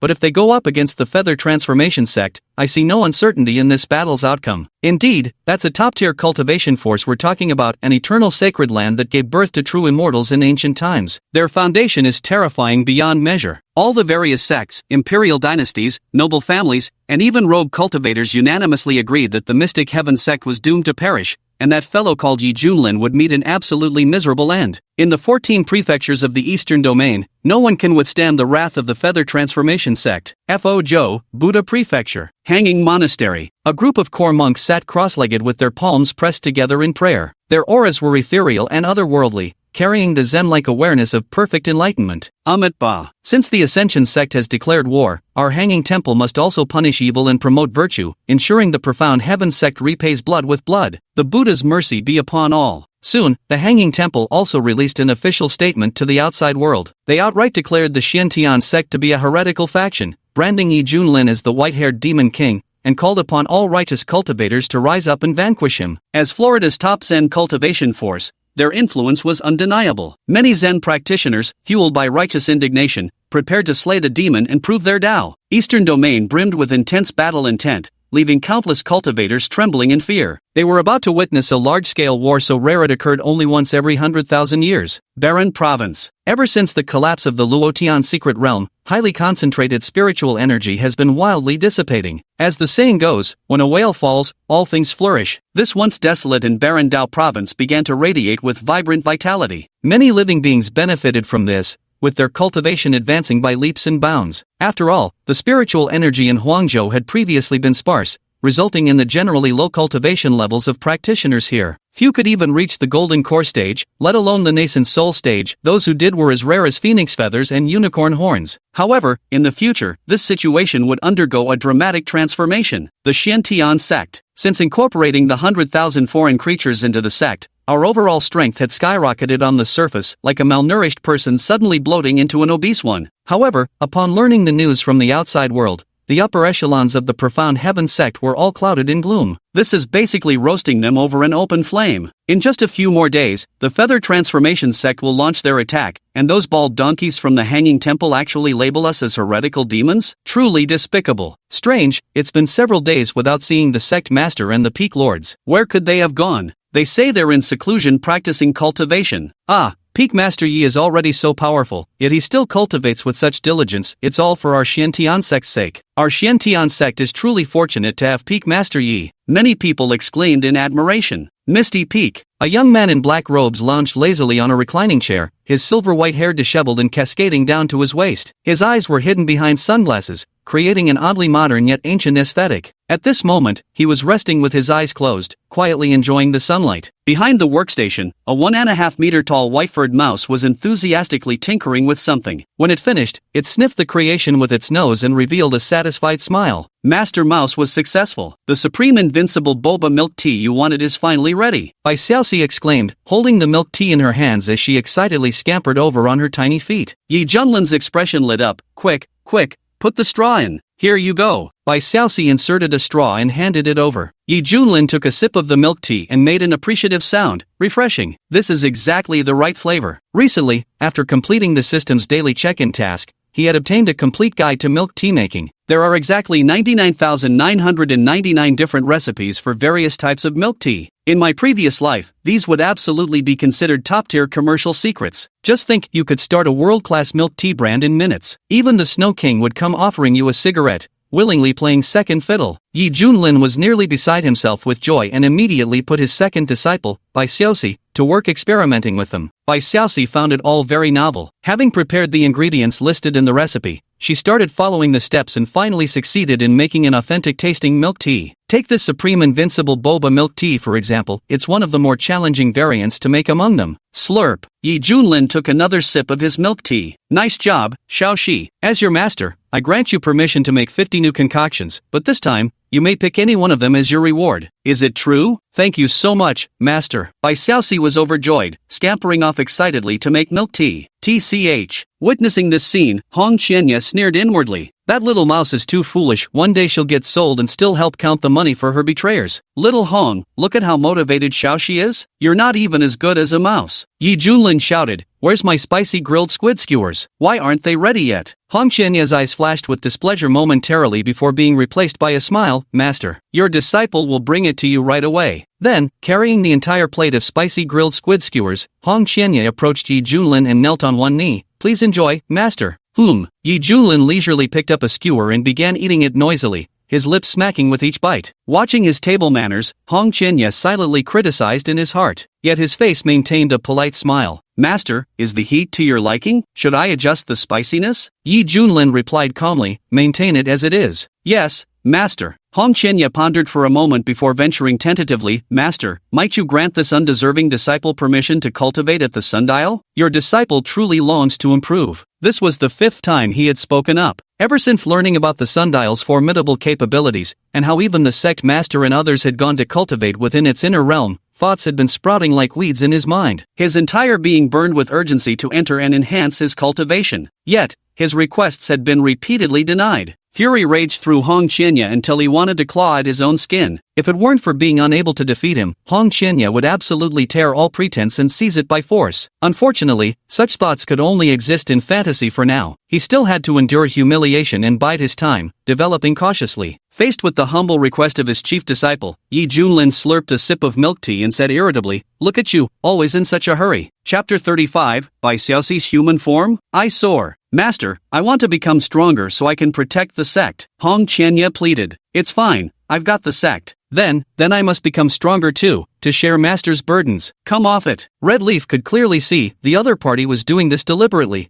preferring to let those mediocre individuals in rather than give him a single chance. Disgusting. I bet you're just afraid my cultivation might surpass yours. Red Leaf inwardly fumed over this injustice. Master, since senior brother Red is so eager to go, why not let him? I'll take over his share of the work. Suddenly, Bai Shaoxi's childish voice piped up. Yi Junlin sighed. Your master worries you might be overwhelmed. No problem, leave this place to Little Mouse. After much deliberation, Yi Junlin cleared his throat lightly. Very well then. This master grants you permission to cultivate at the sundial. The capacity of the sundial is extremely limited, and activating it consumes significant resources. It's not an unrestricted privilege by any means. Most importantly, he didn't want to give up such free labor. But since Bai Xiaoxi was competent enough, Yi Junlin agreed. Thank you, Master. Hong Qianya felt a surge of joy in his heart. Why thank me? You should be thanking your junior brother, Yi Junlin reminded. Hong Qianya stood up and cupped his hands towards Bai Xiaoxi, saying, Thank you, junior brother, for pleading on my behalf. He. Bai Xiaoxi scratched her cheek with a finger, looking somewhat embarrassed. Next, Hong Qianya turned around and left. The corners of his lips curled into a cold smile, his chest swelling with boundless ambition. Just wait. The day I emerge from seclusion will be the day Yi Junlin kneels before me. Watching Hong Qianya's retreating figure, Yi Junlin shook his head, not giving it a second thought. Of course, Yi Junlin knew exactly what this demon sect leader was thinking. It was nothing more than an eagerness to grow stronger,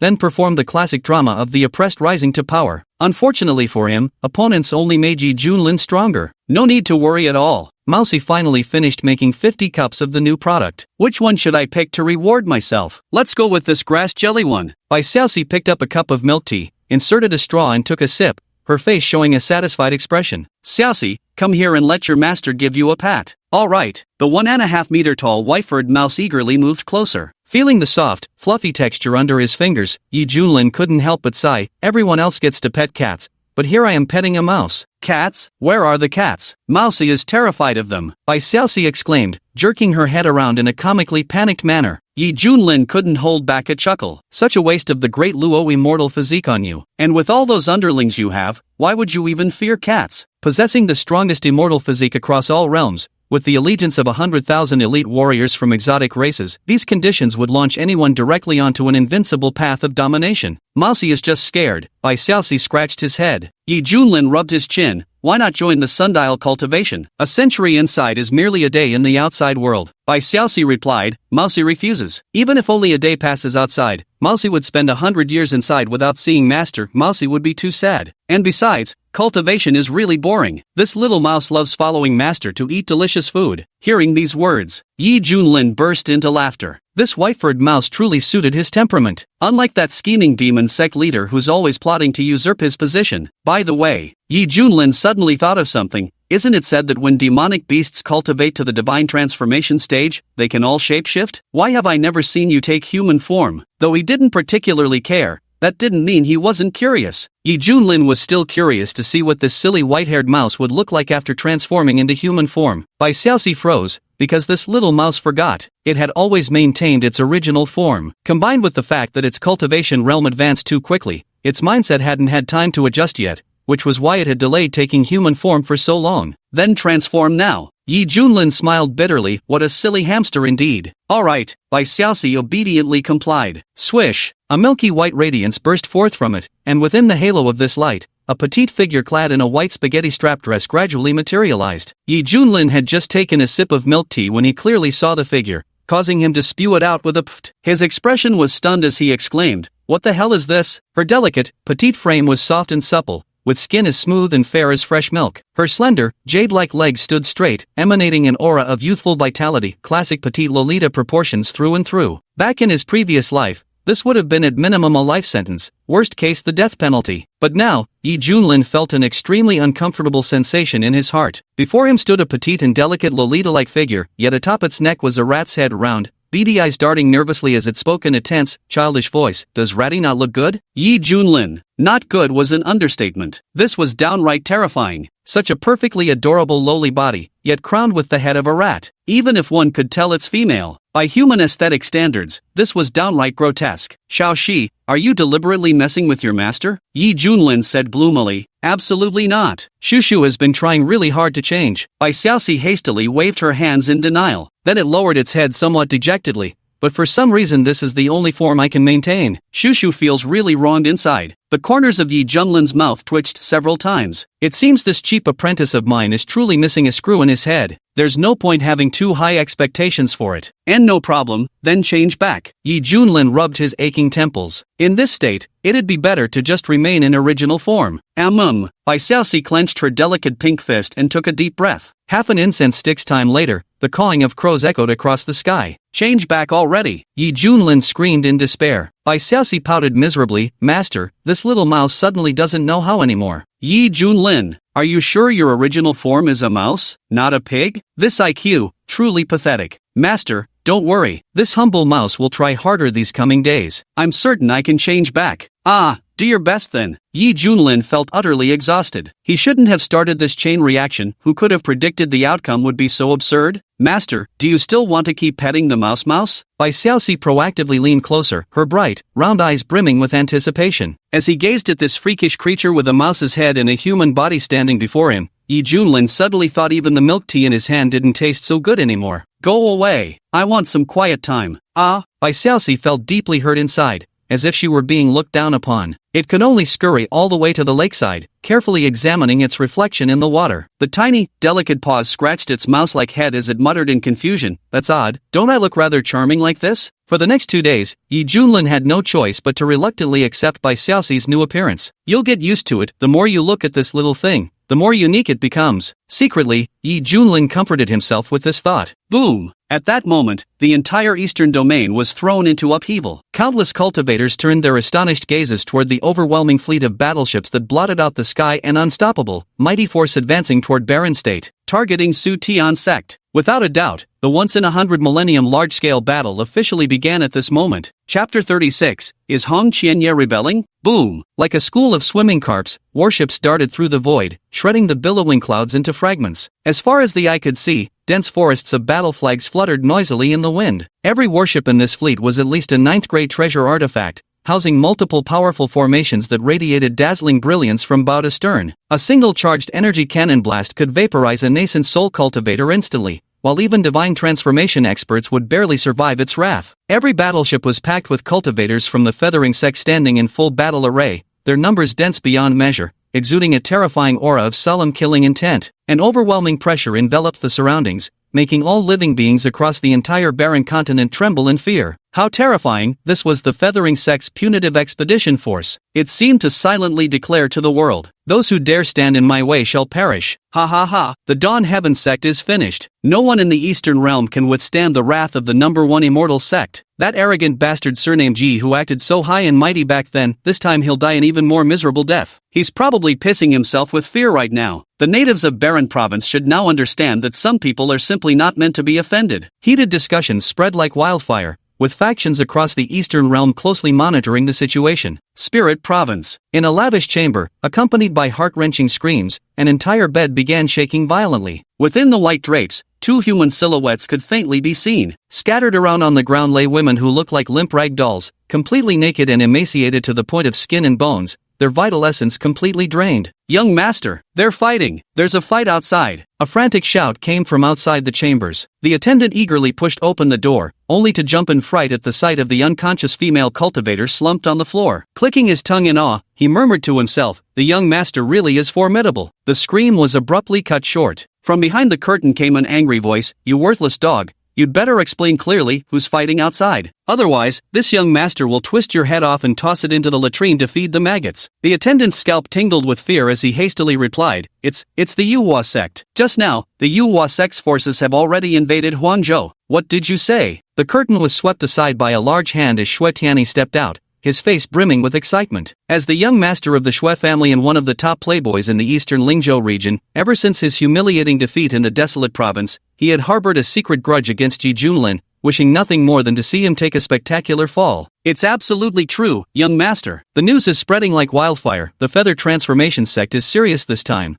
determined to wipe out the Shen-Tian sect root and branch. This is all about making a statement." Upon hearing this, Xue Tianyi's lips curled wildly upwards, his heart surging with a vindictive thrill. "How dare this lowly savage act more arrogant than me? Serves him right to reap what he sowed. Young master always knew he wouldn't live long." With that, Xue Tian turned and returned to the bed. Behind the curtains, the shrill screams resumed, mingled now with bursts of raucous laughter as the bed frame shook even more violently. "What are you still standing there for? Get lost, you wretch." "Yes." The attendant swallowed hard, lowered his head with clasped fists, and retreated. Barren province. The sky stretched gray and gloomy for thousands of miles, the atmosphere unbearably oppressive. People everywhere felt a tightness in their chests, as though struggling to breathe. The battle fleet of the Ascension sect advanced without restraint, its overwhelming pressure spreading like a storm across the land. What an impressive formation! Just how many cultivators have they mobilized? Can the Mystic Heaven sect still hold out this time? Lord Yi Tian, run for your life. The cultivators from Huangzhou turned deathly pale, gazing up at the unstoppable army before them,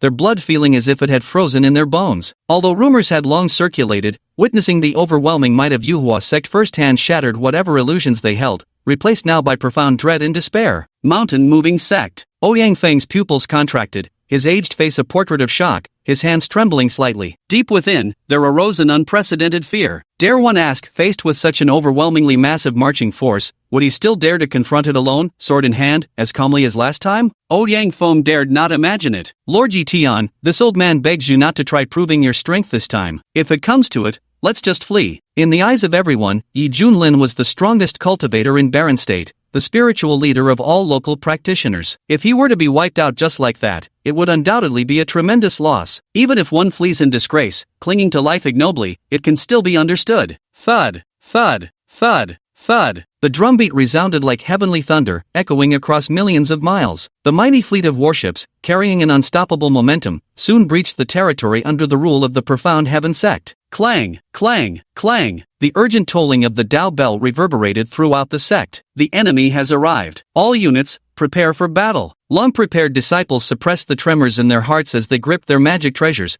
casting wary glances into the distance. To say they weren't frightened would be a lie. After all, we're now facing the strongest immortal sect in the eastern domain. With formidable enemies at our gates, where are the sect leader and the others? A group of elders anxiously exclaimed. Just then, intense energy fluctuations erupted from the back mountains as several figures emerged together from within the sundial's inner space. The master of Hidden Sword Peak sighed. For 500 years of arduous cultivation, I was so close to breaking through to the Unity realm, yet I could never quite grasp that final breakthrough. It seems there are limitations to solitary closed-door cultivation. You should count your blessings. If not for the cultivation techniques and elixirs gifted by Junior Brother Yi, forget about 500 years, we wouldn't even reach the nascent soul stage before exhausting our lifespan. The master of Heavenly Fragrance Peak rolled her eyes dramatically. What about the sect leader? Hasn't he emerged yet? The other peak masters asked curiously. After 500 years of arduous cultivation within the sundial, all 7 peak masters had reached the great perfection of nascent soul transformation. Boom! A vortex appeared. Su Yanyan stepped forth with his wild hair dancing furiously, his eyes gleaming with lightning,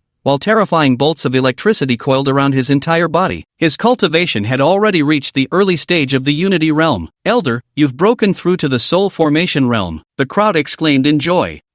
Yet to everyone's surprise, Su Yanyan showed no trace of happiness, instead wearing an expression full of anxiety. In the past, the soul formation realm would have undoubtedly placed one among the supreme experts, commanding respect even in other provinces of the eastern domain. But now, with the overwhelming momentum of Yuhua sect approaching, What does his meager achievements amount to? When the great battle comes, we can only fight with our lives on the line. Su Yanyan's eyes brimmed with conviction as he declared in a grave voice. Whoosh! Suddenly, the sundial ceased its movement as a figure was forcibly teleported out. There's still someone else? Su Yanyan and the others were somewhat astonished. In that fleeting moment, a terrifying might suddenly envelop them, leaving Su Yanyan and the others chilled to the bone, their hearts seized with dread. What is this? Within their line of sight, Hong Qianya stepped forward with his hands clasped behind his back, his exquisitely beautiful face cold and aloof, exuding an aura that forbade close approach. Between his brows, that crimson flame mark added an extra touch of unique charm, a classic case of feminine features on a masculine body. As he walked step by step, each footprint left behind burning flames. With his arrival, the surrounding temperature rapidly rose,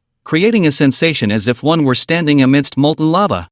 So it's none other than junior brother Ye's prized disciple. The peak master of Hidden Sword Peak greeted them with a beaming smile. Truly, a roaring sire won't beget a mute cub. The talent of you master and disciple is simply monstrous. Quickly tell your uncle, what realm have you reached now? A roaring sire won't beget a mute cub? Hong Qianya felt insulted, veins bulging on his forehead as his piercingly cold gaze shot over like a blade. He icily growled, how dare you? What nonsense are you spouting? Put! The master of Hidden Sword Peak felt as if his chest had been struck by a heavy hammer, spewing a mouthful of blood as he stumbled back several steps in disarray. A profound terror seized his heart, as though death's edge loomed near. Senior brother Jian! The crowd hurriedly supported him, glaring at Hong Qianya with shock and anger. This disciple of junior brother Yi is far too unruly in temperament. The master of Heavenly Fragrance Peak frowned deeply and said sharply, Hong Qianya, your uncle Jian merely misspoke. After all, we are fellow disciples, why must you wound him so? Fellow disciple? Ha! Hong Qianya sneered coldly. How dare you insignificant ants dare to cling to me, a supreme demonic grandmaster and genuine immortal level powerhouse? From beginning to end, in the depths of Hong Qianya's heart,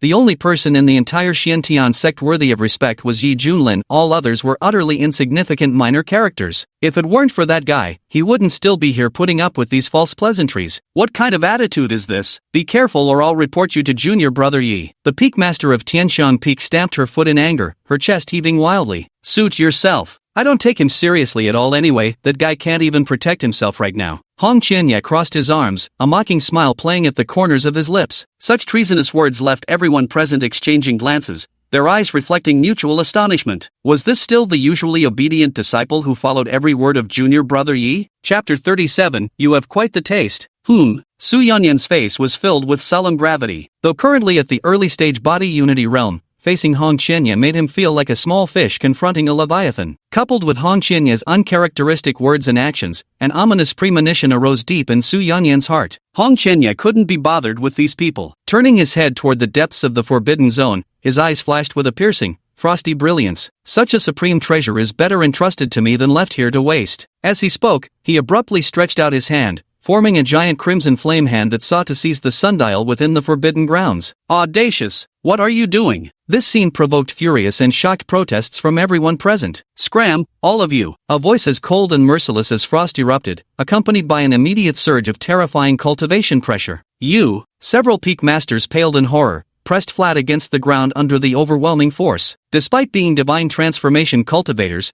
they couldn't even muster the strength to rise to their feet. And the early-stage Void Fusion Realm cultivator Su Yanyan could barely maintain a half-kneeling posture. Beads of sweat the size of soybeans rolled down his forehead, his face filled with disbelief as he gasped in difficulty. This person's demonic nature is terrifyingly strong. What kind of disciple has junior brother Yi actually taken under his wing? A mere ragtag group of losers. Hong Qianya sneered and was about to forcibly seize the sundial. Suddenly, he froze. No matter how hard he tried, the sundial remained completely motionless, as if impervious to external force. What's going on? A surge of irritation rose within Hong Qianya's heart. If Yi Junlin saw this, he'd surely laugh like a cackling goose. After all, the sundial was a special prize gifted by the system. Aside from him, no one could just waltz up and take it away without permission. Hong Qianya, you are junior brother Ye's disciple and the sect's most outstanding genius. The sect would naturally invest heavily in your cultivation, so why stoop to such underhanded tricks? Su Yanyan gritted his teeth. Terrifying arcs of lightning erupted from his body as he actually resisted the crushing pressure with sheer force, slowly rising to his feet while glaring furiously. Bastard!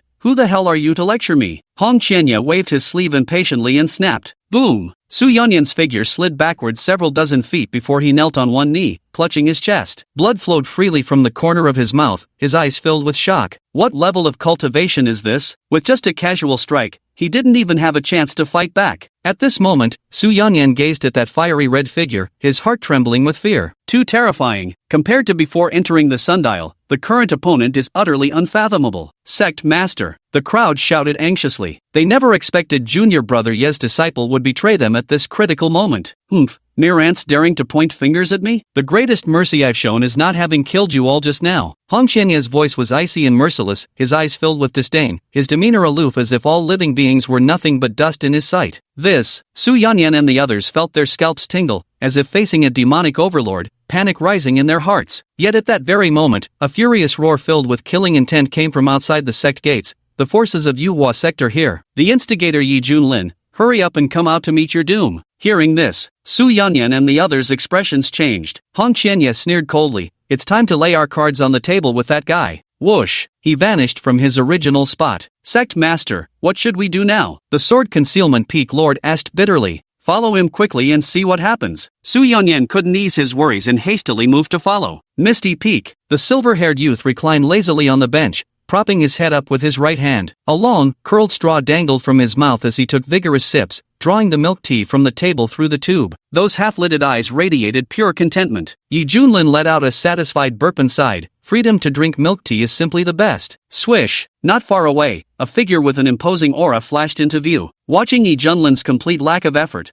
a look of disdain appeared on Hong Qianye's face. This guy truly brings shame to all cultivators. Tell me this, with such a lazy attitude, what kind of immortality can he possibly cultivate? How could he ever contend with the great Tao in the future? Sure enough, it was sheer dumb luck obtaining supreme opportunities from some ruins that allowed him to produce coveted cultivation techniques and rare treasures. But now, all of these will belong to him. At this moment, noticing Hong Qianye's arrival, Yi Junlin couldn't be bothered to move, still reclining on his side while slurping milk tea through his teeth. My good disciple, how your master has missed you. Miss you my ass. Barely suppressing his urge to erupt violently, Hong Qianye said coldly, they're nearly breaking in to take your life outside, yet you remain this lazy. Are you truly unafraid of death? Ha! Yi Junling scrambled to sit up, his face blank with confusion as he said, they've already attacked? How come I didn't know? Hong Qianzi furrowed his brows, as if struck by a sudden thought, then darkly waved his hand to disperse the soundproof barrier overhead. In an instant, outside, war drums thundered with earth-shaking intensity, signaling imminent assault. Yi Junlin was stunned and quickly released his divine sense. When he saw the vast fleet of warships, his expression turned incredibly odd. Oh, so it's time for war. Watching this unfazed fellow, Hong Qianye felt somewhat frustrated inwardly, his tone stiff as he said, you can see the current situation,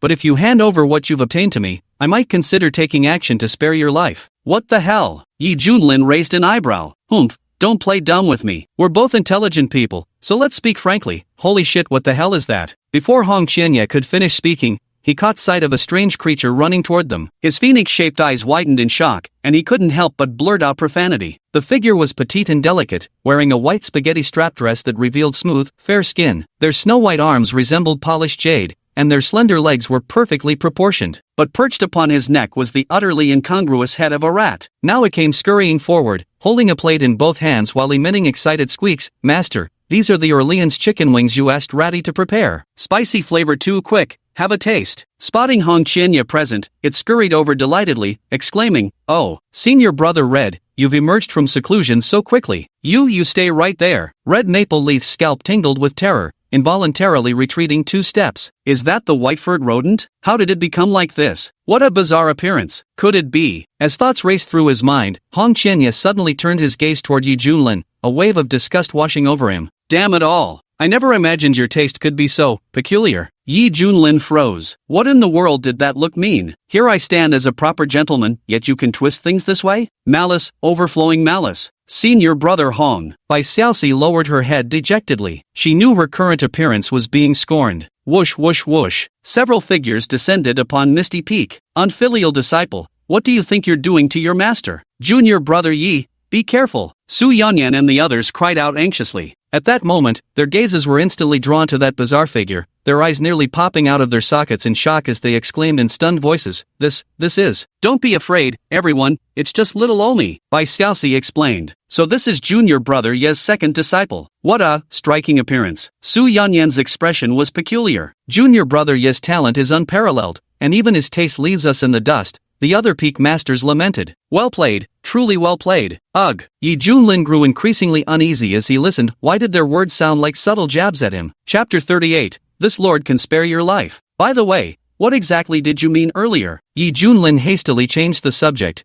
fearing his reputation wouldn't survive if they continued. Junior brother Yi, your eldest disciple has rebellious intentions. He just attempted to take the sundial and even attacked us. The crowd anxiously exclaimed. My dear disciple, is what they say true? Yi Junlin's eyes flickered meaningfully as he gazed at Hong Qianye. Under the silver-haired youth's gaze, Hong Qianye's heart trembled momentarily before quickly regaining composure. Now he was no longer the same person. Why should he still fear this man? It was time to rise up and take charge. Hong Qianye slightly lifted his chin, his tone almost commanding. So what if it's true? What can you possibly do to me? With my army arriving, your doom is near. Have you still not grasped the current situation? Damn you, you ungrateful wretch. Junior brother Yi treated you well enough. Su Yonyan and the others trembled with rage as they rebuked. For every sect in school, nothing was more taboo than a disciple betraying their master, as it posed a grave threat to the stability within the sect. You don't know shit. Hong Qianye's face was as cold as frost. How dare this junior mock my noble status so wantonly, making me personally perform such demeaning tasks, from kneading shoulders and pounding legs to the most humiliating of all, washing feet. Every time I think about it,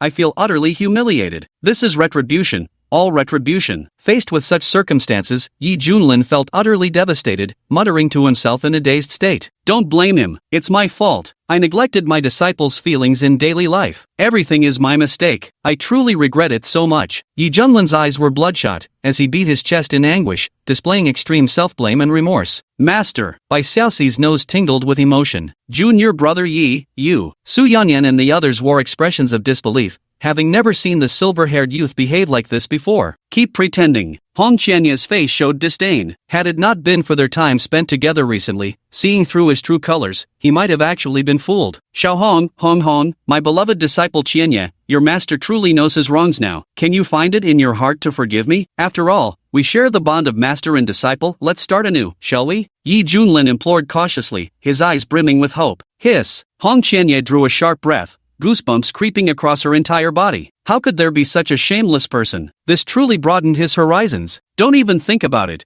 You make this sovereign sick, Hong Qianye said with disgust in his tone. Who would have thought? Yi Junlin felt as if a great weight had been lifted, his expression turning calm and unruffled, completely different from his previous demeanor. At the corner of his mouth, a hint of a triumphant smile appeared. No one knew that in his mind, the system's notification had just sounded. Ding! Congratulations to the host for completing the temporary mission. Reward, Indestructible Tyrant Body Technique. Indestructible Tyrant Technique, a supreme cultivation method merging brute strength and physical body. When mastered to its pinnacle, it forges an indestructible tyrant physique capable of shaking eternity. The reward isn't bad, not wasting my effort performing on the spot and completing the system's assigned optional task. Yi Junlin silently thought to himself. Just now, he triggered the system's temporary mission options. The first option, facing his disciple Hong Qianye's betrayal, he breaks down on the spot as a master, angrily denouncing with righteous indignation, which would reward him with a celestial-grade body-tempering pill. The second option, proactively admitting his own mistakes, requiring him to pour out all his emotions to resonate with others. Success would grant him the Indestructible Overlord Body Technique Manual. First, though the celestial-grade body-tempering pill is extremely rare, when compared to the far more valuable Indestructible Overlord Body Technique, its effects seem trivial, because the Indestructible Tyrant Physique Technique undoubtedly surpassed even immortal grade techniques. Even a fool would know which choice to make. Therefore, Yi Junlin decisively chose the second option and began putting on an Oscar-worthy performance right before everyone's eyes. Now that the technique was securely in his hands, Yi Junlin naturally shed all pretense, reverting to his usual composed and carefree demeanor. He lazily reclined in his lounger holding a milk tea in hand, slurping through the straw with loud sucking noises. Hong Qianye frowned. What on earth was this guy up to now? Su Yanyan and the others exchanged glances, their expressions extraordinarily peculiar. Everyone, has junior brother Yi cracked under pressure? Seems a bit mentally unstable, muttered the sword concealment peak master under his breath. Silence, snapped the heavenly fragrance peak master irritably. Xiao Shi, Master, your little mouse is right here. Come over and rub my shoulders. Alright. Bai Xiaoxi hurried over and obediently began massaging Yi Junlin's shoulders. Yi Junlin narrowed his eyes contentedly and remarked casually, Xiaohong, have you spent 200 years meditating atop a sundial, and now you think you're all that again? Hearing this, Hong Qianye said sharply, enough nonsense. Hand over everything you've obtained to me, and I may lend you a hand, but if you refuse, then just wait here to die. After all, the cultivation world was inherently cruel, where killing for treasure was all too common. As a demonic cultivator, Hong Qianye believed he was already being exceptionally merciful in this matter. As long as he could obtain what he desired, he would be willing to repel the enemy forces, thoroughly torment Yi Junlin to vent his pent-up grievances, and then part ways forever from that point onward. Sect Master, from the sound of it, it seems this person is willing to help, still has some conscience left. A Peak Master whispered quietly. After all, with the impending battle, they were well aware of Hong Qianye's strength. If they could secure his assistance, the Xuantian sect might truly overcome this crisis. This matter depends entirely on junior brother Ye's decision. Su Yuqing coughed lightly a few times. To say he wasn't tempted would be a lie. From the cultivation techniques and elixirs previously obtained, along with the sundial capable of altering time's flow, they had long concluded that Yi Junlin carried great fortune within him. But out of respect for their fellow disciple, they had refrained from inquiring further. Now that Hong Qianye was openly demanding it while making offers, everyone grew curious about what choice Yi Junlin would make. Chuckle, Yi Junlin naturally understood what Hong Qianye meant, but this was absolutely impossible because he had a system bound to him. Most importantly, Yi Junlin didn't even regard the current crisis as a threat at all. Are you so certain that your current strength surpasses mine? Yi Junling smiled faintly, neither mocking nor sincere. Right, Hong Qianye said smugly, although you've persistently suppressed me, wasting my precious cultivation time, I've trained for 200 years inside the sundial. Whether it's cultivation level or combat prowess, I've long since surpassed your current self. Then came his admonishing tone as he began lecturing. Yi Junlin, you've come to this point because your lack of ambition has destroyed you. We cultivators should strive relentlessly, competing with the great Tao itself, not idling aimlessly like you, loafing around all day. So hand over everything you possess, and let this venerable one carry forward your legacy. I'm far more suited to inherit such fortune than you. At this moment, Yi Junlin gazed at the former demon sect leader before him with the look one reserves for utter fools. He's got a system, does he really need to cultivate diligently? Wouldn't slacking off be way better? Hurry up, quit dawdling, must I personally take it from you? Hong Qianye took a commanding step forward, his eyes flashing with dangerous light. Boom! A terrifying pressure instantly enveloped the surroundings. Brother Hong, Bai Xiaoxi trembled in fear, feeling the man before her had become a stranger. Junior brother Yi, don't force yourself. Su Yanyan and the others broke out in cold sweat as they nervously exclaimed. Suddenly, a tremendous explosion echoed from outside. The protective mountain array of the profound heaven sect was shattered by brute force, with surging energy currents raging wildly, sending countless disciples and elders flying backward as agonized screams rose continuously. Great immortal tree, the enemy's assault is too fierce, we simply can't hold them off. Among them, a foreign creature at the body unity realm roared hoarsely, a trail of blood seeping from the corner of its mouth,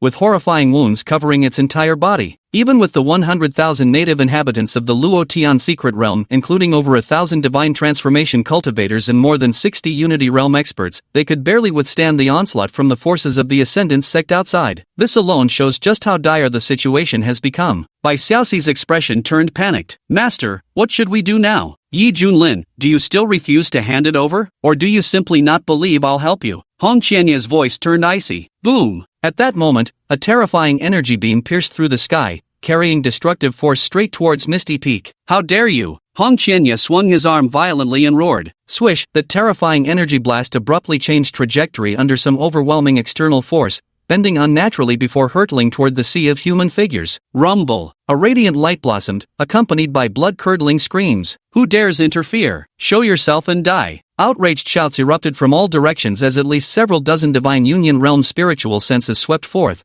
converging simultaneously upon Misty Summit. Humph! Hong Qianye's figure soared into the sky like a streak of comet, his hands behind his back, his aura unfathomably profound as he swept his gaze across with cold arrogance. I did it. What can you possibly do about it? Chapter 39, The Might of the Demonic Cult Leader. A mere woman dares to be this arrogant. Let this old man deal with you. A voice as ancient as a tolling bell resounded. A gaunt elder dressed in inner sect elder robes stretched out his palm with ghostly speed, his face twisted in a cruel smile. An ignorant insect, Hong Qianye's forehead pulsed with green veins when being called a mere woman, his laughter dripping with fury. Ah! The scream was piercingly shrill. The gaunt old man's face was filled with terror as terrifying black flames erupted from his body, rapidly consuming him until he was completely burned to ashes in midair. A mighty late-stage Unity Realm expert was obliterated so effortlessly. What? The other Feather Transformation sect cultivators' expressions drastically changed as they gazed at that tall crimson figure, their eyes flashing with utter astonishment. Hong Qianye's hair billowed wildly as he glared at the overwhelming army of cultivators filling the sky, his tone brooking no argument.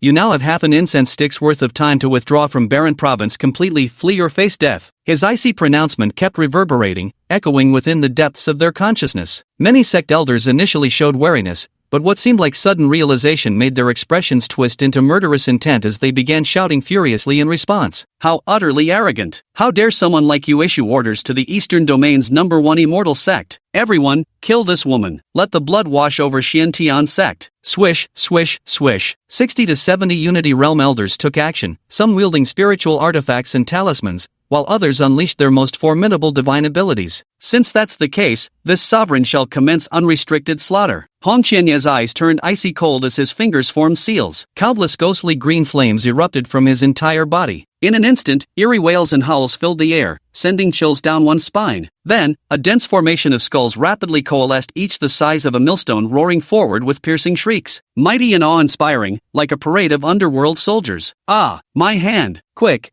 get out of the way. Whatever you do, don't get bitten, it's poisonous. Block him. Quickly, block him. The assembled venerables of the harmonized spirit realm were being beaten back at every turn. In just the first clash, a third of them had already perished. But this wasn't the end. Red Thousand Leaves, feeling unsatisfied, began manipulating waves of eerie green skulls, which swarmed the battlefield like locusts, wreaking havoc. Wherever they passed, the massive warships were engulfed in flames, countless disciples burned alive within. Screams of agony, howls of despair, and desperate cries for help filled the sky in a dissonant cacophony. Don't panic, everyone. Work together to dispel the sinister flames. A prestigious middle-aged elder roared in anger, gripping a spirit energy-imbued palm leaf fan, as fellow sect members lined up behind him, continuously channeling their mana into him. The middle-aged elder swung his palm leaf fan with fierce momentum, stirring up a terrifying hurricane that blotted out the sky as he confronted the dreadful skull's onslaught. Suddenly, faint chanting voices drifted from the horizon as radiant Buddhist light bathed the earth, stirring an almost irresistible urge to take monastic vows. Amit Ba. On fleet after fleet of ancient-style flying boats,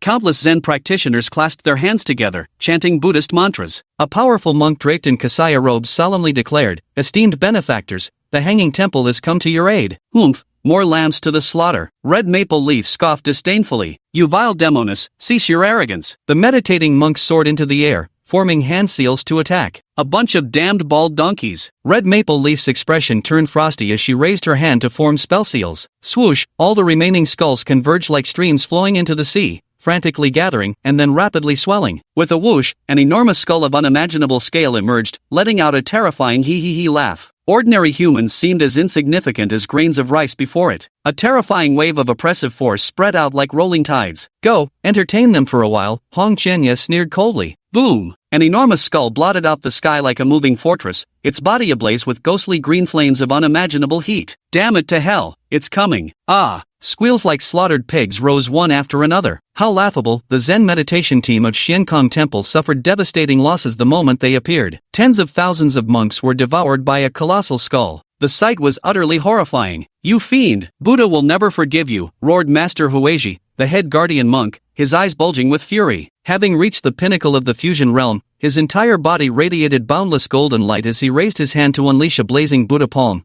determined to obliterate that lawless rogue. "Even if the Buddha himself were to come, I'd slaughter him right before your eyes." With a haughty gaze, Hong Qianye stretched out his hand to grab. A terrifying flame-formed giant hand materialized, forcefully blocking the Buddha palm before transforming into several ferocious fire dragons that lunged furiously toward Master Hueji. "Wretched monster, how dare you!" Upon hearing this, Master Hueji was so enraged his lungs nearly exploded, exerting every ounce of his strength to break free from these flaming dragons. Less than 2 seconds later, his entire body was reduced to ashes, vanishing forever between heaven and earth. "First seat," the monk of Xiankong Temple said sorrowfully. "Unite all our forces and kill this female demon," the elder of Yuhua sect roared hoarsely. In an instant, the forces of the two major factions unleashed all manner of mystical arts and divine abilities, blanketing the sky as they converged toward Hongqianye. The dazzling radiance blazed brilliantly, resembling a resplendent sea of stars. The massive skull wreathed in ghostly flames was utterly annihilated midair without a shred of resistance. Su Yanyan's mouth went dry, his entire body chilled to the bone. Faced with the joint attack from the Feather Transformation sect and the Floating Void Temple, he'd undoubtedly be crushed to dust the very first instant. Such a tremendous surge of energy would obliterate any cultivator in the Unity realm. However, Hongqianye's expression remained calm and composed. With a cold laugh, he raised his hand to form seals and unleashed his newly mastered fire element divine ability. Buzz buzz. Jet-black flames burning like ink devoured the void voraciously, akin to an abyss that swallows all that comes its way. A vast surge of energy swept through before gradually dissipating, as though nothing had happened at all. How is this possible? Countless cultivators wore expressions of utter disbelief, gasping in shock. What a bizarre fire-based spellcraft! I've truly never seen anything like it, exclaimed an elder, his face filled with terror. See now? Even if you all join forces, you stand no chance against me. Perish, all of you! Hongqianye let out a maniacal laugh, his bloodthirsty nature fully unveiled. With a mere wave of his hand, the heavens split and the earth cracked, and even the sun seemed to lose its brilliance. Unimaginable, the cultivators from both major factions were routed at every turn, the rivers ran red with blood, and corpses piled up by the millions. That fiery red, invincible figure was deeply imprinted in the minds of countless people. This desolate land trembles in fear. Red Immortal is invincible. Long live Red Immortal! What formidable strength, befitting a disciple personally taken in by Peak Master Yi. With this, the Profound Heaven sect need not worry any longer. The disciples and elders of the Profound Heaven sect stood dumbfounded, their jaws slack with astonishment. All the foreign creatures wore expressions of shock. No wonder the immortal Tree Lord had led them to station here. Just the strength of this woman alone was utterly terrifying. What was most frightening was that she was merely a disciple of that Peak Master Yi. If these creatures had harbored any doubts in their hearts before, they were now completely dispelled. Every single one of them submitted obediently. Junior Brother Yi, this rebellious disciple's talent is simply terrifying. Our Xiantian sect is too small a temple to accommodate such a grand Buddha. Su Yanyan broke into a cold sweat, forcing a bitter smile. Indeed, if nothing else, we should try to accommodate whatever he wants. Never oppose him, preserving our lives is paramount, the master of Hidden Sword Peak said, recalling how he had inadvertently offended the disciple earlier, his heart still trembling with lingering fear. Though Hongqianye had betrayed the sect, this was indeed a stain. He had also repelled external enemies and protected Xintian sect. With merits and faults balancing each other out, they had no reason to hold any grievances against him. The most frustrating part is, even if you're furious, you still can't beat them. What else can you do? At this moment, after witnessing Hongqianye's performance, everyone's thoughts began to change as well. Senior Brother Hong is amazing. Go Senior Brother Hong! Bai Xiaoxi waved her pink fists, her little mouse face alight with excitement as she cheered. Yi Junlin rubbed his chin. No wonder this guy dares to be so arrogant. It turns out killing Ascension cultivators is as easy as slaughtering dogs for him. He could sense that the cultivation aura Hongqianye revealed was neither within the Ascension realm nor at the Mahayana realm. It seemed to be somewhere between the two. Activate Insight Eyes. Yi Junlin's eyes gleamed as he fixed his gaze on the formidable figure in the distance. Suddenly, a virtual character panel materialized before his eyes. When he saw the word cultivation level displayed as half-step Mahayana, realization instantly dawned upon Yi Junlin. A half-step Mahayana realm cultivator, no wonder. After all, with Hongqianye's formidable base combat power and the inherent advantage of higher cultivation realm, it was indeed effortless for him to sweep through the army of cultivators.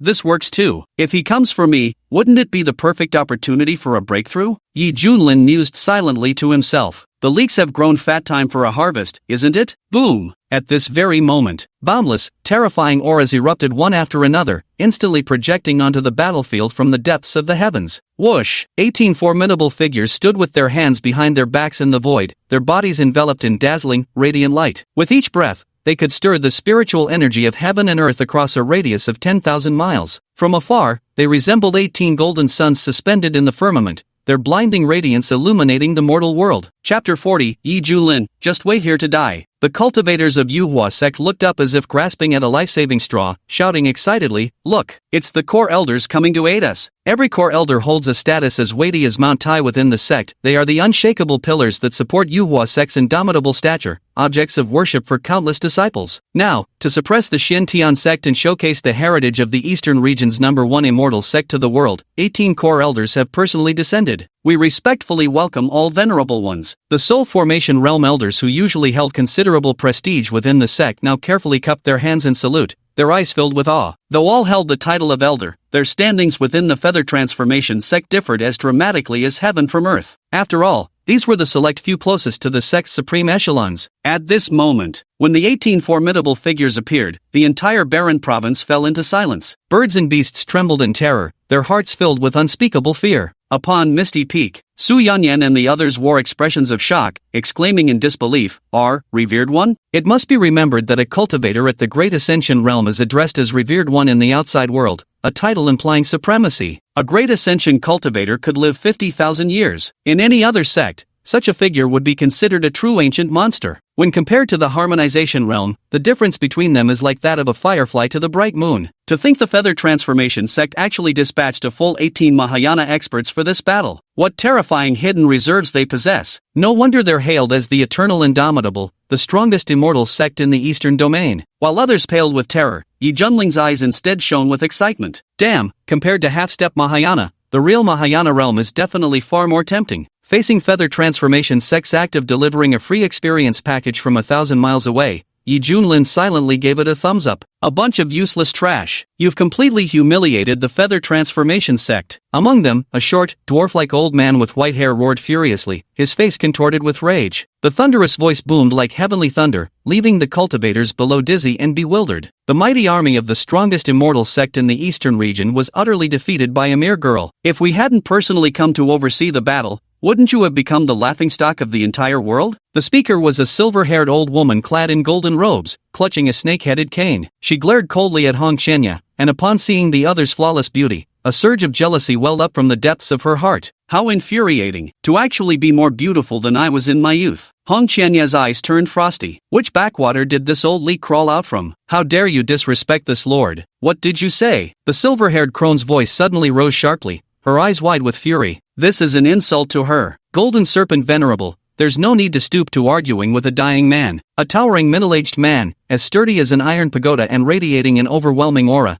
spoke with an air of detachment in his lofty tone. These three were the most prestigious and strongest in both cultivation base and strength among the core elders. With just you bunch, you think you can kill me? This is the biggest joke of all. Hong Qianya sneered mockingly. Back when he was besieged by a multitude of immortals, he still managed to fight his way out. How could such trifling present circumstances even enter his eyes? Humph. That Yi Junlin really has quite the nerve to just send his disciple to deal with us. Does he really look down on Yuhua sect that much? A core elder said coldly. Since that's the case, let's kill his female disciple first. This venerable one wants to see if he'll feel heartache hiding inside, another sect member said meaningfully. Scram! This sovereign has nothing to do with him. Hearing these words, Hong Qianya's expression turned as cold as eternal, unmelting ice as he sharply retorted. Heh, such deep affection between master and disciple. Which of you will go capture her for me? This old woman wants to ruin her face first, then rip out her tongue. The golden serpent sovereign revealed a vicious grin. I'll do it. Seizing the opportunity to showcase himself,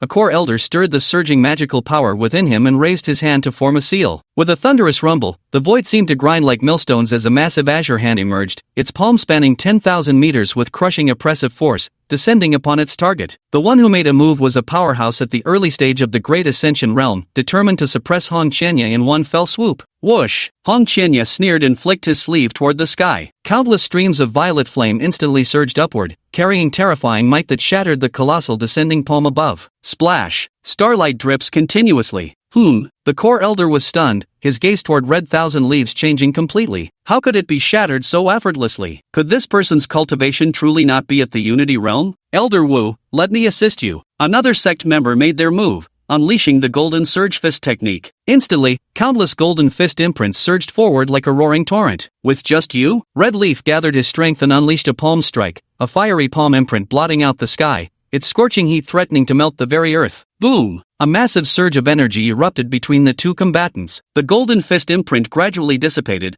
this sight leaving the onlookers utterly stunned. That demoness actually blocked the venerable's attack? Gasps of astonishment arose across the battlefield. Can you feel it? This woman is at the half-step Great Ascension realm. The dwarf elder narrowed his eyes. A half-step Great Ascension practitioner blocking a full Great Ascension expert. Who could have imagined such an unprecedented prodigy would appear in this remote wasteland? The burly man remarked in a grave tone. Damn it, this little girl can't be left alive either. Everyone, attack, kill her. The golden snake sovereign shrieked. The other core elders, knowing they would utterly lose face if they delayed any longer, immediately joined forces to suppress Hong Qianya. The vast and boundless currents of energy roared across the sky, leaving the surrounding void on the verge of complete fragmentation. The sight was utterly terrifying. Let's see just how capable you people truly are. Hong Qianya stood astride heaven and earth, his fiery red robes billowing as he waved his hands, sending dozens of fiery dragons roaring forth with thunderous fury. When both sides engaged in battle, the sun and moon lost their brilliance, and mountains and rivers trembled violently. Great steel palm, shattering void finger, star-plucking hand, dragon-subduing combat technique, soul annihilation seal. All manner of divine abilities and mystical techniques flowed effortlessly from the hands of the sect's core elders. Their faces were filled with ruthless killing intent,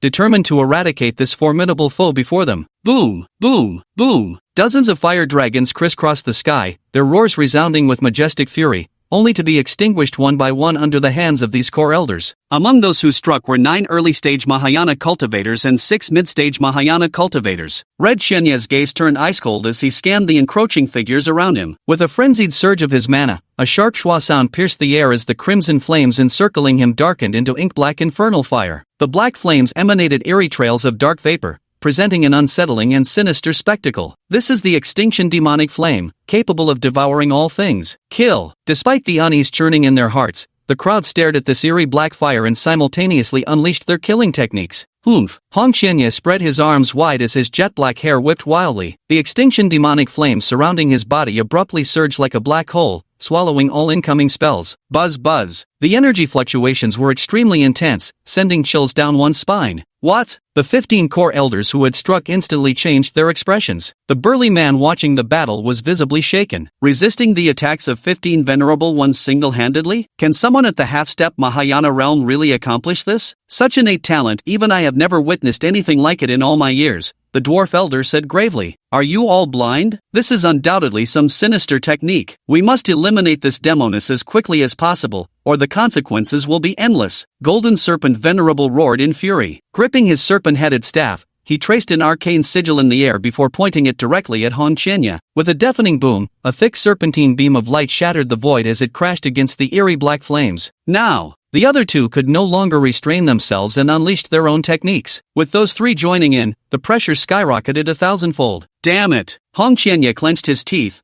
beads of sweat the size of peas breaking out on his forehead. Although the annihilation demonic flame possessed devouring power, given this rate of consumption, his internal mana reserves would soon be exhausted. At that time, unable to use any spells, his combat power would plummet to rock bottom. That would be troublesome. Damn it, it's all Yi Junlin's fault for not handing over the treasure to me sooner. Hong Qianya cursed inwardly. Who would have expected the feathering sect to make such a grand move, deploying 18 Mahayana realm experts just to deal with a minor sect from the barren lands, truly using a sledgehammer to crack a nut. Break for me! The thunderous shout echoed across the heavens. The burly man's entire body erupted with white light, gathering at his fist before exploding outward with devastating force. An ear-piercing sonic boom resounded as his fist force tore through the heavens. Mid-tier venerable divine ability, Heaven's Rend Fist. Boom! Following the explosion of a massive light sphere, a crimson afterimage was sent flying backward from the sky before crashing violently onto the misty peak. Boom! A mushroom cloud of dust rose as the entire mountain peak shuddered violently. Cough! Cough! Hong Qianya, covered in dust with blood trickling from the corner of his mouth, struggled to his feet in disarray. Senior brother Hong,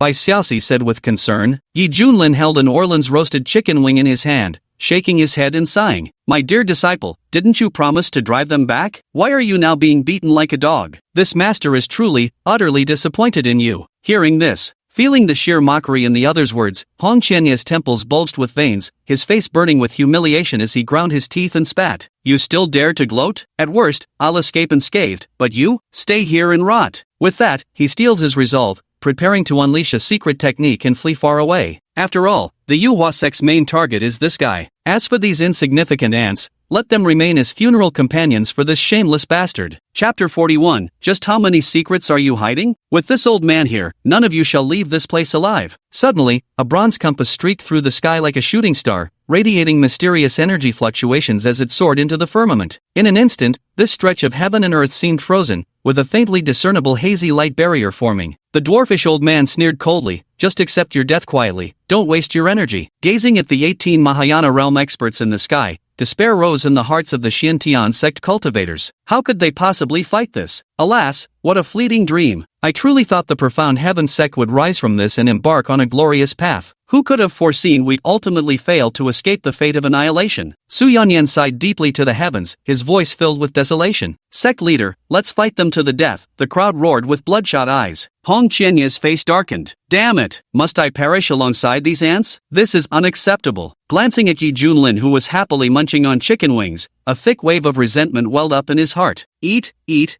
eat. How can you still eat at a time like this? With such abundant cultivation resources at your disposal, yet you're wallowing in vulgar pleasures all day. If it were me, I'd have long since become invincible. To die alongside someone like you, what an utter disgrace to my honor. Shao Shi, master, your little mouse is here. I'd like to try honey-glazed flavor next time. Ah, master, will there even be a next time? Bai Xiaoxi froze, staring at the 18 overwhelmingly oppressive figures in the sky, her furry mouse face showing visible fear. Yi Junlin didn't respond directly, reluctantly tearing his gaze away from the remaining 6 pieces of Orlan's grilled wings. Ah, fine. I'll eat after dealing with this. Whoosh! Under countless astonished gazes, the black-robed youth soared into the sky with a single step, facing off against the 18 figures in the distance. Yi Junlin, you finally decided to show yourself. The burly man's eyes gleamed with intensity as he spoke in a deep voice. Since you've beaten my useless disciple like a dog, as his master, I naturally have to stand up for him, Yi Junlin declared righteously, puffing out his chest. Yet every word carried a veiled insult. Damn it! Red Leaf's lips twitched uncontrollably, his chest aching with fury. Let me see what skills you've got. Hong Qianye believed his cultivation level already surpassed Yi Junlin's,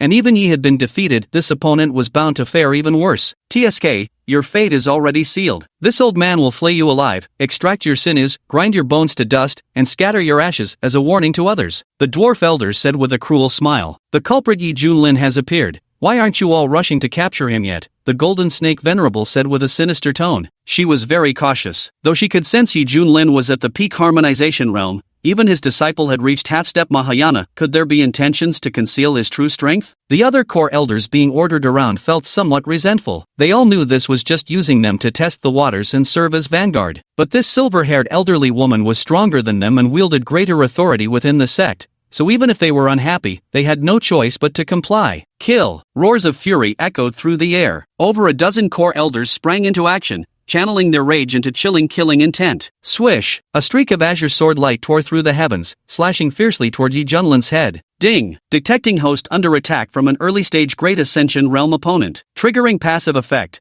Strength through adversity, obtaining mid-stage Great Ascension realm cultivation. In an instant, Yi Junlin's cultivation soared from the peak of Body Unity realm to mid-stage Great Ascension realm. Boom! An overwhelmingly powerful aura surged into the sky, shattering the cloud layers with a thunderous force. That streak of azure sword radiance was effortlessly extinguished with a mere raise of his hand. At this moment, Yi Junlin's silver-white hair billowed wildly, his face strikingly handsome and radiant, with eyes gleaming like brilliant stars. Ecstasy! This is freaking amazing! This must be what instant power feels like. With this cheat ability, who needs cultivation? In an instant, the sudden surge of aura instantly overwhelmed everyone present. Junior brother Yi is a Mahayana realm expert. Su Yanyan and the others first froze in stunned silence, then cried out involuntarily. What kind of joke is this? It turns out my profound heaven sect has long had a venerable in its midst. Impossible, absolutely impossible. Red Leaf's head nearly exploded as he staggered back several steps, his eyes filled with utter shock. It was like painstakingly studying every day, confident in your preparations, only to discover when exam results were announced that the top scorer was actually that lazy classmate who always slept through lectures, skipped homework. Damn it.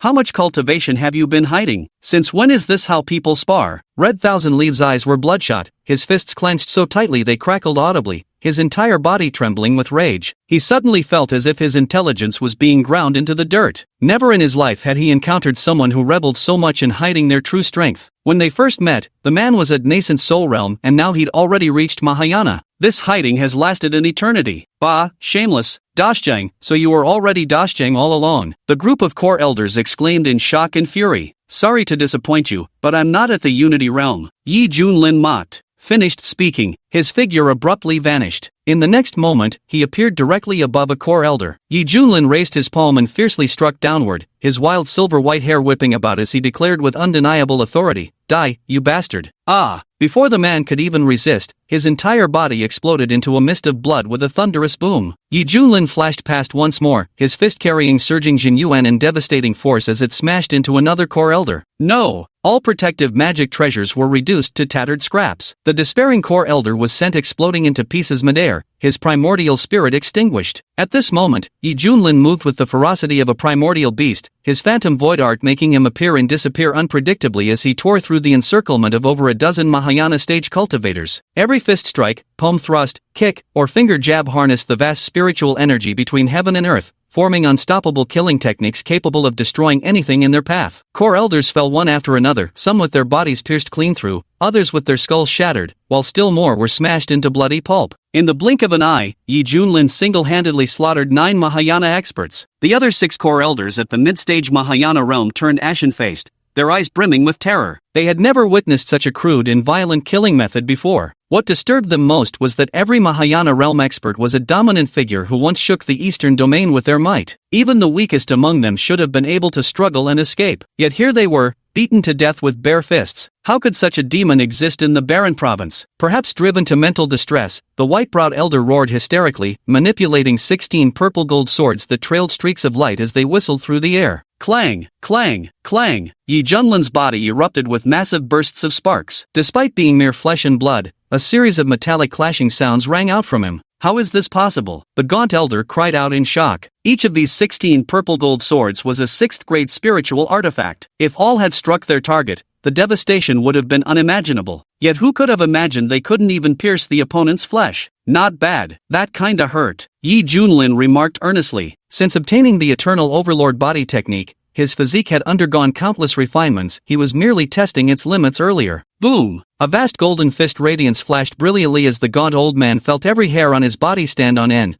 the terrifying impact threatening to tear him to shreds. A deafening explosion. The expected spray of blood did not materialize. Yi Junlin raised an eyebrow. The lean elder exhaled in relief, clasping his hands and bowing as he said, "Many thanks for your intervention, honored martial ancestor Hangwu." Standing before him was none other than the burly man. At this moment, honored elder Hangwu crossed his arms before his chest, with ancient beast-shaped markings emerging, exuding a sense of primal wilderness. It was these very markings that had blocked Yi Junlin's attack. How interesting. You actually managed to deflect my serious punch? Yi Junlin remarked with amusement. Venerable Hangwu appeared as steady as an old dog on the surface, but in reality, his heart was already raging with towering waves. Blood even surged up his throat, only to be silently swallowed back without a sound. Body tempering is supposed to be my forte, and with the enhancement of the beast soul mark on top of that, yet I was nearly broken through with a single punch just now? Venerable Hangwu inwardly questioned his entire existence. Chapter 42, Invincible Domination. Whoosh! At this moment, the howling of bitingly cold gale winds roared as terrifying energy rioted through the air. The dwarfed elder's intimidating aura surged rapidly, his wild white hair whipping about as divine beams capable of splitting the void shot from his eyes. Though his aged face showed no overt anger, it carried inherent majesty. The next instant,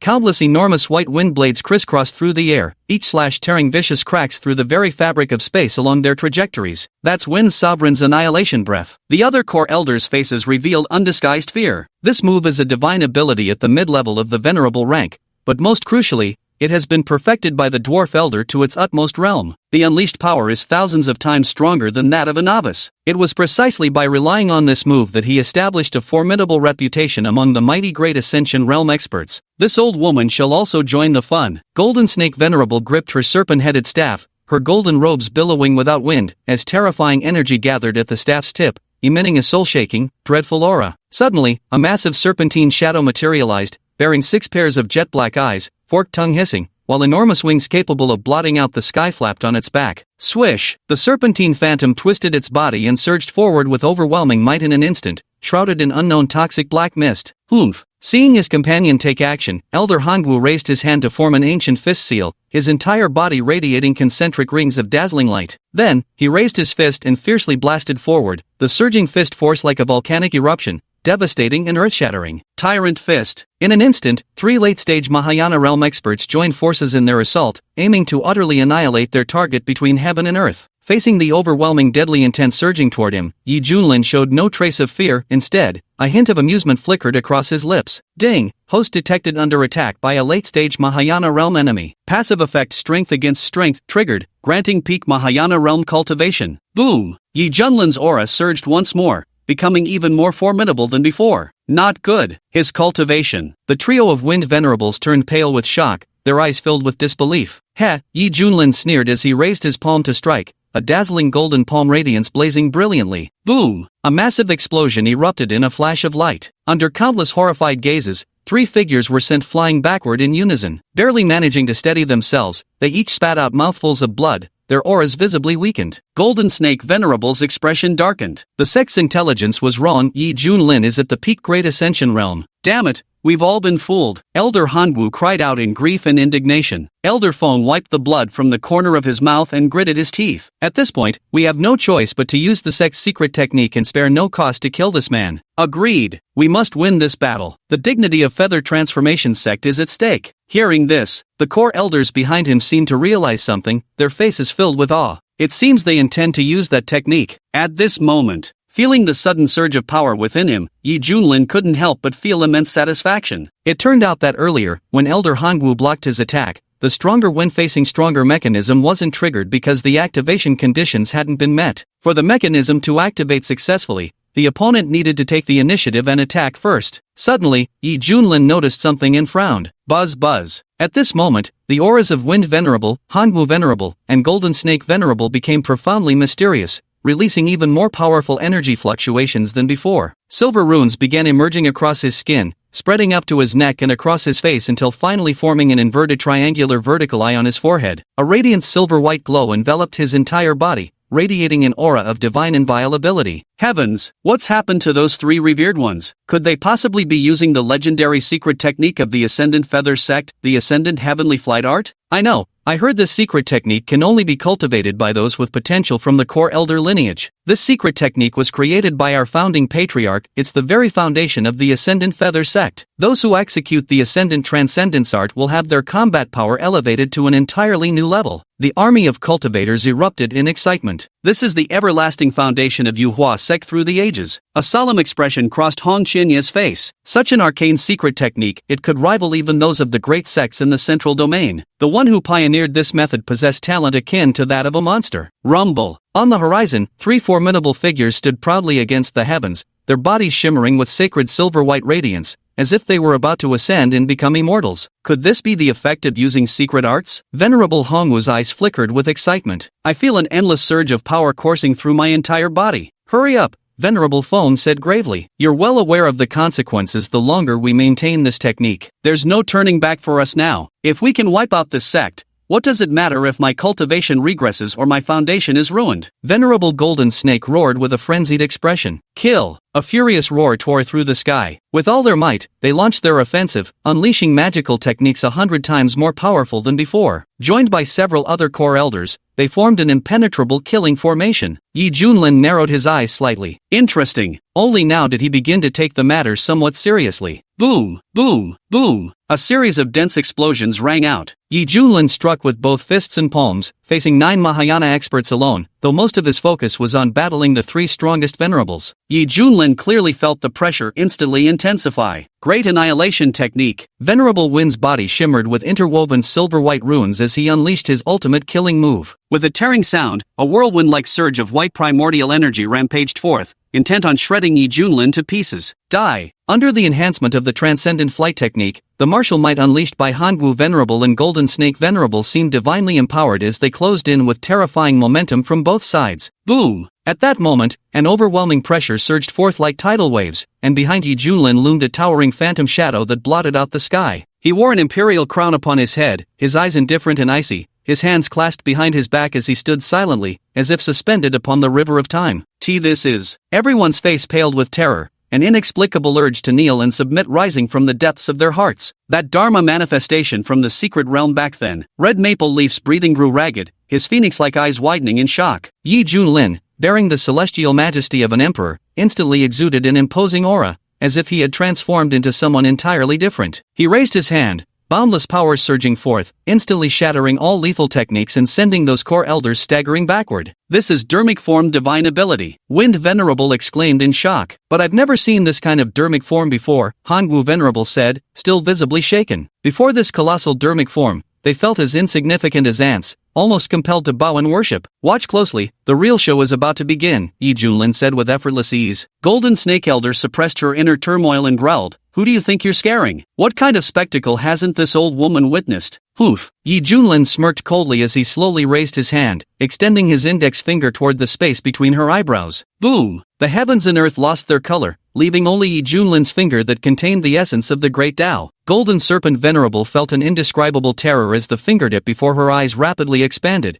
enveloping her heart with a sense of impending death. What was most terrifying was that her body suddenly became immobile, the surrounding space had solidified, and even spiritual energy ceased to flow. Endless golden finger beams erupted from his fingertips, like divine golden swords of vast radiance, tearing through the heavens and creating distorted ripples in the sky. Heaven-severing finger strike. Ah! The Golden Snake Venerable let out a piercing shriek of agony, desperately casting spells to defend himself, yet in the end, none could save him from annihilation. The others were so terrified their hair stood on end, utterly horrified. Then, Yi Junlin lifted his fist and struck with a domineering force unparalleled throughout the ages. With a thunderous boom, the fist imprint carried a black hole-like vortex, ruthlessly crushing forward. The core elders wanted to scatter and flee, but to their horror, they found themselves uncontrollably drawn toward it like moths to a flame. Save us! Sauve us! No! Then, those individuals were torn into powder, their souls utterly annihilated, forever dispersed between heaven and earth. Wind Venerable and Martial Venerable Hangwu were terrified,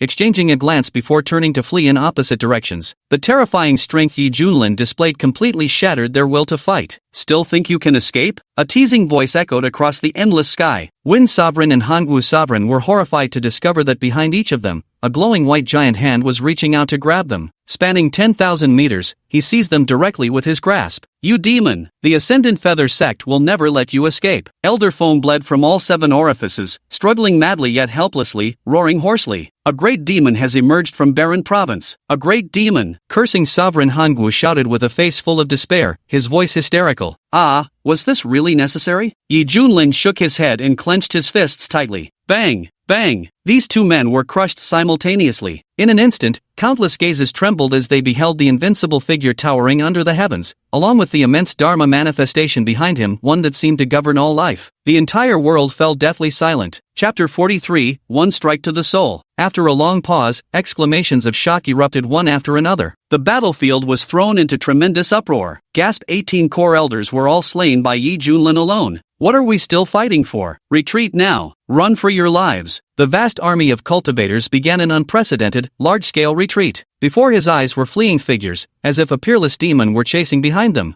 I still have 60% of my mana left this time. Might as well try out that new divine ability from the reward. Yi Junlin rubbed his chin thoughtfully. After his cultivation had advanced, his mana reserves had grown significantly. If this were like last time, he'd probably be running on empty by now. Junior brother, yes, strength is truly unfathomable. Su Yanyan and the others were utterly shocked, mumbling to themselves. Master is so amazing, Bai Xiaoxi exclaimed excitedly. Among them, the most stunned was undoubtedly Hong Qianya, who stood frozen like a clay sculpture, gaping blankly at that figure. No one could comprehend just how devastating this was for him. Wait, is he going to? Hong Qianya's face flickered with shock as he saw something unexpected. High in the sky, the spiritual energy of heaven and earth swirled like an inverted funnel, converging in Yi Junlin's palm. Surging mana mobilized within his body poured forth in torrents. His palm slowly lifted, coalescing a massive sphere of 5-colored radiance before it violently expanded like a 5-colored divine sun straddling the firmament, so dazzling and resplendent that even cultivators 10,000 miles away could behold its brilliance. At this moment, time itself seemed to stand still amidst the crowd's awestruck gazes. None could look away from that dazzling, 5-colored luminous sphere. Behold, the supreme 5-element cycle extinction art. Whoosh! Yi Junlin held the radiant 5-colored sphere aloft,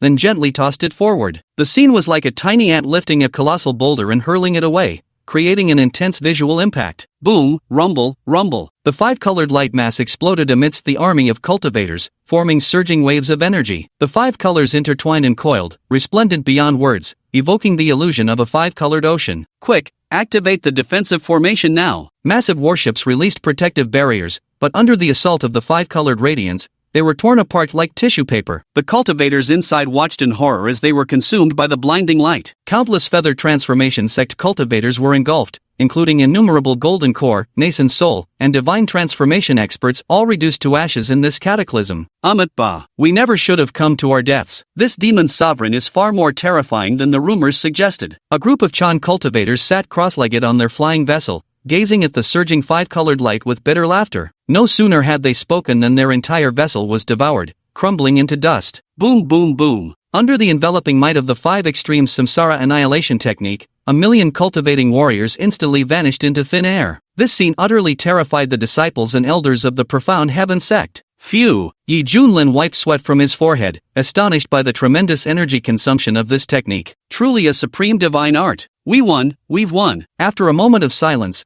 the entire sect erupted in earth-shaking cheers. The entire barren state trembled with awe, its native cultivators prostrating themselves in utmost admiration. Venerable Yi single-handedly annihilated a million-strong cultivator army who throughout history could claim such a feat? Elder Ye's divine might is unfathomable. We stand in awe. Invincible! Elder Yi is invincible! Exclamations rose from all sides. Amidst the fervent cheers, Yi Junlin returned to Misty Peak. Big shot, do you still need decorations hanging from your legs? The Peak Master of Hidden Sword Peak hurried over, speaking with worship in his voice. Pfft, junior brother Yi definitely doesn't want a smelly man like you. The Peak Master of Heavenly Fragrance Peak pushed him away with a look of disgust before turning to gaze adoringly at the silver-haired youth. Speaking softly, Junior brother Yi, you've worked hard this time. Let your senior sister give you a shoulder massage. Those affectionate eyes seemed eager to mold themselves into Yi Junlin's very shape. Su Yanyan laughed ruefully. This battle has finally allowed us to witness your true cultivation realm. Otherwise, how much longer were you planning to keep us in the dark? Junior brother Yi, no, venerable Yi. Yes, yes, the other peak masters responded excitedly. Seeing this, Yi Junlin cleared his throat and said mildly, stay low-key. One must stay low-key. Then he plopped back down into the recliner,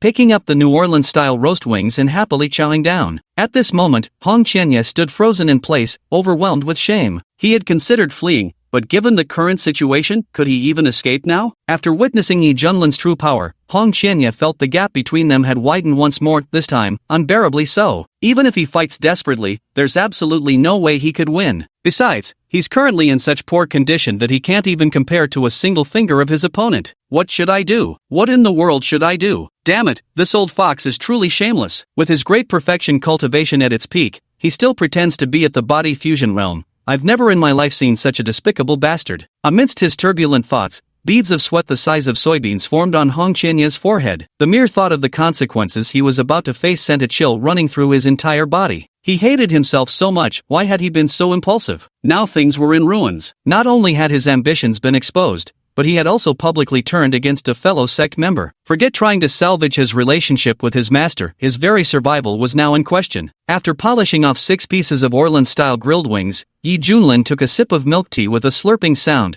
wearing an expression of pure contentment. Suddenly, he noticed Hong Qianye standing there like a block of wood and raised an eyebrow, teasing, "Hey, you're still here? Percent.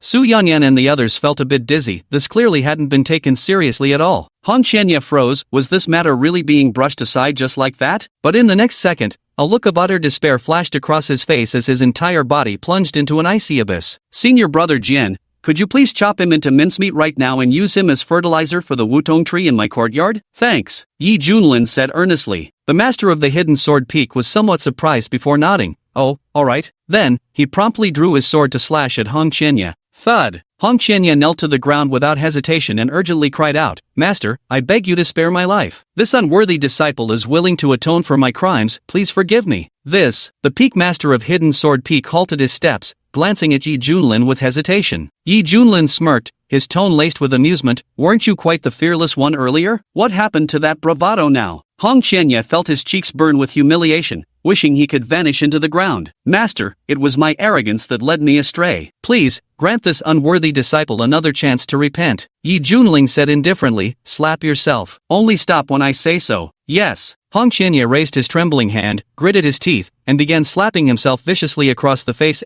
smack, smack, smack until blood spurted from the corner of his mouth. As long as I can stay alive, none of this matters. Slap slap slap, slap slap slap slap. The crisp sounds of slaps echoed melodiously across the mountain peaks. Senior brother Hong. Bai Xiaoxi's heart ached with sympathy as she moved to help him up, but Yi Junlin stopped her with a glance. Su Yanyan's eyes flickered with shifting emotions as he sighed. Betraying one's sect indeed warrants death, but Red Maple truly protected the profound heaven sect at the critical moment. which counts as meritorious service. My suggestion is to banish her to the back mountains for wall-facing meditation. As the sect master, he deeply valued Red Maple's potential. Though her temperament was unruly, he believed that with June Linyi present to keep her in check and with continued guidance toward the right path, she could eventually integrate into the sect. Seizing the opportune moment, June Linyi spoke up, "Very well. While the death penalty may be waived, living punishment remains unavoidable. From now on, you're sentenced to wall-facing meditation. Be gone." Red Maple stopped in her tracks, her face swollen like a pig's head, a ridiculous, laughable sight. Standing up, she bowed deeply with clasped hands.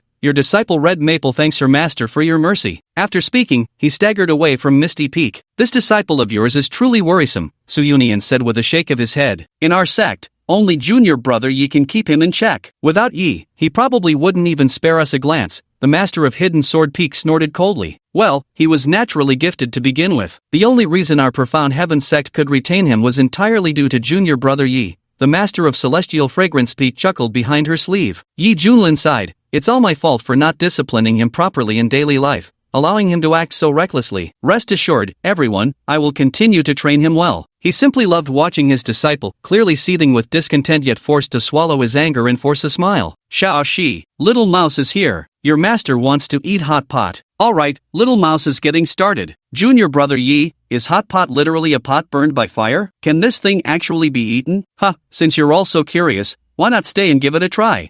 Alright then." On the back mountain, a crimson figure stood quietly still, gazing at the swollen, pig-like face reflected in the pool's surface. Hong Qianya's eyes moistened. His body trembled slightly, overwhelmed by boundless bitterness. He never imagined the path to his comeback would be this arduous. "This seat refuses to believe you'll remain forever triumphant. With diligent cultivation, I shall soon reach the great ascension realm, nay, even surpass it. Yi Junlin, just you wait." Chapter 44, Daily Check-In, a Heaven-Defying Mount. Before long, the outcome of the Barren Province campaign spread like wildfire, sweeping through the remaining 13 provinces. Holy shit! Yi Junlin from the Profound Heaven sect was actually at the Great Ascension realm? He even slaughtered 18 reverends sent by the Ascendant sect? What? The entire million-strong cultivator army wiped out? Damn it! My brother was among them. Guess I'll have to take care of my sister-in-law now. Such a bloodthirsty demon. The white-haired old devil is bound to face divine retribution. Truly the #1 butcher of the eastern region. Throughout Florida, monks with sorrowful faces could be seen everywhere, chanting scriptures to guide the souls of the distant deceased. The suspended temple, which had originally made a grand show of itself, fell into complete silence upon hearing the news. Meanwhile, in a certain pavilion in Lingzhou, a cry of disbelief rang out. "Impossible! How can that savage from the barren state be so powerful? Could he be a mighty immortal from the celestial realm reincarnating to cultivate anew?" Shui Tianyi's vigorous exercise was interrupted again. Hearing his subordinates report in his annoyance, his sinister face was instantly filled with astonishment. The guard said bitterly, "Young master, it's true." Shui Tianyi was genuinely terrified, a chill running down his spine. Thankfully, he hadn't acted that day, otherwise, not even his father could have saved him. "Quick, find me a few more female cultivators. This young master needs to calm his nerves." What are you standing there for? Don't you understand plain speech? When I tell you to go, you go. Or should I drag your old mother here to make up the numbers instead? Hearing this, the guard's face paled in panic as he hastily retreated, not wanting his own mother to meet a torturous death at the hands of Shui Tianyi. Shui Tianyi let out a heavy sigh and viciously threw himself back onto the bed to continue his plowing. Behind the curtains, pig slaughtering howls once again began to reverberate. Meanwhile, upon hearing news of their defeat, the entire feathering sect was thrown into upheaval. Whether disciples or elders, all found this utterly inconceivable. How many years had it been? This was the first time in memory that the feathering sect had suffered a military defeat against external forces. Especially the deaths of 18 core elders, this undoubtedly shook the very foundations of the sect. Bear in mind, each of them wielded absolute power over life and death over those beneath them, towering like revered deities within the sect, their status supreme and untouchable. Yet now, none of them returned, gone forever. Clang, clang, clang. The mournful tolling of bells reverberated through the air. A suffocating atmosphere filled the sect grounds, punctuated by muffled sobs everywhere. Why, you're speaking the truth. Within the True Inheritance Hall, Chen Xiao, who had been recuperating from his injuries, jolted as if struck by lightning. He staggered to his feet, his eyes wide with shock. "Saint's son, every word I speak is true. This matter has already spread throughout the Eastern Territory. Our Feather Transformation sect has suffered a complete and utter defeat this time." Elder Mo from the Enforcement Hall, his eyes bloodshot, cried out in despair. Chen Xiao staggered backward, collapsing to the ground as he laughed bitterly. "Yi Junlin, what a deep scheme you've plotted. You've already reached the Mahayana realm, yet you concealed your cultivation. Was it just to toy with the saint's son? He had once believed that reaching the unity realm through relentless cultivation would grant him the power to stand against Yi Junlin, but reality slapped him in the face far sooner than expected. That bastard wasn't at the integration stage, he'd reached great ascension. Hallowed one, you mustn't lose heart. That white-haired devil is an ancient monster who's lived for tens of thousands of years. How else could he possess such profound cultivation? You're still young. It's too early for you. Great ascension is his endpoint, but for you, it's merely a necessary stage. After all, you possess the makings of an immortal. Seeing Chen Xiao looking utterly dejected, Elder Mo hurriedly tried to lift his spirits. The gloom in Chen Xiao's eyes gradually brightened. That's right. This holy son is destined to transcend calamities and achieve immortality. How can I admit defeat so easily? What's a mere great ascension realm? I'll break through it eventually. Exactly. Elder Mo nodded and said. Suddenly, Chen Xiao made a decision and gritted his teeth. Elder Mo, he said firmly, please report to the higher-ups that I've decided to refine that Supreme Yang treasure ahead of schedule. I must enhance my cultivation and strength as soon as possible. What? The Holy Son wants to do it now. Old Mo's face was full of shock, nearly doubting his own ears. That supremely yang object is called the true sunfire. Legend has it that 1,000,000 years ago, it fell from the heavens, turning the entire Qing province into scorched earth and plunging its people into misery. At that time, many supreme experts tried to subdue it, but were burned to ashes by its searing flames amid screams. Just as all seemed hopeless, the founding ancestor of the Ascension Gate finally intervened,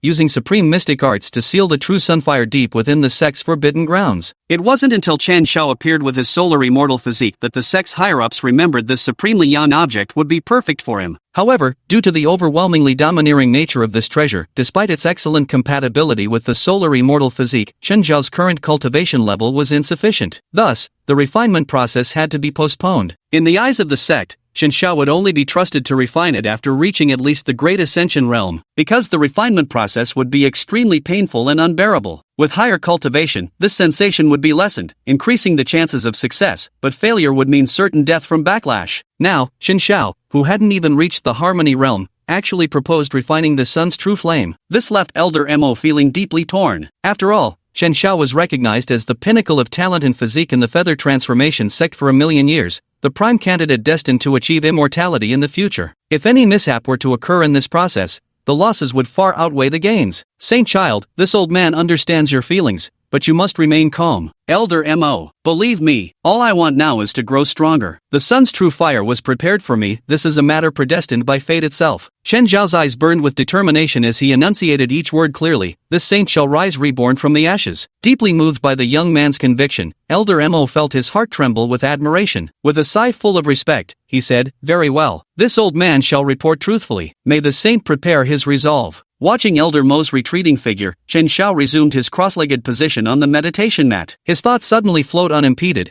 capturing that paradoxical sensation of destruction preceding rebirth. Only through utter desperation comes renewal. The image of that red-clad beauty flashed through his mind, filling Chen Xiao with the bitter shame of defeat. His face twisted with dark resentment as he uttered through clenched teeth, next time, this saint will claim your life. To deal with your father's killer, start by killing his disciple first. The events of the Barrenlands campaign stirred unrest across the eastern domain. The status of the profound heaven sect skyrocketed, not only securing its place among the 10 great immortal sects but also effortlessly breaking into the top 5. As for Yi Junlin, his fearsome reputation soared wildly. Through embellishments by all kinds of gossipmongers, he was bestowed with nicknames like the White-Haired Fiend, the White-Haired God of Slaughter, the White Demon, and the Ye-Devil. His name became synonymous with ruthlessness, spreading far and wide. Even crying infants would suddenly hush at the mere mention of his terrifying reputation in the dead of night. After all, he had slaughtered a 1,000,000-strong army of cultivators, with countless golden core and nascent soul experts falling by his hand. There were verifiable records of even core formation and unity realm practitioners perishing, let alone the staggering 18 Mahayana realm powerhouses who held the esteemed title of Venerable. With such terrifying and horrifying achievements, who would dare to think positively of him? Across the 14 provinces of the Eastern Domain, discussions ran rampant as countless factions regarded Yi Junlin with awe and trepidation. Simultaneously, they couldn't help but turn their gazes toward the Feather Transformation sect, eager to see what official response would emerge from its ranks. To everyone's surprise, perhaps due to the severe damage suffered this time which truly struck at its foundations,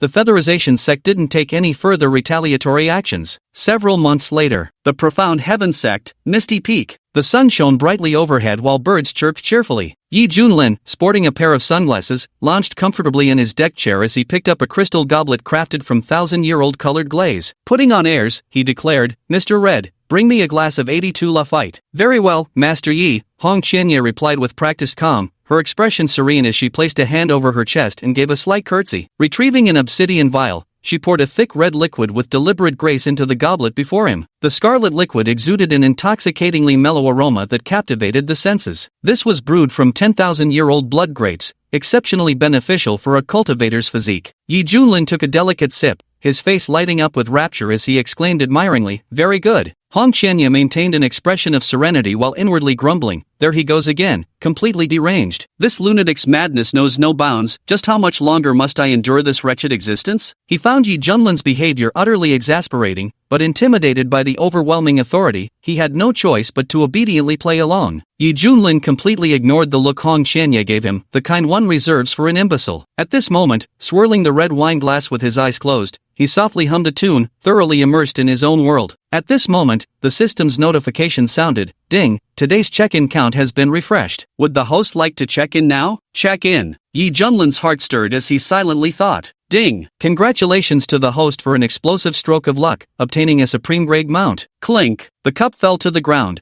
spilling a pool of crimson wine across the floor. Disciple admits his mistake. Hong Qianye was startled and instinctively bent over in a bow, thinking the silver-haired youth before him was displeased because of him. But Yi Junlin's mind was completely focused on the reward. Breathing somewhat rapidly, he anxiously asked inwardly, "System, be more specific. What kind of mount is it?" Chapter 45, An ancient divine beast acknowledges its master. Ding! It's a Kuanpeng, currently in its infancy, but already at the Mahayana realm. Please treat it well, host. Kuanpeng, an ancient divine beast with limitless growth potential, one of the strongest creatures across all realms. It can soar freely through the skies and swim effortlessly through the oceans. Hearing this, Yi Junlin's heart swelled with excitement. How could someone as dashing as him venture out without a magnificent mount? Relying solely on his own power flight would be far too shabby. Fortunately, the system proved somewhat capable by compensating him with this ancient divine beast, Kuanpeng, as his mount. What a perfect tool for fighting and showing off when going out. Hong Qianye looked up with suspicion, noticing how happy this person appeared without showing any signs of anger, making him feel utterly frustrated. Damn it, why the sudden mood swings? So jumpy and unpredictable. Master. Suddenly, a mouse-headed humanoid creature came rushing over excitedly, holding a red invitation in its hand. Clad in a pink Ruchuan dress, its snow-white skin was smooth and delicate. With a petite, doll-like figure, it radiated an aura of youthful vitality. But only around its neck, that fluffy white mouse head stood out bizarrely, its rodent face displaying an eerily human-like grin. "Shaoxi, what's that in your hand?" Yi Junlin asked curiously. Bai Xiaoxi waved the invitation in her hand excitedly, exclaiming, "This is an invitation from the sect leader for Little Mouse. He said to deliver it to you, master." Yi Junlin took the invitation and opened it, his face showing peculiar amusement upon reading its contents. It turned out that the ancestral elder of the Shui family in Lingzhou had successfully exited seclusion after years of closed-door cultivation, achieving a breakthrough from Great Saint to Tribulation Crossing Realm, an event that shook the entire eastern domain. The entire Shui family was overjoyed and specially issued invitations to prominent cultivators across the land for a celebratory banquet. Their intentions were obvious: to leverage the ancestral elder's breakthrough to the Tribulation Crossing Realm as a means to elevate the Shui family's influence. As is well known, those at the Great Ascension Realm can be called venerables, but once they break through to the Tribulation Crossing Realm, they gain the title of quasi-immortal. After all, any realm that bears the character for immortal needs no further explanation of its might, because taking one more step would mean reaching the legendary realm of the true immortal. That's a true transcendent immortal, an existence standing at the pinnacle of the cultivation world, the realm countless cultivators yearn to reach. At this moment, Yi Junlin stroked his chin with great interest and remarked, "Inviting the Xiantian sect to a banquet at this critical juncture clearly aims to shake the mountain to frighten the tiger, intending to establish the prestige of the Shui family patriarch." A quasi-immortal? So impressive, huh? Believe it or not, I'll stage an accident scam right before your eyes in a minute. Ding! Random new task triggered. Host, bring your new mount to the Shui family banquet and successfully shock everyone to earn a special reward. The system notification chimed. System, this mission couldn't have come at a better time. My heart for showing off is already itching to act. Yi Junlin smirked with a crooked grin. If I don't go out and flaunt it, How can I live up to my newly acquired mount? Master, shall we go? Bai Xiaoxi asked. Let's set off now. Yi Junlin muttered secretly, System, summon me the ultimate level mount, the Kuanping, immediately. Ding, summoning for the host right away. Rumble. In the boundless depths of the firmament, a terrifying and overwhelming pressure swept forth. Dazzling radiance cascaded like a flowing galaxy as a colossal entity slowly emerged from the clouds, revealing its staggering 10,000-meter form. It was a colossal creature soaring through the 9 heavens, resembling a deep-sea whale in appearance, with wings flapping alternately on both sides. For hundreds of miles around, the spiritual energy of heaven and earth instantly became chaotic,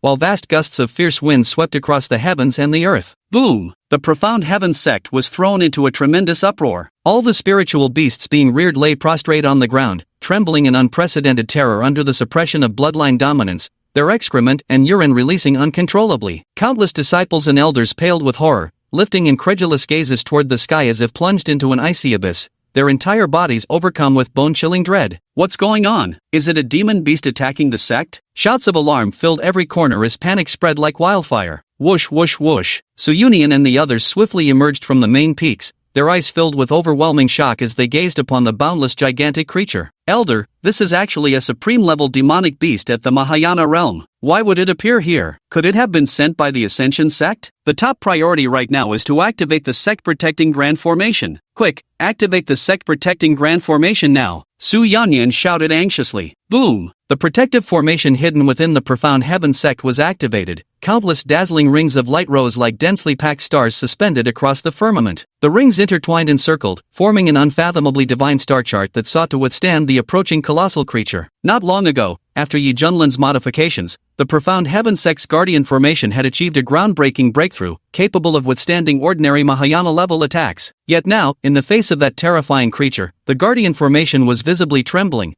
as if barely able to endure even its oppressive aura. Ah, the monster's coming! Witnessing this, Bai Xiaoxi crouched down with her hands clutched over her head, her little mouse face filled with terror. Could this possibly be? Hong Qianye found it hard to believe, his breathing growing rapid. With his discerning eye, he naturally recognized the identity of this colossal creature. This is one of the legendary strongest ancient divine beasts, the Kuanping. Yi Junlin's eyes flickered with satisfaction as he nodded in approval. Even in its juvenile stage, this Kuanping possesses such terrifying majesty that it could likely tear apart those previous 18 core elders with ease. Just how fearsome would its power become if allowed to grow further? At this moment, Hong Qianye retreated 2 steps, clearly adopting a posture of preparing to flee should the situation turn unfavorable. Are you kidding me? A divine beast of this level suddenly descending upon the sect. If I get caught up in this, I'm absolutely dead. Hong Qianye glanced again at the silver-haired youth, thinking darkly to himself, see, this is your karma coming back to bite you. He absolutely didn't believe Yi Junlin could contend with the Kuanping. Even at the same great ascension realm,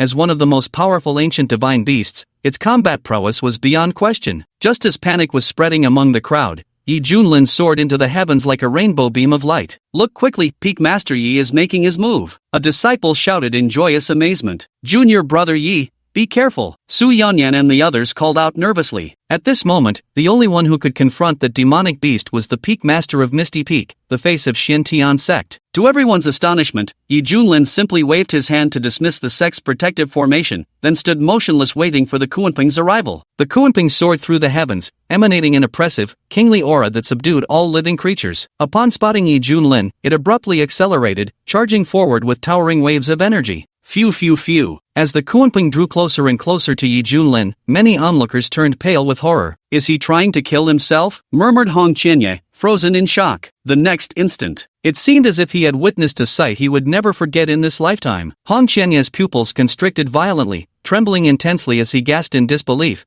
How is this possible? Under countless stunned gazes, the majestic Kuanping that had arrived with overwhelming momentum lost all its earlier ferocity. At this moment, it resembled nothing more than an obedient kitten, gently nuzzling its head against Yi Junlin. The behavior was extraordinarily affectionate, starkly at odds with its massive size. Good boy, such a good boy. You'll follow me from now on, Yi Junlin said with a smile, reaching out to pat its head. The rock joyfully shook its massive body, opening its beak to release a resounding cry that radiated unparalleled exuberance and vitality. Witnessing this spectacle, the entire profound heaven sect fell into deathly silence. Countless onlookers stood frozen, their mouths agape in stunned disbelief. Holy shit, what the hell is this? Am I seeing things? Peak Master Yi subdued it with just a flick of his hand? The disciples spoke with faces full of disbelief, their voices tinged with awe. Sect Master, that demonic beast seems to recognize Junior Brother Yi? The Master of Hidden Sword Peak exclaimed in shock and confusion. Ah! A scream rang out, causing them all to turn their heads. Junior Sister Kai, what's wrong? The Master of Tianshan Peak covered her ample bosom, her beautiful eyes filled with shock as she gazed at that colossal creature. Everyone, this demon beast strongly resembles an ancient divine creature called Kuanping that I once saw recorded in an ancient text. Rock, Ancient Divine Beast. Hearing these two titles, everyone's hearts twitched in shock. With Junior Sister Kai's reminder, it suddenly came back to me. According to ancient texts, adult Kuanping are said to be immeasurably vast, capable of swallowing planets whole and traversing countless realms. But this Kuanping before us seems far too small compared to the legends. Su Yunyan gulped hard and said, I think it's because this Kuanping is still in its infancy. Ag! Everyone gasped in astonishment. Such a rare ancient divine beast actually appeared in the Xiantian sect and was utterly obedient to Junior Brother Yi. What's going on here? Chapter 46, Journey to Lingzhou. Yi Junlin turned around and introduced with a smile, Don't panic, everyone. This is my mount, the Kuanping. These words caused an enormous uproar. Holy shit, a legendary beast from ancient times is actually willing to become Junior Brother Yi's mount? The Peak Masters of Hidden Sword Peak and others were stunned, their hearts filled with boundless envy. Su Yanyan sighed emotionally, indeed, even the heavens favored Junior Brother Yi. Perhaps this is simply fate. At Misty Peak, Hong Qianye, who possessed awareness at an even higher level, experienced an even more intense psychological shock. He had once been an immortal at the core region of Kunlun realm, privy to more secrets than ordinary cultivators. According to what he knew, divine beasts had already gone extinct in this world, let alone descendants of the primordial divine beast Kuanping. But now, not only had a descendant of Kuanping suddenly appeared, it had voluntarily become Yi Junlin's mount. This struck Hong Qianye as utterly absurd. Rumors say those bearing great destiny and fortune may obtain unimaginable opportunities, with even divine beasts seeking them out just to pledge allegiance. Could this guy really be that kind of existence? Recalling past events, Hong Qianye's breath nearly froze, his heart surging like turbulent waves as his gaze toward Yi Junlin fundamentally shifted. Possessing what appears to be an ancient relic treasury, reaching the Mahayana realm at a young age, mastering various profound divine abilities, and now even having a descendant of the primordial divine beast Kuanping willingly recognize him as master. Isn't this precisely proof of him being a man of great destiny? Why must even the heavens favor this good-for-nothing who idles all day and wallows in depravity, while a devil cultivator like myself who has struggled and trained diligently must suffer the humiliation of being trampled upon by him? At the thought of the grievances he had endured during this period, Hong Qianye suppressed the urge to shed tears, his heart brimming with sorrow that flowed like an inverted river. Mid-air, Yi Junlin patted the Kuanping's head inside. From now on, I'll call you a Kuan. Hearing this affectionate name, the Kuanping wagged its body merrily, stirring up mighty gusts of wind that sent the cultivators below swaying unsteadily. Yi Junlin pondered for a moment, feeling something was missing. Raising his hand to form a seal, he pointed two fingers toward a certain direction. Boom! Under the influence of magical power, a majestic palace rose from the mountain peak and gently landed on the back of the Kuanping, drawing countless amazed gazes. Not bad, now I can lie inside. Yi Junlin nodded in satisfaction. The master of the Hidden Sword Peak was dumbfounded. Staring at the now empty expanse where his peak once stood, he clutched his head and let out a groundhog-like scream. Ah, that was my home. Put. Upon seeing this, the other peak masters burst into laughter. The sect master, Void Yuning, coughed lightly to compose himself and said solemnly, Junior Brother Jin, I understand your feelings. Although Junior Brother Yi took your house, the sect will build you a bigger one as compensation. The master of Hidden Sword Peak perked up again, scratching his head with a smile as he replied, That's great then. Not far away, Yi Junlin shouted, Disciples, come quickly, your master is about to depart. Yay, this mouse is coming right away. Bai Xiaoxi glanced at the lowered head of Hong Qianye beside them, cautiously nudged with a tiny finger, and whispered, Senior Brother Hong, Master is calling us to leave. Hong Qianye slowly raised his head, his expression indifferent as he replied, MHM. He stared at Yi Junlin's figure, his eyes flickering with a chilling intensity, inwardly thinking, Humph,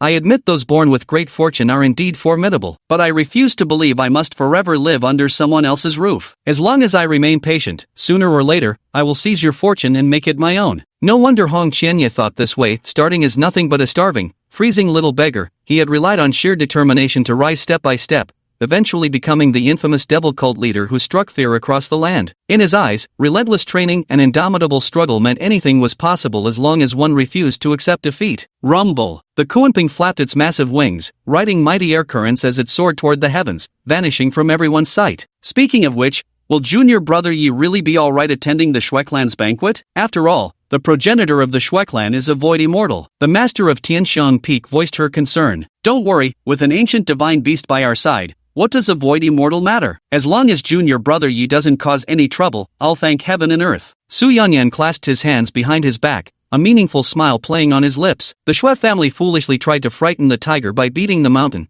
but now this very tiger has gone charging over. I imagine the Xue clan must be filled with regret by now. Lingzhou. High above in the boundless sky, clouds and mist surged turbulently. Suddenly, scattered floating islands came into view, varying in size, each dotted with rows upon rows of houses. These islands were interconnected by dark chains of mysterious iron. At the center stood a vast, colossal floating island, surrounded by smaller isles like stars clustering around the moon. This floating island boasted the most concentrated spiritual energy, with all its structures grand and even more magnificent in scale. Upon closer inspection, one would notice the entire place was adorned with festive lanterns and decorations, brimming with an atmosphere of joyous celebration. That's right, this is the territory of the Xue family. All floating islands belong to the Xue family, inhabited by generations of their descendants. As for that enormous floating island, the largest of them all, that naturally serves as the main residence of the Xue family, those Xue clansmen dwelling there belonged to their noble direct lineage. But today was different, with the Xue family's ancestor achieving a successful breakthrough and emerging from seclusion.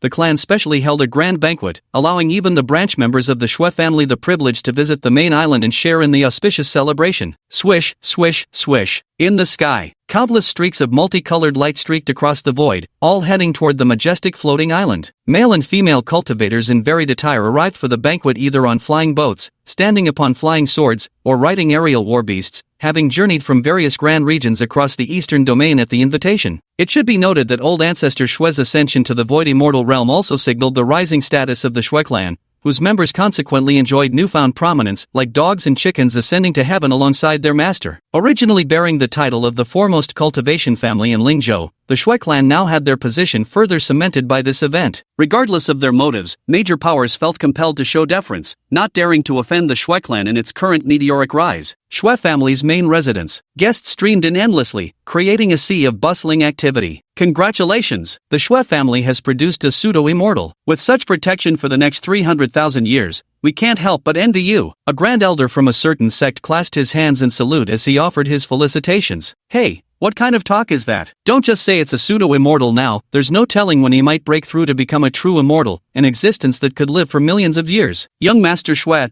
don't you think what I'm saying makes sense? A certain crown prince from a royal dynasty fawningly remarked. Young Master Xue, as the eldest grandson of the Xue family's main lineage, surely your status is now even more exalted? Not to mention within Lingzhou, you could practically walk sideways across the entire eastern domain without issue. Another renowned swordsman raised his wine cup, his face creased in flattering smiles. That's right. That's right. You must take good care of us from now on. The surrounding guests all shouted in agreement. Easy does it. The richly dressed man had a sinister look on his face, a smug smile playing at the corners of his mouth as he fanned himself with a folding fan, his steps light and carefree. Everyone who had gathered here were prominent figures from the various great Taoist regions of the eastern continent. Seeing such influential people fawning over him filled Xue Tianyi's heart with immense vanity. Oh, by the way, did the Xue family send an invitation to the profound heavenly sect? One of the guests suddenly asked. Suddenly, the noisy atmosphere fell silent. Curious gazes from all around converged upon Xue Tianyi. Since the conclusion of the Barren Province campaign,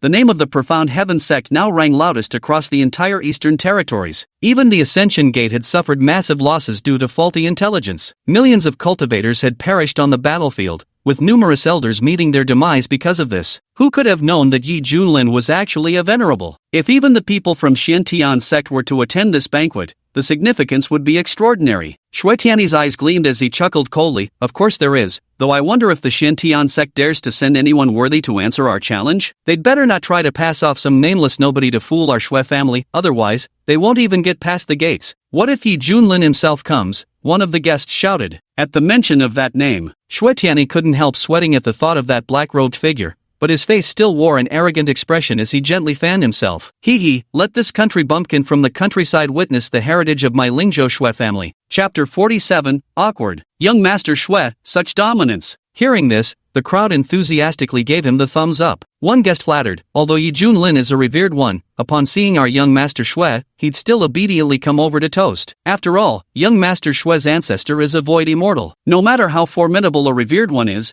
how could they compare to a void immortal? Ha ha ha, exactly. The crowd burst into laughter all around. Basking in the continuous praise from everyone, Xue Tianyi felt like he was floating on cloud 9, swelling with pride as he thought to himself, Yi Junlin, no matter how renowned you are, what does it matter? Before this young master, even a dragon must coil. As the number one spoiled brat of Lingzhou in the eastern domain, while others bustle about with their all might to climb up on their father's prestige, Xue Tianyi was different. He leaned directly on his ancestors. At that moment, horrified cries rang out from outside the mansion. Heavens, what is that? Rumble. In the sky, a mighty kingly aura spread like tidal waves, enveloping the cluster of floating islands occupied by the Xue family. Especially those smaller floating islands were visibly trembling at a speed discernible to the naked eye. Countless residents were terrified to the core, their faces filled with sheer horror. They stared in terror, their eyes flashing with extreme shock. From the vast expanse of clouds emerged a colossal creature spanning 10,000 meters, resembling a deep-sea leviathan, its sky-obscuring wings beating slowly as endless energy currents howled around it. The nearby resplendent treasure ships and flying vessels instinctively veered away,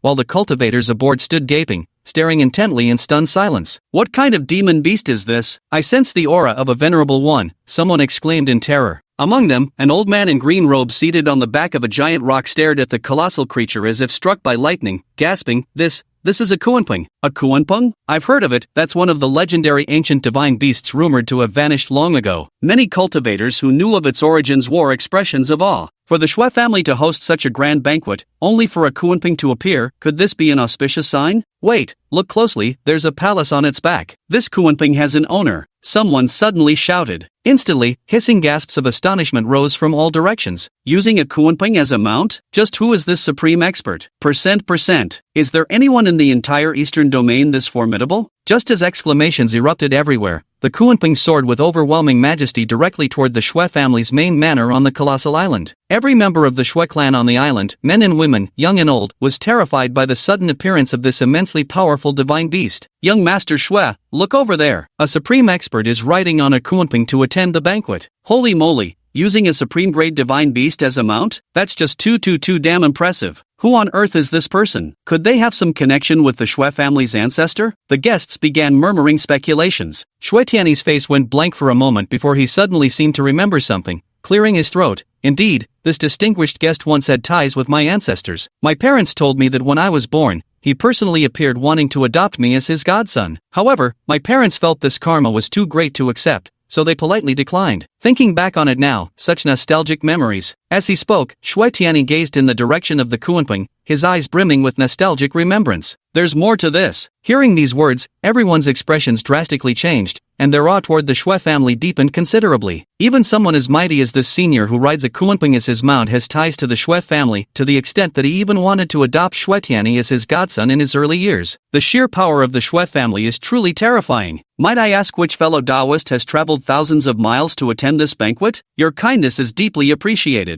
Suddenly, a majestic voice like a tolling bell rang out from the Xue family, resonating clearly in everyone's ears. Whoosh! A tall middle-aged figure flashed into view, his waist-length purple hair flowing, eyes as deep as the ocean, radiating an unfathomable aura. He stood with hands clasped behind his back, towering in the void as if even heaven and earth bowed to his dominance. All members of the Xue clan immediately bowed respectfully with cupped hands when they saw this figure and said, "We pay our respects to the ancestor." That's right. This was none other than the Xue family ancestor, a newly ascended void immortal of the tribulation-crossing realm. A void immortal possessed earth-shaking divine might, and no number of venerable ones combined could ever compare. This is precisely why the Xue family dares to make such a grand spectacle. They truly have the qualifications to do so. At this moment, the overwhelming aura of the Kuanping directly drew the Xue family's ancestral elder here. He secretly wondered to himself, which influential figure's grand procession could command such an impressive display. Under countless watchful gazes, the Kuanping slowly descended to low altitude. From the palace resting on its back emerged three figures. Xiantian sect, Yi Junlin. A clear, cold voice suddenly rang out. The speaker was a handsome young man wearing a black robe embroidered with gold, his silver-white hair flowing long. Yi Junlin strode forward with his hands clasped behind his back,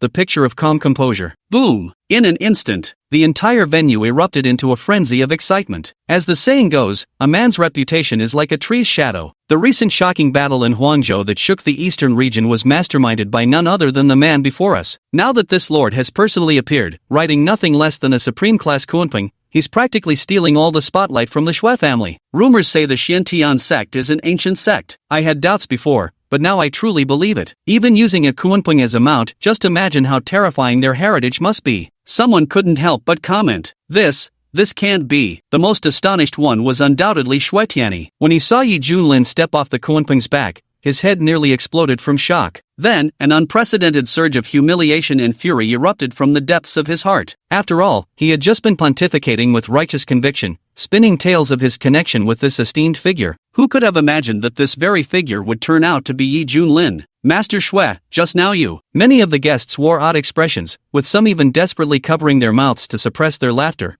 barely holding back the urge to burst out in guffaws. The muffled snickers and snorts were proof of just how painful it is to stifle laughter. Xue Tianyi's face flushed so red it looked like it might drip blood. It was absolutely a massive case of social suicide. After a long pause, he exhaled deeply and said coldly, "Did this young master say anything? I advise you all to think carefully again." Their hearts skipped a beat as they hastily shook their heads in denial. No, young Master Xue didn't say anything. We didn't hear a thing either." On the surface it appeared calm, but inwardly he cursed, "That damned bastard, what a fucking thick skin." "Humph." Xue Tianyi smiled coldly, shooting Yi Junlin a venomous glare. At this moment, the Xue family ancestor was momentarily stunned upon hearing this name. Combined with recent rumors he'd heard, his gaze darkened with unfathomable thoughts. He truly never imagined that someone capable of taming a Kunpeng would turn out to be a junior. Were it not for his wariness of the profound heaven sect and the origins of that Kunpeng, he would have already made a move to seize it by force. After all, that was a descendant of an ancient divine beast, noble bloodline, boundless potential. But now, since the other party has come to visit, he must do everything to save face and, at the same time, further probe into this person's background. So it is the esteemed Venerable Yi who graces us with his presence. Truly, my humble Xue family is honored beyond measure. Old ancestor Xue broke into a smile, bowing with clasped hands. By all rights, as a void immortal, he shouldn't have to defer to a mere venerable. But Yi Junlin was different, special enough to warrant such deference. Ding! Congratulations to the host for completing the mission. Reward, all divine abilities and cultivation techniques now automatically train 50 times faster. The system notification sounded. Not bad at all. It seems having a cool mount really pays off, Yi Junlin secretly marveled. He turned to the Xue family's ancestor and cupped his hands in polite courtesy, saying, "On behalf of the Xiantian sect, I congratulate you on breaking through to the transcendent tribulation realm." The patriarch of the Xue family nodded slightly and gestured with his hand, "After you." Yi Junlin and his group then stepped leisurely into the Xue manor. The surrounding guests watched with reverence, whispering among themselves, "Those stinky monks from Florida keep calling him the white-haired demon, but seeing him today, I realized he's actually quite handsome, nothing like the terrifying rumors suggest. Hat, compared to the title white-haired old demon, I think white-haired god of slaughter fits him better, too many have died by his hand. Look,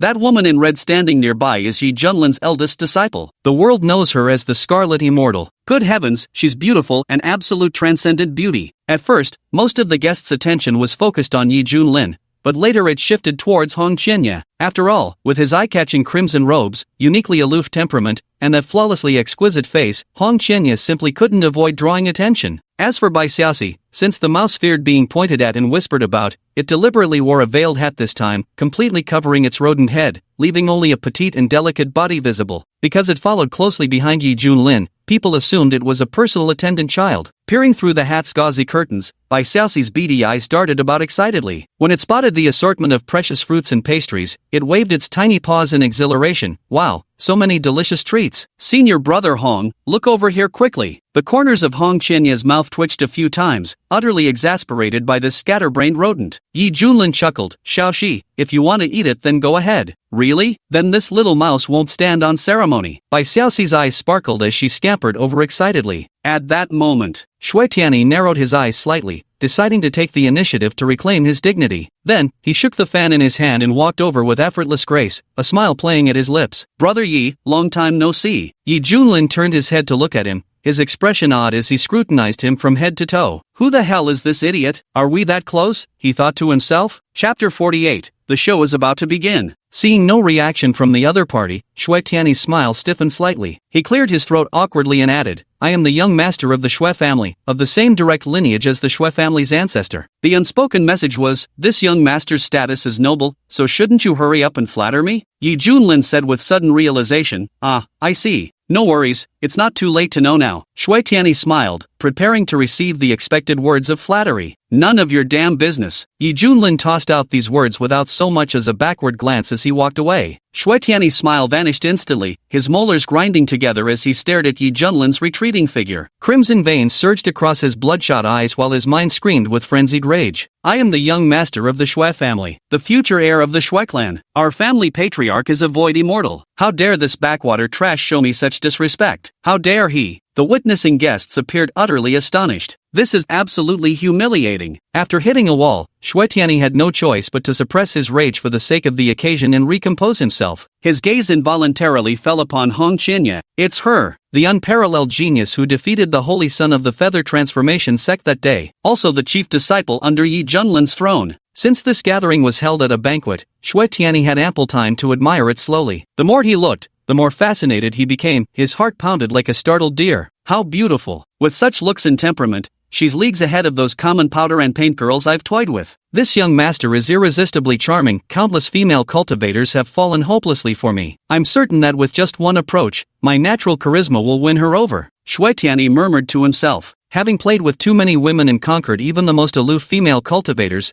now bearing the halo of being the grandson of a void immortal, Shui Tianyi refused to believe Hong Qianye could remain unmoved. He had a wicked desire to steal Yi Junlin's female disciple, as that would make the revenge even sweeter. Moreover, just imagining the taste of having his way and pressing her beneath him, Shui Tianyi felt his blood boiling with excitement. Meanwhile, Hong Qianye stood before an exquisite vase, frowning as he reached inside to pull out a bouquet of flowers. Each petal bore intricate patterns resembling intertwined stars, emitting a brilliant radiance that delighted the mind and refreshed the spirit. Does Fairy Hong have an affinity for flowers? Suddenly, a clear voice sounded from behind. Shui Tianyi stepped forward with an elegant gait, gently fanning himself as he spoke in a mild tone. This flower is called the radiant peony, the most suitable blossom for admiration. Such blooms are exceedingly rare. My Shui family has only managed to acquire 6 specimens. As the saying goes, a treasured sword for a hero, fine blossoms for a beauty. If the Crimson Fairy takes a fancy to it, please accept it as a trivial token of my regard. Shui Tianyi was supremely confident. He had used these very flowers to court maidens before, and the results had been spectacular. After all, these blooms were legendary rarities that maintained their splendor for millennia, becoming particularly dazzling at night. What woman could possibly resist? Hearing this, Hong Qianye's face showed disdain as he put the flower back in place, thinking to himself, idiots. In the central region, this is called the starflower and can be used to make pills that enhance spiritual power. Such a rare and precious ingredient is actually used here as mere vase decoration? Backward bumpkins. Shui Tianyi, noticing the other wasn't appreciative, ventured tentatively, Fairy Hong? Hong Qianye could bear it no longer. Don't call me fairy. I am a man. Shui Tianyi was momentarily stunned, then plastered on a smile and said, Lady Hong, you're truly humorous. Not only is your beauty unmatched, but your jokes are equally delightful. Would you honor me by accompanying me to a private chamber to exchange insights on cultivation? Upon hearing this, Hong Qianye's face turned frosty. Get lost. Shui Tianyi stood dumbfounded. So blunt? The surrounding guests gaped in shock, then cast meaningful glances at Shui Tianyi, as if regarding a pitiable clown. Shui Tianyi refused to give up, forcing a smile as he said, Red Fairy, one more word of harassment, and you die. Hong Qianye's gaze turned icy, unleashing an oppressive aura that enveloped the surroundings. Boom! Shui Tianyi felt as if his head was about to explode. His eyes widened in terror, cold sweat pouring down his forehead like a waterfall. His back was drenched in sweat, and his legs trembled uncontrollably. He seemed to see an endless sea of corpses and mountains of blood, where a hazy crimson figure stood with hands clasped behind its back,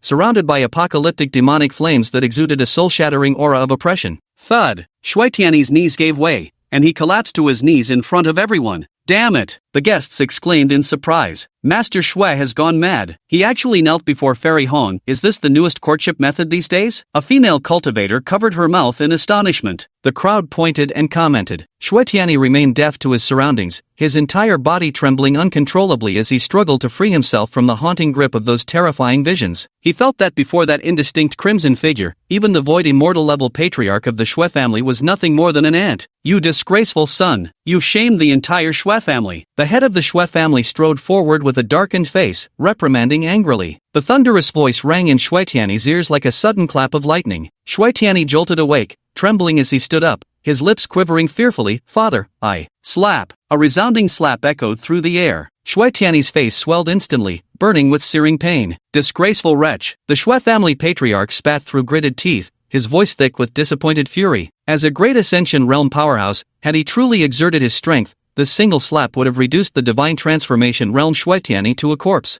Ha! Hong Qianya folded his arms with a mocking smile at the corners of his lips. The head of the Shui family turned to Hong Qianya and said solemnly, "Immortal Hong, I must apologize for failing to discipline my worthless son." Hong Qianya's smile vanished as he enunciated each word deliberately, I am a man. The Shui family head froze momentarily, then let out an awkward chuckle. Immortal Hong, you certainly have a sense of humor. Red Leaf. Suppressing his urge to go berserk, he decisively turned and left. At this moment, Red Leaf was consumed by an overwhelming urgency to enhance his strength. Only then could he return to his former ways in the Central Realm, killing at the slightest displeasure, living unbound by morals or restraint. How unlike his current predicament, where he had to watch every step. The head of the Shui family furrowed his brow upon witnessing this, but chose not to pursue the matter. After all, the other party's master was Yi Junlin, a figure even his own ancestor treated with utmost respect, so he certainly wasn't in any position to offend them. Shooting a glance at his disappointing son, the Shui family patriarch snorted coldly before departing with a flick of his sleeve. Shuetiani's expression darkened as he heard the surrounding whispering. A blazing fury burned in his chest, his entire body trembling with rage. Damn it! My family's ancestor is a void immortal, and I'm a direct descendant by blood. What right do this master and disciple pair have to treat me like this? Shuetiani's heart raged with fury, seething with resentment towards Yi Junlin and Hong Qianya. Soon after, suppressing a bellyful of anger, he walked to another table, picked up a wine flask, and under the astonished gazes of the crowd, tipped his head back to drink heavily. The wine served to cultivators was far from ordinary. A mere drop could tear a mortal's body apart with its violent potency, killing them on the spot. Lord Shui, you. A guest opened his mouth to speak but was quickly hushed by a tactful companion.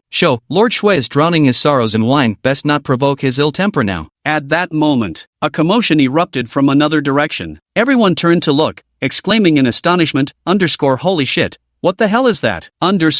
They saw a petite figure in a pink Ruchuan dress with snow-white, delicate skin, clutching a large gourd and guzzling alcohol frantically. The fallen curtain hat revealed a furry white mouse head, creating an unsettlingly bizarre sight. Her petite figure was that of a delicate little girl, but atop her neck sat a rat's head. The grotesque combination was truly an eyesore. After finishing her drink, Bai Xiaoxi hugged the large gourd and slumped to the ground, her rat-like face flushed tipsily. With a drunken hiccup, she murmured, "So yummy." Not far away, Yi Junling chuckled wryly and sent a silent message, "Xiaohong, go check on your junior sister Bai." "Yes, master," Red Maple Leaf replied. He walked over with a cold expression, muttering to himself how troublesome this rat was. At that moment, Red Maple Leaf seemed to sense something. He looked toward the source and saw a middle-aged man with a straw hat and a scruffy beard standing quietly in the corner, watching Shuetiani downing strong liquor with an indifferent yet deliberate gaze. Those bloodshot eyes were brimming with murderous intent, repressed to its extreme. Shuetiani, feeling unsatisfied after drinking, beckoned a few attendants and strode toward the exit of the hall. The straw-hatted man, meanwhile, silently restrained his aura and followed. Hong Qianya narrowed his eyes slightly. The man seemed like a ferocious beast on the verge of eruption, ready to tear someone apart. It seems an interesting show is about to unfold. Chapter 49, The Mysterious Assassin. A small bridge arched over flowing water, flanked by pavilions and towers. The humiliation Shuetian had suffered at the banquet simmered within him like roaring flames, suffocating him with pent-up fury. He desperately needed an outlet for his rage. Fueled by alcohol, he growled at his subordinates through gritted teeth, "Find me some lemon now. Your young master demands them this instant." Sensing his irritable mood, the subordinates knew another woman was about to be tortured to death. Trembling, they cupped their hands and lowered their heads, replying, "Yes, young master." Shuetiani stumbled drunkenly, his gait unsteady. When an attendant approached to support him, he violently shook off the helping hand and cursed viciously, "Scram! All of you get the hell away from me." Seeing this, the attendant hastily retreated, terrified of being killed by this temperamental young master. Shuetiani walked alone along the tree-shaded path. Feeling the gentle breeze, the gloom in his heart eased slightly. Suddenly, a deadly intent locked onto him. Whoosh! A terrifying ink-black blade aura shattered the void, aiming to cleave Shuetiani from head to crotch in one slash. The attacker was undeniably swift, precise, and ruthless. In the blink of an eye, the blade's radiance was already descending upon its target's skull. Buzz! At that moment, a purple radiance erupted from Shuetiani's body, forcefully blocking the inky blade aura,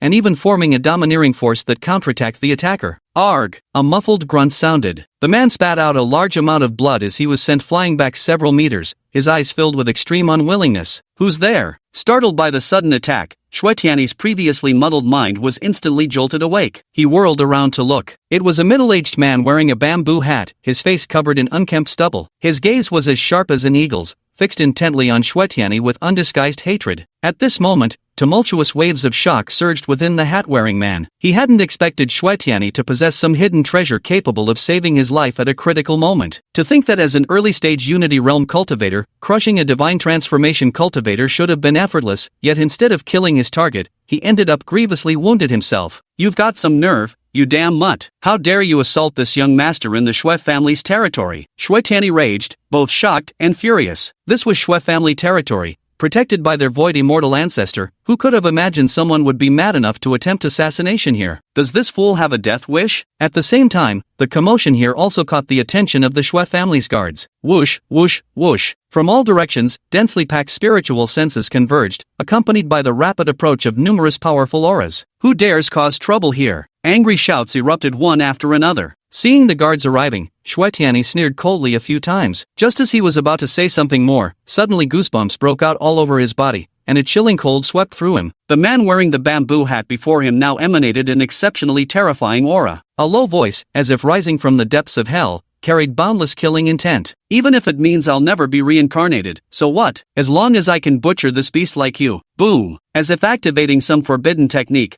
Li Wujie's entire body burned with blood energy. Brandishing his long blade, he slashed toward Shuetiani, whose face was frozen in terror. Not good. Shuetiani felt his scalp go numb as he grasped his folding fan, channeling power into the rare spirit artifact for defense. In the hands of a divine transformation cultivator, it was undoubtedly a weapon beyond normal specifications. If it were any other divine transformation cultivator, their magical treasures would typically be at the precious artifact level. Swish! The azure light shot forth with terrifying might, only to be extinguished directly by that ink-black blade radiance. Shuetiani desperately threw out defensive artifacts and talismans, hoping to buy more time, but under the straw-hatted man's control, that ink-black blade light was horrifyingly powerful, forcibly cleaving through every obstacle. Heavenly steps! At the critical moment, Shuetiani executed the Shui Clan Supreme Movement technique, seemingly piercing through the void to evade that blade light clinging to him like maggots in a bone. Thump! An arm flew through the air trailing blood before plopping into the lake. Aha! Shuetiani clutched his severed arm, letting out a shrill scream of agony. Biting back the excruciating pain, the instinct to survive drove him to flee desperately. Escape? And where exactly do you think you're escaping to? The straw-hatted man snarled with a ferocious expression, pursuing relentlessly with his long blade in hand. Someone, help me! Shuetiani was scared out of his wits. Don't you dare harm our young master. A large group of guards rushed forward in shock and fury. Among them, several captains were even at the Unity Realm, employing every means possible to intercept this audacious assassin. Anyone who stands in my way shall die. The bamboo-hatted man erupted with raging momentum, forcing his way through a bloodied path regardless of his injuries. Though initially severely wounded by the backlash, activating the forbidden art had restored much of his strength. Now, he forcibly pressed forward to slay Shuetiani, undaunted even if it meant enduring excruciating agony throughout the process. Quick! Stop him! Protect the young master! Shouts of astonishment and fury rose intermittently, throwing the entire scene into chaos. From time to time, guards were slain, their severed limbs and mutilated corpses falling bloody to the ground, the pungent metallic scent of blood thick in the air. Boom! Several guard captains were sent flying back dozens of feet, their faces filled with shock as they stared at the blood-drenched figure before them. How has this madman managed to hold on until now? The bamboo-hatted man was grievously wounded, dripping with blood, several places even exposing white bone, truly horrifying. Yet, his gaze remained vicious and savage, fixed unwaveringly on Shuetiani's retreating figure, his face twisted with madness as he roared, "You cowardly piece of trash, don't you dare run, your fucking death is mine today." A murderous aura surged forth, washing over them. Shuetiani's face turned ashen, his voice trembling as he pleaded, "Honorable warrior, just who are you? This humble young master never offended you. Why must you chase me down with murder in mind? Heh, the sins you've committed can never be atoned for in this lifetime. I swear I'll kill you. Thank heavens justice has finally given me this chance," the straw-hatted man said icily. Though grievously wounded, he lumbered forward like a vengeful demon, determined to drag this wicked young master down to hell. "Stay away from me! Stay away!" Shuetiani whimpered, terror gripping him like never before in his life. This man was a lunatic, a complete and utter madman. The commotion was so great that it shook the entire Shui family mansion. What's happening outside? Is someone fighting? Who dares cause trouble at such an important occasion? How fucking blind. Have you heard? An assassin just attacked young Master Shui. The Shui family guards are trying to stop him. Holy shit, is this real? Upon hearing this news, the banquet erupted instantly as guests streamed out one after another. Well, can such a thing really happen? Yi Junlin stroked his chin and suddenly noticed Hong Qianya's playful expression. With a meaningful smile, he said, "Little Red, have you already discovered something in advance?" Hearing this, Hong Qianya was taken aback and quickly lowered his head, cupping his hands respectfully. "Master, this disciple was merely speculating." "Ha!" Yi Junlin chuckled, seeing through it but choosing not to speak it aloud. Since it's someone else's banquet anyway, initially thought to be just casual eating, drinking, and bragging, but with such an exciting spectacle now, he naturally wanted to join in the fun. "Take your junior sister by along and let's go take a look," Yi Junlin said calmly. "Yes." Hong Qianya reached out his hand, lifting Bai Xiaoxi as he followed closely behind. "Ratty still wants to drink, mumbled Bai Xiaoxi drunkenly, her face flushed with intoxication. At this moment, news of an assassin targeting the young master spread like wildfire through the Shui family residence. Boom! A terrifying and overwhelming aura surged into the sky, instantly turning the clear heavens ominously dark. Who dares to cause trouble in my Shui family? The Shui family's ancestral elder flashed into the sky above the mansion, cold light shooting from his eyes as he flicked his sleeve and invisible force rippled outward. Oh no! The bamboo-hatted man's face changed dramatically. Despite his desperate struggles, he was being forced farther and farther from his target. Finally, pinned to the ground, he spat out a mouthful of blood, his spirit utterly drained. Gnashing his teeth, he hissed, "Quasi-immortal. Young master, are you unharmed?" With a flurry of motion, the guards swiftly surrounded the shaken Shuetiani. Among them, a body Unity Realm Guard captain stepped forward anxiously and inquired. Slap! Shuetiani slapped the sworn bodyguard leader so hard that stars danced before the man's eyes,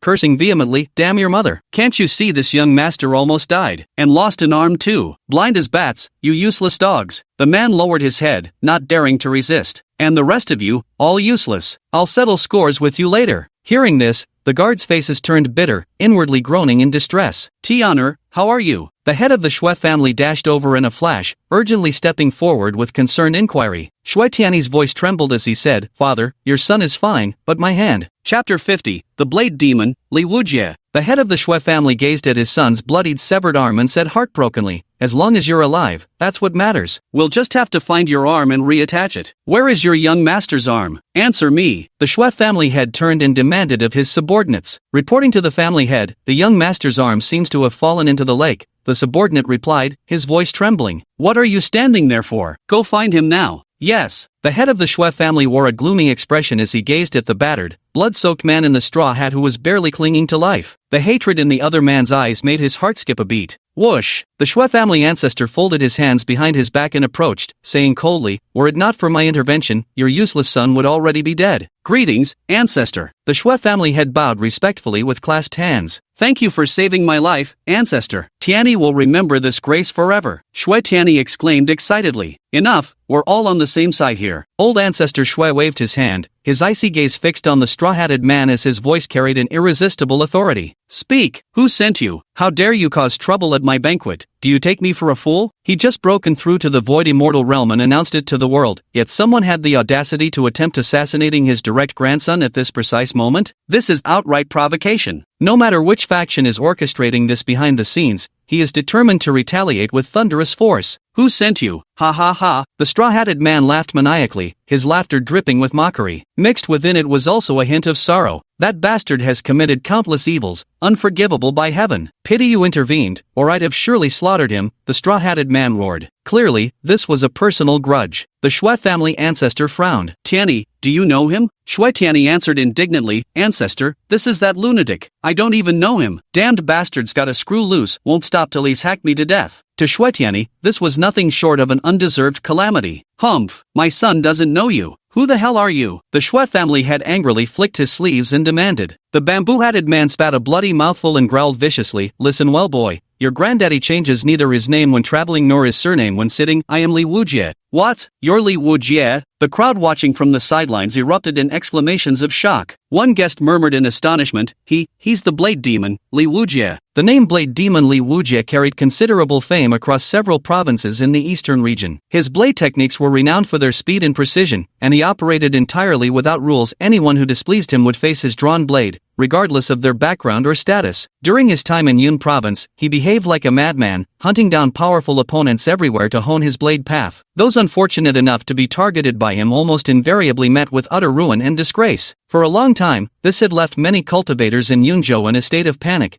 fearing they might catch Li Wujie's attention. Thus, he was crowned with the title of Blade Demon. Who would have thought this infamous figure would come to assassinate the young master of the Xue family? If word of this got out, it would definitely be sensational news. Damn it, how could our Xue family's invitation end up in the hands of this demonic cultivator? The Xue family head's face darkened as he roared at his subordinates. Stop yelling. I stole it myself, Li Wujie sneered coldly. To this, the head of the Xue family was left speechless. Blade Demon Li Wujie? Xue Tianyi said indignantly, this young master has heard of you, but never seen you before. We have no grudges between us. What gives you the right to risk your life to assassinate me? No grudges? Li Wujie nearly lost control of his emotions, growling through gritted teeth. My sister died by your hand. Your sister? Xue Tianyi froze. My sister was named Li Xiaofei. We depended on each other since childhood. Later, we embarked on the path of cultivation together, traveling through the eastern territories as siblings. That year, my sister broke through to the Golden Core realm and planned to tour Lingzhou, saying she wanted to see the most beautiful sea of flowers in the eastern territories. At the time, I'd obtained some fortuitous opportunity and was obsessed with practicing my blade techniques, so I didn't go with her. His voice trembled. Months later, the jade slip she left me shattered. That's when I realized something had happened to her in Lingzhou. Li Wujie's eyes were bloodshot, his voice filled with deep remorse. I rushed frantically to Lingzhou, asking around everywhere along the way and nearly exhausting all my wealth before finally obtaining a crucial piece of information, that my sister had quarreled with you at the drunken immortal pavilion in Anyang City before being taken away by your Xue family guards,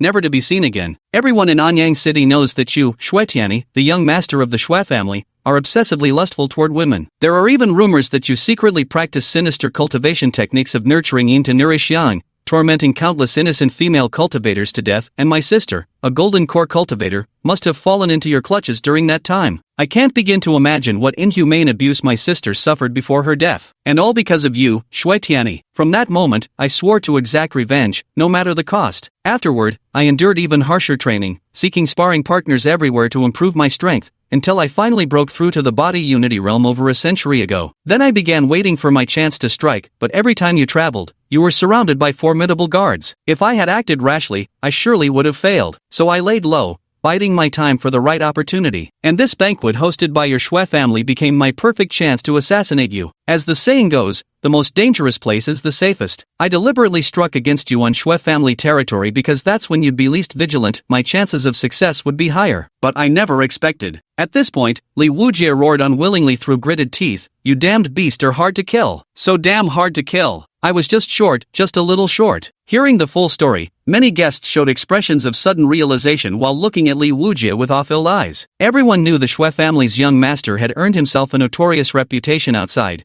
being called the #1 playboy of Lingzhou. There had long been rumors about his practices of draining virgins to replenish his young energy and committing every immoral deed imaginable. Yet due to his formidable background, he strutted unchecked across Lingzhou, and no one dared provoke him. Although Li Wujie was the terrifying blade demon who struck fear into hearts, his reputation was light years better than trash like Xue Tianyi. Alas, this formidable blade demon would meet his end today within the walls of the Xue family estate. Drunken immortal pavilion. Li Xiaofei. Xue Tianyi calmed himself, furrowing his brows in recollection before examining the battered and bloodied Li Wujie. A smirk played on his lips as he remarked, ah, now I remember. That little spitfire is your sister. The number of female cultivators he's ruined is countless. Over time, he generally forget most of the process, but there are always some particularly memorable ones worth savoring even after all these years. For example, Li Wujie's sister was one of them. To this day, this young master still remembers, her figure was explosive, but her temper was like a firecracker, igniting at the slightest touch. Yet, the fiercer the woman, the more satisfying it is to tame her. At the time, this young master tried chatting her up at the Wine Immortal Pavilion,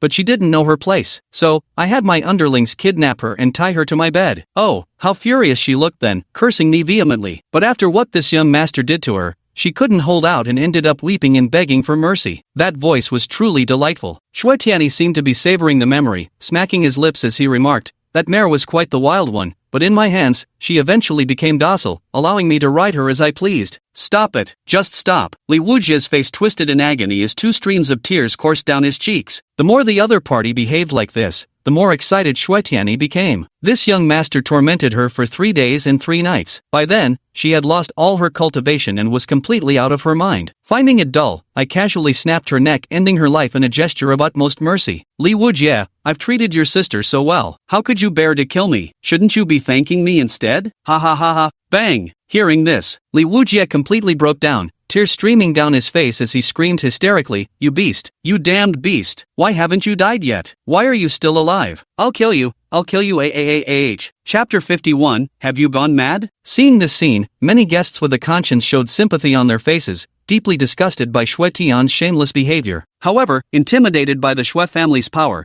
they all wisely chose to ignore it. Hong Qianye's face was ice cold, a surge of killing intent swirling within him. He had no personal connection to Li Wujie and felt nothing about his sister's death. After all, the world of cultivation was inherently brutal, where the weak could only be trampled upon, and human rights were utterly meaningless. Moreover, during his time struggling in the central regions, he had witnessed countless dark and morally unsettling events, growing entirely accustomed to such matters. The reason Hong Qianye harbored murderous intent was simply because he found people like Shui Tianyi utterly insufferable. His gaze swept toward the Shui family ancestor, and Hong Qianye slightly furrowed his brows, suppressing the killing intent within. After all, that was a virtual immortal level expert, fundamentally differing from a Mahayana realm cultivator, and he was currently only at the half-step Mahayana stage. Humph! Blade Demon Li Wujie, what right does a demonic cultivator like you have to bark like a mad dog before my Shui family? The Shui family head stepped forward to defend his son, declaring righteously, "Let me tell you, you're merely a demonic cultivator. That your sister was taken as a cauldron by my Tianer counts as her atoning for her sins in this lifetime. Moreover, your sister was just a worthless wretch. How dare you try to kill my Shui family's prized son for her sake? For that alone, Li Wujie, you deserve to die." As these words fell, Li Wujie roared uncontrollably, "Get out! How dare you compare my sister to this bastard? You're not worthy! You're an old bastard too! Son of a bitch!" Shui Tianyi said indignantly, "Shut your mouth! How dare you insult my father? Your sister died by my hand, that was her honor. As for you, a demonic cultivator everyone wants dead,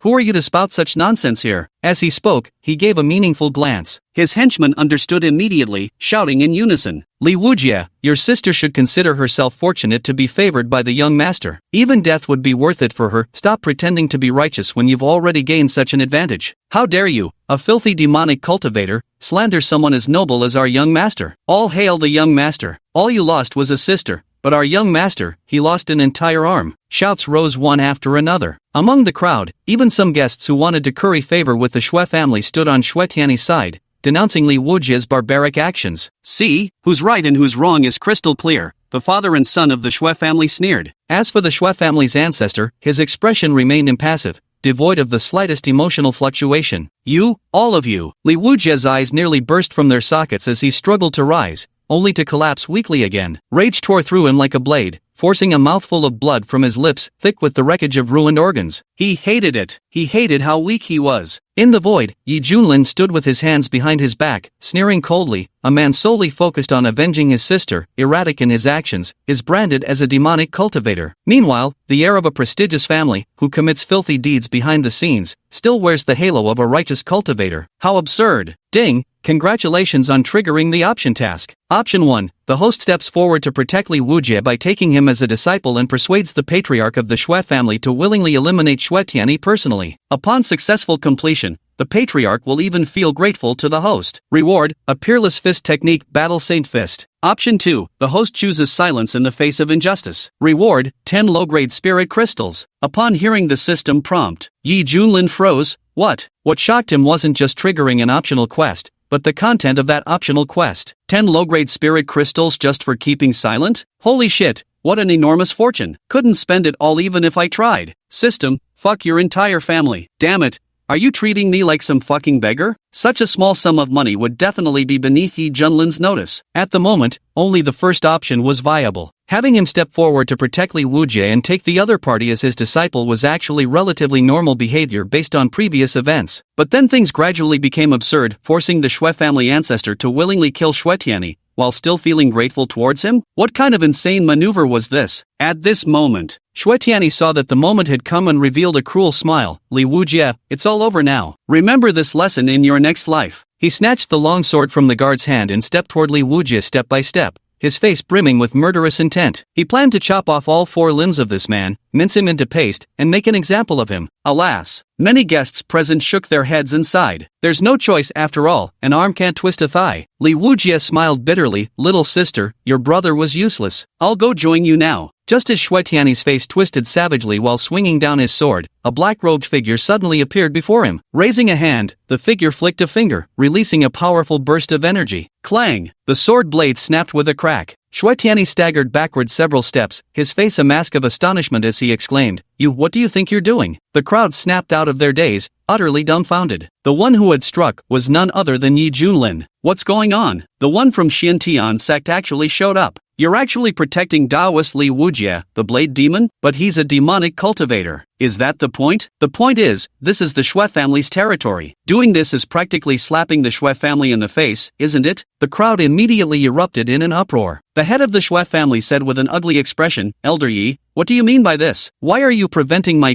honor from executing this demonic cultivator? Yi Junlin flicked his fingers casually and said indifferently, on a sudden whim, I've decided to take this person as my disciple. Whoever touches him will be touching me. Hearing this, the entire Shui family mansion erupted in uproar. Countless people couldn't believe their ears, nearly doubting what they'd heard. Was this guy insane? How dare he say such things? Senior, you. Staring at the figure blocking his path, Li Wujie's face was filled with astonishment. As a cultivator from the eastern region, Li Wujie had naturally heard of Yi Junlin's exploits and knew this was the legendary figure who had recently been making waves. But never had he imagined that this person would dare to defy the entire world's opposition to take him as a disciple. The Shui family ancestor's expression darkened. He had never seen such an audacious junior, daring to act insolently right under the nose of a void immortal like himself. Yi Junlin, think carefully about the consequences. If you leave now, I can pretend nothing ever happened. The Shui family patriarch's voice was laden with warning, his terrifying aura radiating so powerfully that even the sky seemed to tremble. The surrounding cultivators shuddered in fear, their faces turning deathly pale. The wrath of a half-step immortal was not something just anyone could endure. Senior, please leave quickly. I appreciate your kindness, and if there's a next life, I'll serve you as an ox or a horse to repay you. Li Wujie urged anxiously. At this moment, Hong Qianye was also startled by this sudden turn of events,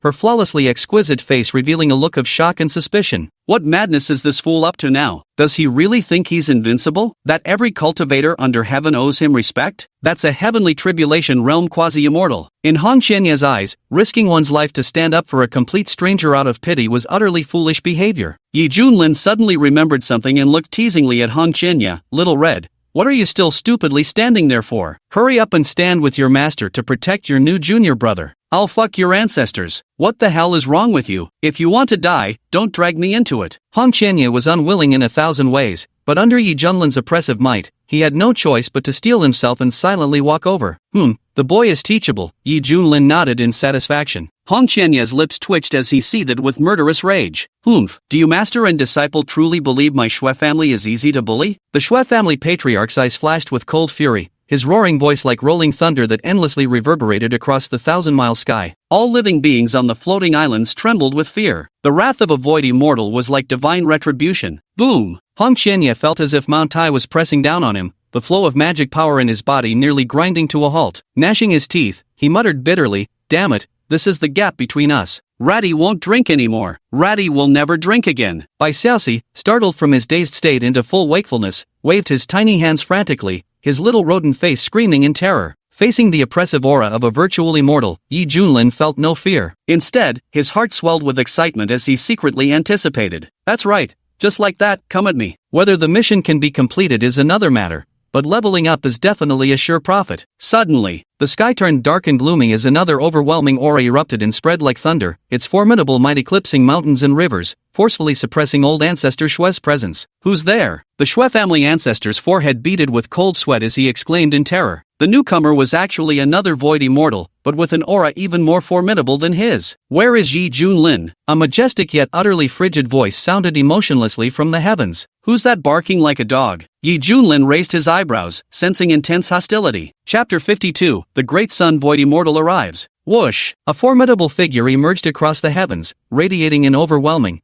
dazzling brilliance like a golden blazing sun illuminating all beings, exuding an aura of sacred inviolability. In that instant, cultivators from all corners of the eastern domain wore expressions of shock, their hearts overcome by an instinctive urge to prostrate themselves. This is far more imposing than the presence the Shui family patriarch brought with him. May I ask which esteemed fellow cultivator stands before us? The Shui family patriarch's eyes were filled with wariness, his emotions too complex to put into words. He had only just managed to break through to void immortal realm after great difficulty, hoping to monopolize the limelight at this banquet and bask in the worship of cultivators from all sides, yet unexpectedly, an even more powerful expert appeared, stealing all his thunder. The most unbearable part was that while their cultivation levels were similar, both newly ascended to initial transcendence stage, the disparity in their auras made him feel like nothing but a cheap imitation. In the heavens, that golden great sun drew ever closer, as if a second sun had appeared in the world, casting countless dazzling rays that left many island residents parched and unable to open their eyes. "Senior, please withdraw your divine power. Please for mercy," rang out one after another. The crowd felt their eyes sting painfully, as if even their souls were being scorched. This light seemed to contain some kind of disruptive substance specifically targeting cultivators with cultivation present at the scene. Damn, who the hell is showing off here? Yi Junlin put on his specially designed sunglasses,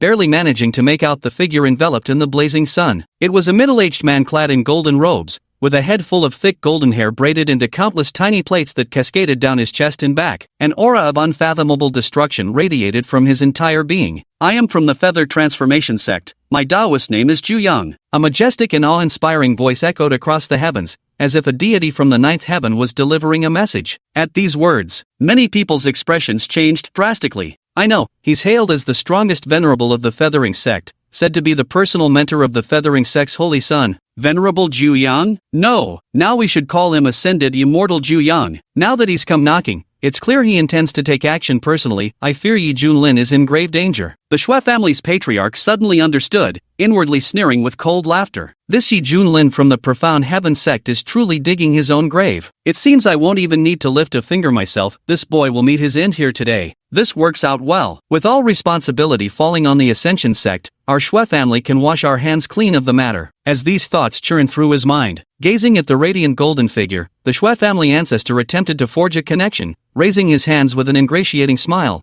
"Congratulations on your breakthrough to the Tribulation Transcendence realm, fellow Taoist. Like myself, you now stand at the threshold of void immortality. I have come this time to find Yi Junlin. I heard he's also attending your Shui family's banquet." The great sun immortal sneered coldly, not sparing the slightest regard for the patriarch of the Shui family. In his eyes, even among earth immortals, the disparity in strength was immense. Someone like the Shui family patriarch was nothing more than a third-rate figure. "Yes, this person is also present. Fellow Taoist, feel free to settle your personal matters." Seeing this, the Shui family patriarch let out a dry chuckle, his heart seething with displeasure, yet he could only force himself to endure it, because he could distinctly sense this giant young immortal was terrifyingly powerful. The guests exchanged glances, realizing someone must have leaked the news. Yi Junlin looked utterly unconcerned. Wearing oversized sunglasses, he directly raised his middle finger at the golden figure in the sky and said arrogantly, "Little Olney is right here. What's your business?" Hearing this, the guests wore expressions of absolute horror, staring at Yi Junlin as if he were a madman. With a loud rustling sound, the dense crowd instantly scattered like frightened birds and beasts,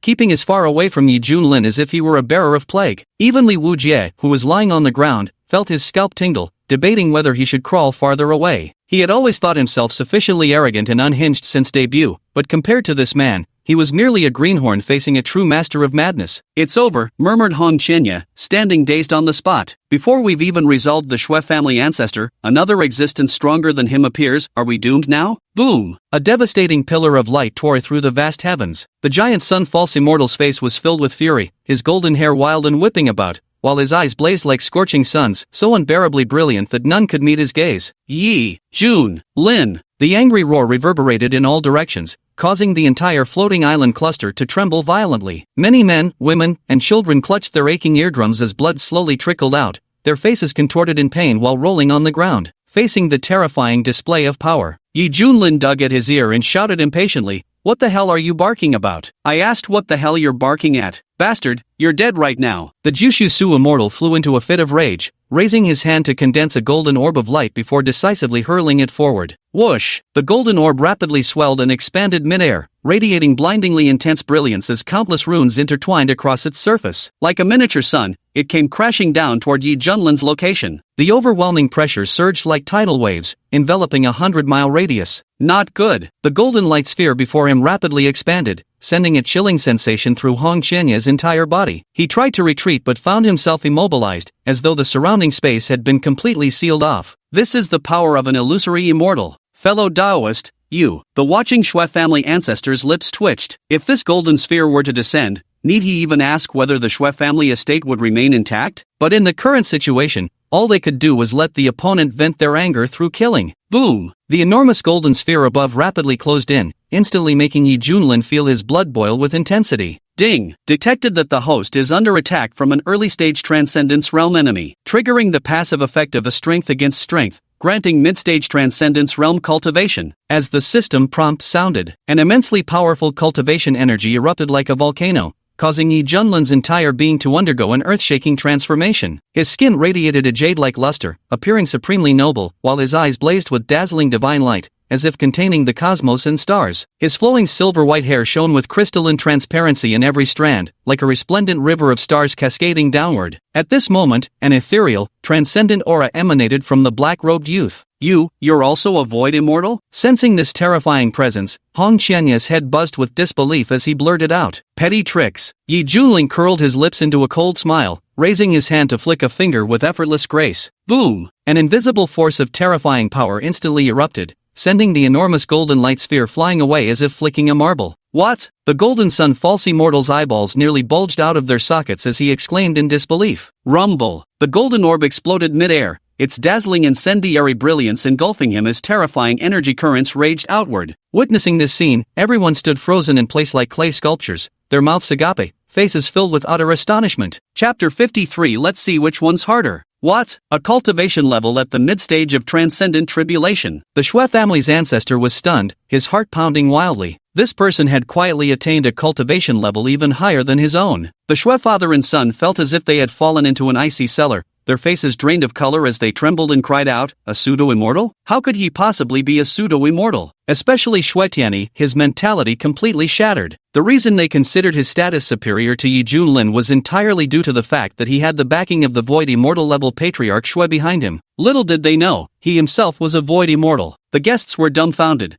their understanding of reality profoundly shaken. Holy shit, Yi Junlin isn't actually a venerable, but a supremely accomplished Void Immortal. No wonder he was so arrogant earlier, he had this hidden up his sleeve all along. He's fooled everyone. Had it not been for today's banquet, how much longer would he have kept this secret? In my opinion, the Feather Transformation sect is definitely the most tragic victim. Cultivators from all corners of the eastern region were both shocked by Yi Junlin's true cultivation level and silently mourned for the Juyang immortal who had come seeking trouble. Whoosh! The light cluster vanished in an instant, leaving a golden figure standing tall in the void. The golden sun immortal's golden hair danced wildly as he fixed his gaze on Yi Junlin, his facial muscles twitching violently. Was he being treated like a fool? He had clearly already reached mid-stage Transcendence Realm but pretended to be merely a Mahayana cultivator, deceiving the entire Ascendance sect. Not long ago, the great young false immortal who had just broken through to the Tribulation Transcension Realm heard about his sect's recent troubles and decided to use the Shui family banquet as an opportunity to swiftly eliminate this thorn in his side. After all, shouldn't eliminating a mere venerable be as easy as pie for a proper false immortal? Who would have guessed that contrary to expectations, the target's actual cultivation turned out to be higher than his own? What a fatal miscalculation! The great sun false immortal grew increasingly furious, angrily rebuking, "Shameless scoundrel! To hide your false immortal cultivation despite possessing such power, you've disgraced the dignity of all cultivators. I'm innocent. I just broke through recently. I was truly at the Mahayana realm before, I swear on the heavens," Yi Junlin declared with utmost sincerity, his tone earnest and adamant. "Lies upon lies. Do you take me for a naive child?" The great sun false immortal was so enraged he nearly spat blood. He'd never heard such a pathetic excuse. "Fine, don't believe me then," Yi Junlin shrugged helplessly. The corners of everyone's mouths twitched, embarrassed by the silver-haired youth's shameless audacity. Roar! At that moment, the giant sun patriarch let out a long cry, his body radiating countless beams of dazzling light as he gathered his strength to unleash a formidable golden palm strike brimming with terrifying energy fluctuations. Whoosh! A golden palm seal spanning nearly 1,000 yards materialized across the firmament, its surface interwoven with countless shimmering golden runes. In the palm of his hand, an enormous sphere of light floated, its boundless heat waves overwhelming everything, making one's mouth parched and dry. Yet, Yi Junlin stood with arms crossed, facing the onslaught without flinching, a mocking smile playing at the corners of his lips. Die! Seeing that his opponent dared to act so arrogantly, treating him with such disdain, the great Sun Immortal's fury burned even fiercer, his face twisted with murderous intent as he roared. Boom! Crash! Rumble! The dazzling explosion of light sent turbulent energy currents rippling across the entire sky. Old Ancestor Shue's forehead was drenched in cold sweat. Though they were both at the initial stage of Transcendence Tribulation Realm, how could the gap between cultivators be this vast? Just this single attack, if I tried to take it head-on, the chances of survival would be slim at best, especially standing still to take the hit that would absolutely mean instant vaporization. Just because you have high cultivation doesn't mean you can look down on others. Serves you right to suffer at fellow Taoist Zhu Yang's hands. The Shui family ancestor sneered, but the next second, his eyes widened even larger than bronze bells as he cried out in disbelief. How is this possible? They saw Yi Junlin still standing with arms crossed in the void, the smoke around his body dissipating without a single wound or scratch, completely unscathed. Sorry, but you're not even scratching me, such a weakling, and yet you dare challenge me alone? Yi Junlin sneered. Empowered by the indestructible tyrant physique technique and with the advantage of his higher cultivation level, his physical defense was terrifyingly formidable. If it had been an ordinary mid-stage transcendent tribulation cultivator, taking this killing move head-on would have surely resulted in severe injuries. The giant sun virtual immortal was both shocked and enraged. That previous attack had contained no tricks whatsoever, yet his opponent had blocked it with his bare body. Instantly, his assessment of Yi Junlin's strength rose to a whole new level. Solar Halo Ring. The giant sun virtual immortal raised his hand, and a metal ring forged entirely of crimson gold manifested. As his surging magic power poured into it, it erupted with a radiance so dazzling it resembled a blazing sun. This is unmistakably a rare Xian artifact. Though merely the lowest grade among Xian artifacts, its worth surpasses 100,000 ninth-grade spiritual artifacts combined. Let it be known that when a spiritual artifact evolves into a Xian artifact, the difference is akin to that between an earthworm and a flood dragon. They exist on entirely different planes. This sect-forged Xian artifact demands caution even from late-stage tribulation transcendence cultivators. Let's see whose is tougher, yours or mine. The giant sun void immortal grinned ferociously, channeling all his power into the solar wheel. With a resonant hum, the solar wheel erupted with boundless divine radiance, slicing through the void as it slashed towards Yi Junlin. Ha! Yi Junlin responded with a cold laugh, secretly activating his indestructible overlord body technique. Boom! His aura instantly towered like a mountain, while white arcane energy surged skyward like a tsunami. Clang! Clang! Clang! A piercing clang reverberated through the air. The solar wheel spun rapidly, yet Yi Junlin blocked every strike by raising his arm. Massive clusters of flaming debris fell, capable of scorching the earth for 3 days and nights. The scene was spectacular to behold, dazzling to the point of bewilderment. Damn it, I refuse to believe you're this tough, the giant sun immortal roared furiously. Whoosh! The solar disk erupted with blazing radiance, its power instantly intensifying exponentially as it cleaved toward Yi Junlin's forehead with indestructible force. As scorching winds howled toward him carrying that razor-sharp intent to rend flesh,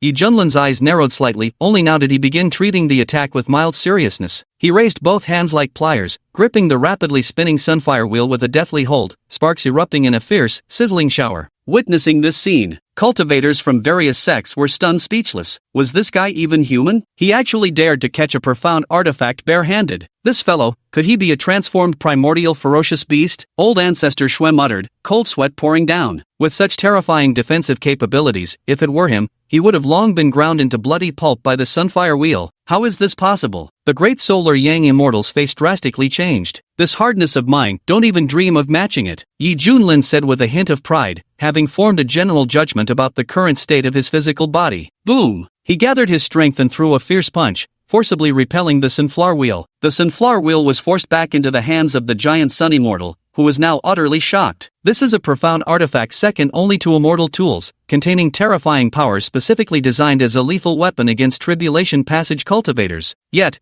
he actually withstood it with just his physical body? He had never seen someone so impossibly tough. Yi Junlin shook his head and sighed. Well, considering you helped me break through, I'll give you one last chance to fight for your life. Hearing this, the great Sun Void Immortal felt utterly humiliated, as if his pride had been trampled upon. A violent, terrifying aura emanated from him, and his crimson eyes glared unnervingly. Yi Junlin, this is a battle to the death between us. Buzz. Silver-white patterns began to emerge on his skin, glowing with dazzling brilliance. The great Sun Void Immortal was enveloped in a sacred aura, as though he might ascend to immortality at any moment. Oh, I recognize this move. What's it called again? The chicken feather soaring technique. Yi Junlin mocked. Shut your mouth. How dare you insult my feather transformation sex secret art? Juyang Shushan roared, his eyes nearly spitting fire in rage. At this moment, an inverted triangle pattern had appeared on his forehead, his pupils blazing with silver light, his entire aura countless times more formidable than before. Die! A fierce roar. The sun will bloomed with radiant light, spinning swiftly as it split into thousands of phantom images, swirling like a vortex to envelop Yi Junlin. At this moment, Yi Junlin genuinely sensed danger. Drawing upon his surging ocean-like mana, he unleashed the human king seal with a wave of his hand, shattering countless phantom images of the solar wheels. Then, he descended upon the giant Sun Immortal with overwhelming force. Beat it! The giant Sun Immortal let out a hysterical roar, resisting the imprint with all his might. Every pore on his body erupted with dazzling golden radiance. Boom! The human king seal was neutralized. 9 suns burning the heavens. The giant Sun Immortal's entire body was bathed in blood, his face twisted into a frenzied expression as he desperately channeled the feathering ascension technique. The patterned skin covering his body began to crack bit by bit,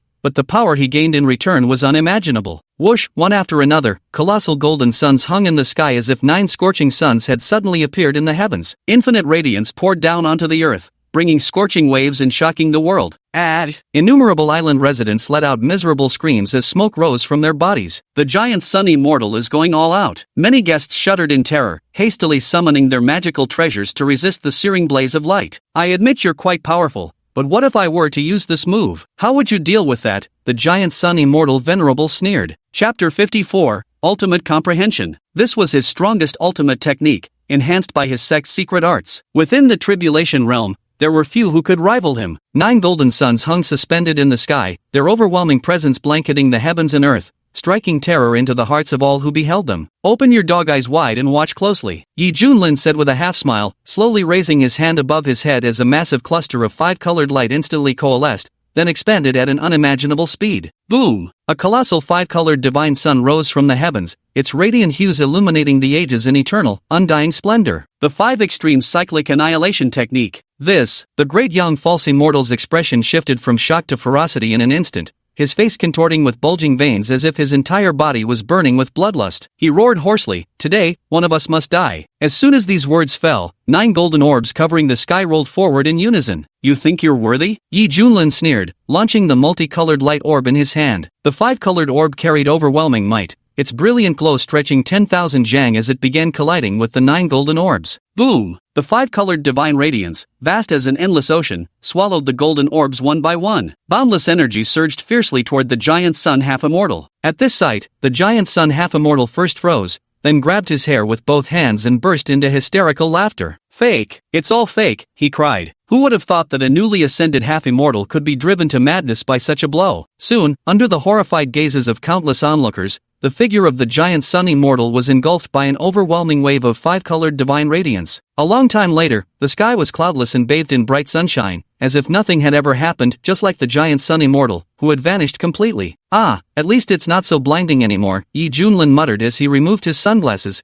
casting a meaningful glance at the middle-aged figure nearby. At that moment, the Shui family ancestor was still reeling from shock when he suddenly noticed Yi Junlin's gaze. His face turned deathly pale, and he shouted hoarsely, "Lord Immortal Yi's divine powers are boundless. This humble one is utterly in awe. Are you kidding me?" Even a mighty void realm cultivator like Juyan Shushan was effortlessly wiped out by this guy before us. With his pitiful strength, how many moves could he possibly block? Now's your chance to admit defeat while you still can. Swish! Yi Junlin flashed to Patriarch Shue's side, raising his hand to pat the old man's shoulder meaningfully. "Little Shue," he said deliberately, "you don't have any objections about me taking on a disciple just now, do you?" The Shui family ancestor showed no resistance whatsoever upon hearing these words, beads of cold sweat forming on his forehead as he bitterly smiled and said, "Immortal Yi, how would I dare? Take them as you please." Ha! Yi Junlin applied force to his palm, causing the Shui family ancestor's shoulder to let out a sickening crack. An immense wave of pain surged through him instantly. "Arg! Spare me, Immortal Yi, please spare me." The Shui family ancestor grimaced in agony,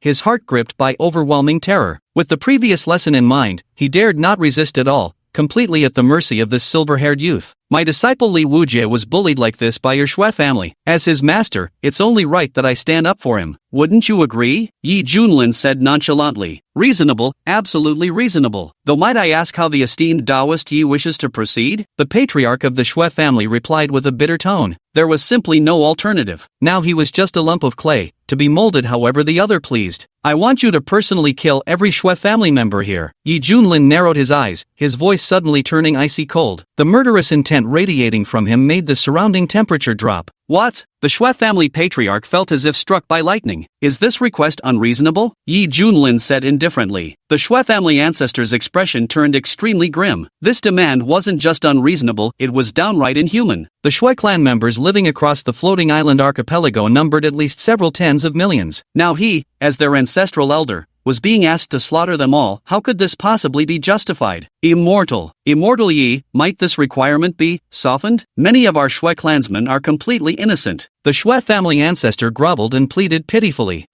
All you lost were some clan members, but my disciple lost his sister. Have you no sympathy, you old fool? Yi Junlin declared with righteous fury. You're absolutely right. The patriarch of the Shui clan's facial muscles twitched. Why did those words feel so strangely unsettling? Think bigger. Now that you've broken through to the nascent void immortal realm with a lifespan of hundreds of thousands of years, isn't that enough time to remarry, have children, and spread your branches? Yi Junlin pressed on threateningly. The Shui clan's patriarch wore a mournful expression. If he really did this, he would inevitably be plagued by inner demons. How could he possibly cultivate peacefully afterward? I beg for Immortal Yi's mercy. This humble Shui truly cannot do it. The Shui clan's patriarch pleaded desperately. Yi Junlin stared at him for a long time before finally letting out a long sigh to the heavens, as if coming to some decision. He shook his head and said, "Very well. Who am I to argue with reason? Since it has come to this, then you may simply eliminate the root cause of this calamity." Upon hearing this, the Shui family ancestor was momentarily stunned before bursting into ecstatic delight. Gratefully cupping his hands, he exclaimed, "I thank the Immortal Yi for your mercy." Going from having his entire clan slaughtered to merely needing to execute one person to atone, this was absolutely the best possible outcome. Then, the Shui family ancestor's gaze turned icy as he turned his head to look at the middle-aged man in the distance. "Ancestor, you." The Shui family patriarch's face drained of color, an ominous foreboding rising in his heart. Because Yi Junlin had long since soundproofed their conversation, everyone outside could only see the surface of what was happening. Die! At this moment, the Shui family ancestor decisively reached out his hand and with a thunderous bang, reduced the Shui family head into a mist of blood on the spot. Family head! The Shui family members cried out in horror. Shui Tianyi froze for several seconds before coming to his senses, then let out a heart-wrenching scream. Father! He truly hadn't expected that his family's ancestor would suddenly strike, slapping his own father to death on the spot. Why? Ancestor, why would you do this? Shui Tianyi's eyes burned crimson as he demanded an answer. The Shui family's ancestor ignored him and cautiously inquired, Yi Shuxian, is this to your satisfaction? Yi Junlin's face darkened. Satisfied my ass. Are you an idiot? I told you to kill that bastard over there. Why'd you kill his father instead? The Shui family ancestor looked innocent. You're talking about the main culprit, while I'm thinking about how the father bears responsibility when the son goes astray. Doesn't the blame lie with his father then? Yi Junlin. Damn, that's some top-tier mental gymnastics. Yi Junlin said irritably, fine, let them be a matched pair. Be a deer and kill him too. Yes. Still immersed in grief, Shui Tianyi suddenly felt an overwhelming pressure coursing through his entire body. His bones cracked audibly, his internal organs seemed to be burning, his face turned the color of pig liver, and his eyes nearly bulged out of their sockets as he stared in disbelief at the person who had attacked him. Why? Ancestor, you! Shui Tianyi's entire worldview collapsed. He'd never imagined that one day, he would die by the hand of the very person he had been most proud to call his protector. You bastard! You nearly doomed the entire clan with you. Die! The Shui family ancestor's voice dripped with disgust as his palm abruptly clenched. Bang! Ah! Shui Tianyi immediately exploded into a burst of bright crimson mist that dispersed through the air. Countless spectators stood dumbfounded, convinced they were witnessing something utterly surreal. Very well, consider past grievances settled, Yi Junlin nodded. The Shui family patriarch exclaimed gratefully, our deepest gratitude, Immortal Yi. On behalf of the entire Shui family, we thank you for your magnanimous mercy. At this moment, ha ha ha ha, Li Wujie, his heart's not finally undone after all these years, laughed uproariously with tears of joy. Little sister, do you see? That beast has finally gotten what he deserves. Swish! Yi Junlin flashed before the blood-soaked figure, his expression solemn as he said, Li Wujie, now that your vengeance is fulfilled, would you be willing to become my disciple? Li Wujie froze, staring at the silver-haired youth before him as tears streamed uncontrollably down his face. Perhaps overwhelmed by emotion, his voice trembled as he spoke. I, Li Wujie, am willing to become your disciple. From this day forth, my worthless life is yours to command. Ask anything of me, and I shall obey even if it means death. I won't so much as blink. Should I ever betray my master, may Li Wujie die without a burial place. His voice carried boundless resolve, each word ringing with unshakable conviction. Under the watchful eyes of the crowd, Li Wujie struggled to maintain his kneeling posture, willingly bowing his head and knocking it heavily against the ground. With all his might, he shouted, Disciple Li Wujiji kowtows to his revered master. Yi Junlin smiled faintly. Ding, congratulations to the host for completing the mission. Reward granted, Supreme Fist Technique, Battle Saint Fist. The system alert sounded in his mind. Chapter 55, Activating the Frenzied Demon Bloodline. Ding, detecting host's disciple's aptitude. The system provides free upgrade service package. Ding, reward bestowed, Supreme Blade Technique, Chaos Heavenly Blade Art. Ding, reward bestowed, 1 Shen Yuan Blood Igniting Pill, activating the latent Mad Demon Bloodline within your disciple's body. Mad Demon Bloodline, an exceedingly rare constitution among all realms, where the possessor can temporarily and drastically increase their combat power. However, their mind descends into chaos, akin to a raving demon. Severe cases may even lead to complete loss of self, endlessly engaging in slaughter until life reaches its end. I never thought I'd actually stumble upon a treasure. Yi Junlin was somewhat surprised. It seems Li Wujie's unrestrained and outrageous behavior stems from his latent bloodline of demonic madness. If this bloodline is activated, one's power can skyrocket violently in a short period. However, the drawback is that it cannot be sustained for too long. Otherwise, the mind will suffer severe consequences, turning the user into a mindless machine of destruction and slaughter. As his thoughts turned, Yi Junlin extended a finger, tapping lightly as he said, Li Wujie, this master shall now impart to you a new blade cultivation technique. Hearing these words, Li Wujie's breath caught in his throat. The martial art he currently cultivates is the beginner-level saber technique of the venerable rank, inherited from the saber path legacy left by a Mahayana realm predecessor. As for his newly acknowledged master who is in the Tribulation Transcendence realm, he wonders what level of saber technique will be imparted. Truth be told, Li Wujie harbors some hidden concerns. In his eyes, Yi Junlin isn't a saber cultivator and likely has only superficial understanding of the saber path. Might there exist a cognitive gap between them? After all, as the saying goes, every man to his trade. But the next instant, Li Wujie realized he was wrong. Within his sea of consciousness, a golden scroll shimmered into view. The bold characters inscribed upon it exuded an untamed arrogance, carrying an aura capable of severing eternity itself. Li Wujie shuddered and silently recited in his heart, Primordial Heavenly Blade Art. The scroll slowly unfurled, flooding his mind with countless streams of information. Exquisitely profound blade techniques transformed into miniature figures swiftly demonstrating their motions. Li Wujie absorbed this ocean of knowledge like an insatiable sponge. Within mere seconds, Li Wujie was utterly astonished. Overwhelmed by emotion, his face turned crimson as if about to drip blood, and he gasped excitedly, What tier blade art is this? It's incomparably powerful. Having dedicated his entire life to the path of blades, Li Wujie became completely immersed in the primordial heavenly blade art the moment he beheld its mysteries. Before this, he had considered himself quite accomplished in the way of the blade, but now he could only see it as crude and laughably naive. Disciple Li Wujie thanks the master for imparting this technique, Li Wujie said with tears in his eyes, kowtowing once more in excitement. For a blade fanatic like him, a superior blade technique was more precious than life itself. Cough. Cough. Suddenly, Li Wujie coughed up dark red blood, his aura dwindling to its weakest point. As if recalling something, his face twisted into a pained expression. Earlier, in his desperate struggle, he had recklessly employed forbidden techniques without regard for the consequences,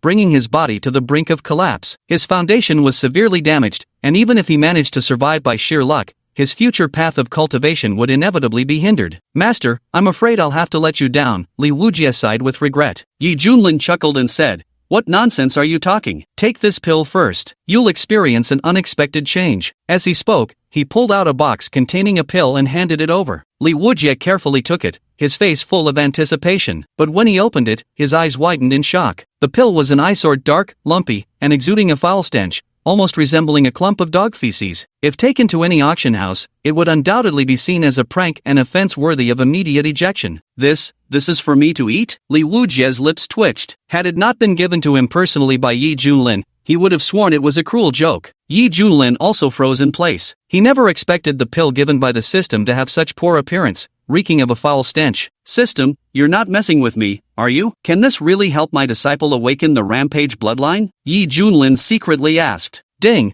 the host actually doubts this system's professional competence. This system is truly heartbroken, boo-hoo. In his mind, the system's soft, lowly voice rang out, carrying the faint sobs of someone who'd just been wronged. It seemed that after installing the lowly voice pack, even its speech patterns had transformed. Fine, I believe you, Yi Junlin conceded helplessly. Then, he turned to Li Wujie with a look of concern etched on his face and said sternly, "What do you mean? Do you not trust your master? What about the oath you just made?" Upon hearing this, Li Wujie felt deeply remorseful in his heart. How could he ever doubt his master? Whatever the master commands, even if it truly were dog feces, so what? Master, this disciple admits his mistake. I'll eat this pile of dog this pill right away. Li Wujie endured the discomfort and forced the pill into his mouth, swallowing it. In an instant, the medicinal potency erupted within him, transforming into scorching currents that surged through his limbs and bones. Ugh, master, I feel so terrible. Abruptly, Li Wujie felt as though his entire body was set ablaze, his skin burning like red-hot iron. The wounds all over his body rapidly healed as his eyes gradually turned crimson. His face twisted into a hideous grimace, with froth dripping between his gleaming white teeth like a ferocious beast that had lost all reason. Roar! An earth-shaking roar erupted from his mouth,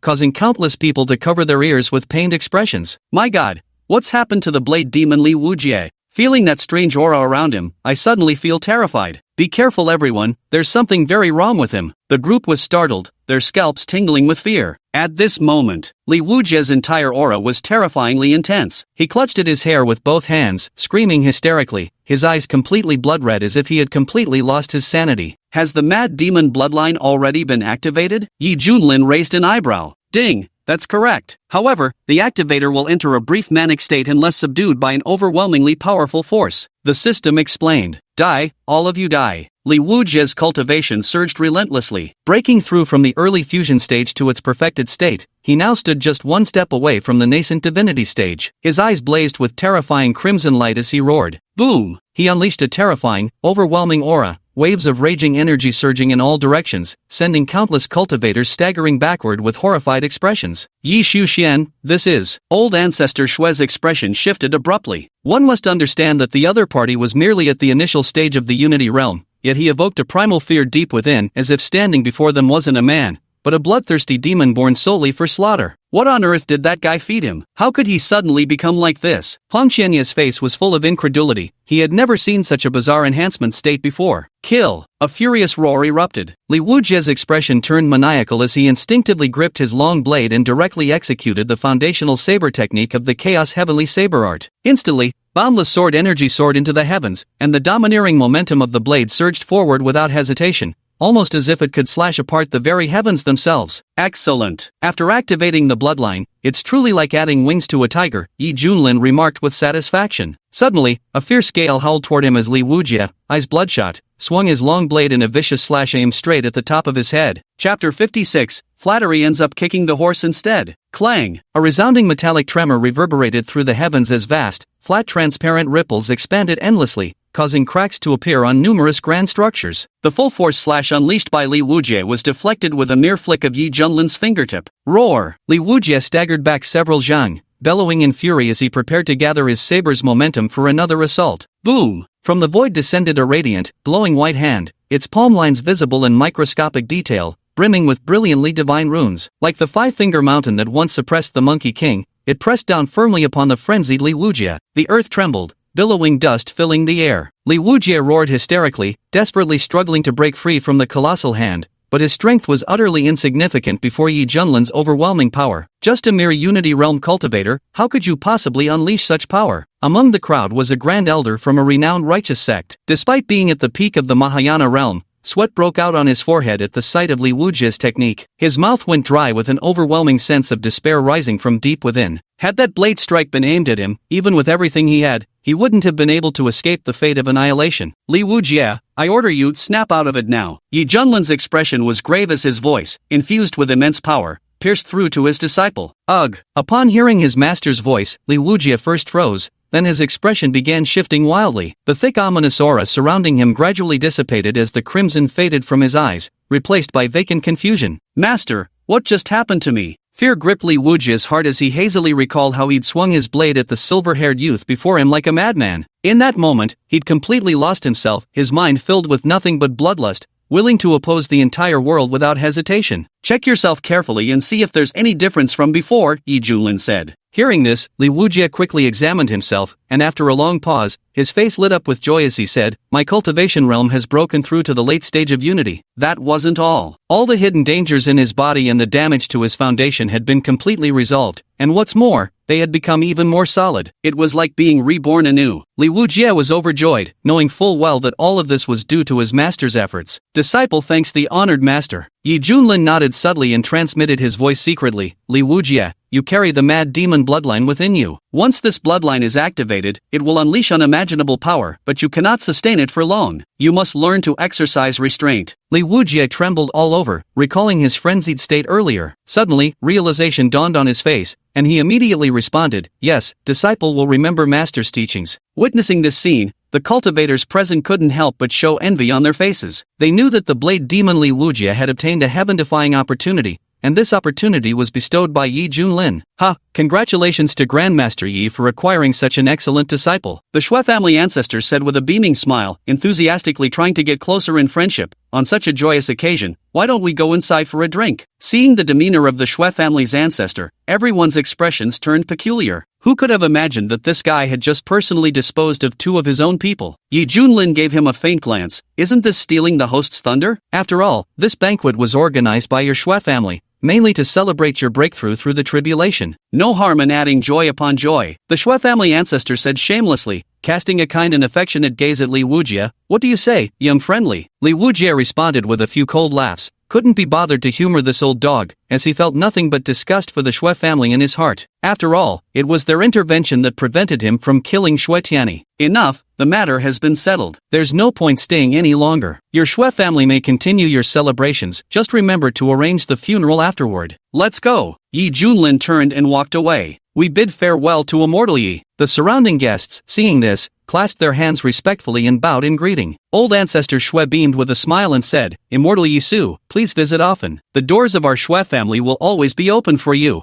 Boom! Heeding the summons, the Kunping soared out from a distant mountain, carrying Yi Junlin and his companions straight into the heavens, roaming freely across the vast sky. Watching the group depart, the patriarch of the Shui family's smile gradually faded. Remembering the troubles he had encountered that day, his face turned livid with anger, completely ruining his originally good mood. Master! Master! I've finally found the young master's severed hand. Suddenly, excited shouts came from the distance. A guard came running enthusiastically, holding his severed arm high above his head with both hands. The others struggled to contain their laughter, their faces turning red with suppressed amusement. Where is the family head? The guard froze, sensing something strange in the atmosphere. Throw this bastard's hands to the backyard to feed the dogs. Ancestor Shui roared in fury, his voice thundering with rage. Yes, the guard trembled in fear, bewildered by the sudden outburst of anger. Ancestor, what about the banquet? A Shui family elder tentatively ventured. Disband at once. Get lost, all of you. The ancestral elder of the Shui family completely lost control,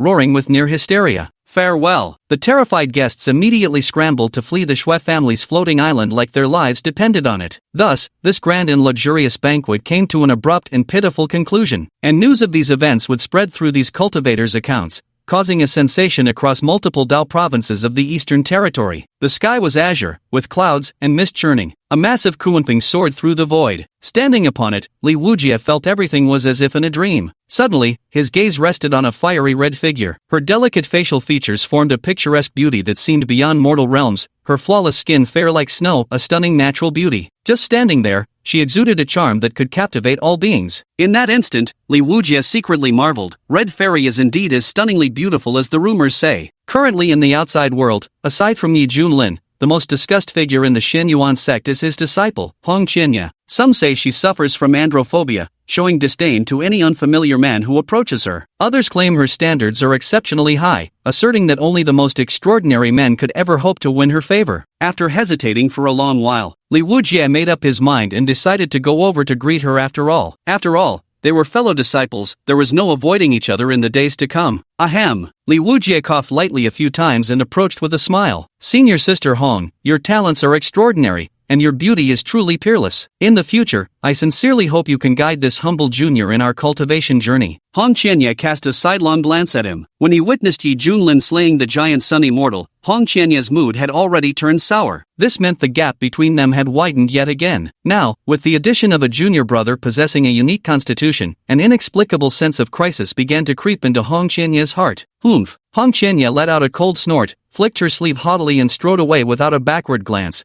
leaving the utterly bewildered Li Wujie standing alone in the wind.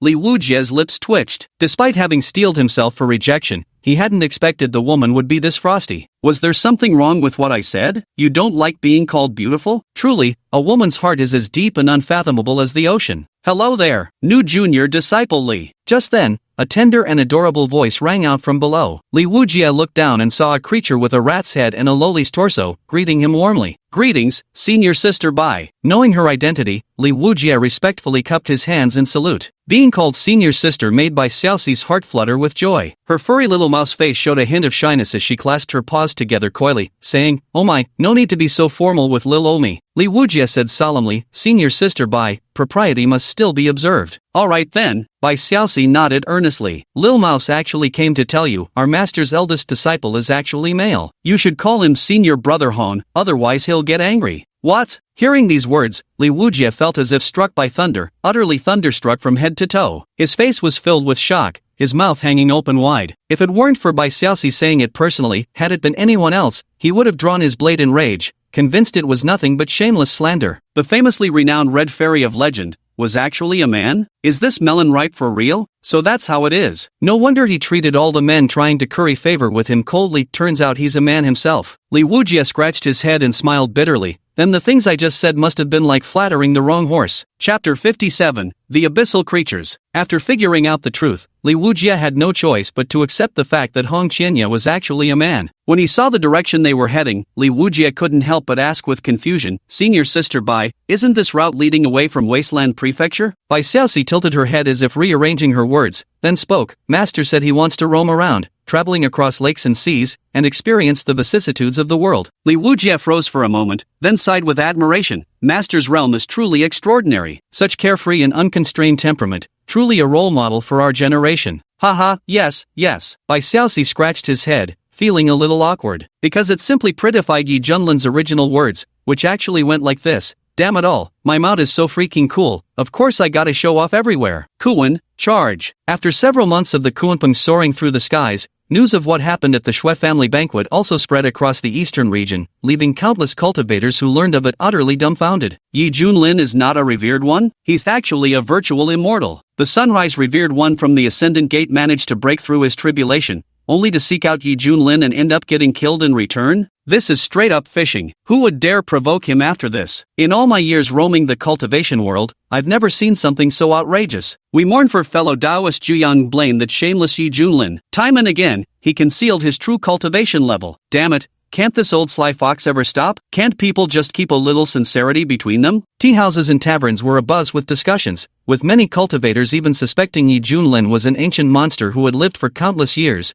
now merely amusing himself in the mortal world. As for his currently revealed tribulation transcendence cultivation, some daring individuals had begun to speculate whether even that was merely a facade. In short, he absolutely couldn't be judged by ordinary standards. Songzhou. The air is thick with spiritual energy, abundant in resources. The Great Zhou Dynasty. Rockford City now faces an unprecedented and unparalleled crisis. Battle drums thunder relentlessly, while war cries shake heaven and earth. 100,000 soldiers clad in metallic battle armor, mounted on exotic beasts resembling tigers and leopards, raised their great blades high and charged like a meteor shower. In an instant, a murderous momentum swept forth. This was no ordinary mortal army, it was the tiger-leopard cavalry of the Great Zhou Empire, renowned throughout the land. Every single soldier within its ranks had golden core cultivation, making them the elite of the elite. Swish, swish, swish. Riding atop tigers and leopards, swift as lightning, they formed battle formations while channeling their magical energies in unison. The terrifying blade radiance they unleashed possessed a compounding amplification effect. Even nascent soul cultivators would flee at the sight of such a well-trained force of 100,000 tiger-leopard cavalry,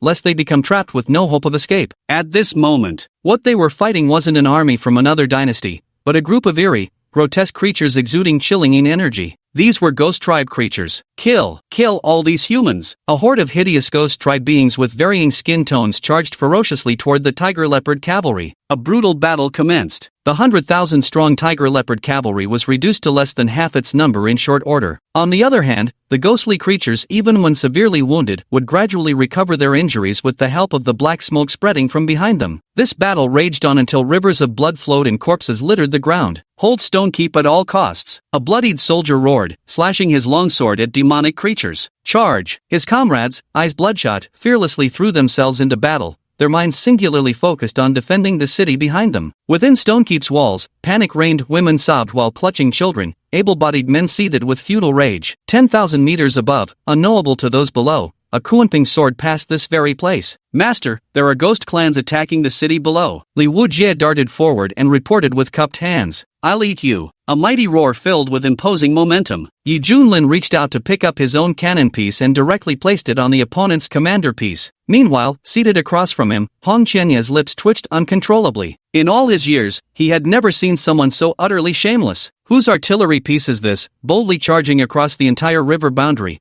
ignoring all obstacles from other pieces, and toppling the general in its very first move? During this period, aside from cultivating, Hong Qianye also had to find time to attend to Yi Junlin, humoring all his various whims and fancies. For instance, in this game of chess, I initially thought I could thoroughly dominate with my masterful skills. Yet this guy repeatedly broke the rules by directly capturing my commander piece. How shameless. What's even the point of playing like this? Little Red, you're truly pathetic. With barely 1/10 of my effort, you've already lost completely. Yi Junlin tossed aside the chess pieces, folded his arms, and sighed. Hong Qianye suppressed the urge to curse and forced a smile, saying, Master, cannons need their platforms, and their movement range is limited. Even a 3-year-old knows these basic rules. Yi Junlin glared and said righteously, this master is wielding a mortar. Got a problem with that? Damn your mortar. Wait a second. What the hell is a mortar anyway? Hong Qianye was so furious he nearly fainted, convinced this was yet another made-up term the old fox had invented to justify his shameless cheating for victory. It seems you're quite dissatisfied. Are you questioning your master's chess skills? Yi Junlin raised his eyebrows, his tone laced with warning. Disciple wouldn't dare. Hong Qianye hastily lowered his head in fright. Though he had recently broken through to the Great Ascension realm and believed himself unmatched within it, facing this person made him realize how utterly weak he still was. Xiaoxi, what do you think of your master's chess skills? Yi Junlin turned his head and asked the dopey rat face behind him. Bai Xiaoxi was earnestly massaging Yi Junlin's shoulders when she saw this. Without even thinking, she immediately nodded. This little mouse thinks Shizuan is the absolute best. Hong Qianye watched this unfold and inwardly scoffed.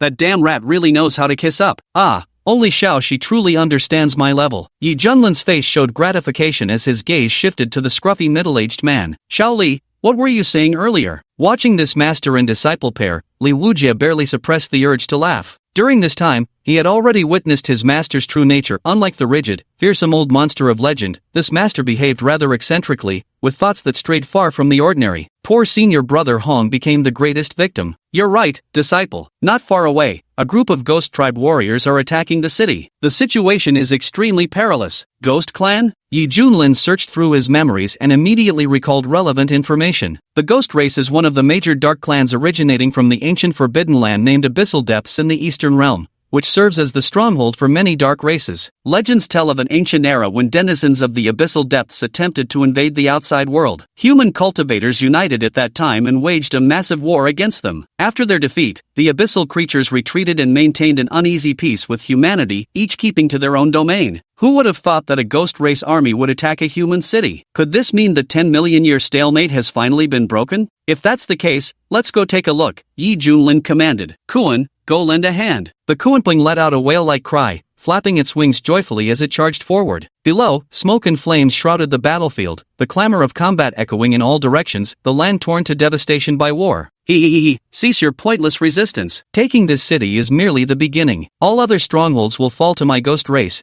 and soon the entire imperial dynasty will crumble. The lead ghost general sneered viciously, his face cruel with malice. It rides atop a skeletal steed wreathed in emerald ghostly flames, brandishing an ancient spear entwined with mystical runes, its imposing aura radiating oppressive might. "Silence! You shall not prevail," roared the middle-aged commander, charging forth astride his exotic beast while swinging a great saber. With his nascent soul cultivation, further amplified by the battle formation, the power he unleashed was extraordinarily formidable, truly befitting a sex prodigious genius. Clang, clang, clang. The cacophony of clashing metal grew frenzied as violent shockwaves of energy erupted outward. The ghost commander wielded his spear, trading blows evenly with the middle-aged commander, but as it absorbed the black mist, its condition grew increasingly formidable. Meanwhile, the tiger and leopard cavalry, dwindling in numbers, found their battle formation's enhancement shrinking, causing the middle-aged commander to gradually lose ground. Swish! The ghost commander brandished its spear, trailing inky demonic energy as it gathered power to shatter space itself,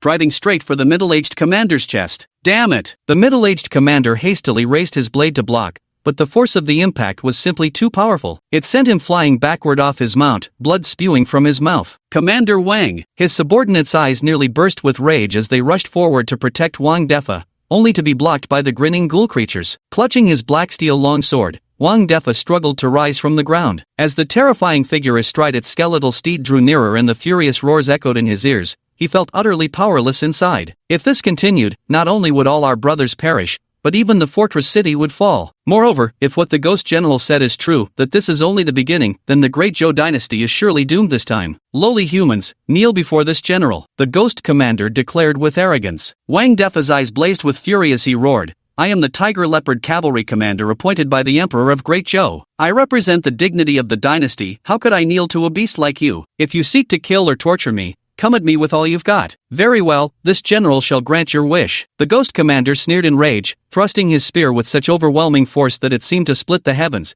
aiming to nail Wang Defa to the city wall in one lethal strike. Suddenly, a tremendous rumbling sound echoed through the sky. A terrifying monarch's pressure instantly swept across and enveloped the entire battlefield. All soldiers still fighting, as well as the ghost tribe members, froze like clay sculptures, not daring to move recklessly. Gazing at the enormous figure piercing through the clouds in the depths of the firmament, their eyes revealed profound shock and awe.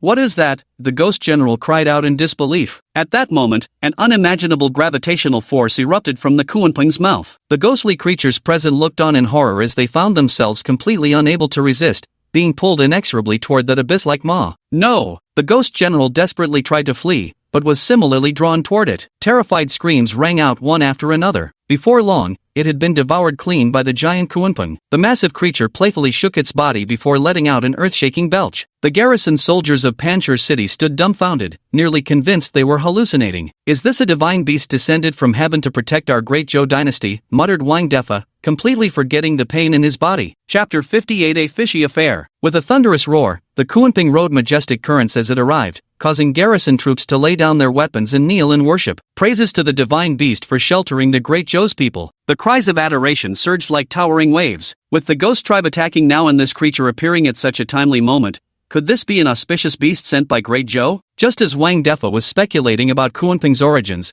a clear voice rang out from its back, "Someone come up here and explain the situation." Instantly, the boiling cheers fell into complete silence. The defending soldiers exchanged bewildered glances, their eyes filled with astonishment. "So this divine beast has an owner?" Wang Defa was startled, then suddenly realized it must be a powerful human expert who happened to be passing by and intervened to help them. Immediately suppressing his excitement, Wang Defa leapt vertically toward the Kuanping with tremendous force. Whoosh! Wang Defa landed on the broad back and saw a magnificent palace, along with 4 figures. Not daring to be negligent, he bowed his head and clasped his hands, speaking respectfully. "This lowly one, Wang Defa, commander of the Tiger Leopard Cavalry, pays his respects to the esteemed seniors. Answer me, which imperial dynasty does this land belong to, and why is this ghost army attacking you?" Yi Junlin lounged lazily on the recliner, accepting the milk tea handed to him by Xiaoxi before noisily slurping through the straw. Wang Defa's gaze sharpened. He knew the one seated was the most authoritative among the 4. This aura, this demeanor, what a boss-level presence indeed. "Reporting to you, elder, this territory belongs to the Great Zhou dynasty. This humble one doesn't know why the ghost race is attacking Great Zhou, but according to intel from a deceased ghost general, the ghost forces will launch a full-scale assault on Great Zhou shortly. When that happens, it will surely be a brutal battle." Upon hearing this, Yi Junlin furrowed his brows. When the creatures of the Nether Abyss launched such a blatant attack on the human kingdoms, Aren't they afraid of provoking another crusade from human cultivators? After all, the Ghost Clan is a major race within the Nether Abyss. If even they dare to act so openly, perhaps the other dark races share the same intentions. Li Wujia pondered and said, the Ghost Clan prefers environments rich in energy and moisture. What benefit could they possibly gain from conquering the Great Zhou dynasty? Hong Qianye said indifferently, why overthink it? If they come, we'll just wipe them out. Hearing this, Wang Defa inwardly rejoiced. He turned to gaze at the stunningly beautiful figure clad in red robes and cautiously cupped his hands in salute. Esteemed immortal, are you here to help our Great Zhou dynasty overcome this crisis? On behalf of Great Zhou's citizens, this humble one offers our deepest gratitude for your boundless kindness. Ha! Hong Qianye sneered, his gaze deliberately darting elsewhere with an air of detached indifference. Wang Defa's expression turned awkward, but upon closer consideration, he found it understandable. After all, they were mere passing acquaintances, why should anyone willingly step into such troubled waters for him? Yi Junlin stroked his chin, faintly sensing there might be more to this situation when a familiar system notification echoed in his mind. Ding! Congratulations, host, for triggering a mission, crush the invading ghost army of the Great Zhou dynasty. A handsome reward awaits upon completion. Very well, since that's the case, let's temporarily use this place as a base and see if we can extract any clues from the ghost tribe. Yi Junlin made up his mind internally. Clearing his throat and straightening his posture, he solemnly declared, these alien races wreak havoc, slaughtering the innocent wantonly. As a mighty figure of the human race, I cannot stand idly by while people suffer. Spread the word, inform them that I shall take action. Wang Defa initially felt hopeless, but these words made his eyes light up. Excited, he half knelt on the ground, clasped his fists, and said, Senior,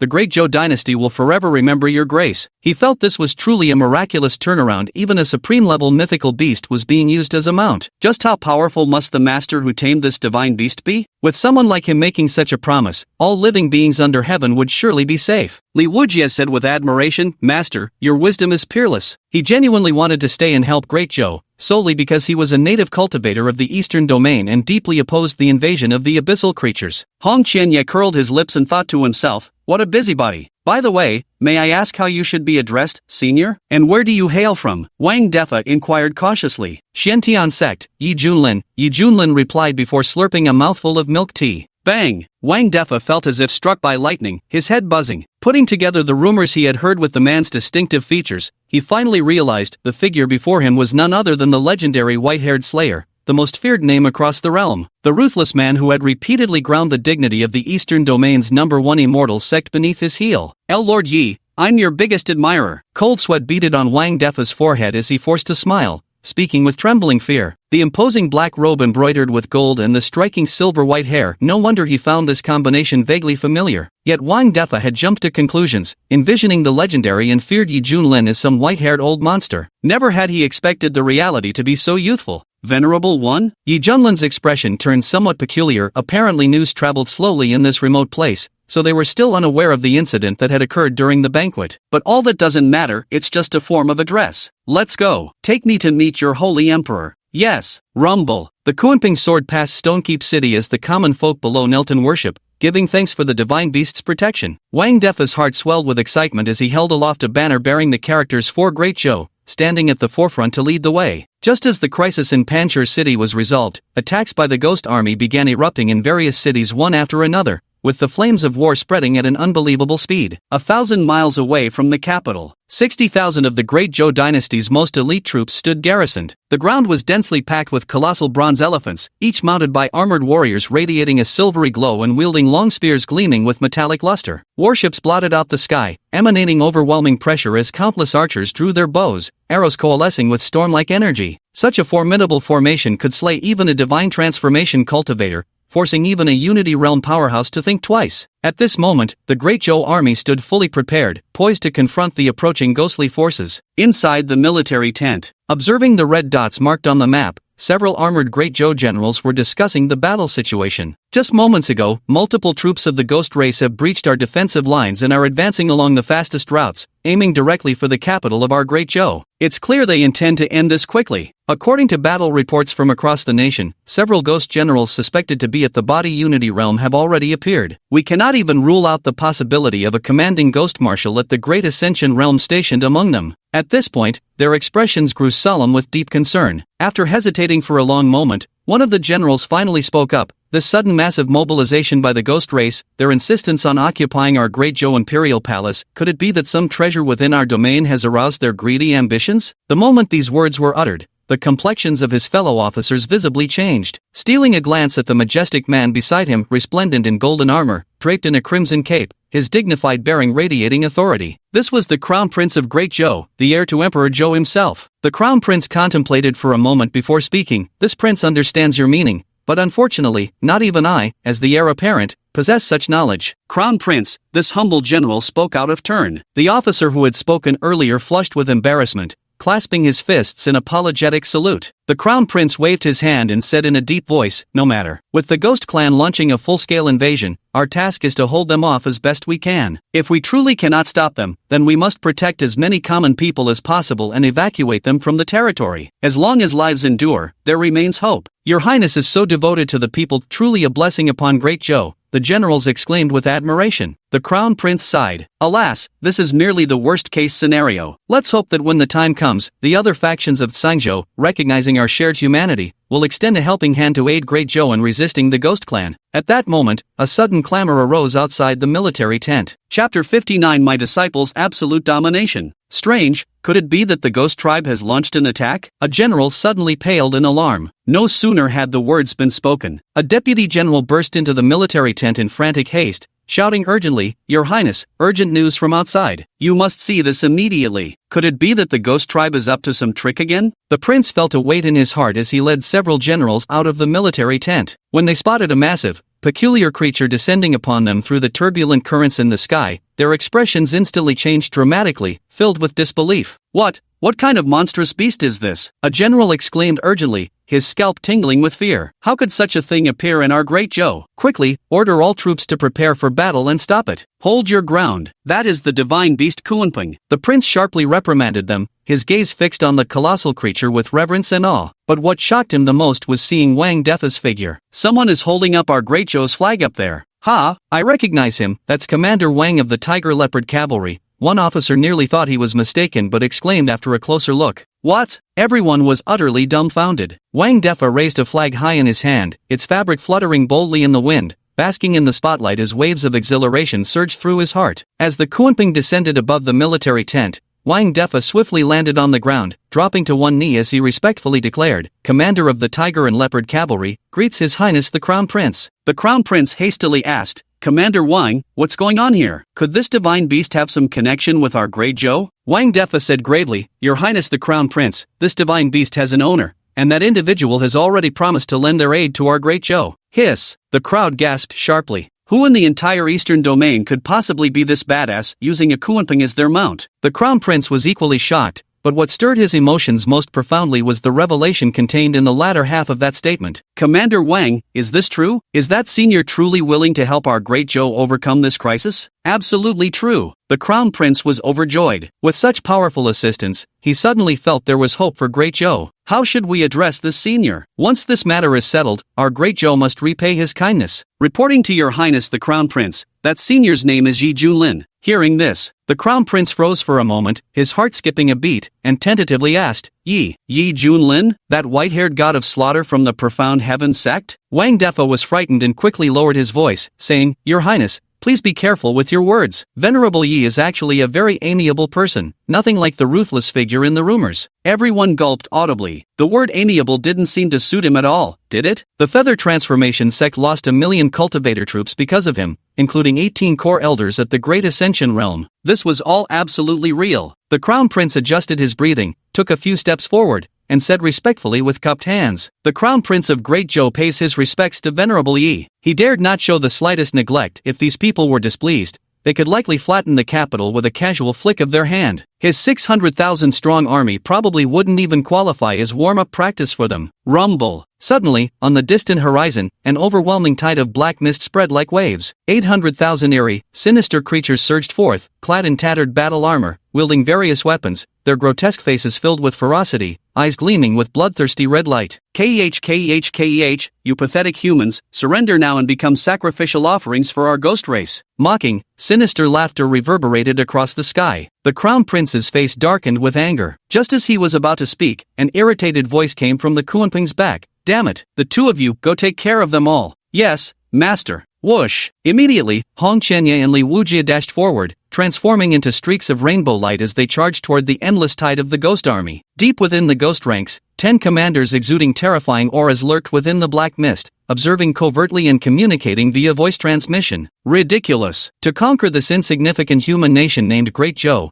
we've actually had to mobilize such overwhelming forces. Don't underestimate them, everyone. This imperial dynasty isn't like ordinary sects, they typically harness the power of national fortune. Even the Ghost King is acting cautiously, wanting to test the limits of their so-called Zhou Emperor. No matter what, with 800,000 against 600,000, the advantage is ours. Most importantly, with all the 100 clans of the Nether Abyss emerging together this time, our Ghost Clan must seize the initiative. This is a matter concerning the rise or fall of our entire race. That's right. After all, the fall of this world is inevitable sooner or later. Once the ruler of the eastern region changes, we'll also gain a certain voice due to our meritorious contributions. At the same time, Hong Qianye and Li Wujie landed not far from the ghost army, watching the endless tide of ghostly creatures surge toward them. Senior brother Hong, this junior brother's sword skills are clumsy, so I'll make a fool of myself first. Li Wujie gazed straight ahead, the corners of his mouth curling wildly. The killing intent in his heart had long been uncontrollable. His right hand firmly gripped the hilt before suddenly drawing an entirely black longsword. Swish! At this moment, Li Wujie's aura suddenly changed, from that of a carefree rogue swordsman to a demonic entity seemingly bent on slaughtering all living beings. Slash! A merciless voice reverberated in all directions. With a hiss,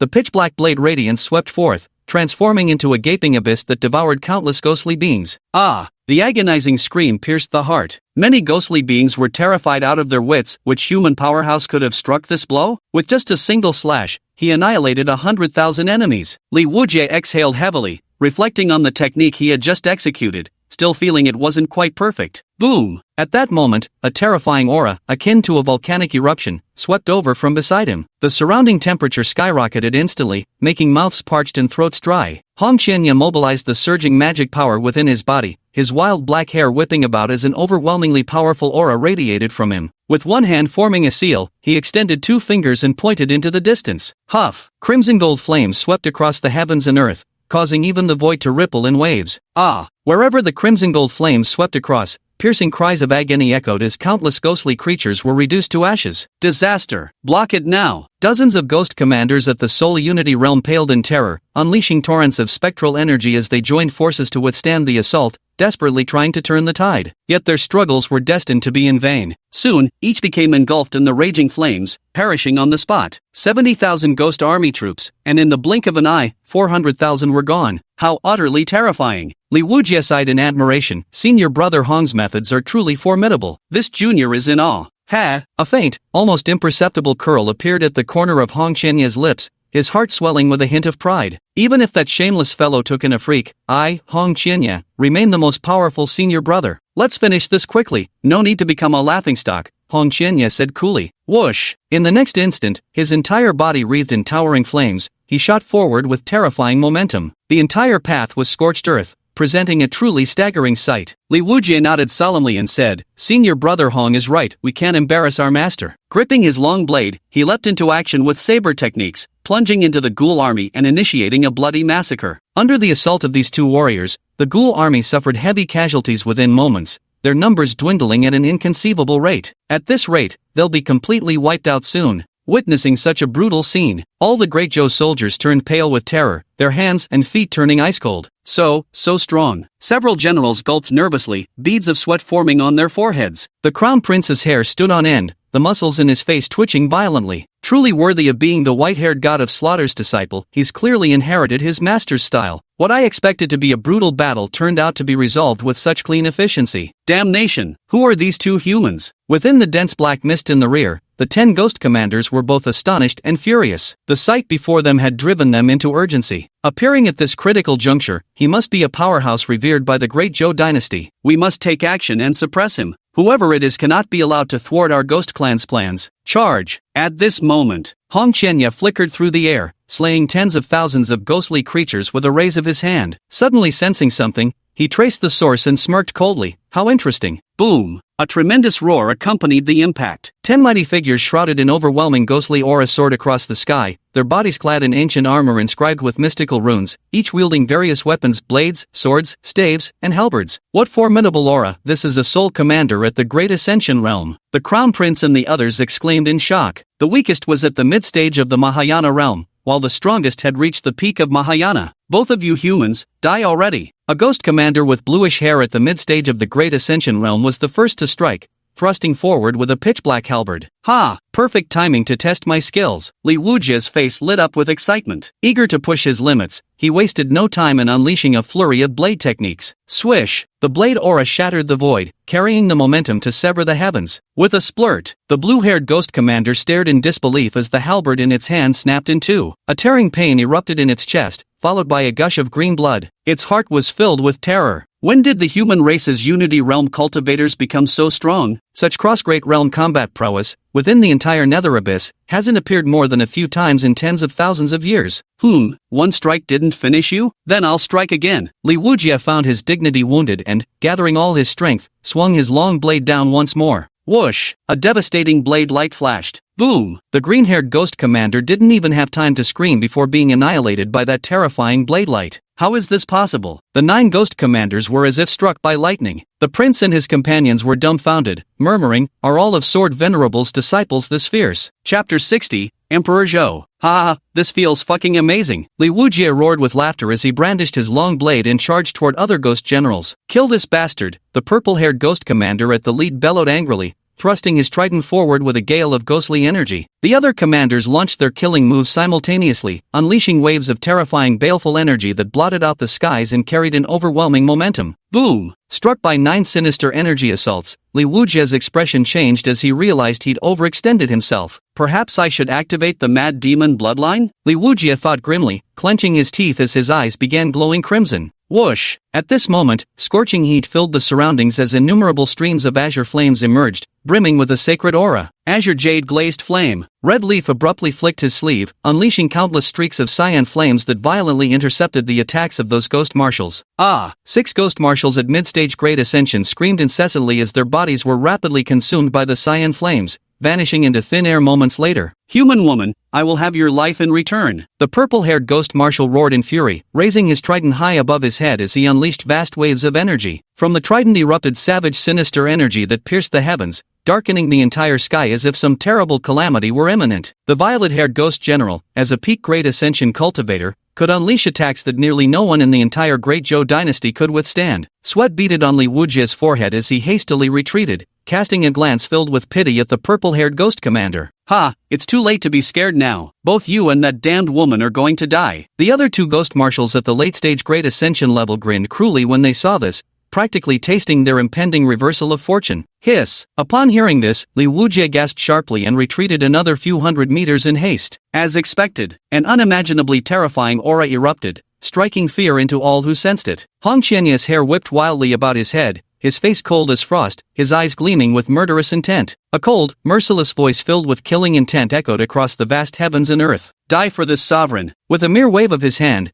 endless black flames surged through the void, carrying the power to devour all existence as they swept toward those boiling ghostly figures. No! The 2 ghost generals at the late-stage Great Ascension realm nearly overflowed with terror in their eyes before being completely consumed by clusters of eerie black flames. What is this? The violet-haired ghost commander's face twisted in horror as he frantically thrust his trident forward. ZZZZT. The trident unleashed countless bolts of dark purple lightning, each arc crackling with devastating power. A terrifying phenomenon occurred. Countless dark purple lightning bolts struck the black flames, only to be completely devoured instead. This can't be. The purple-haired ghost commander was scared out of his wits. Upon witnessing this scene, he lost all will to fight and immediately turned to flee. But alas, it was already too late. Black flames descended upon it, and the purple-haired ghost commander felt its flesh, blood, and even soul being violently absorbed, a torment beyond description. The agonizing scream tore through the air like shattered glass. In mere seconds, the purple-haired ghost commander vanished completely. As for the remaining ghostly creatures,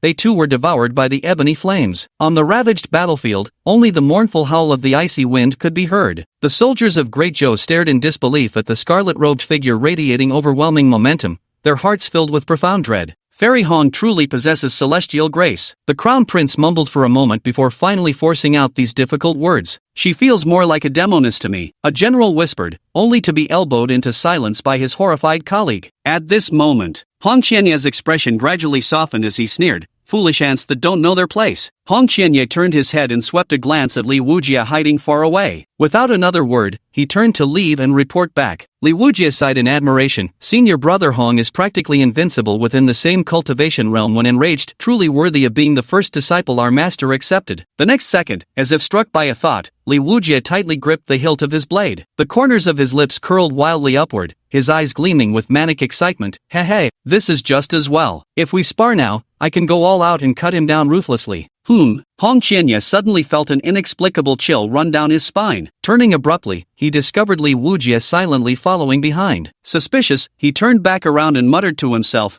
was that just my imagination? As the two of them landed on the Kunping, they bowed their heads and clasped their hands in respect, saying, Master, as per your instructions, everything has been dealt with. In the end, there was no response from ahead. Li Wujie thought nervously, oh no, could it be that Master is dissatisfied? What kind of trick is this guy up to now? Hong Qianye cautiously raised his head and nearly twisted his nose in anger. Ahead, on the reclining chair, a handsome young man lay sprawled with no regard for dignity, wearing a sky-blue eye mask, drool trickling from the corner of his mouth, deep in slumber. He remained unshaken, utterly indifferent to the world around him. Master, please wake up, Bai Xiaoxi whispered gently by his ear. Yi Junlin stirred slowly, removing the eye mask with a languid motion. Is it done? He asked. Yes, the enemy forces have been completely annihilated by us. Hong Qianye barely suppressed the urge to rush forward and beat him up, gritting his teeth as he spoke. Yi Junlin stretched lazily, stepping between the two of them. He reached out and patted each of their shoulders with a tone of leadership praise. Well done, keep up the good work. Then, he straightened his posture and strode off with an air of authority, hands clasped behind his back. Thank you, Master, for your praise, Li Wujie exclaimed enthusiastically. Hong Qianye curled his lips, silently grumbling to himself. So much for you taking action, turns out we're still the ones doing all the work. Down below, the crown prince and the others were anxious. At that moment, they spotted a black-robed young man approaching with his hands clasped behind his back. His shoulder-length hair was silver-white, each strand gleaming brightly, his face exuding a dignified and handsome aura while his entire being radiated an ethereal, immortal-like grace. Greetings, esteemed Elder Yi. The crown prince's expression changed in surprise as he hastily cupped his hands in salute. The crowd immediately clasped their hands in unison and shouted, We pay our respects to Venerable Yi. Now that the crisis is resolved, shouldn't your great Zhou properly entertain me? Yi Junlin chuckled. The crown prince said deferentially, Venerable Yi, you are our most honored guest. Great Zhou will surely extend our warmest hospitality to you. Yi Junlin nodded. He had deliberately come down to experience the local hustle and bustle. The group soared through the clouds and arrived at the bustling capital city, where news of the annihilation of the ghost army had already been sent back in advance. The citizens of the capital cheered exuberantly, filled with jubilation. Look,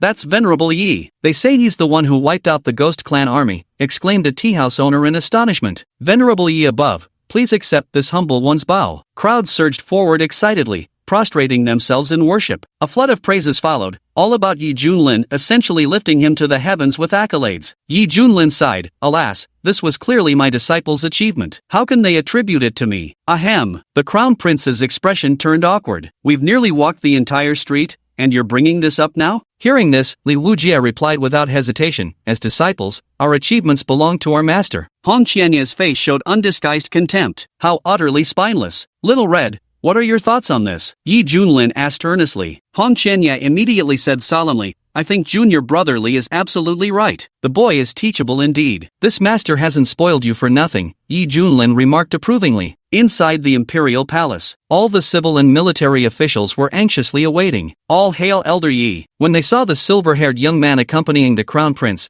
they immediately realized his identity and bowed respectfully with clasped hands. This was a ruthless figure who single-handedly annihilated the million-strong cultivator army of the Feather Transformation sect. Across the entire nation, apart from the Zhou Emperor, there existed no rival who could stand against him. The crown prince said in a low voice, Honored one Yi, the emperor awaits you inside. Oh, Yi Junlin raised an eyebrow. This old fellow sure had an imposing manner, sitting inside and waiting for him to arrive. Just then, a mellow voice tinged with apology rang out, Honorable Yi, please forgive this sovereign for not greeting you properly. My physical condition simply doesn't permit it. Yi Junlin stepped into the grand hall, momentarily stunned. Before him sat a middle-aged man draped in imperial dragon robes, crowned with the Pingtian coronet. His majestic features sat solemnly upon the dragon throne as a dazzling white halo radiated from his entire being. An invisible force enveloped the space around him, whether healing profound injuries or acclimating to some transcendent state remained unclear. This is the current emperor of Great Zhou. Chapter 61, The Bizarre Insider Story? Your Majesty Zhou, what are you? Yi Junlin's gaze sharpened slightly. According to his memories, such imperial dynasties were different from sects and noble families. They possessed a mysterious power known as national fortune as their trump card. The function of national fortune is profoundly mysterious. It can assist in cultivation, heal one's ailments, and even enhance strength. Yet the common people of the world are the very foundation that forms this national fortune. If rulers wish to gain the blessing of national fortune, they must first earn the recognition of the masses. Thus, a mutually beneficial relationship is formed between them. As the saying goes, water can carry a boat, but it can also capsize it. At this moment, Emperor Zhou's condition didn't seem too good. He was relying on the national fortune of Great Zhou to heal his injuries, spending his days like a startled bird drawing its bow, constantly on guard. I've made the esteemed Lord Yi witness this embarrassing sight, Emperor Zhou said with a bitter laugh. The first time he met Yi Junlin, he was somewhat surprised by Yi Junlin's youthful appearance. After all, according to various rumors, Emperor Zhou had subconsciously assumed he would be a decrepit, stubborn old man with white hair. What puzzled Emperor Zhou most was that, despite being at the peak of the Great Completion realm, he couldn't discern Yi Junlin's exact cultivation level. Could it be that this man used some kind of technique to conceal his cultivation? Emperor Zhou wondered. Nevertheless, based on the battles in the Baron province, Emperor Zhou held Yi Junlin in high esteem, because apart from himself, the one who bore the nation's destiny, there was no one left in the entire Great Zhou dynasty who could pose a threat to him. Yi Junlin asked, "Your Majesty, could you tell me exactly what happened?" The emperor feigned a dry cough a few times. The crown prince, understanding the hint, signaled for the civil and military officials to withdraw from the hall, leaving only a handful of people behind. The ghost clans of the Nether Abyss launched an unprovoked offensive against our Great Zhou. This was something our dynasty never anticipated. Many ministers speculated that there must be some treasure within the imperial palace coveted by the ghost clans, which prompted them to go to such extreme lengths. Emperor Zhou sighed helplessly. The problem is, even I, the ruler of Great Zhou, have no idea what this treasure actually is. Yi Junlin was speechless. So you're completely clueless too? Then how did you get these injuries? In all of Great Zhou, who could possibly harm a cultivator at the great perfection stage of the Mahayana realm, let alone this Emperor Zhou, who carries the immense fortune of an entire nation? Elder Yi has raised a crucial point. Before the Ghost Clan's army formally attacked Great Zhou, our ancestral tombs were once invaded by a mysterious intruder. It was only through my immediate arrival at the scene and the deployment of our nation's fortune as reinforcement that we managed to repel that mysterious individual. Emperor Zhou spoke of this matter with deep apprehension on his face. Strangely enough, I could clearly sense that the mysterious man possessed formidable strength. Even I was no match for him. Yet he deliberately held back, retreating with obvious reservations. Soon after, the Ghost Tribe launched their assault on our Great Zhou. Hearing this, the Crown Prince's face turned pale with shock. He had originally thought it was his father who mobilized the nation's fortune to forcefully repel the mysterious intruder of the imperial mausoleum,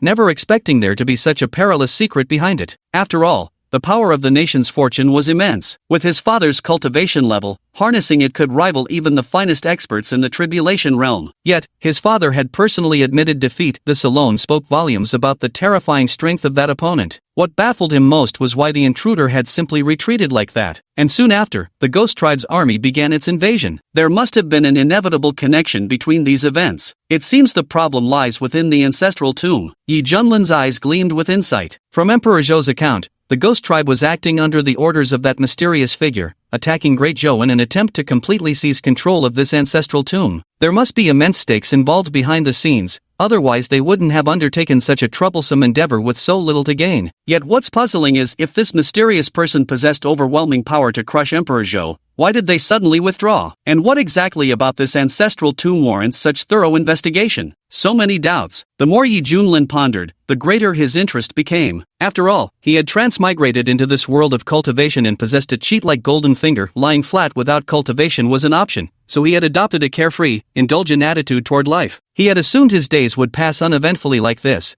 but to discover hidden depths behind it all made everything far more intriguing. Something so bizarre could exist? Li Wujie frowned. Beside him, Hong Qianya narrowed his eyes slightly, a sharp glint flashing within them as if recalling some rumor he had heard back in the central region. Emperor Zhou, if you wouldn't find it too presumptuous, could you take me to see the ancestral tomb? Yi Junlin cut straight to the point. Emperor Zhou sat motionless on the dragon throne, sinking into silence. How presumptuous this was. After all, how significant is an ancestral mausoleum to the monarch of a nation? Do you think an outsider like you can simply waltz in and take a look? The crown prince, recognizing his father's predicament, spoke most courteously, Venerable Yi, our ancestral tombs are the resting place of our forefathers. With your noble status, entering might expose you to unfavorable influences. Then he smoothly changed tack, saying respectfully, since Venerable Yi has graced us with your presence and helped repel the ghost army, our great Zhou should offer you the warmest hospitality. The state banquet prepared by the imperial kitchen is about to begin. Might we invite you to Tianhao Hall for the feast? Emperor Zhou also spoke now. Venerable Yi, pray forgive this emperor's inability to grant this request. Our imperial ancestral tombs aren't to be opened lightly, but as our most honored guest, we shall grant you the richest rewards. You may choose any treasure from our national treasury. It was clear Emperor Zhou showed genuine sincerity. Yi Junlin raised an eyebrow slightly. Damn it, I'm a man with a cheat system. Just by daily check-ins alone, I could amass wealth rivaling nations. Why would I covet those measly things in your royal treasury? Though the great Zhou dynasty was one of the eternal empires of the Eastern Domain, and its treasury had accumulated countless treasures that would drive outside cultivators mad with greed, none of it held the slightest appeal in Yi Junlin's eyes. He was merely curious about the mysterious intruder who dared violate the imperial mausoleum, that was all. Since they weren't willing to open it for inspection, Yi Junlin wouldn't force the matter either. He was fundamentally a rather easygoing person by nature. Very well. Yi Junlin waved his hand dismissively. The crown prince secretly breathed a sigh of relief before smiling broadly and saying, I knew the esteemed Lord Yi was a reasonable man. Ladies and gentlemen, this way please. Whereupon, the entire party proceeded to the state banquet. At this moment, far beyond the borders of the great Zhou kingdom, there stood a mountain peak shrouded in eerie gloom,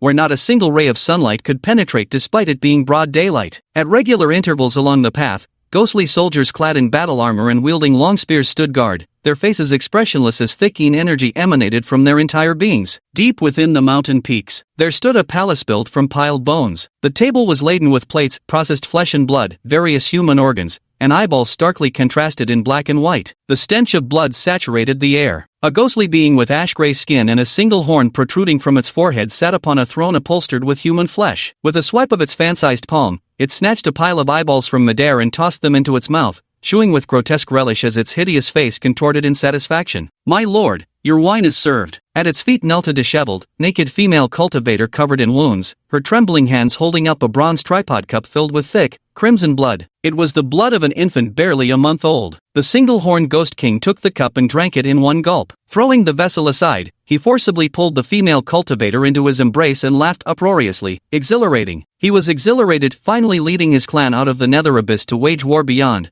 no longer doomed to endure those sunless, dreary days. For so many years, I've finally waited for this opportunity. This king must seize the moment to prove himself. If we successfully conquer the great Zhou dynasty, my prestige among the ghost race will reach even greater heights. Most importantly, as long as I gain recognition from those few, there might even be a position for me among the Eastern Domain's future leaders. The one-horned ghost king stroked his chin and sneered coldly. The female cultivator trembled, her lovely face filled with despair. She had once been a golden core rogue cultivator from Xangzhou, who was later captured by them and subjected to endless days and nights of torment. During this period, she had witnessed too many scenes of inhuman cruelty. Her spirit had already collapsed, and she longed for death. However, her captor's cultivation was too high, and they had tampered with her in some way, stripping her even of the right to end her own life. It's been so long, why hasn't there been any news? With Kunta and his team's strength, they should have forced Emperor Zhou to intervene by now. What this king fears most is that guy who carries the nation's fate. The one-horned ghost king's gaze burned with ferocity. At that moment, a sinister black mist drifted into the grand hall as a mysterious figure clad in black robes and a hood emerged. From beneath the brim came a low, hoarse voice brimming with unrestrained fury. Worthless fool, what are you still doing here? Hearing this, the unicorn ghost king showed no anger but instead paled in terror, tumbling from his throne to kneel prostrate on the ground. Trembling, he stammered, this lowly one pays homage to the envoy. Chapter 62, You vulgar wretch. Facing the mysterious figure's furious rebuke,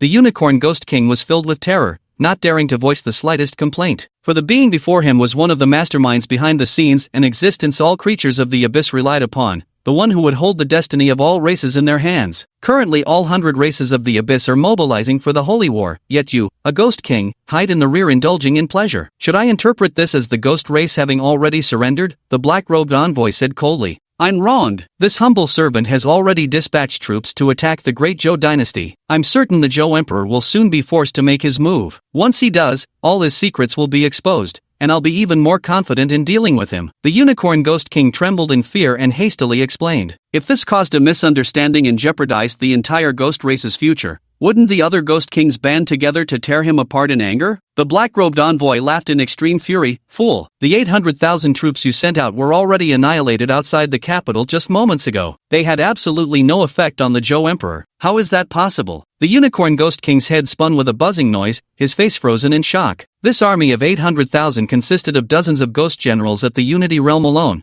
with 10 great Ascension Realm ghost marshals leading them. Had the Zhou emperor not intervened, they could have turned the great Zhou dynasty upside down without a doubt. Yet in the end, they were utterly annihilated without even breaching the capital? Could this great Zhou dynasty truly be so formidable? The Unicorn Ghost King's expression darkened. The black-robed envoy said coldly, "It wasn't the great Zhou dynasty that annihilated your 800,000 troops, but a cultivator who happened to be passing through Great Zhou." The citizens of the capital all called him Venerable Yi. Venerable? The one-horned Ghost King froze, then flew into a fury. A mere wandering Mahayana cultivator dared to disrupt its plans. Clearly, he had a death wish. Though it was astonished by the opponent's strength, to a tribulation-crossing realm being like itself, a mere Mahayana cultivator was nothing. Just in case, take this nether origin pill. You must conquer Great Zhou for me. I won't tolerate another failure. The black-robed envoy's voice was cold and merciless. A purple pill densely marked with mystical patterns slowly floated before the one-horned Ghost King. The Unicorn Ghost King knew this was its last chance. Resolving itself, it said in a deep voice, "This humble one shall surely accomplish what the envoy desires." Ha! The black-robed envoy sneered, dissolving into a wisp of black mist as if he had never been there at all. Phew! The Unicorn Ghost King let out a sigh of relief, wiping the cold sweat from its brow. The thought of its carefully laid plans nearly being ruined filled it with boundless fury. Boom! Terrifying killing intent erupted violently, causing the entire mountain peak to tremble. The one-horned Ghost King turned his head and glanced sideways, then seized the female cultivator cowering in the corner. His eyes gleaming with brutality, he snarled in a low voice, "Did you think this king's earlier performance was amusing? Speak!" The female cultivator turned deathly pale with terror and stammered, "Gee, great king, this lowly one absolutely didn't." "Liar! You dare deceive me!" Bang! The one-horned Ghost King, furious beyond measure, crushed her in his grasp. Then he flashed into the sky, his thunderous roar echoing across the land. "All troops, follow me into battle." Yes. Next, countless ghostly figures trailed behind the one-horned Ghost King, shrouded in billowing black mist as they surged toward the great Zhou Empire. Tianhe Palace. Several veiled palace maidens of exceptional beauty danced gracefully, their movements perfectly complementing the enchanting melodies played by court musicians, creating an extraordinarily poetic ambience. At this moment, Yi Junlin and his companions were indulging in the grandest state banquet of the Great Zhou dynasty. These ingredients were far from ordinary, either rare fowl and exotic beasts or treasures from heaven and earth, so each dish was priceless,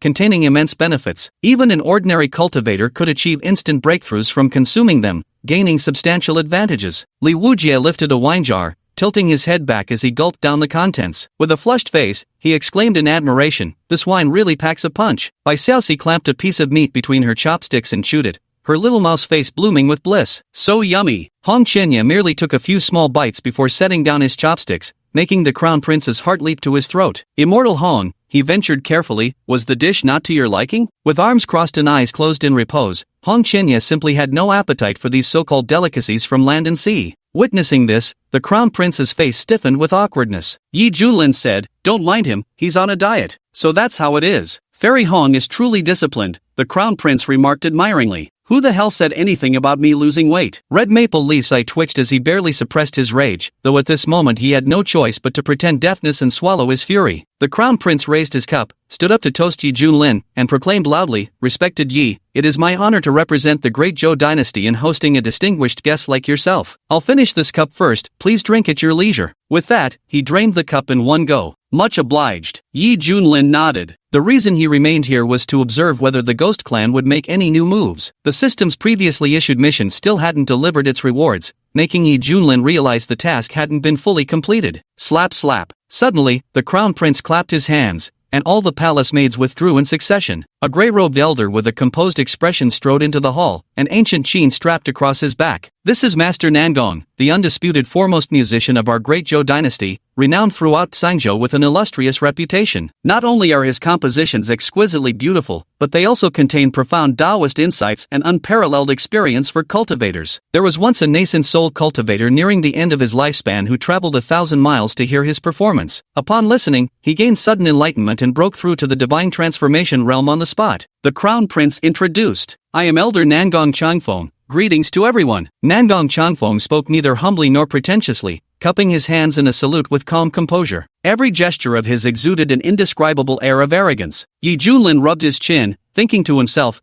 "Why does this old fellow seem so damn cocky?" "Grandmaster Nangong, please begin," the Crown Prince said reverently. Nangong Changfeng sat cross-legged on the ground, placing the ancient zither across his knees. His fingers slowly plucked the strings, releasing wondrous melodies that echoed through heaven and earth. Zheng. The music flowed with seamless continuity, its lingering tones reverberating in all directions as if capable of purifying one's very soul. The entire process. Li Wujie's face showed a flicker of emotion as he leaned in to listen attentively. Bai Xiaoxi was completely entranced, unable to resist swaying gently in delight. Hong Qianye remained expressionless, not even bothering to lift his eyelids. As for Yi Junlin, by the time the second half of the performance played, he was already letting out a long yawn, propping his head up with one hand and on the verge of dozing off. Nangong Changfeng observed this, and his aged face grew increasingly grim. What does this mean? Is this some kind of contempt for this old man's zither skills? How many cultivators would listen to his music with gratitude as if receiving a priceless treasure? Yet here, it's been reduced to nothing more than a lullaby?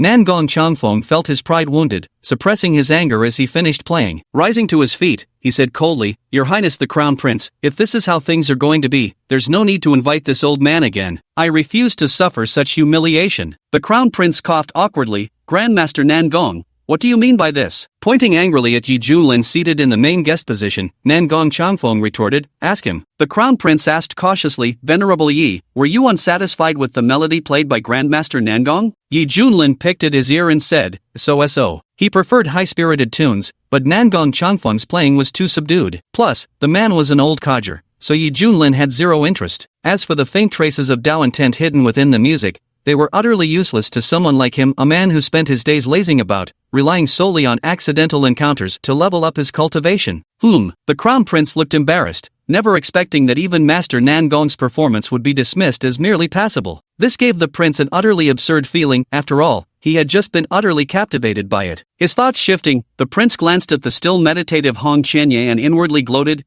"See? Even the Scarlet Fairy is enchanted, her eyes closed in endless reflection, **. Upon hearing this appraisal, Nangong Changfeng nearly spat blood. For someone as proud and celebrated as him, this was nothing short of blatant humiliation, a trampling of his very dignity. "Shut your mouth, you vulgar brute. You know nothing of musical refinement." Nangong Changfeng publicly berated with a furious reprimand. Boom! A frigid wave of killing intent erupted. "Old fool, you've chosen the path to your own demise." Li Wujie's eyes flashed with cold light as his hand gripped the hilt at his waist and abruptly rose to his feet, manifesting clear intent to draw his blade against Nangong Changfeng. As long as the master permits, he would immediately execute Nangong Changfeng. Chapter 63, Easy as Pie. The Crown Prince broke out in a cold sweat. How did this suddenly escalate to murder? He regretted it deeply. If he had known, he wouldn't have gone to the trouble of inviting Nangong Changfeng to perform live. What a fine mess I've made. Locked by terrifying killing intent, Nangong Changfeng felt every hair on his body stand on end, his expression drastically changing. Yet he didn't beg for mercy. Instead, he stiffened his neck and glared at Yi Junlin with furious eyes. Clearly, he was utterly unconvinced. "Venerable Yi, Grandmaster Nangong's temper is just like this. He truly means no harm, he's simply blunt with his words," the Crown Prince said while wiping cold sweat. "Your Highness Crown Prince, this old man cannot endure such humiliation. Even if it means death, I must say, this man knows nothing about musical theory. He's nothing but a brute who only knows violence. How dare he claim my lute skills are merely passable?" Nangong Changfeng pointed at Yi Junlin and angrily rebuked him.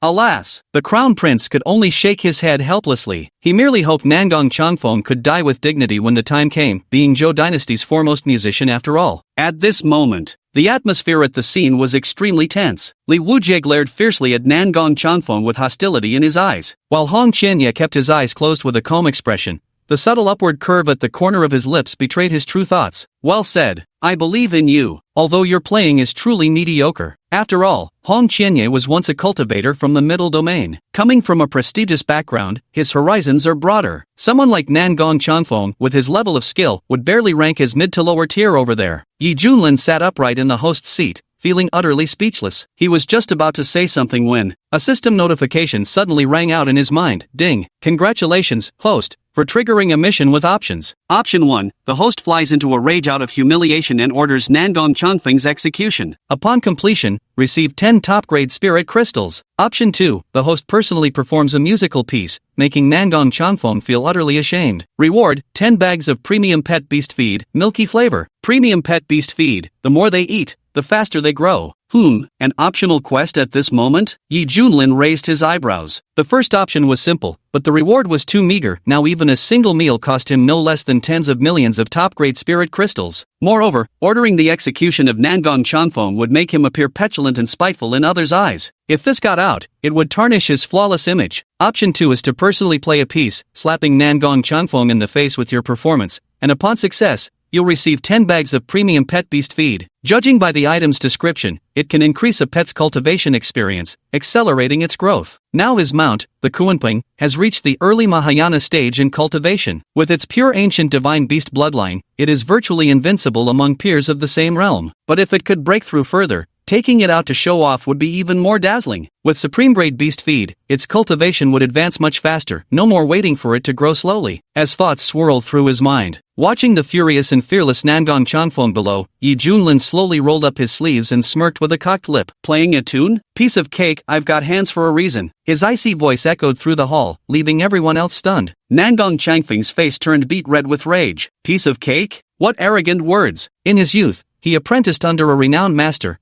diligently honing his skills in the art of Guqin. Thousands of years passed in the blink of an eye. While he wouldn't claim to be the absolute pinnacle of Guqin mastery, within the entire eastern region, he stood among the finest. And here this fellow dared to boast so insolently, claiming it was as simple as having hands? Truly a bloodthirsty demon, all brawn and no brains. The crown prince wore a peculiar expression, silently thinking, that's quite a bold claim. If success truly came down to just having hands, wouldn't there be masters everywhere in this world? As the saying goes, every profession produces its own specialists, and so it is with cultivators. After all, no matter how formidable your strength might be, you couldn't possibly be omniscient and omnipotent, could you? There would inevitably be gaps in your knowledge. The crown prince felt that Yi Junlin was laying it on a bit thick. In short, better to kill than to humiliate. After all, Nangong Changfeng was a grandmaster. If his words offended you, killing him was one thing, who wouldn't defer to your higher status and superior strength. But to boast like this now only cheapens your dignity. Master speaks the truth. Even a child could do it. Li Wujie puffed out his chest and declared proudly. Though he didn't quite understand why he felt proud, the disciple knew one thing for certain: whatever his master said, he'd blindly praise it without hesitation. Come on, if you've got the guts, give it a try. I'll lend you my Fuyaqin. Let's see what earth-shattering melody you can conjure up. Nangong Changfeng laughed in extreme anger. Well, too scared now, aren't you? Ha ha ha, I knew you were full of hot air. If you could actually play it, I'd believe pigs could climb trees. Someone like you who only knows violence, what the hell do you understand about the art of Qin? The crown prince lowered his head, breaking out in cold sweat. What he thought would be a simple feast had somehow escalated to this terrifying situation. He stole a glance at the silver-haired youth, genuinely afraid the other might lose control right then and there, flying into a murderous rage. Surprisingly, Yi Junlin showed no anger but instead smiled brightly and said, "Fine, I'll give it a try then. Take it." Nangong Changfeng was stunned at first, then let out a series of cold laughs, eager to see this arrogant fool make a fool of himself. The Fuyaqin floated before Yi Junlin, its strings glistening with crystal-like radiance, appearing extraordinarily extraordinary. Yi Junlin gently stroked the body of the Qin, thinking inwardly, "System, what level are my Qin playing skills at again?" He remembered signing in earlier and obtaining an experience pack for learning musical instruments, which meant he didn't need to study or practice diligently, just a single upgrade would do. Ding, friendly reminder, host's Qin playing skills are currently at the pinnacle of perfection. The system's notification tone sounded. Skill levels are divided into novice, adept, distinguished, mastery, and peak. Take Nangong Changfeng for example. After toiling for nearly a lifetime, he barely reached the adept level. Yet even so, in this modest region of Tsangzhou, he enjoys tremendous fame and is revered by countless cultivators. Now, Yi Junlin's zither skills have quietly reached the peak level. Truly terrifying. Hurry up, stop dawdling. Nangong Changfeng's face brimmed with contempt,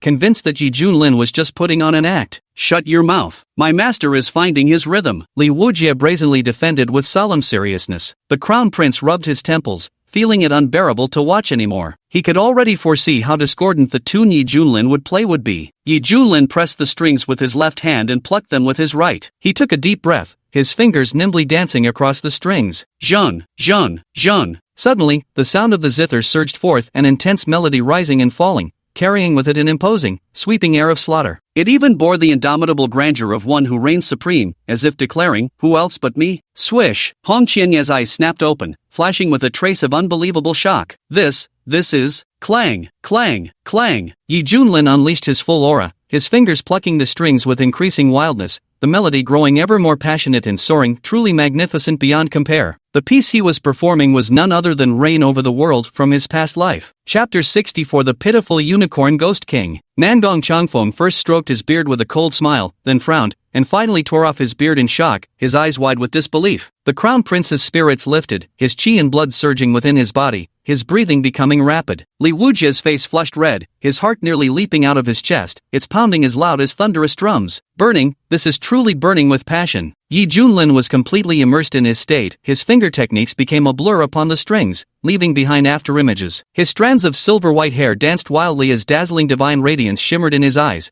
while his skin emanated a crystalline glow like unpolished jade. All those present suddenly felt an illusion. Before them stood an ancient divine king, strumming peerless music from beyond the ages. How could he produce such an exquisite melody? This level of mastery is at the pinnacle. Even in the central domain, no one dares challenge his supremacy. Hong Qianye's face was awestruck as he comprehended the profound Tao meaning contained within the zither's melody. Combined with his past experiences of reigning supreme in the central domain, he gained new enlightenment. Boom! Hong Qianye's aura surged continuously, from the early stage Mahayana realm to intermediate, late stage, peak, and finally reaching perfection. He was now just one step away from the tribulation passage realm. Li Wujie stood motionless like a clay sculpture, also entering a state of epiphany. Crack! The bottleneck shattered as his cultivation broke through from the fusion stage to the great ascension stage. A aura hundreds of times more powerful than before erupted from his body, his dark hair billowing wildly as cold lightning flashed in his eyes. He stared at Yi Junlin with fanatical devotion burning in his gaze. Boom! At this moment, a terrifying aura erupted from Yi Junlin's body. The crown prince trembled violently, exclaiming in shock, "Mid-tribulation crossing realm, Your Excellency is actually a void immortal." With his cultivation power enhancing him further and his peerless zither skills, Yi Junlin played Reigning Over the World as if divinely inspired. Zhun, zhun, zhen. Strange ripples radiated outward, resonating with the great Tao,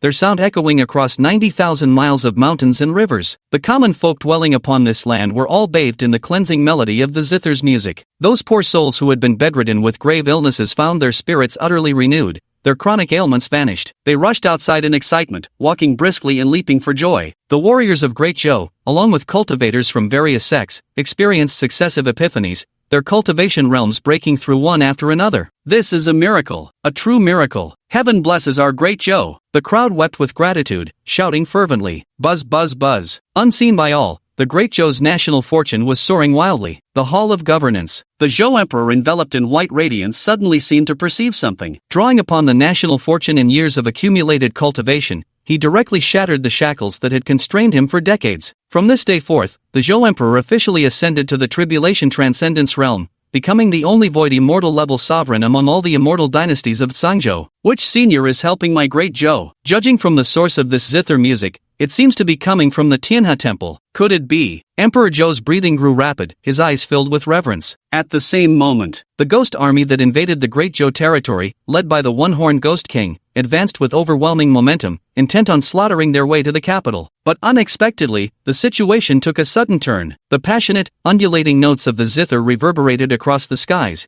carrying profoundly mysterious power. For the human race, Yi Junlin's zither music brought immense benefits, but for creatures of the nether abyss, it was lethally destructive. Ah! From within the massive black fog that blotted out the sky, wave after wave of agonized screams rang out. Many ghostly creatures erupted with sizzling white smoke from their bodies, their flesh rapidly dissolving away. Even channeling spiritual power for defense proved utterly ineffective. This affliction felt like some vile curse. Your Majesty, save us, please save us. His subordinates cried out in agony, their faces twisted with pain. The one-horned Ghost King trembled with shock and fury, unleashing a tempest of baleful aura as he roared to the heavens, "Who dares strike against me? Show yourself, coward!" Hiding and skulking proves nothing. His wrathful bellow shattered mountain peaks and nearly cracked the sky apart. Yet the zither's melody continued unabated, never faltering for even a moment. Within mere breaths, dense swarms of ghostly creatures turned to ashes, the once mighty army of 200,000 specters reduced to fewer than 10 survivors. The ghost commanders were barely holding on, their bodies nearly melted away, sending faint spiritual pulses of information. My king, retreat quickly, the humans have a supreme expert guarding them. Then, one by one, they vanished like smoke. No! The one-horned ghost king's eyes nearly burst from their sockets as he let out a grief-stricken roar. His body was covered in shocking wounds, but thanks to his early-stage transcending tribulation cultivation, he suffered the least damage and barely managed to hold out till the end. But for the unicorn ghost king, the entire process was pure torment. Who was it? Who the hell was it? The unicorn ghost king let out a furious roar. Instead of retreating, it bottled up the raging fury in its heart and charged forward recklessly. The unicorn ghost king knew there was no turning back, leading 1,000,000 troops to attack Great Joe,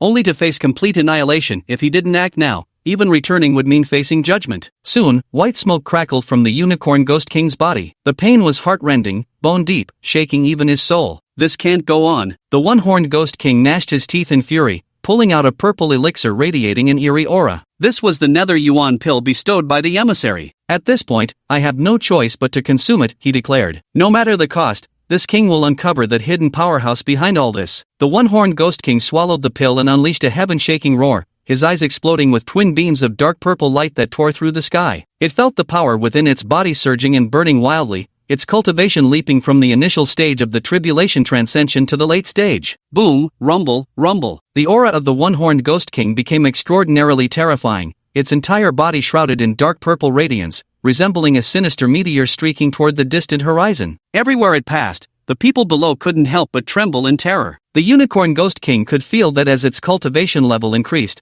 the influence of the zither's melody on it diminished. All of this stemmed from that nether origin pill. The unicorn ghost king understood that this was likely just temporary, there might be unimaginable side effects awaiting later. But it had no way to retreat now, it absolutely had to complete the task assigned by the envoy. Kill, kill, kill. The one-horned ghost king's eyes burned crimson, his face seething with murderous intent. So long as a single breath remained in him, he would storm the capital in a blood-soaked rampage. Clearly, this had become the ghost king's all-consuming obsession. Jun, Jun, Jun. Right at this moment, the impassioned zither music reached its climax, the mysterious power it unleashed growing ever more intense. Across the Great Joe, strange phenomena have been appearing one after another, shocking the world. A bright moon rises over the sea, a tapestry of splendid mountains and rivers. Stars illuminate the azure sky. The sun and moon shine together in glory. Dragons and phoenixes sing in unison. The entire Great Joe Empire erupted in frenzy, with earth-shaking cheers ringing across the land. What? The one-horned ghost king was utterly terrified, his body as if struck by a tremendous blow as he crashed to the valley floor,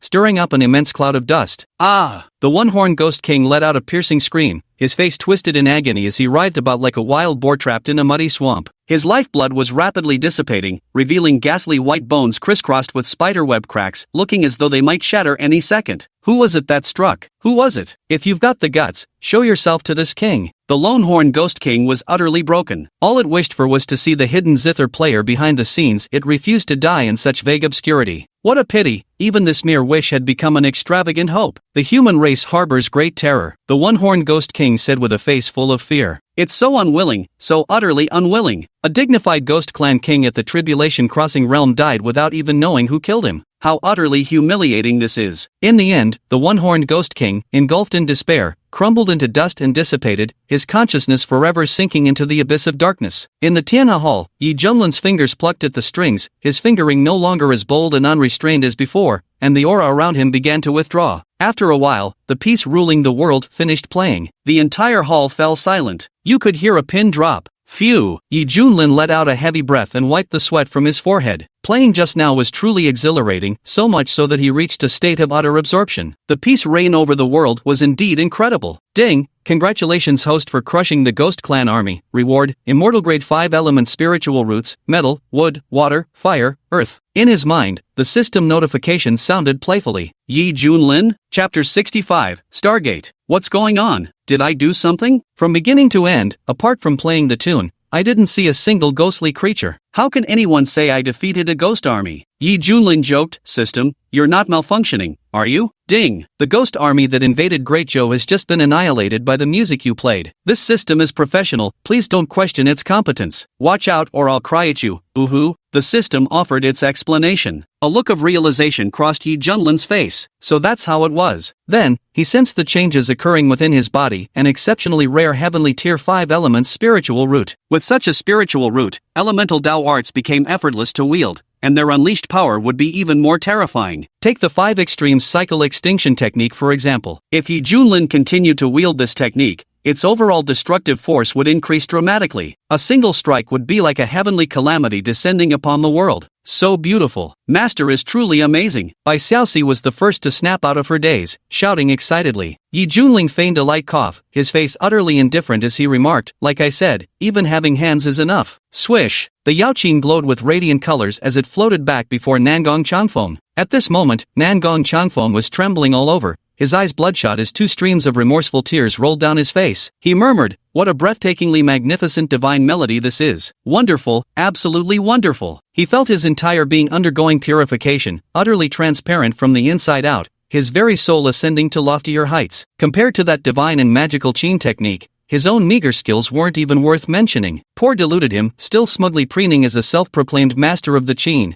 basking in the admiration of crowds when in reality he'd just been viewing the sky from the bottom of his well. The senior is absolutely right. My playing truly is mediocre at best. How laughable that I overestimated myself and even dared call the senior an uncultured man who doesn't understand music theory. I deserve death. I truly deserve death. Nangong Changfeng fell to his knees with overwhelming shame, hugging his beloved Guqin while wailing miserably, each sob dripping with anguish. Grandmaster Nangong. The crown prince was dumbfounded. No, I'm not worthy of being called a grandmaster. You, venerable senior, are the rightful grandmaster. I'm just a clown, a complete clown. Nangong Changfeng cried out in utter breakdown. Ding! Congratulations to the host for completing the optional mission. Reward, 10 bags of supreme grade pet beast feed. As the system prompt sounded, Yi Junlin knew his goal had been achieved. Yi Lord Immortal, how would you like to deal with him? The Crown Prince, now aware that Yi Junlin was a great power at the Tribulation Transcendence realm, spoke with even greater reverence, his tone cautious and deferential. Yi Junlin waved his hand, let him step back. Since he had already successfully humiliated them,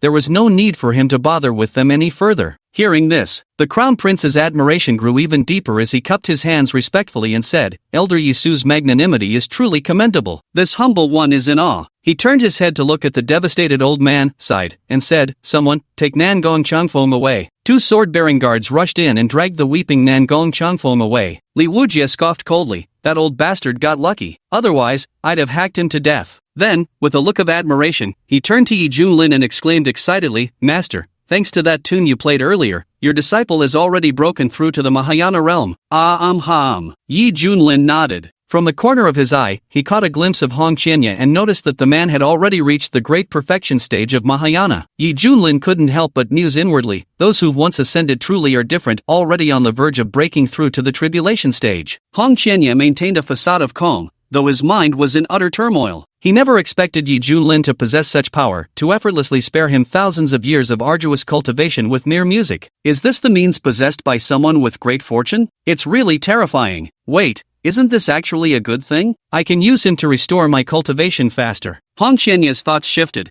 and his confidence returned as he secretly vowed, Yi Junlin, just you wait. I'll surpass you very soon. A good-for-nothing slacker like you doesn't deserve such tremendous fortune at all. The humiliation you've brought upon me will be repaid tenfold. At this moment, Red Maple Leaf had already devised countless ways to torment Yi Junlin, making him wash his feet in reverse, then forcing him to drink every drop of the foot-washing water, and ultimately demanding gratitude for such kindness. Just imagining that scenario made Red Maple Leaf shudder with excitement, the corners of his mouth involuntarily twisting upward. Swish! At this moment, a figure clad in imperial dragon robes appeared in the hall, radiating the terrifying aura of the Tribulation Transcendence realm. Imperial Father, you've broken through, the Crown Prince exclaimed joyfully. With a genuine void immortal level powerhouse presiding, Great Zhou's position in Sangzhou became even more unshakable. Coupled with this overwhelming national fortune's blessing, within the nascent soul realm, how many could possibly be his imperial father's match? Who would have thought that Emperor Zhou, gazing at the silver-haired youth sitting solemnly in the host's seat,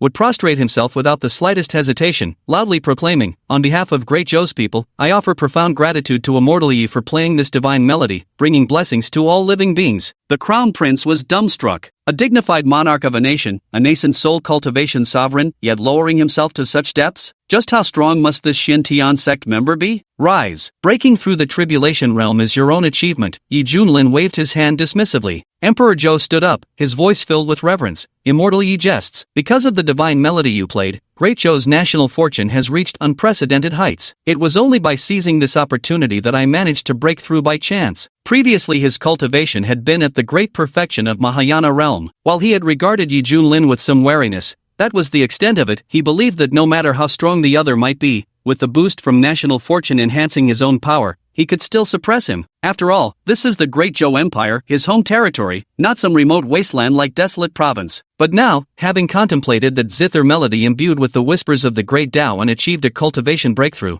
the Emperor of Zhou's vision instantly expanded. He finally glimpsed the terrifying depths of this Misty Peak's master from the profound heaven sect. What he'd witnessed before was merely the tip of the iceberg. The gap between their strength could never be bridged, not even with the empowerment of national fortune. Realizing this, Emperor Zhou hastily stepped forward to declare his stance, casting aside all monarchical pride as he adopted the most humble posture possible. Better to latch onto a powerful ally first and talk later. Yi Junlin mused thoughtfully, "It seems your gratitude toward me is sincere." "Indeed. Whatever Lord Yi commands, if it is within my power, the Great Zhou dynasty will spare no effort to assist," Emperor Zhou declared solemnly. "All right, then take me to visit the ancestral mausoleum." "Sure thing, please follow me this way, I'll lead the way up ahead." The Crown Prince, Ancestral Mausoleum. It is the most heavily guarded place in the entire imperial palace and also the burial ground of the previous monarchs of the Great Zhou dynasty. With a wave of his hand, Emperor Zhou withdrew various barriers and then led Yi Junlin and the others into the ancestral mausoleum. The interior of the ancestral mausoleum was vast, exuding an ancient aura as one entered. Truthfully, aside from the burial artifacts that might interest Tomb Raiders, the rest of the mausoleum is quite ordinary. Even I can't understand why such beings would target this place, let alone incite the Ghost Clan to mobilize troops and attack Great Zhou solely to occupy it, Emperor Zhou said helplessly. These days, weird things keep happening. Li Wujie clicked his tongue in amazement. Until the group reached the end of the passageway, Yi Junling raised an eyebrow, genuinely finding nothing unusual. Whatever, might as well turn back the way we came. Just as Yi Junlin was shaking his head, preparing to leave this boring place, the crimson-clad figure behind him narrowed his eyes slightly and formed a hand seal to experimentally cast a spell forward. Boom, rumble. The void echoed with the sound of millstones grinding. Gradually, an ancient and boundless stargate materialized, exuding an aura of unfathomable mystery. What is this? Emperor Zhou's eyes widened in astonishment, completely unprepared for this unforeseen situation. Why would such a thing exist within the Zhou ancestral tombs? As the reigning emperor, he was utterly unaware of its presence. Yi Junlin turned his head to look at Hong Qianya, who had triggered this scene, and noticed that the other party looked equally shocked. Wow, this gate is so pretty. Bai Xiaoxi's eyes sparkled as she circled the starry gate with curiosity. When she reached out her tiny hand to touch it, her fingers passed right through. As if it were merely an illusion, the celestial gate didn't exist at all. Yet Yi Junlin knew this stargate undoubtedly existed, it simply hadn't manifested physically in the mortal realm yet. Fully activating it would likely require paying some unknown price. Emperor Zhou, how long has this dynasty existed up to now? Yi Junlin inquired. Emperor Zhou's expression bore a touch of pride as he replied, reporting to Immortal Yisu, my Great Zhou dynasty has endured for 1,200,000 years. Any cultivation faction, regardless of its form of existence, that can endure for over 1,000,000 years qualifies to be called an eternal institution. This signifies that each generation had a Mahayana cultivator presiding and must maintain an unbroken lineage of Mahayana power. The moment they lose their Mahayana cultivator, they risk being stripped of eternal institution status. And Emperor Zhou, as a tribulation passage powerhouse, stands as the only void immortal level sovereign among the current eternal empires of Zhangzhou. Before Great Zhou, were there other nations? Yi Junlin pressed further. Emperor Zhou froze for a moment, then answered truthfully, according to existing historical records, there are at least several dozen of them, and some can no longer be traced at all. In the endless expanse of time spanning hundreds of millions of years, an immortal dynasty like the Great Zhou, even with its million-year history, is but a drop in the ocean. Yi Junlin furrowed his brows. That being the case, this stargate must trace back to an even more distant era. Perhaps there were records about it before, but they were long buried in the dust of history after countless upheavals. The ancestral mausoleum happened to be built precisely on this spot, yet none of the Great Zhou's successive rulers were ever aware of it. They simply considered this land to have excellent feng shui. Looking at his eldest disciple whose expression kept changing beside him, Yi Junlin said with meaningful implication, Xiaohong, tell your master, do you know something? Chapter 66, Beyond Ridiculous. Swish, swish, swish. Countless gazes converged on Hong Qianye. Hong Qianye hesitated for a long while before speaking. About the origin of this stargate, your disciple has only heard fragmented accounts and rumors, with no concrete evidence to back them up. No matter, speak freely. Yi Junlin waved his hand dismissively. According to legend, in the distant primordial era, there were many teleportation nodes scattered across the Kunlun realm that could directly connect to the Great Thousand Worlds. Countless cultivators from Kunlun could traverse the cosmos through them with effortless ease. But later, for reasons unknown, these nodes were sealed by the ancient sages and have remained closed ever since. Upon hearing this, everyone turned pale with shock, their gazes fixed on that illusory Stargate. This thing actually has such capabilities? Legends say the Kunlun realm is an immense cultivation planet, and there are many similar worlds like it scattered across the boundless cosmos. In ancient times, cultivators could travel freely between them. Any nascent soul cultivator could depart from Kunlun realm and roam the void of space. Yet at some unknown point, an invisible force began restraining Kunlun's cultivators, preventing them from venturing into the cosmos and confining them to live out their lives in this world until death. The only solution is to transcend the tribulation to become a true immortal, thereby righteously ascending to the immortal realm, for only through the immortal realm can one gain the qualification to traverse the cosmos. Yet, how easy is it to transcend tribulation and achieve immortality? Thus, for 99% of cultivators, this lifetime confines them to Kunlun realm. But now, this Stargate before us can effortlessly bypass this limitation, allowing direct travel anywhere in the cosmos. If word of this spread, it would undoubtedly cause a monumental uproar. The Crown Prince exclaimed excitedly, "Imperial Father! This way,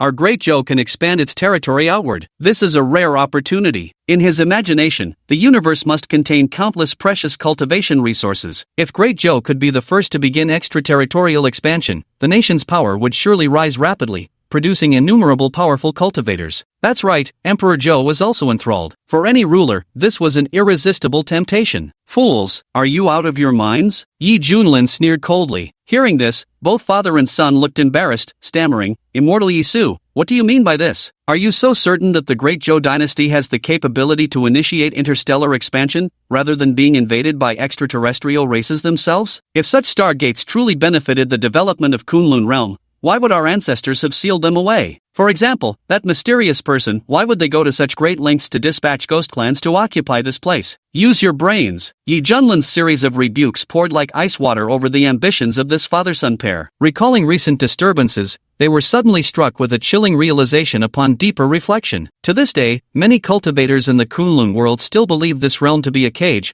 forever barred from seeing the landscapes beyond. Yet now it appears this confinement might instead be a form of protection in disguise. Besides, do you even know how to open it? Yi Junlin said disdainfully. Father and son shook their heads again, their cheeks burning with shame, wishing the ground would swallow them whole. Exactly. Without even knowing how to activate the Stargate, yet dreaming of territorial expansion abroad, it's enough to make one laugh their head off. Alright, keep it up. As long as this Stargate remains, the Great Joe's golden days are yet to come. Yi Junlin turned and left the ancestral mausoleum. Having satisfied his curiosity about exploring mysteries, he naturally saw no reason to linger.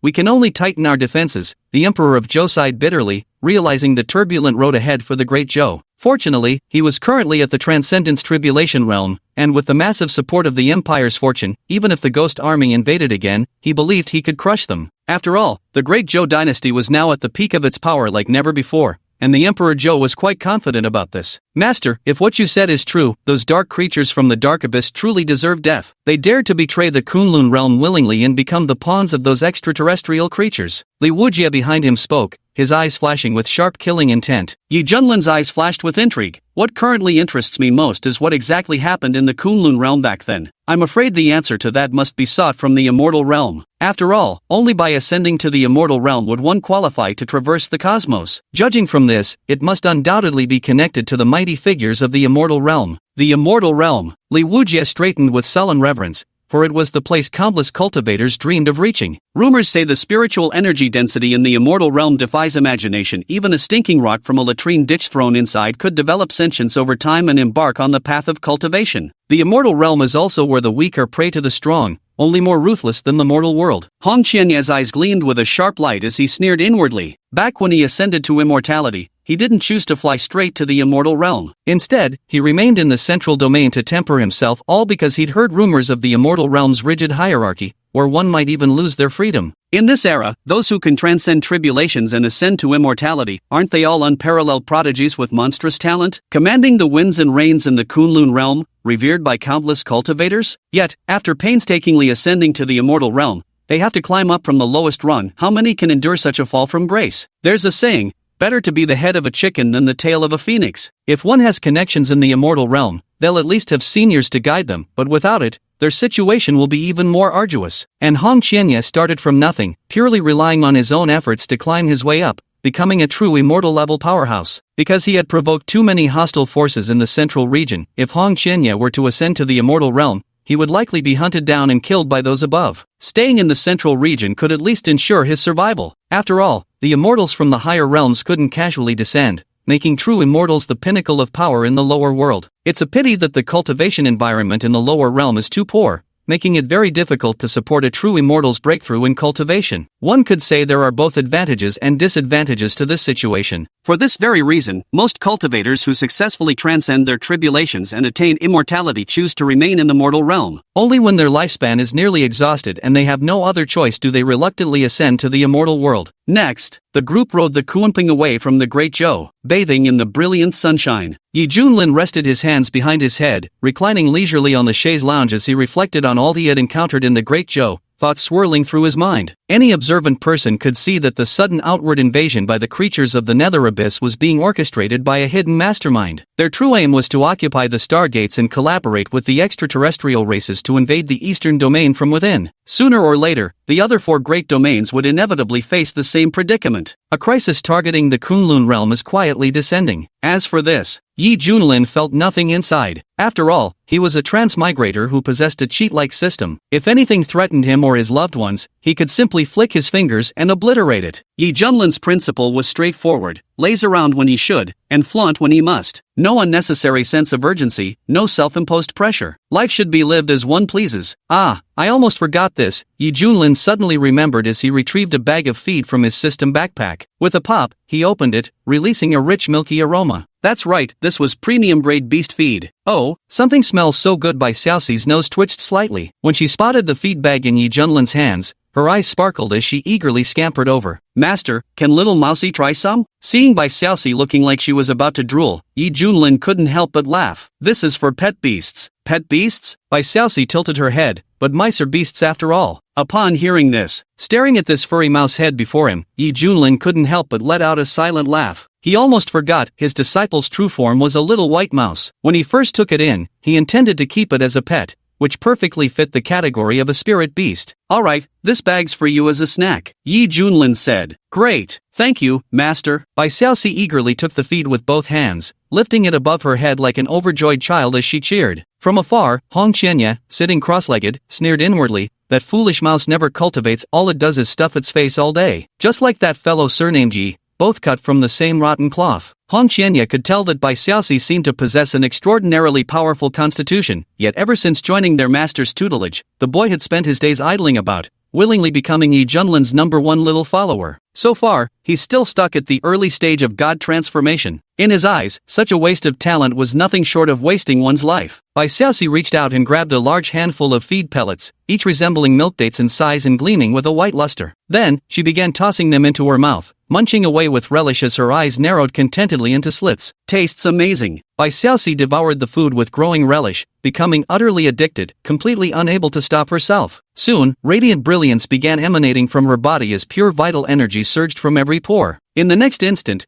the energy within her erupted violently, sending Bai Xiaoxi's cultivation level skyrocketing at an astonishing rate. Mid-stage divine transformation, late stage, peak, perfection, breakthrough, unity realm. And it didn't stop there. As Bai Xiaoxi continued to eat, his cultivation level kept rising steadily. After finishing the entire bag, its realm directly broke through to the Great Ascension stage. This.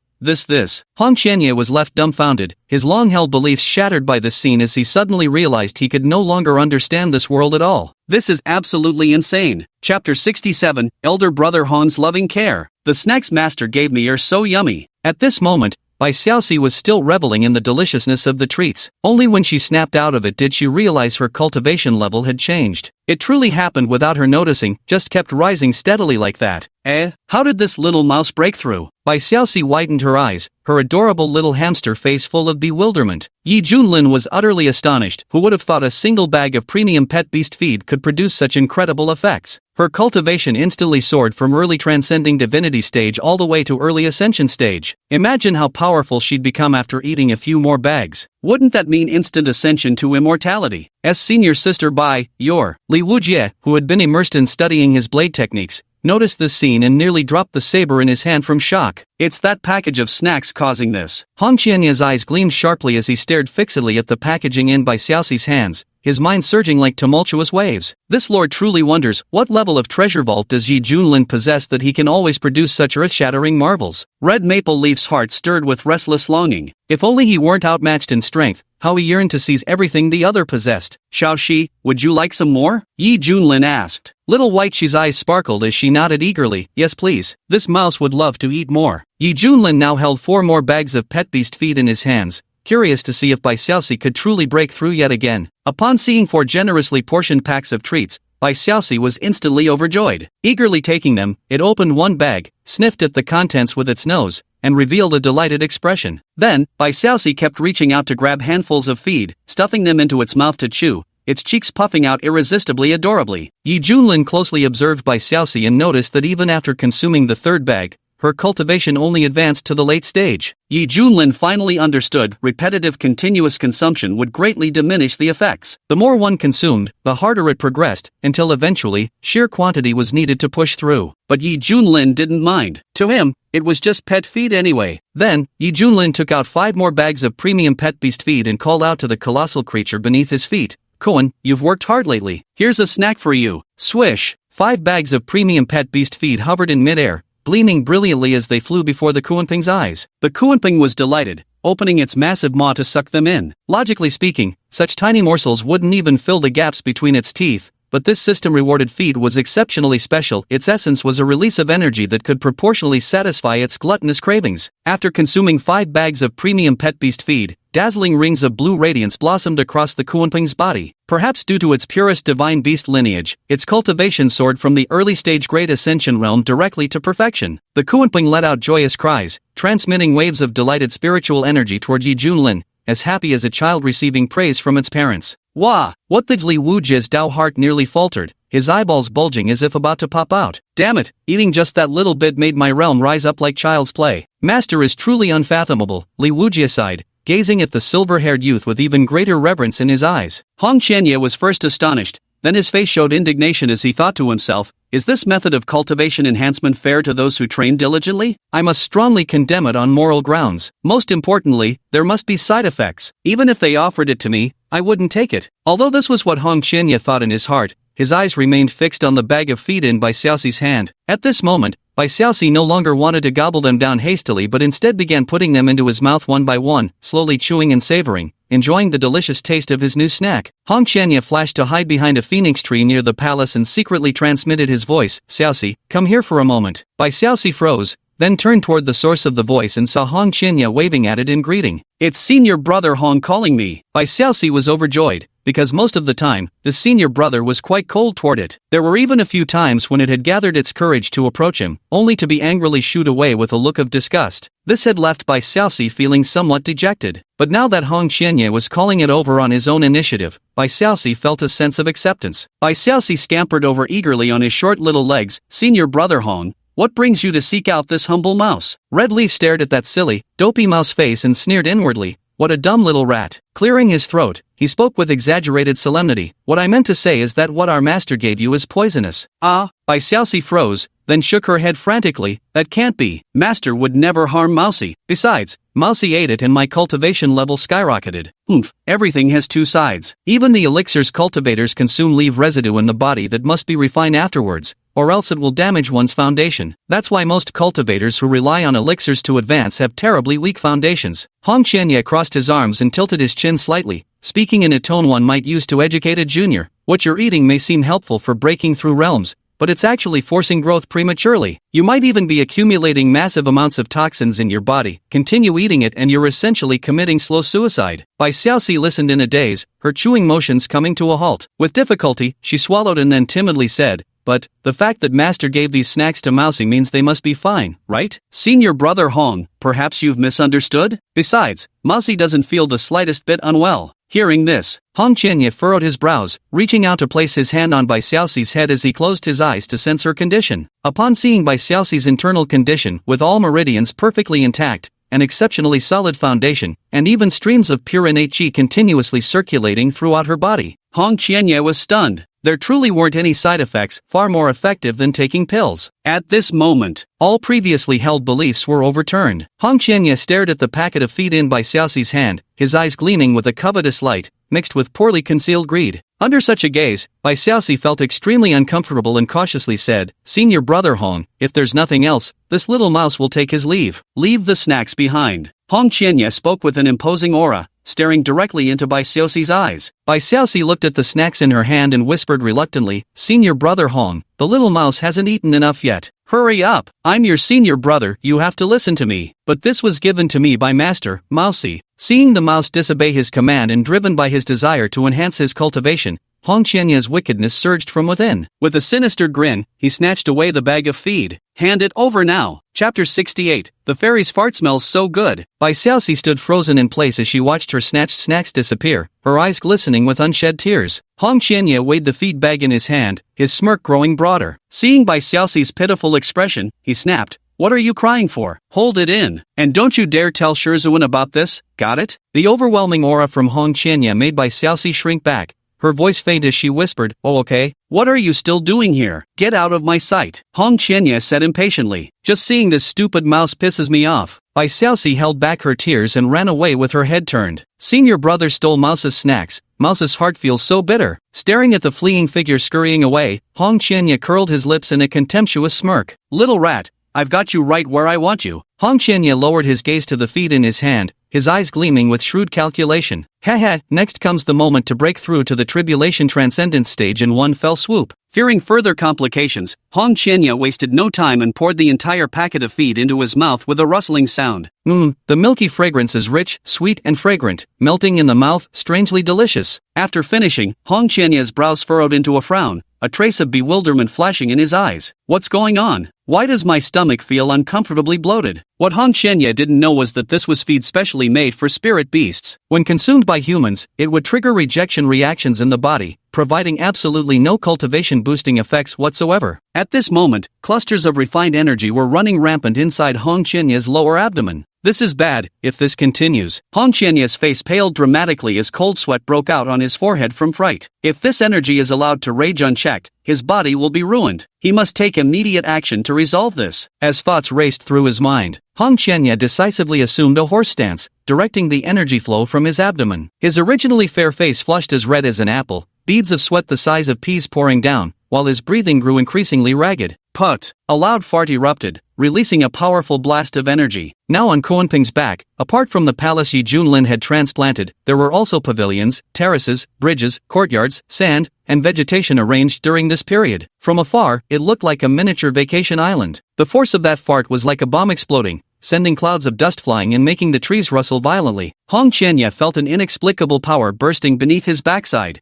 propelling his body upwards into the air. Since her snacks had been snatched away, Bai Xiaoxi had been moping gloomily. Yi Junlin was lounging on his chair as usual, basking in the sunlight, when he noticed Bai Xiaoxi approaching with a dejected expression. Puzzled, he asked, "What's wrong, Xiaoxi? Usually this rat is the most carefree one, full of energy at all times. Why is it so listless now?" Bai Xiaoxi wanted to speak, but thinking of the consequences, she forced herself to swallow the words already at her lips. "The little mouse suffers in silence." Bai Xiaoxi thought that if she told her master about this, he would undoubtedly punish senior brother Hong, who would then resent her even more. Bai Xiaoxi quietly moved aside, picking up the milk tea on the table and slurping it noisily. When feeling down, sweet things always healed her. Yi Junlin furrowed his brows, about to press further when a loud boom echoed, causing a slight tremor across the entire island. "What's going on?" Yi Junlin abruptly sat up from the lounge chair, his eyes wide open. Just then, he spotted a figure in red darting into the sky, veering off the Kuanping's flight path. Yi Junlin reached out his hand, his palm erupting with a terrifying suction force,